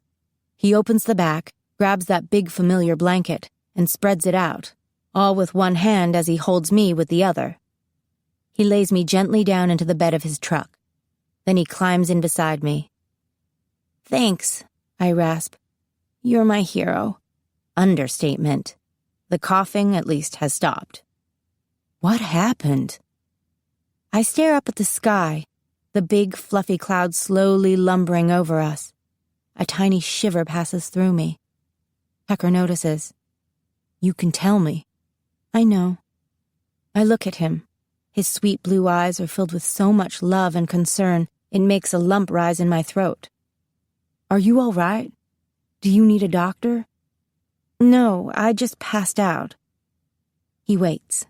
I take a deep breath. "I had a vision," I tell him. Then the story comes tumbling out. "Where are we?" I ask when I'm done.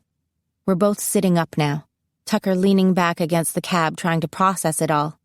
I can't tell if he's mad about the Christian aspect of the whole thing, or relieved that my obsession with Christian Prescott was for a good reason. He hasn't said anything for an entire 10 minutes. What are you thinking? I ask when I can't stand it anymore. I think it's amazing. That word again. It's like a sacred duty you have to do. Right. Of course, the version I told Tucker doesn't include those pesky little details about the hand-holding and the cheek-touching, the way we both, Christian and I, were totally into each other in all kinds of ways at that moment. I don't know what to think about that stuff myself. So where are we? I ask again. We're good, I think, don't you? No, I mean, where are we? Literally. Oh, we're out on Fox Creek Road. Fox Creek Road. Such a simple, unassuming name for this place where destiny's going to go down. Now I know the where, and the who, and the what. All I have to figure out is the when, and the why. Chapter 18. My Purpose-Driven Life. I'm sitting in a boat with Tucker, smack in the middle of Jackson Lake, when Angela finally calls me back. Okay, what's up? She asks. I hear bells ringing in the background. Has the fire happened yet? No. Did you finally get some action with Christian? No, I stammer, completely flustered. He's not in town. I glance at Tucker. He raises his eyebrows and mouths, "Who's that?" I shake my head slightly. So what's the big emergency? She asks impatiently. I sent that email weeks ago. You only now got it? I haven't had an internet connection for a while, she says a bit defensively. I've been kind of off the beaten path. So, everything's okay now? Crisis averted? Yes, I say, still looking at Tucker. He smiles. Everything's fine. So what happened? Do you want me to take us in? Tucker asks. I shake my head again and smile to show him that everything is, like I said, completely fine. Can I call you back later? I ask Angela. No, you can't call me back later. Who was that? Tucker, I answer with forced lightness. He moves across the boat and slides into the seat next to me, grinning wickedly the whole time in a way that makes my breath catch and my heart accelerate. Tucker Avery, she says. Yes. And Wendy's there, too? No, Wendy's still in Montana. Tucker lifts my free hand in his and starts to kiss my knuckles, one by one. I shiver and try to pull my hand away, but he doesn't let go. So just Tucker, Angela says. Right. I stifle a laugh as Tucker nips one of my fingers. What are you doing with Tucker Avery? Fishing. We spent the afternoon turning in slow circles on the lake, kissing, splashing each other, eating grapes and pretzels and turkey sandwiches, kissing some more, snuggling, tickling, laughing. Oh yeah, some kissing, but in there somewhere was definitely fishing. I distinctly remember a fishing pole in my hands at some point during the day. No, says Angela in a low voice. What? What are you doing with Tucker Avery? She asks again, pointedly. Sometimes she's too smart for her own good. I sit up and pull away from Tucker. This really isn't a good time. I'll call you back. She refuses to be sidetracked. You're screwing it up, aren't you? She says. You're losing your focus at the time when you should be sharpening it, preparing yourself. I can't believe you're messing around with Tucker Avery now. What about Christian? What about destiny, Clara? I'm not screwing up. I stand up and walk carefully to the other end of the boat. I can still do what I'm supposed to do. Oh, right. Sounds like you've got it all under control. Leave me alone. You don't know anything. Does your mom know? When I don't answer, she gives a short, bitter little laugh. This is perfect, she says. Wow. It's my life. Yes, it is. And you're totally screwing it up. I hang up on her. Then I turn and face Tucker's questioning eyes. "What was that all about?" he asked softly. He doesn't know about Angela's angel blood status, and it's not my secret to tell. Nothing, just somebody who's supposed to be my friend. He frowns. "I think we should go in. We've been out here long enough." "Not yet," I plead. Overhead, there are storm clouds darkening. Tucker gazes up at them. "We really should get off the lake. We're starting into storm season, when the thunderstorms pop up out of nowhere. They only last for like 20 minutes, but they can be brutal. We should go." "No!" I grab him by the hand and tug him to the end of the boat, where I pull him down and sit curled against him, arranging his arms around me and retreating safely into his heat, his familiar, comforting smell. I press a kiss against the pulse that beats in his neck. "Clara." I put a finger to his lips. "Not yet," I whisper. "Let's just stay here a little longer." The next time the phone chirps at me, I'm eating pork tenderloin with apples and fennel, one of Mom's more impressive recipes. It's delicious, of course, but I'm not thinking about the food. I'm not thinking about Angela either. It's been 2 days since the phone call on the lake, and I'm doing my best to forget about it. Instead, I'm all wrapped up in some Tucker daydream. He's been out on the river for the last couple days, working so he'll have the money to buy his girlfriend a steak dinner for our month anniversary, he said. We've been together 1 entire month, which is crazy. Every time he calls me his girlfriend, I still get a thrill. He's going to take me dancing, teach me how to two-step and line dance and everything. "Aren't you going to get that?" Mom asks, arching an eyebrow across the dinner table. Jeffrey stares at me, too. I try to collect my jumbled thoughts. I pull the cell out of my pocket and look at it.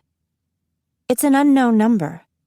Curiosity gets the better of me, and I hit the talk button. "Hello?" I say. "Hey there, stranger," says a familiar voice. Christian. I almost dropped the phone. "Oh, hi. I didn't recognize your number." "Wow. So how are you? How's your summer? How's New York?" I'm asking too many questions. "It was boring, but I'm back now." "Already?" "Well, it's August. We've got to go back to school soon, you know. I actually plan to show up this year. Graduate and stuff." "Right," I say, and try to laugh. "So, like I said, I'm back, and I've been thinking about you all summer, and I'm asking you to have dinner with me tomorrow night. An actual date, in case that wasn't clear," he says in a voice that's deliberately light, but has so many serious undertones that it feels like the air suddenly got sucked out of the room. I look up to see Mom and Jeffrey staring at me. He waits for me to say, Yes, I'd love to have dinner with you. When can you pick me up? I can't wait." But I'm not saying anything. What can I say? "Sorry, I know it seemed like I was crazy about you before, but that was before. I have a boyfriend now. You snooze, you lose?" "You still there?" he asks. "Yeah, sure. I'm sorry." "Okay." "I can't tomorrow night," I say quickly, quietly, but I know Mom heard me. She has very good ears. "Oh." Christian sounds surprised. "That's okay. How about Saturday?" "I don't know. I'll have to get back to you," I say, totally chickening out. "Sure," Christian says, trying to act like it's no big deal, but we all know, him and Mom and Jeffrey and me, that it's a very big deal. "You have my number." Then he quickly mumbles a goodbye and hangs up. I close the phone. There's a minute of uncomfortable silence. Mom and Jeffrey have nearly the same expression, like I've completely lost my mind. "Why did you say no?" asks Mom. The $1,000,000 question, the one I so do not want to answer. "I didn't say no. I just can't do it tomorrow." "Why not?" "I have plans. I have a life, you know." She looks angry. "Yes, and what could possibly be more important to your life right now than Christian?" "I'm going out with Tucker." All this time, I've been telling her that I was going out with people from school, and she believed me. She's never had a reason not to. and she's been too stressed out and preoccupied with work to pay attention. "So cancel," she says. I shake my head and say, "No," to indicate that she's misunderstood me. I look at her. "I'm going out with Tucker." "You've got to be kidding," chokes Jeffrey. And I know it's not because he doesn't like Tucker, but because it's simply so unbelievable to anybody in my family that I'd be interested in anyone but Christian. He's why we came here, after all. "No, Tucker's my boyfriend. I love him," I want to say, but I know that would be over the top. Mom sets down her fork. "Sorry I didn't tell you before," I say awkwardly. I don't know what I thought. I mean, I'll still save Christian just like in the vision." Only not like in the vision, I think, with the hand-holding and cheek-touching and mushy stuff. But I will save him. That much I've decided. I've been practicing my flying. I'm getting stronger like you said. I think I can carry him. "How do you know your purpose is about saving Christian?" "Because in the vision I fly him out of the fire. That's called saving, right?" "And that's all?" I look away from her knowing eyes. We belong together. That thought's been like a piece of glass in my brain ever since I had the latest version of the vision. I've been going over and over it, trying to find a way that I might have misinterpreted what it meant. I don't want to be in love with Christian Prescott. Not anymore. "I don't know," I say. "But I'll be there. I'll save him." "This isn't some random errand you have to do, Clara," says Mom quietly. "This is your purpose on Earth. And it's time. Teton County went on high fire alert yesterday. The fire could happen any minute. You have to focus. You can't allow yourself to be distracted now. This is your life we're talking about." "Yeah," I say, my chin lifting a notch. "It's my life." I've been saying that a lot lately. Her face is pale, her eyes stony, lusterless. One morning when we were kids, Jeffrey found a rattlesnake curled up on the patio in our backyard, lethargic with cold. Mom went to the garage and returned with a garden hoe. She ordered us to stay back, and then she lifted the hoe and chopped the head off the snake in one clean blow. She has the same expression on her face now, stoic and resolved. It scares me. "Mom, it's okay," I try. "It is not okay," she says very slowly. "You're grounded." That night's the first time I ever sneak out of the house. It's such an easy thing, really, sliding the window open, stepping out, balancing on the edge of the roof for a minute before I summon my wings and escape. But I've been a good girl all my life. I've obeyed my mother. My feet have never slipped off the path she placed before me. This simple act of rebellion makes my heart so heavy that it's tough to get airborne. I land outside Tucker's window. He's reclined on his bed, reading a comic book, X-Men, and this makes me smile. His hair's shorter than it was yesterday. He must have gotten it cut for our month-iversary. I tap lightly on the glass. He looks up, grins because he's happy to see me, and my heart twists inside me. I'm glad I didn't turn out to be a messenger angel blood. I hate to be the bringer of bad news. He stashes the comic book under his pillow and crosses to the window. He has to force it open, which takes some muscle, because the air's hot and heavy and the window sticks. His eyes dart briefly to my wings, and I see him trying to contain the instinctive fear he has every time he's confronted with proof that things in this world aren't quite the way they seem. Then he leans out and reaches for my hand. I put away my wings. I try to smile. He pulls me into his bedroom. "Hi, what's up? You look upset." He leads me over to his bed and I sit down. Then he grabs his desk chair and sits across from me, his eyes worried but steady, like he thinks he can take anything I have to dish out. He's with me, that's what his eyes say. "Are you okay?" he asks. "Yes, kind of." There's nothing left to do but tell him. I'm not supposed to be here. I'm grounded. He looks confused. For how long? I don't know, I say miserably. Mom wasn't very specific. Indefinitely, I think. But why? What did you do? How can I explain that it's all because I turned Christian Prescott down for a date? That my mom is punishing me because I didn't tell her about being Tucker's girlfriend? Not that I hid it from her exactly. I simply didn't tell her because I expected her to frown on the idea. Just not this much. My face must betray something because Tucker says, "It's me, isn't it? Your mom doesn't approve of me." I hate the hurt I detect in his voice. I hate looking at him and spotting the Avery brave face in his expression. This is so unfair. Tucker's the type of guy most mothers would love their daughters to date. He's respectful, polite, even downright chivalrous. Plus, he doesn't smoke, drink, or have any crazy piercings or tattoos. He's golden. But my mother doesn't care about any of that. After she grounded me, she told me that if I was a normal girl, she would have no problem with me dating Tucker Avery. But I'm not a normal girl.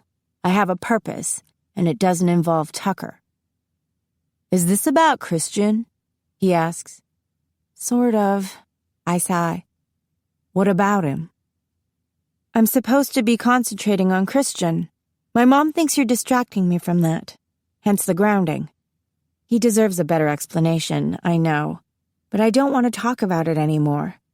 I didn't want to feel like I'm cheating on him when none of this is my choice, and that's the way he's looking at me now. He's quiet for another long moment. What do you think? He asks then. I hesitate. I don't know any stories of angel bloods who didn't fulfill their purpose. I hardly know any stories about angel bloods, period. For all I know, they shriveled up and died if they failed. Mom certainly never presented me with another option. She always made it sound inevitable, what I was made for. I don't know what to think, I admit. It's the wrong answer. Tucker blows out a long breath. Sounds like we have to see other people. At least you do. What? He turns away. You're breaking up with me? I stare at him, shockwaves moving through me like an earthquake. He exhales, runs his fingers over his short-cropped hair, then looks back into my eyes. I think so. I stand up. Tuck, no! I'll figure it out. I'll make it work somehow. Your mom doesn't know, right? What do you mean? She doesn't know that I know about you, that I know about the angel bloods and all of that. I sigh and shake my head. And you'd get in even more trouble if she knew. It doesn't matter. It does matter. He starts to pace back and forth. I'm not going to be the one who messes you up, Clara. I'm not going to stand in the way of you and your destiny. Please, don't. It's going to be okay, he says, I think more to himself than to me. Maybe when this is all over, after the fire happens and you save him and all that, everything can go back to the way it was before. Yeah, I agree weakly.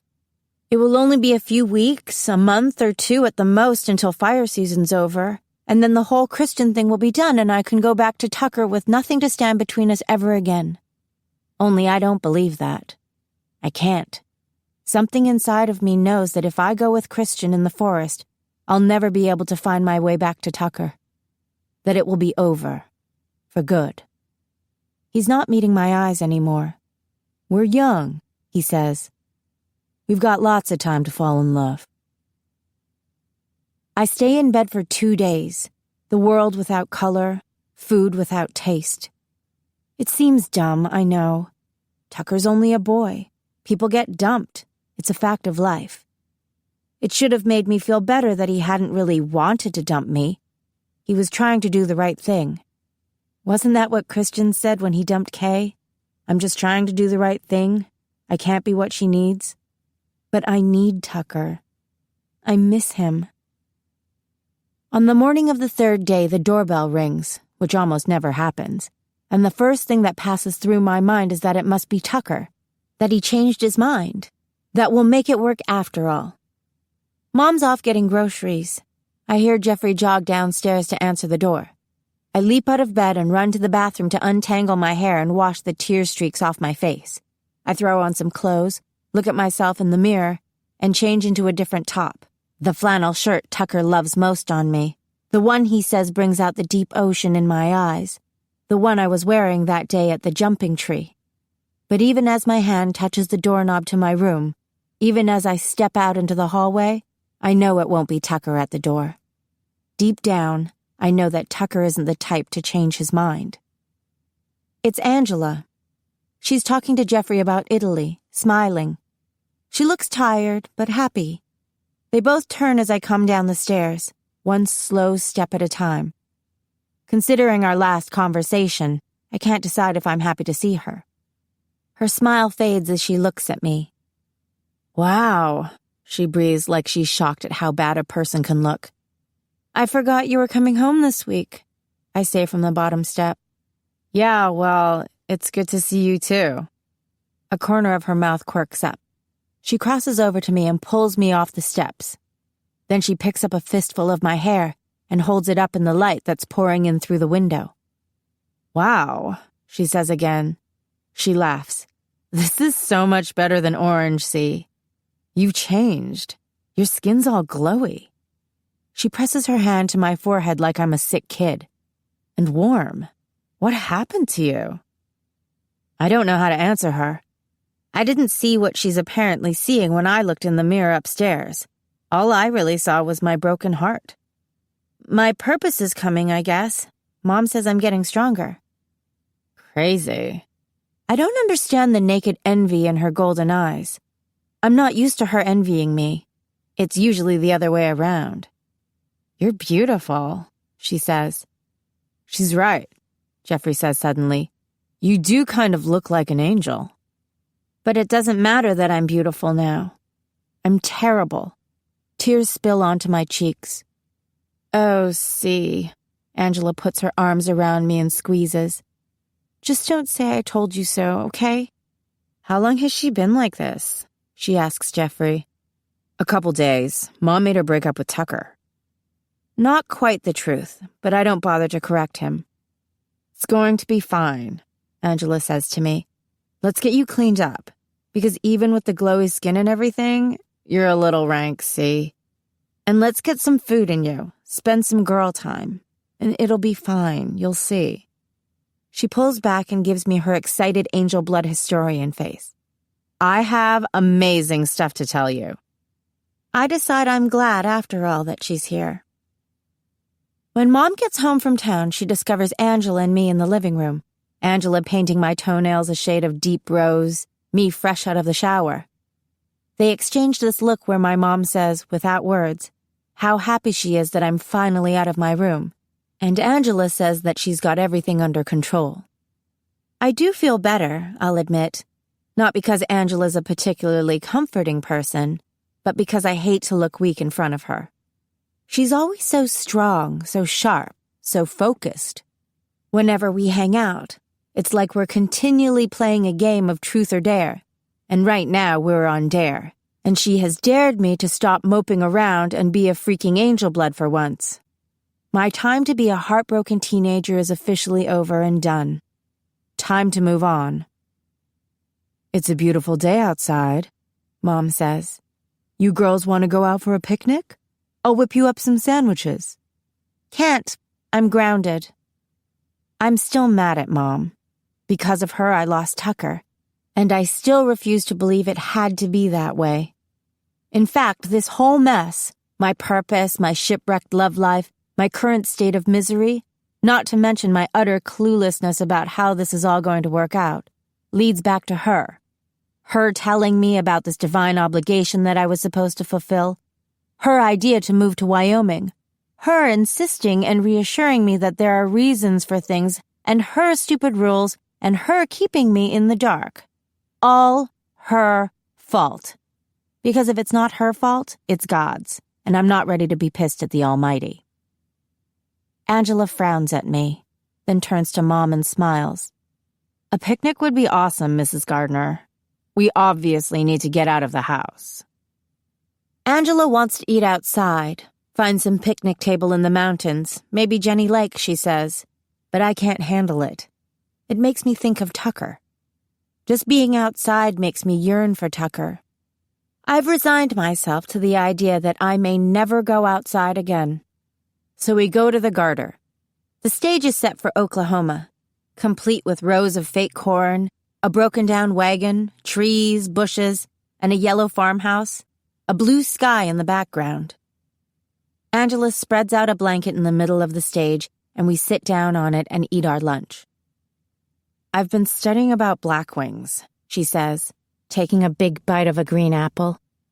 "Is that safe, considering what Mom said about the consciousness thing and all that?" She shrugs. "I don't think I'm more conscious of them than I was before. I just know more." She pulls out a new notebook, one of those plain black and white composition books, the pages covered front and back with all that she'd gleaned about angels. Angela typically writes in a tight, loopy cursive, but the writing in her notebook is always hastily scrawled and smeared, like she can't get the words down fast enough. She flips through the pages. I think about my own journal, which I started with such passion and determination the first week I got my vision. I haven't touched it in months. She puts me to shame, really. "Here," she says. "They're called the Mustaferi, the sorrowful ones. I found this old book in a library in Florence that mentioned them. Sad demons, it translated." "Demons? But they're supposed to be angels." "Demons are angels," explains Angela. "It's more of an artistic distinction, really. Painters would always depict angels with beautiful white bird wings, and so the fallen angels had to have wings too, but it wasn't enough to simply give them black feathers. They made them bat wings, and then it evolved to the whole horns and tail and pitchfork image that people think of now.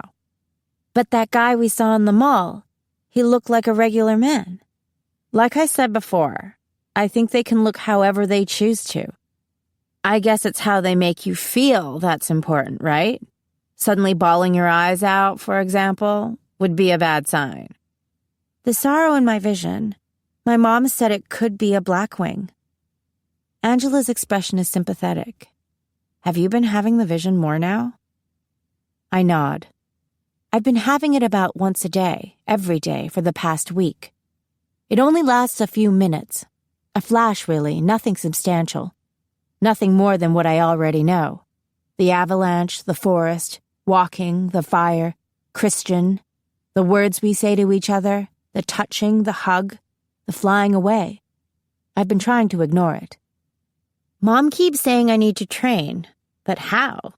I can fly fine. I can carry stuff. I'm getting stronger, but it's not my muscles that need to get stronger, right?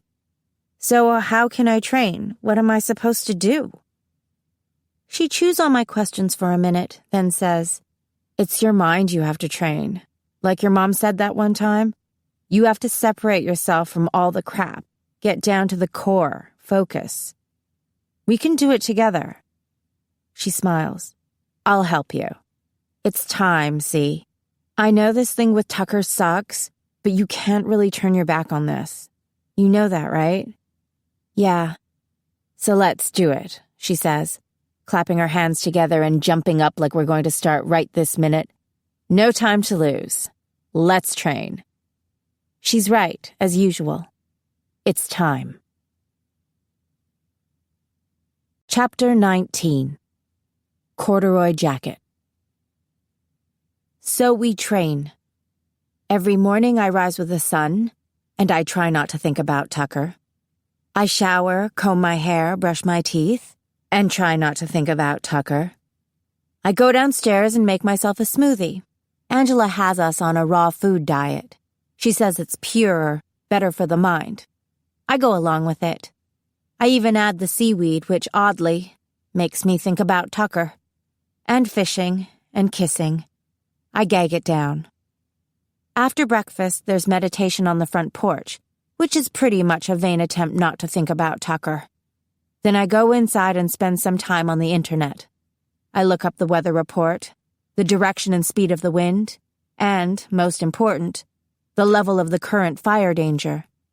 In these last days of August, It's always on yellow or red alert. Always imminent. On yellow days, I pass the afternoons flapping around the backwoods with the duffel bag, exercising my wings, adding more and more weight each time, trying not to think of Tucker in my arms. Sometimes Angela comes with me, and we fly side by side, weaving patterns into the air. If I work hard enough, push myself long enough, I'm able to banish Tucker from my mind for a few hours. And sometimes I have the vision and don't think of him at all for a while. Angela's got me documenting the vision. She has a spreadsheet. On the days that she isn't hanging out, helping me, she usually calls around dinner time, and I can hear the music from Oklahoma in the background, and she grills me about the vision. She gave me a little notebook that I keep in the back pocket of my jeans, and if I have the vision, I'm supposed to drop everything, and when I have the vision, I usually drop everything anyway, and write it down. Time, place, duration, every facet of the vision I can remember. Every detail. It's because of this that I begin to notice the variations. At first, I assume the vision's exactly the same every time, over and over again. But when I have to write it down, I realize that there are small differences from day to day. The gist is still the same. I'm in the forest, the fire approaches, I find Christian, and we fly away. Every single time I wear the purple jacket, every time Christian wears his black fleece. These things seem constant, unchangeable. But sometimes I climb the hill from a different angle, or I find Christian standing a few steps to the right or left from the day before, or we recite our lines, it's you, yes it's me, in a different way or a different order. And the sorrow, I notice, changes. Sometimes I feel the ache of it from the first moment. Other times, I won't feel it until I see Christian, and then it crashes over me like a breaking wave. Sometimes I cry, and sometimes my attraction to Christian, the magnetism between us, overwhelms the grief. One day we fly away in one direction, and the next day we fly away in the other. I don't know how to explain it. Angela thinks the variations could be tiny alternate versions of the future, each based on a series of choices I will make on that day. This makes me wonder, how much of this is choice? Am I a player in this scenario or a puppet? I guess, in the end, it doesn't matter. It is what it is. My destiny. On red alert days, I fly around the mountains near Fox Creek, scouting, searching for signs of smoke. Given the direction that it comes from in my vision, Angela and I figured out that the fire will most likely start in the mountains and sweep down Death Canyon, chillingly appropriate, I think, until it ends up at Fox Creek Road. So I patrol in a 20-mile radius of the area. I fly without worrying about whether people will see me. Even in my depressed, self-pitying state, that's pretty cool. I quickly learn to love flying in the daylight, when I can see the earth below me, so quiet and pristine. I'm truly like a bird, casting my long shadow over the ground. I want to be a bird. I don't want to think about Tucker. "I'm sorry you're so unhappy right now," Mom says to me one night, as I numbly flip through the channels. My shoulders are sore. My head aches. I haven't eaten a satisfying meal in over a week. This morning, Angela thought it'd be an awesome experiment to try to burn my finger with a match, to see if I'm flammable. Turns out I am. And in spite of the fact that I'm doing what she wants me to do now, a good little trooper, which is, ironically, thanks to Angela, God bless her, Mom and I are still on rocky soil. I can't forgive her. I'm not exactly sure what part I can't forgive her for, but there it is. Do you see this thing? It's like a tiny blender. You can chop garlic and puree baby food and make a margarita, all for the low, low price of $49.99. I say, not looking at her. It's partially my fault. That gets my attention. I turn the TV down. How? I've neglected you this summer. I let you run wild. Oh, so it's your fault because if you'd been paying better attention, you would have stopped me from dating Tucker in the first place. Nip those pesky emotions in the bud. Yes, she says, willfully missing my sarcasm. Good night, Mom, I say, turning the volume back up. I flip to the news. Weather report. Hot and dry. Some high winds. Fire weather. Storms likely later in the week, where a single lightning strike could set the entire area ablaze. Fun times ahead. Clara, Mom says slowly, obviously not finished with her confession. I get it, I snap. You feel bad. Now I should get some sleep in case I have to fulfill my destiny tomorrow. I shut off the television and chuck the remote down on the couch, then get up and push past her to the stairs. I'm sorry, baby, she says, so low I don't know if she means for me to hear her. You have no idea how sorry I am. I stop in the middle of the stairs and turn back. Then tell me, I say. If you're sorry, tell me. Tell you what? Everything. Everything you know. Starting with your purpose. That'd be nice, don't you think? If the two of us could sit down over a cup of tea and discuss our purpose? I can't, she says. Her eyes darken, the pupils dilating like my words are causing her physical pain. Then it's like she closes a door between us, her expression emptying out. My chest gets tight, partly because it makes me so furious that she can do that she's so effectively shutting me out, but also because it just occurred to me that the only reason she'd work so hard to keep me in the dark is if she doesn't believe I can handle the truth. And that must mean the truth is pretty bad. Either that, or, in spite of all her supportive motherly talk, she really doesn't have any faith in me at all. The next day's a red alert day. That morning, I stand in the front hallway, trying to decide whether or not to wear the purple jacket. If I don't wear it, will the fire still happen? Could it be as simple as that? My entire fate resting on a simple fashion decision? I decide not to test it. Anyway, at this point, I'm not trying to avoid the fire. I want it over with, and it gets cold up there in the clouds. I put the jacket on and head out.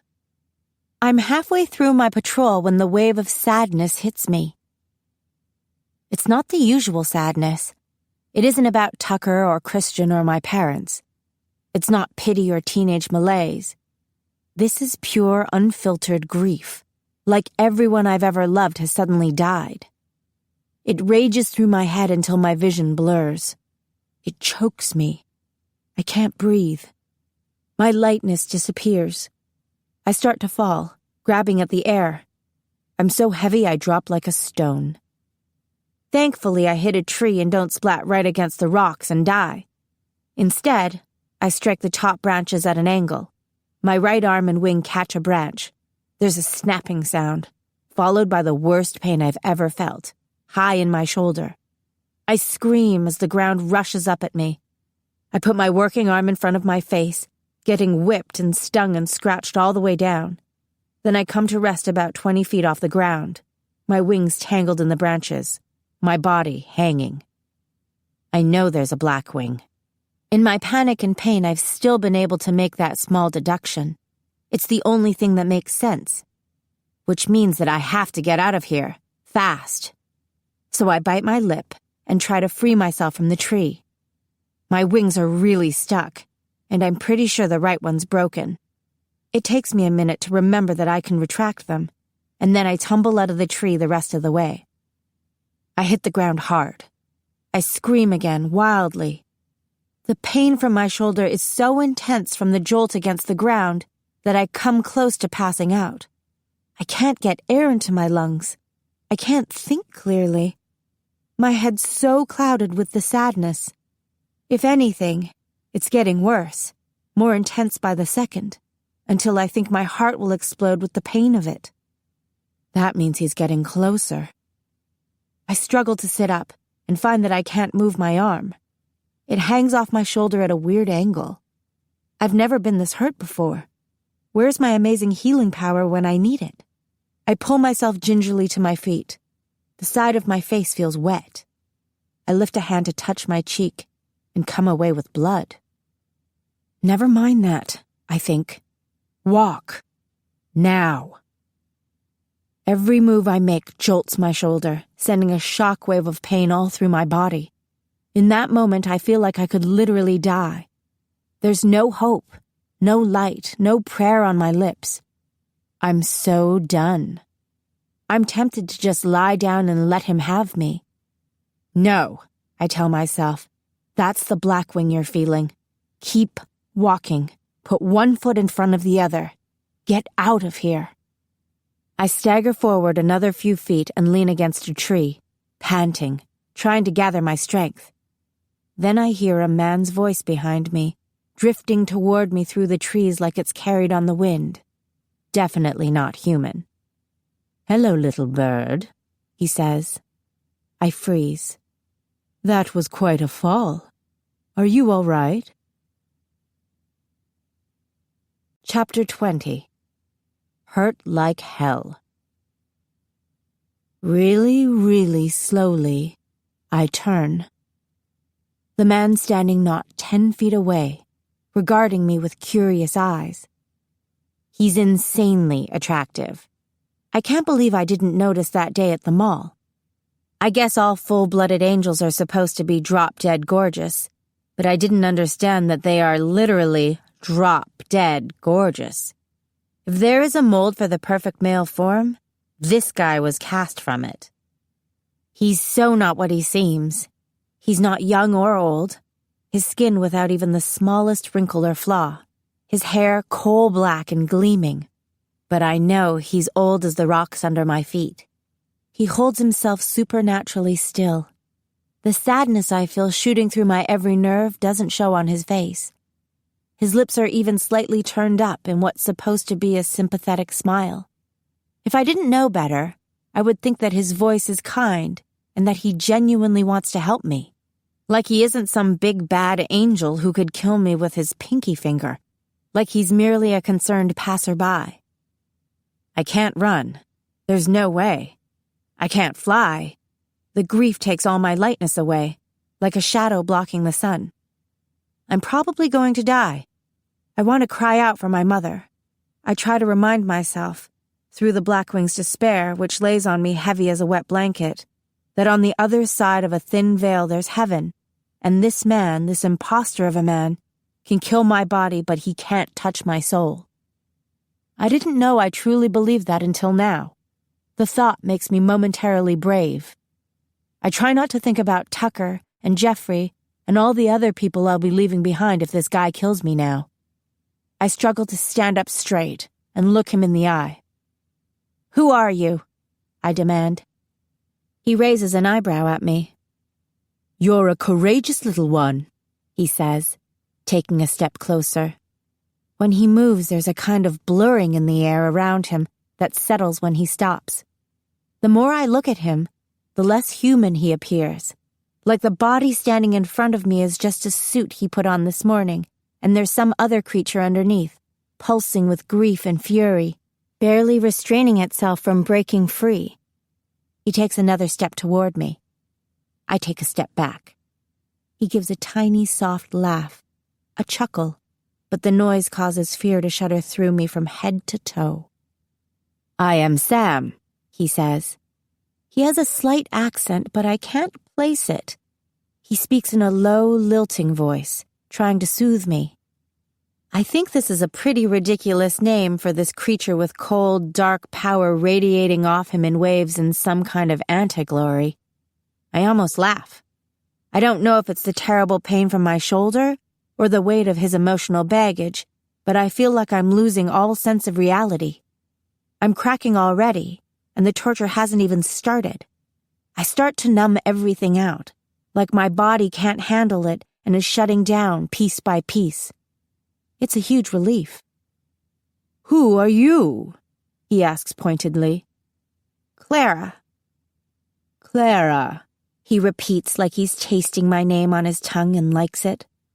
"Appropriate, I think. What level are you?" For once, my mother's practice of keeping me in the dark about everything pays off. I have no idea what he means. I guess I look about as clueless as I feel. "Who are your parents?" he asks. I bite my lip until I taste blood. I can feel a strange pressure in my head, like he's prodding my brain for the information he wants. It will be deadly for everybody I know if he finds out. I see a flash of Mom's face, then try desperately to think about something else. Anything else.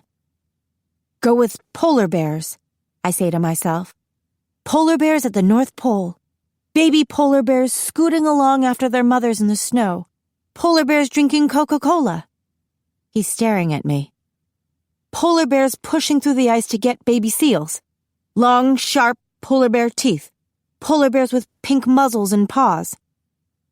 I could make you tell me, says the angel. It will be more pleasant if you volunteer. Polar bears starving to death. Polar bears swimming and swimming looking for dry land. Polar bears drowning, their bodies bobbing in the water, their eyes glazed and dead. Poor dead polar bears. He takes another slow, deliberate step toward me. I watch helplessly. My body won't respond to my urgent order to run away. Who are your parents? He asks patiently. I'm out of polar bears. The pressure in my head intensifies. I close my eyes. My dad's human, my mom's Dimidius, I say quickly, hoping that will satisfy him. My head lightens. I open my eyes. You're strong for having such weak blood, he says. I shrug. I'm just relieved that he's not still trying to hijack my brain. Somewhere deep inside me, though, I know he'll try again.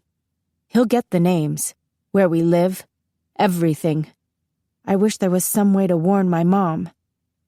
Then I remember my phone. Yeah, I'm not worth much to you. Why not let me go? As I say the words, I slide my hand into my jacket pocket.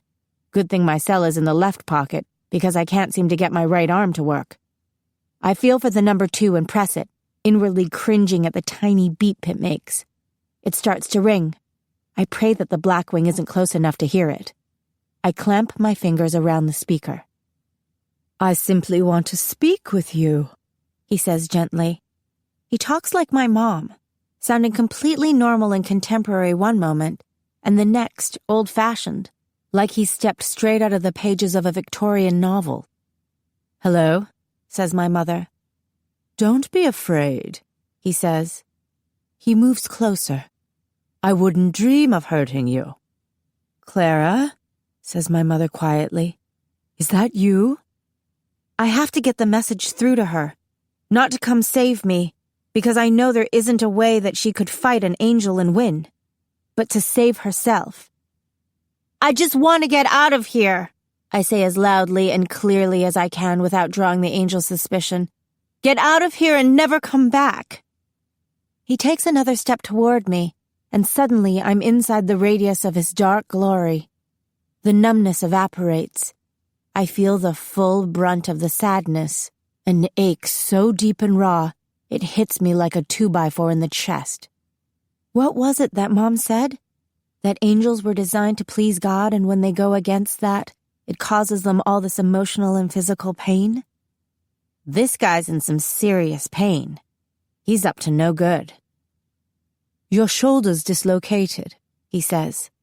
Hold still. His cold, rock-hard fingers curl around my wrist before I have time to register anything else, and then there's a loud pop, and I scream and scream until my voice fails. A wall of gray pushes in on my vision. The angel's arms fold around me. He pulls me to his chest as I collapse. There now, he says, smoothing my hair. I let the gray take me. When I come to, I slowly become aware of 2 things. First, the pain in my arm is almost completely gone. And second, I'm basically hugging a Blackwing. My face is pressed right against his chest. His body feels immovable and hard as a statue's. And he's touching me, feeling my skin, one hand moving against the back of my neck, stroking, the other resting at the small of my back, under my shirt. His fingers are as cold as a corpse. My skin crawls. The worst part is that I can feel his mind like I'm swimming in the icy pool of his consciousness. I feel his rising interest in me. He thinks I'm a lovely child. Pity that I have such diluted blood. I remind him of someone. I smell pleasant to him, like lavender shampoo, and blood, and a hint of cloud. And goodness. He can smell the goodness on me, and he wants it. He wants me. He will take me. One more, he thinks, the rage bursting through the lust. How simple it is. I stiffen in his arms. Don't be afraid, he says again. No. I put my hands on his brick wall of a chest and push with all my strength. I don't even budge him. He responds by lowering me to the rocky ground. I beat at him uselessly with my fists. I scream. My mind races. I'll pee on him. Puke, bite, scratch.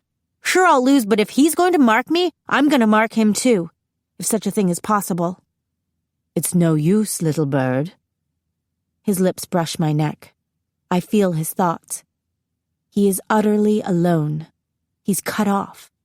He can never go back. I scream in his ear. He gives a regretful sigh and clamps one hand over my mouth, while the other gathers up my wrists and pulls my hands up over my head, pinning me. His fingers are like cold metal digging into my flesh. He tastes like ash. My brave thoughts of heaven fade in the reality of that moment. Stop, commands a voice. The Blackwing takes his hand off my mouth. Then he stands up in a quick, fluid movement and lifts me in his arms like a rag doll. Someone's standing there. A woman with long red hair. My mom. Hello, Meg, he says, like she's joining him for afternoon tea. She stands under the trees about 10 feet away, her feet planted shoulder-width apart like she's bracing for impact. Her expression is so fierce, she looks like a different person. I've never seen her eyes like that, blue like the hottest part of the fire, fixed on the face of the Blackwing. I was wondering what had become of you, he says. He looks younger all of a sudden, boyish even. I thought I saw you not long ago, at a mall of all places. Hello, Samjeza, she says. I suppose this is one of yours. He glances down at me. I can still feel him in my head. His desire for me faded the moment he saw my mom. He thinks she's truly beautiful. It's her, he realizes, who I remind him of.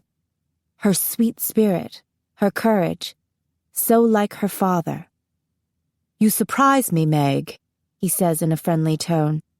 I would never have taken you for the mothering kind, and so late in life, too. Take your hands off her now, Sam, she says wearily, like he's annoying the crap out of her. His grip tightens. Don't be disrespectful. She's only a quarter. Not worth your time. She's little more than human. Her eyes flicker to mine for a second. She has a plan. No, says Sam stiffly. I want her. Unless you'd rather it was you. Go to hell, she snaps. His anger feels like a rising mushroom cloud to me, although the expression on his face doesn't change. All right, he says. He murmurs something in angelic, a word that for once I don't understand, and suddenly the air around us shimmers and splits. There's a shrieking sound, a tearing. The ground under our feet jolts slightly, the way it feels when someone drops something heavy on the floor. Then the earth I know peels away into a gray world. It's like the forest we were in, but diminished to a bleak and hopeless wasteland. The shape of the land is the same as the place we left, the side of a mountain with trees, but here the trees have no leaves or needles. They're just bare, gray trunks and twisted branches against the grainy, rumbling sky. There's no color or smell or sound beyond occasional thunder. No birds. The light is fading like the sun is setting, and black storm clouds roll over what had been, on Earth, a perfectly blue sky. I've always envisioned hell as all hot fire and brimstone, lakes of sulfur, demons with horns and glowing eyes torturing the souls of the damned. But here the air is so cold I can see my breath.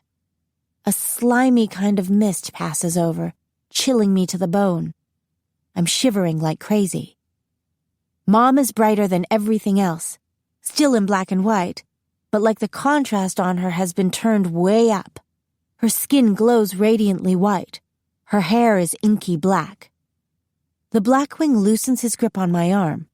We both know I have nowhere to run now. He looks way more relaxed. In hell, he's bigger, taller and meatier, if that's possible. More powerful. His eyes gleam.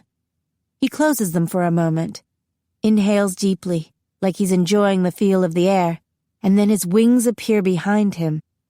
They're huge, much larger than Mom's or mine, and an oily, absolute black, a dark hole opening up behind him, sucking all light into it. He smiles a sad smile. He's proud of himself. The transition to hell from where we were is no easy thing. He wants to impress my mother. "You're a bigger fool than I thought," Mom says bluntly. She doesn't sound impressed. "You can't keep us here." That's good news to me. "You forget who I am, Margaret." He's completely unruffled by her sass, charmed by it even. He's being so patient. He prides himself on his patience. He knows she's afraid. He's waiting to see the cracks appear in her calm. "No," answers my mother softly. "You forget who I am, Watcher." I feel the fear stab through him, immediate and sharp. He's not frightened of my mom exactly, but someone else. Two people. I can see them vaguely in his mind, standing in the distance. Two men with snowy white wings, one with bright red hair and blazing blue eyes, the other blonde and golden-skinned, and fierce, even though I can't make out the particulars of his face. But he's holding a flaming sword. "Who are they?" I whisper before I can stop myself. Sam glances down at me, frowning. "What did you say?" He probes my mind again, a momentary pressure, and suddenly it's as if a door slams between my thoughts and his. His hand drops away from me like I've burned him. The second he's not touching me anymore, his thoughts disappear. The anger and sadness are cut in half. I feel like I can move again. I can breathe. I can run. I don't think about it. I mash my foot down on his instep, not that that does any damage at all, and then dart forward straight at my mother. She holds out her hand to me and I grab it. She tugs me behind her but doesn't let go of my hand. The Blackwing makes a sound like a growl that has the hairs on the back of my arm standing on end. There's no mistaking the look on his face. He will destroy us. He extends his wings. The clouds over us crackle with energy. Mom squeezes my hand. "Close your eyes," she orders without speaking. I don't know what shocks me more, that she can talk in my head, or that she expects me to close my eyes at a moment like this. She doesn't wait for me to obey. A bright light explodes around us. Wherever its rays touch, there's a hint of color and warmth. Glory. The Blackwing instantly retreats, shielding his eyes. His face contorts in pain. For once, his expression reflects the way he truly feels, like he's being eaten up from the inside out. "Don't look at him. Close your eyes," Mom orders again. I shut my eyes. "Good girl," comes my mom's voice in my head again. "Now get out your wings." "I can't. One of them's broken." "It won't matter." I summon my wings. There's a flash of pain so intense that I gasp and almost open my eyes, but it only lasts a second. Heat sears along my wings, burning through the muscle and sinew and bone, and then, like with the cut on my palm, the pain is gone. Not just my wings, the scratches on my arms and face, the bruises, the soreness in my shoulder. It's all gone. I'm completely healed. Still terrified, but healed. And warm again. "Are we still in hell?" I ask Mom. "Yes. I can't get us back to Earth by myself. I'm not that powerful. I need your help. What do I do? Think of Earth. Think of green and growing things. Flowers, trees, grass under your feet. Think of the parts you love. I picture the aspen outside our front window at home, rustling in the breeze, quivering. 1,000 little waves of green, translucent leaves moving together like a dance. I remember Dad, cutting out old credit cards in the shape of razors for me, and the two of us shaving on Sunday mornings, dragging the plastic across my face, mimicking him, meeting his warm gray eyes in the steamy mirror. I think of our house now, and the smell of cedar and pine that instantly hits you when you walk in the door. Mom's infamous coffee cake, brown sugar melting on my tongue, and Tucker, standing so close to him that we're breathing the same air. Tucker. The ground beneath us trembles, but Mom holds me fast. Perfect. Now open your eyes, she says, but do not let go of my hand. I blink in the bright light. We're on Earth again, standing almost exactly where we were before, the glory enclosing us like a heavenly force field. I smile. It feels like we've been gone for hours, even though I know it's only been a few minutes. It's so good to see color. Like I just woke up from a nightmare and everything is back to the way it should be. You haven't won, you know, says that cold, familiar voice. My smile fades. Sam is still there, standing back, out of range of the glory, but looking at us cool and composed. You can't hold that forever, he says. We can hold it long enough, Mom says. That answer makes him nervous. His eyes scan the sky quickly. I don't have to touch you. He holds out his hand to us, palm facing up. Get ready to fly, says Mom in my head. Smoke drifts up from the Blackwing's hand, then a small flame. He stares at Mom. Her grip on me tightens as he turns his hand over and fire drips off of his fingers and onto the forest floor. It catches quickly in the dry brush, moving from the bushes up the trunk of the nearest tree. Sam stands in the middle of the fire completely untouched, as great plumes of smoke billow up around him. I know we won't be so lucky. Then he steps forward out of the sudden wall of smoke and looks at my mother. I always thought you were the most beautiful of all the Nephilim, he says. That's ironic, because I always thought you were the ugliest of all the angels. It's a good line. That I'll give her. Blackwings don't have the best sense of humor, I guess. Neither of us expect the stream of flame shooting from his hand. The fire strikes Mom in the chest and instantly catches her hair. The glory radiating off us blinks out. The second the glory's gone, the angel is on us, his hand wrapped around Mom's throat. He lifts her into the air. Her legs kick helplessly. Her wings flail. I try to pull my hand away from her so I can fight him, but she holds on to me tight. I shriek and beat at him with my free hand, yanking at his arm, but it's no use. No more happy thoughts, he says. He stares into her eyes sadly. Again, I'm filled with his sorrow. He's sorry to kill her. I see her through his eyes, a memory of her with cropped brown hair, smoking a cigarette, smirking up at him. He has held that image of her in his mind for almost 100 years. He genuinely believes that he loves her. He loves her, but he's going to strangle her. Her lips are turning blue. I scream and scream. Be quiet, comes her voice in my head again, sternly, surprisingly strong for someone who looks like she's dying right in front of me. The scream fades in my throat. My ears ring with the echoes of it. I swallow painfully. Mom, I love you. I want you to think of Tucker now. Mom, I'm so sorry. Now, she insists. Her kicks are getting weaker, her wings drooping against her back. Close your eyes and think of Tucker. Now.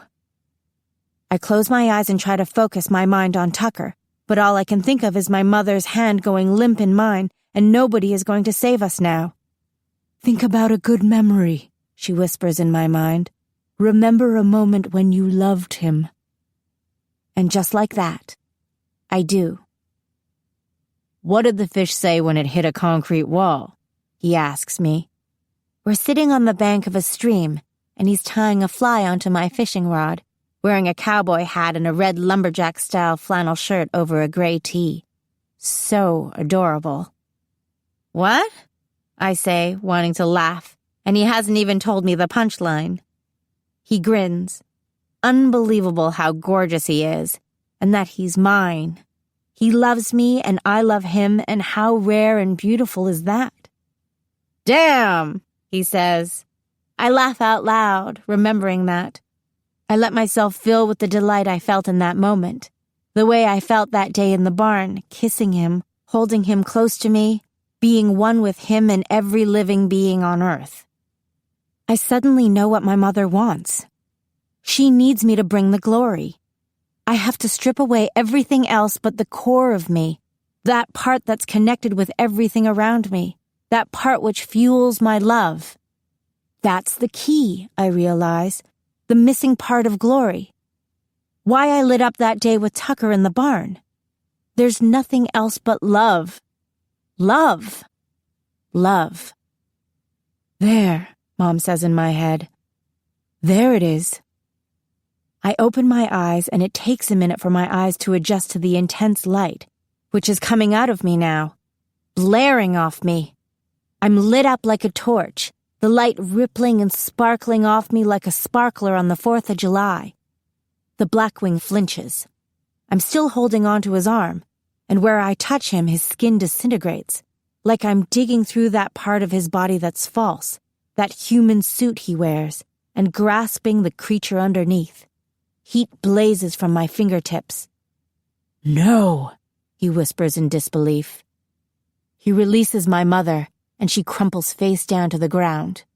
I let go of her hand and grab the angel by the ear, which he doesn't expect. He pulls back, but I hold on easily. His great strength is gone. I grip his ear tighter. He howls in pain. A misty smoke pours off him like what comes off dry ice. He's evaporating. Then his ear comes off in my hand. I'm so shocked I almost lose the glory. I drop the utterly gross ear, which explodes into tiny particles the moment it hits the ground. I reach for the angel again, thinking I might catch him in the neck this time, but he twists away. The skin on his arm where I'm clutching him is dissolving too, like ash in the rain. No, like dust scattering in the wind. Let go, he says. Go to hell! I push him away from us. He stumbles back. There's a ripple in the air, a cold blast of wind, and he's gone. Mom coughs. I drop to my knees and slowly turn her over. She opens her eyes and looks at me, opens her mouth, but no sound comes out. Oh, Mom, I breathe, taking in the darkening bruises on her throat. I can even make out his handprint. The glory starts to fade away. She reaches for my hand, and I take it. Don't let it go yet, she says in my mind. Hold on to me. I lean over her, bathing her in my light. As I watch, the wounds on her head and neck fade and disappear. The hair that had burned grows back. She takes a breath like a swimmer coming up for air. Oh, thank God. I feel limp with relief. She sits up. She looks steadily over my shoulder at something behind me. We have to get out of here, she says. I turn. The fire the Blackwings started has grown into a real, crackling, honest-to-goodness forest fire, wild and unstoppable, eating up everything in its path, including us if we stay here more than a moment longer. I look back at Mom. She climbs slowly to her feet, moving carefully in a way that reminds me of an old person getting out of a wheelchair. Are you okay? I'm weak, but I can fly. Let's go. We spiral up together, holding hands. When we get up far enough, I can see how big the fire has gotten. The wind picks up. It catches the fire, and suddenly it's twice as big as it was a minute ago. A wall of flame moving steadily down the mountain into Death Canyon. I know this fire. I would recognize it anywhere. Come on, says Mom. We start toward home. As we fly, I try to wrap my exhausted brain around the fact that this is the fire from my vision. And now, after all of this, I'm going to have to fly off to save Christian. Funny how the vision never specifically included a Blackwing, or hell, or any number of things that might have been useful. Honey, stop, Mom calls to me. I have to stop. We come down at the edge of a small lake. Mom sits down on a fallen log. She's panting with the exertion of flying so far, so fast. She's pale. What if the Blackwing hurt her in some way that glory can't heal, I think. What if she is dying? I suddenly remember my phone. I pull it out of my pocket and start to fumble for 911. Don't, Mom says. I'll be fine. I just need to rest. You should go to Fox Creek Road. But you're hurt. I told you I'll be fine. Go. I'll take you home first. There's no time for that. She shoves me away from her. We've lost so much time already. Go to Christian. Mom, go to Christian, she says. Go now. Chapter 21. Smoke gets in your eyes. I beeline it for Fox Creek Road. I'm so frazzled by all that's happened, but I just fly and my wings seem to know the way. I drop onto the road right in the spot where my vision usually begins. I look around. There's no silver avalanche parked along the road, no orange sky, no fire. Everything looks completely normal. Peaceful even. The birds are singing, leaves are rustling gently on the aspens, and all seems right with the world. I'm early. I know the fire is on the other side of the mountain, moving steadily toward this place. It will come here. All I have to do is wait. I move off the road, sit down against a tree, and try to focus. Impossible. Why would Christian even be here? I wonder. What could possibly bring him all the way out to Fox Creek Road? Somehow I have a hard time picturing him in hip waders, flicking a fishing line back and forth over the stream. It doesn't seem right. None of this is right, I think. In my vision, I'm not sitting here waiting for him to show up. He gets here first. I come down when the truck is already parked and walk up into the forest, and he's already there. He's watching the fire as it comes. I glance at my watch. The hands aren't moving. It stopped at 11:42. I left the house at about 9 in the morning. Probably had my big crash around 10:30, so at 11:42... At 11:42, I was in hell, and I have no idea what time it is now. I should have stayed with Mom. I had time. I could have taken her home or to the hospital. Why did she insist that I leave her? Why would she want to be alone? My heart seizes with fear at the thought that she might be hurt much worse than she let on, and she knew she wouldn't be able to hide it much longer, so she made me go. I picture her lying on the bank of the lake, the water lapping at her feet, dying all alone. Don't, I scold myself. You still have work to do.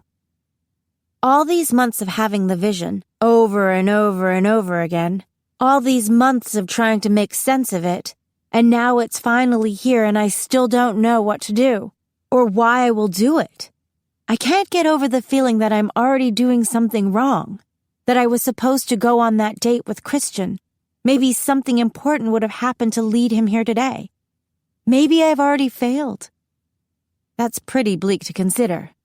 I lean my head back against the tree trunk just as my phone rings. It's from a number I don't recognize.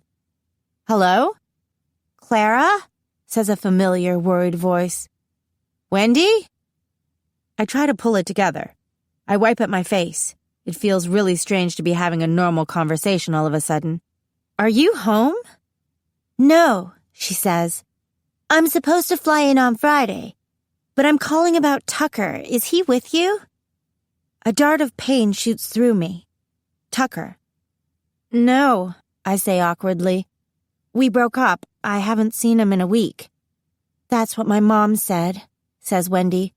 I guess I was hoping you'd gotten back together or something, and he was with you since he has the day off. I look around. The air is getting heavier. I can distinctly smell the smoke. The fire's coming. My mom called me when she saw the news. My parents are in Cheyenne at an auction and they don't know where he is. What news? Don't you know? The fires. So the fire is on the news, of course. What are they saying? How big is it? What? She says, confused. Which one? What? There are 2 fires. One pretty close, moving fast down Death Canyon, and a second one over in Idaho near Palisades. A cold, sick dread crashes over me. 2 fires, I repeat, stunned. I called the house, but Tucker wasn't there. I think he might be hiking. He loves the fishing out there at the end of Death Canyon, and Palisades, too. I was hoping you were with him with your phone. I'm sorry. I just have a bad feeling. She sounds close to tears.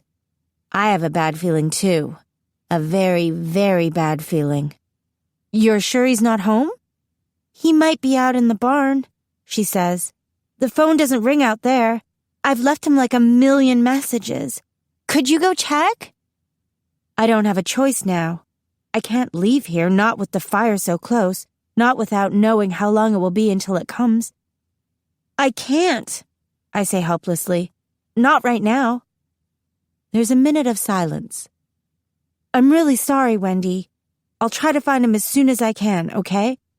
Okay, she says. Thank you. She hangs up. I stand for a minute staring at the phone. My mind races. Just to make sure, I call Tucker's house and agonize while the phone rings and rings. When the answering machine picks up, I hang up. How long would it take me to fly to the Lazy Dog Ranch from here? 10 minutes? 15? It's not far. I start to pace. My gut says that something is wrong. Tucker is lost. He's in trouble. And I'm just standing here waiting for who knows what to happen. I'll go. I'll fly as fast as I can, then come right back. I summon my wings and stand for a minute in the middle of Fox Creek Road, still trying to decide.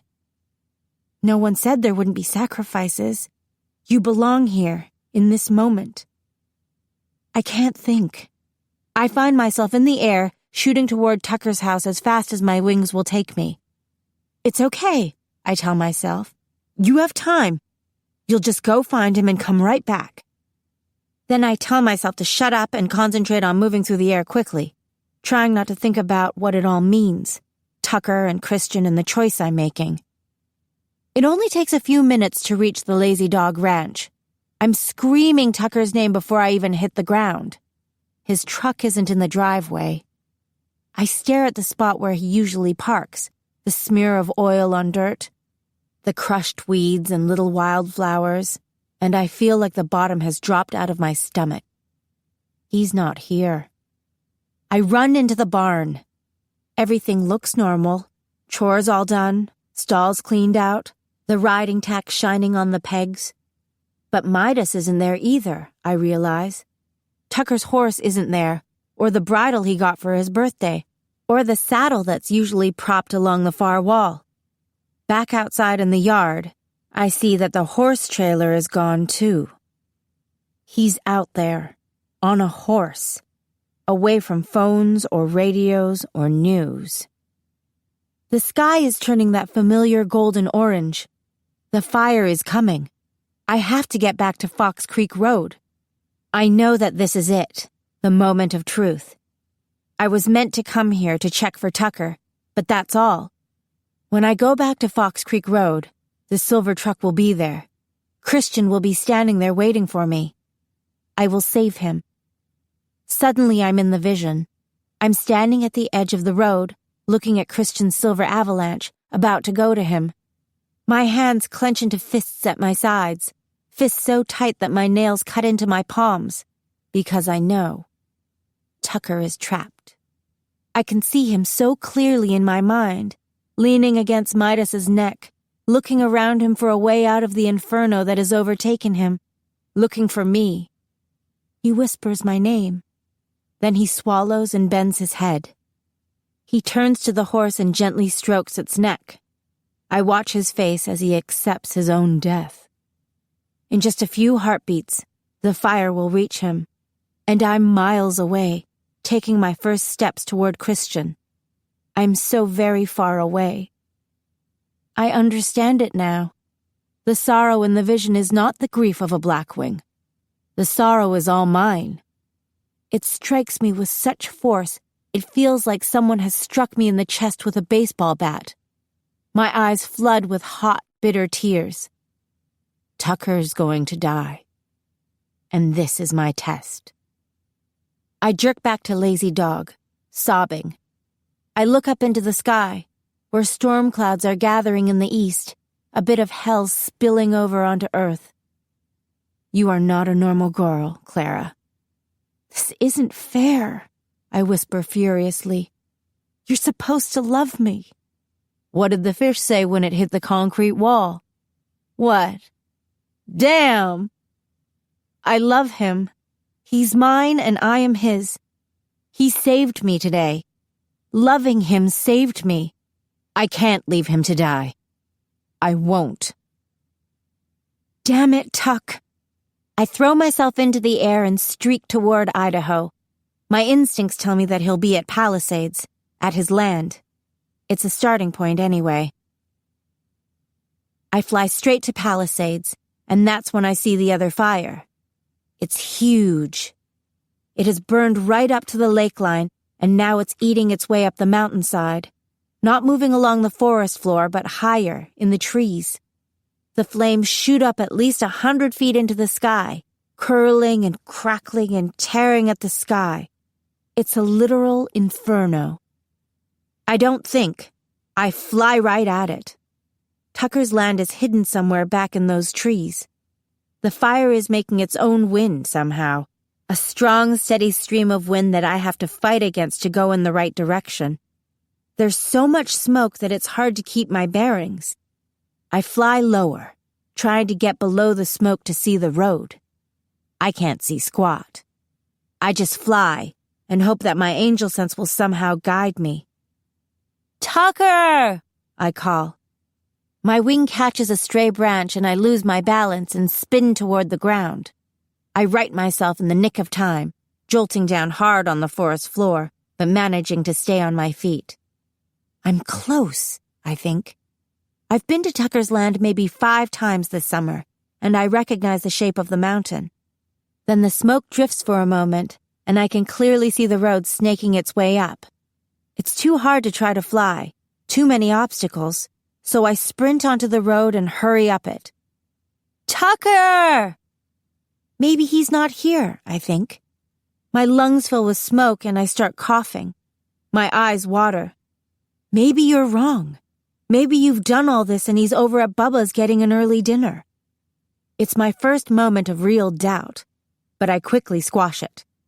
He's close. He just can't hear me. I don't know how, but I know this is where I'll find him. And when the road turns and I come up to the clearing at the edge of his land, I'm not surprised to see his truck parked there, with the trailer attached. Tucker! I call again hoarsely. Tucker! Where are you? No answer. I glance around wildly, looking for some clue to where he's gone. At the edge of the clearing is a trail, very faint, but definitely a trail. I can make out hoof prints stamped in the dust. I look down the road. The fire has already swallowed up the road at the bottom of the ridge. I can hear it coming, branches crackling as they burn, this loud popping and snapping. Animals flee before it, rabbits and squirrels and snakes even, all running away. Smoke moves toward me along the ground like an unrolling carpet. I have to find him. Now. I can see much better now that I'm ahead of the fire, but still not great. There's so much smoke. I glide above the trail, yelling his name and peering ahead through the trees. Tuck! I call again and again. Clara! Finally, I see him, coming toward me on Midas as fast as the horse can go on such steep terrain. I drop down onto the trail at the same time that he slides off the horse's back. We run toward each other through the smoke. He stumbles but keeps running. Then we're in each other's arms. Tucker crushes me to him, wings and all, his mouth close to my ear. "I love you," he says breathlessly. "I thought I wasn't going to get to tell you." He turns away and coughs hard. "We have to go," I say, pulling away. "I know. The fire's blocking the way out. I tried to find a way over the top, but Midas couldn't do it. We have to fly." He stares at me, his blue eyes uncomprehending. "Wait," he says. "But Midas." "Tuck, we have to leave him." "No, I can't." We have to. We have to go. Now. "I can't leave my horse." I know how this must be for him. His most prized possession in this world. All the rodeos, the rides, the times when this animal felt like his best friend in the whole world. But there's no choice. "We will all die here," I say, looking into his eyes. "I can't carry him, but I can carry you." Tucker suddenly turns away from me and runs to Midas. For a minute, I think he's going to run away and try to make it out with the horse. Then he unfastens the horse's bridle and throws it onto the side of the trail. The wind shifts, like the mountain is taking a breath. The fire is moving quickly from branch to branch, and any minute the trees around us will catch. "Tuck, come on!" I yell. "Go!" he shouts at Midas. "Get out of here!" He hits the horse on the rump, and it makes a noise like a scream, and darts away back up the mountain. I run to Tucker and grab him tight around the middle, under the arms. "Please," I pray, even though I know I have no right to ask, "give me strength." For a moment, I strain with all the muscle in my body, arms, legs, wings, you name it. I reach toward the sky with everything I have. We push off in a burst of sheer will, rising up through the trees, through the smoke, the ground dropping away beneath us. He holds me tight and presses his face into my neck. My heart swells with love for him. My body tingles with a new kind of energy. I lift Tucker effortlessly, with more grace than I've ever had in the air before. It's easy. It's like being carried on the wind. Tucker gasps. For a few seconds we see Midas running along the side of the mountain, and I feel Tucker's sorrow over losing his beautiful horse. When we get higher, we can see the flames pushing steadily up. There's no way to tell if Midas will make it. It doesn't look good. Below us, Tucker's land, the little clearing where I first showed him my wings, has already been engulfed. Bluebell is burning, sending out thick black plumes of smoke. I turn us in the air and then move away from the mountain, out into the open where I can fly more smoothly and the air is clearer. 3 green fire trucks are tearing up the highway toward the fire, sirens blaring. "Look out!" yells Tucker. A helicopter shoots past us to the fire, so close we feel the force of its blades cutting the air. It pours a sheet of water onto the flames, then circles back toward the lake. Tucker shudders in my arms. I tighten my grip on him and head for the closest place that I know will be safe.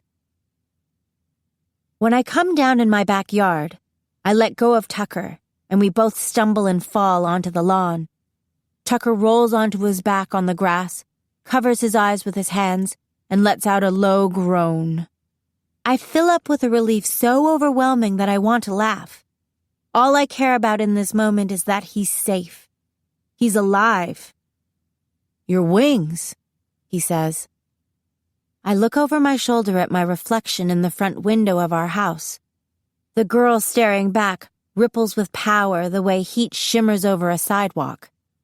I can suddenly see part of that other creature in her, like the one behind the Blackwing. Her eyes are shadowed with sorrow. Her wings, half folded behind her, are a dark, sweet gray. It's clear even in the hazy reflection of the glass. "What does it mean?" asks Tucker. "I have to go." At that exact moment, my mom pulls up in the Prius. "What happened?" she asks. "I heard on the radio that the fire just passed Fox Creek Road. Where's—" Then she sees Tucker kneeling in the grass. The smile fades. She looks at me with wide, stricken eyes. "Where's Christian?" she asks. I can't meet her eyes. "The fire has been at Fox Creek Road," she said. She crosses quickly over to me and grabs me by the wing, turning me so that she can get a good look at the dark feathers. "Clara, what have you done?" "I had to save Tucker. He would have died." She looked so fragile in that moment, so drained and broken and lost, her eyes so hopeless. They close for a moment, then open. "You need to go find him now," she says then. "I'll look after Tucker. Go." Then she kisses my forehead like she's saying goodbye to me forever and turns toward the house. Chapter 22. Down came the rain. I'm too late, but then I knew I would be. The fire has already been here. I land. The place where I usually start my vision is scorched and black. There's nothing alive. The trees are blackened poles. The silver avalanche is parked on the side of the road, smoke still rolling off it, charred and gutted by fire. I run up the hillside to the place where he always stands in my vision. He isn't there. The wind picks up and hurls hot ash into my face. The forest looks like the hell dimension, the land the same as I knew it, but burned, empty of everything beautiful and good. No color or sound or hope. He's not here. The weight of it hits me. This is my purpose, and I have failed. All this time I've only been thinking about Tucker. I saved him because I didn't want to live on Earth without him. I didn't want that kind of pain. I'm that selfish. And now Christian is gone. He's supposed to be important, my mom said. There was a plan for him, something bigger than me or Tucker or anything else, something he was meant for. And now he's gone. "Christian!" I scream raggedly, the noise echoing off the blackened tree trunks. There's no answer. For a while I look for his body. I wonder if it could have been burned into ash, if the fire was that hot. I circle back to the truck. The keys are still in the ignition.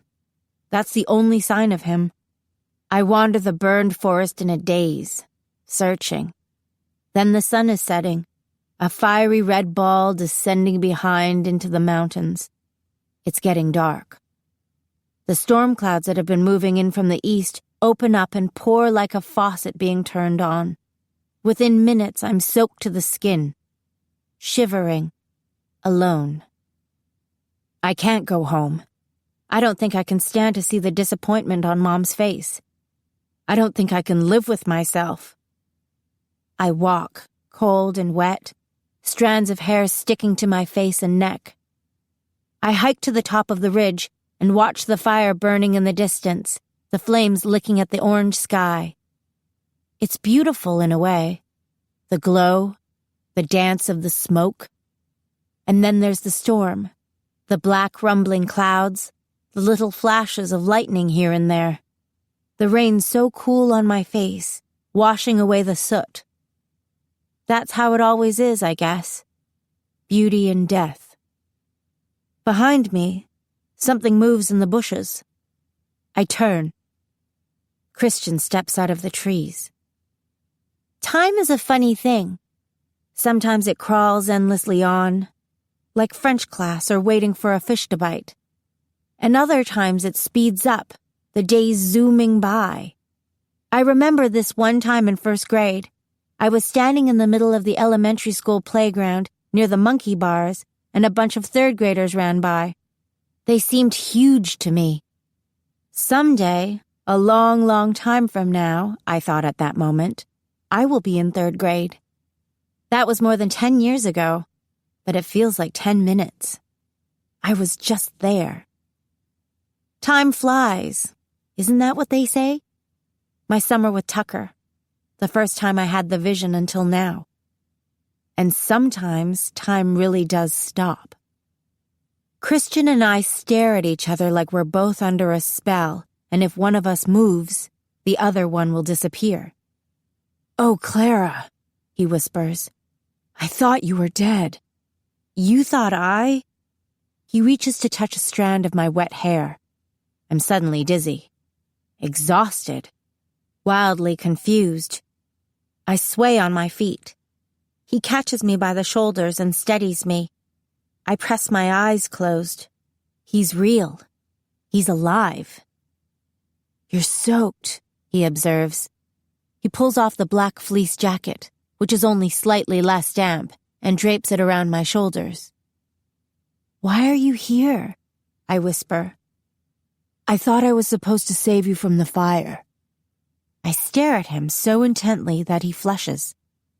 "I'm sorry," he says.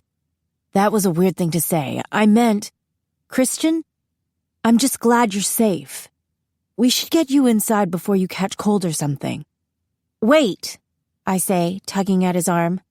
"Please. I know this doesn't make any sense." "It makes sense," I insist, "except for the part where you're supposed to save me." "What?" "I'm supposed to save you." "What? Now I'm confused," he says. "Unless..." I take a few steps back. He starts to follow, but I hold up a trembling hand. "Don't be afraid," he murmurs. "I won't hurt you. I would never hurt you." "Show yourself," I whisper.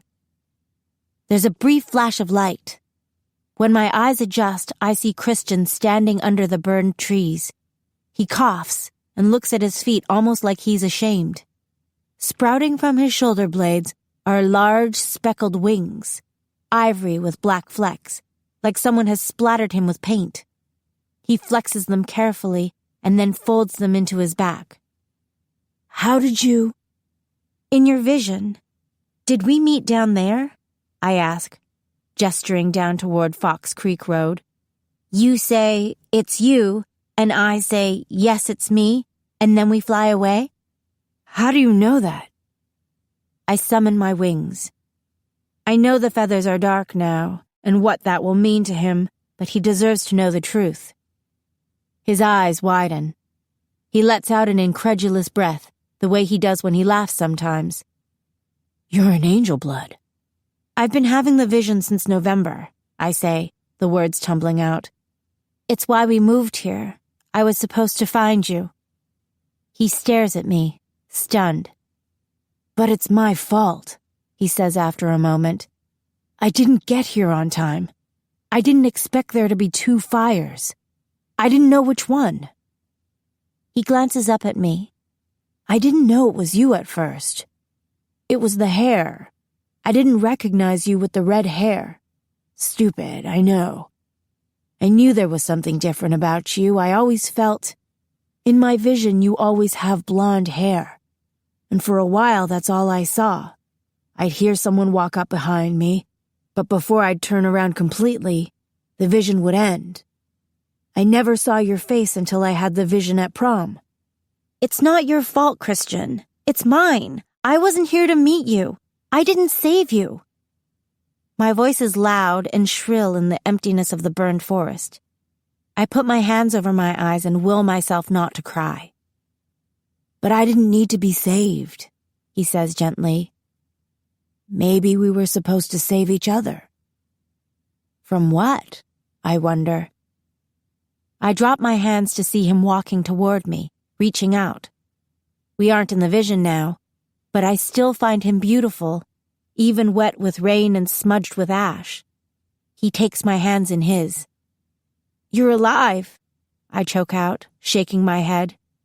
He squeezes my hands, then pulls me in for a hug.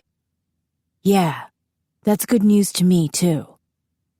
One hand strokes slowly down my wings, sending a tremor through me. Then he pulls back and lifts his hand in front of him, looking at it. His palm is black. I stare at it. "Your wings are covered with soot," he says with a laugh.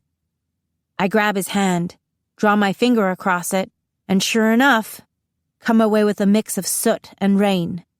He wipes his hand against the sides of his jeans. "What do we do now?" I ask. "Let's just play it by ear." He looks into my eyes again, then down at my lips. Another quake shakes me.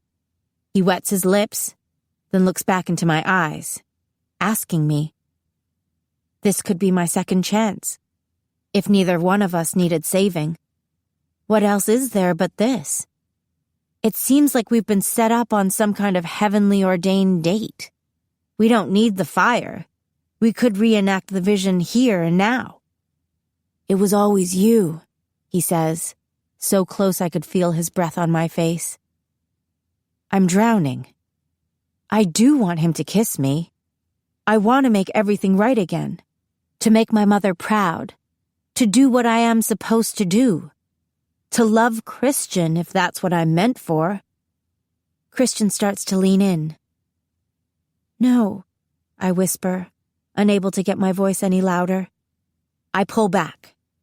My heart doesn't belong to me anymore. It belongs to Tucker. I can't pretend that away. I can't. He steps back immediately. "Okay," he says. He clears his throat. I take a deep breath, try to clear my head. The rain's finally stopped. Night has fallen. We're both soaking wet and cold and confused. I'm still holding his hand. I tighten my fingers around his. "I'm in love with Tucker Avery," I tell him simply.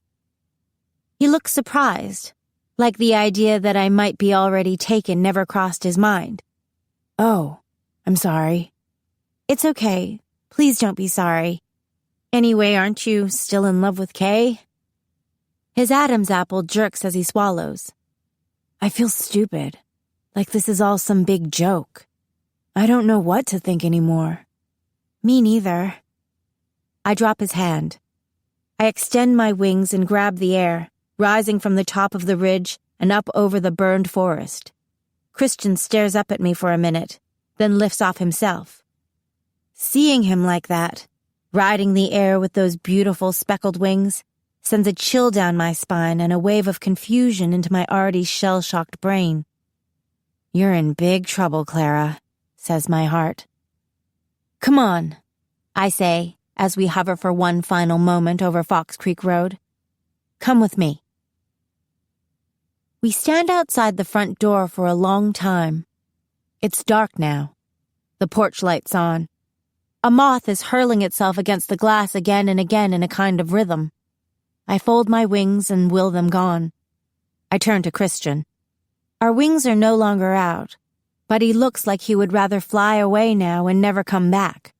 Pretend none of this ever happened, that the fire never happened, that we don't know what we know, and everything isn't impossibly screwed up.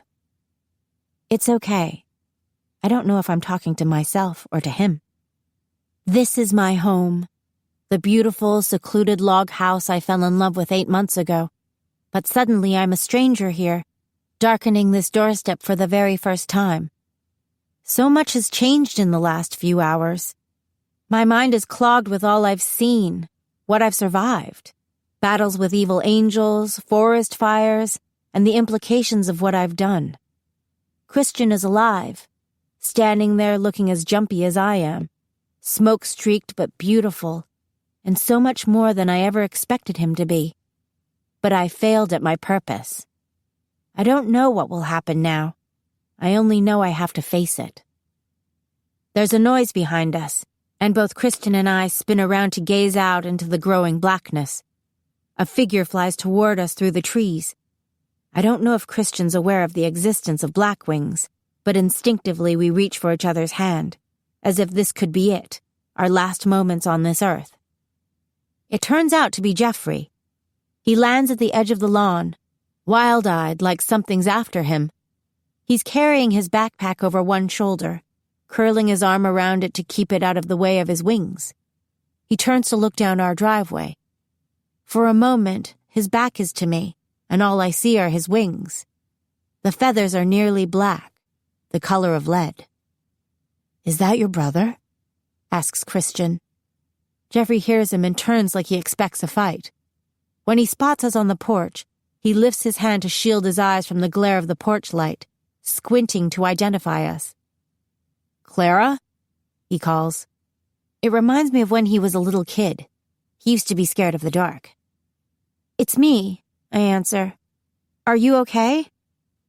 He takes a few steps forward into the circle of light from the porch. His face is a flash of white in the darkness. He smells like the burned forest. "Christian?" he asks. "In the flesh," Christian replies. "You did it. You saved Christian," says Jeffrey. He sounds relieved. I can't stop staring at his dark wings. "Jeffrey, where have you been?" He flutters up to the roof, landing gingerly in front of his bedroom window, which is wide open.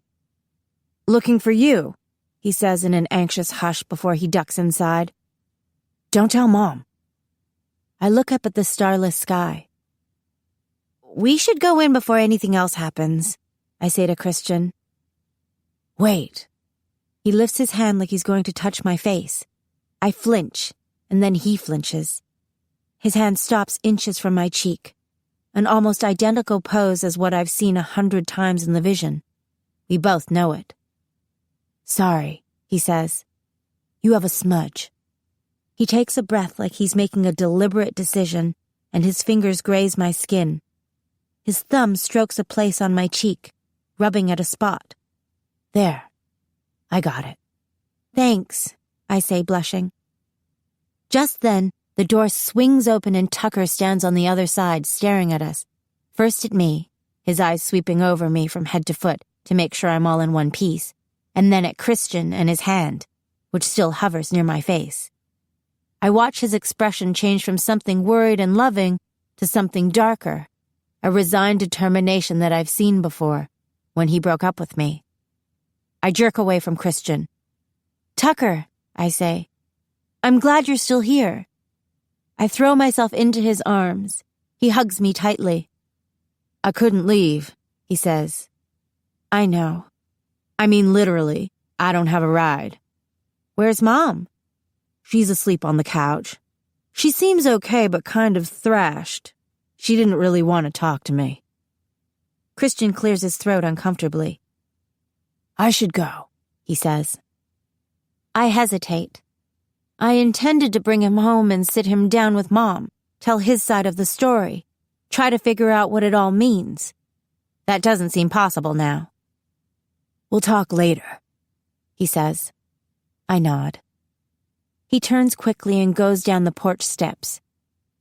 "How are you going to get home?" Tucker asks. Christian's eyes meet mine for an instant. "I'll call my uncle," he says slowly. "I'll walk out to the road to meet him. I don't live too far." "Okay," says Tucker, clearly confused. "See you later," he says, and turns his back on us both and jogs down the driveway into the dark. I pull Tucker inside before he can see Christian fly away. "So you flew him out of the fire too, huh?" he asks after I close the door. It's a long story, and I don't even understand a lot of it yet, and some of it's not mine to tell. "But it's over? I mean, the fire's over now. You're all done with your purpose?" The word still feels like a knife sticking me. Yes, it's over. And that's true. The fire is over. My vision is done. So why do I get the feeling that I'm lying to him again? "Thanks for saving my life today," Tucker says. "I couldn't help it," I say, trying for funny, but neither of us smiles. Neither of us says I love you either, but we both want to. Instead, I offer to take him home. "Flying?" he asks hesitantly. "I thought we'd take the car." "Okay."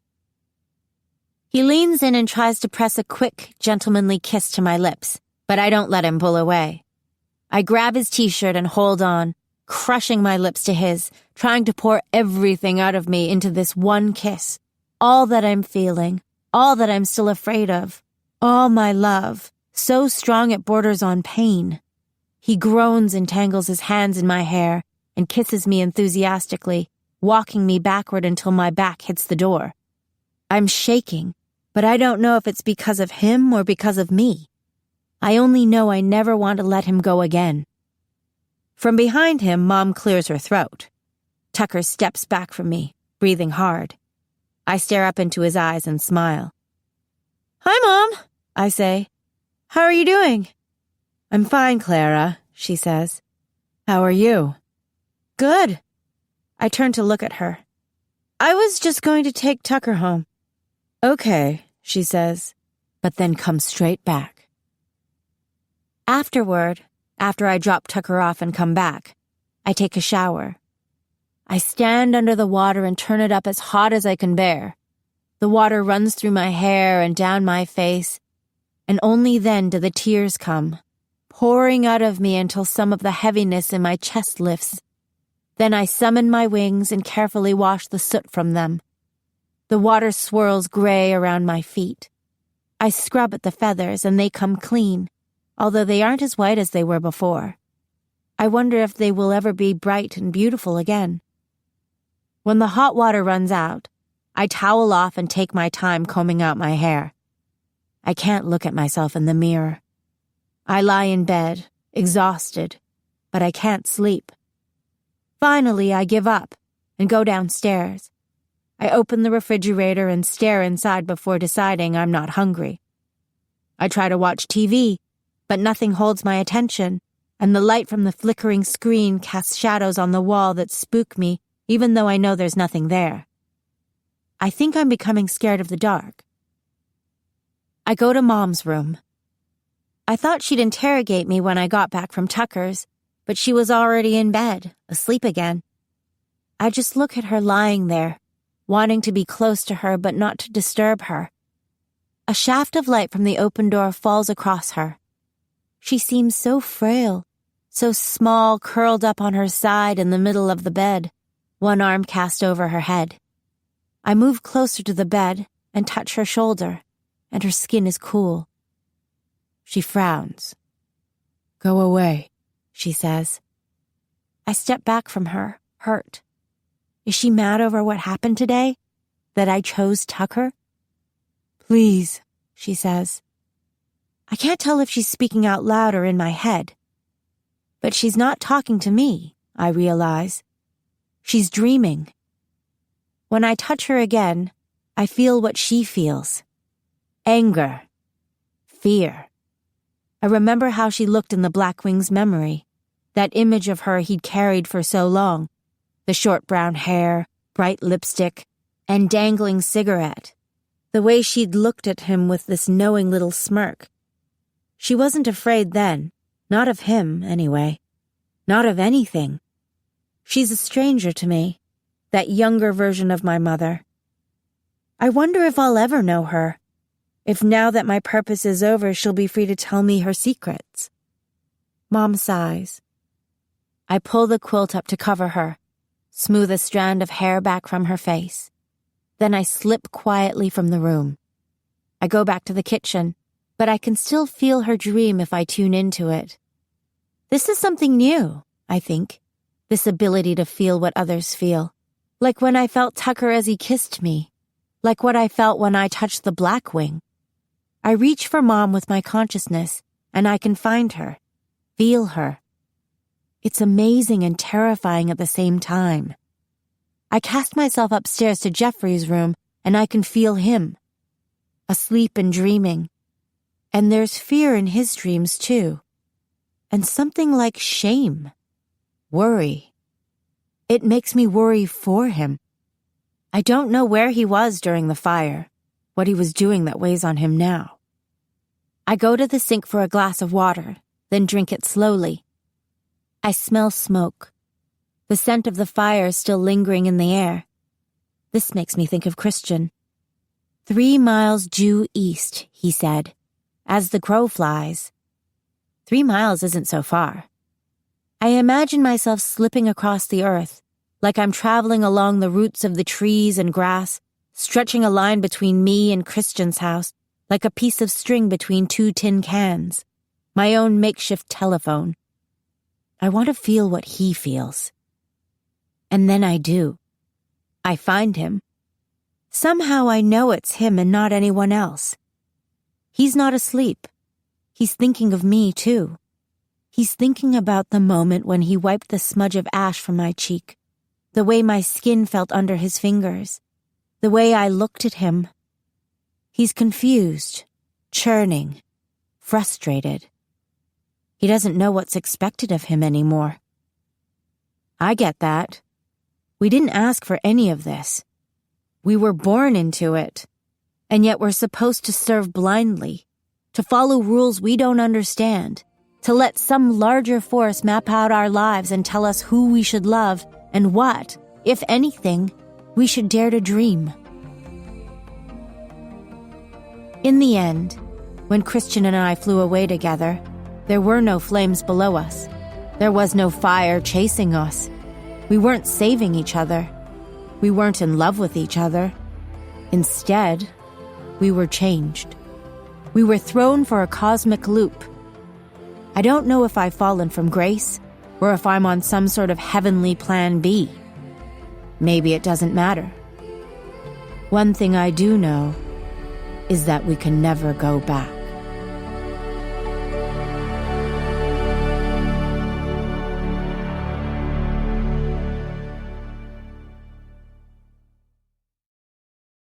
This recording of Unearthly by Cynthia Hand was produced and directed by Bob Dion and performed by Samantha Kwan. It was recorded, edited, mixed, and mastered by Dion Audio Services Incorporated. We hope you've enjoyed this program from Harper Audio. For more information about the broad range of titles from Harper Audio, Harper Children's Audio, and Cadman, please visit our website at www.harperaudio.com. Thank you for listening.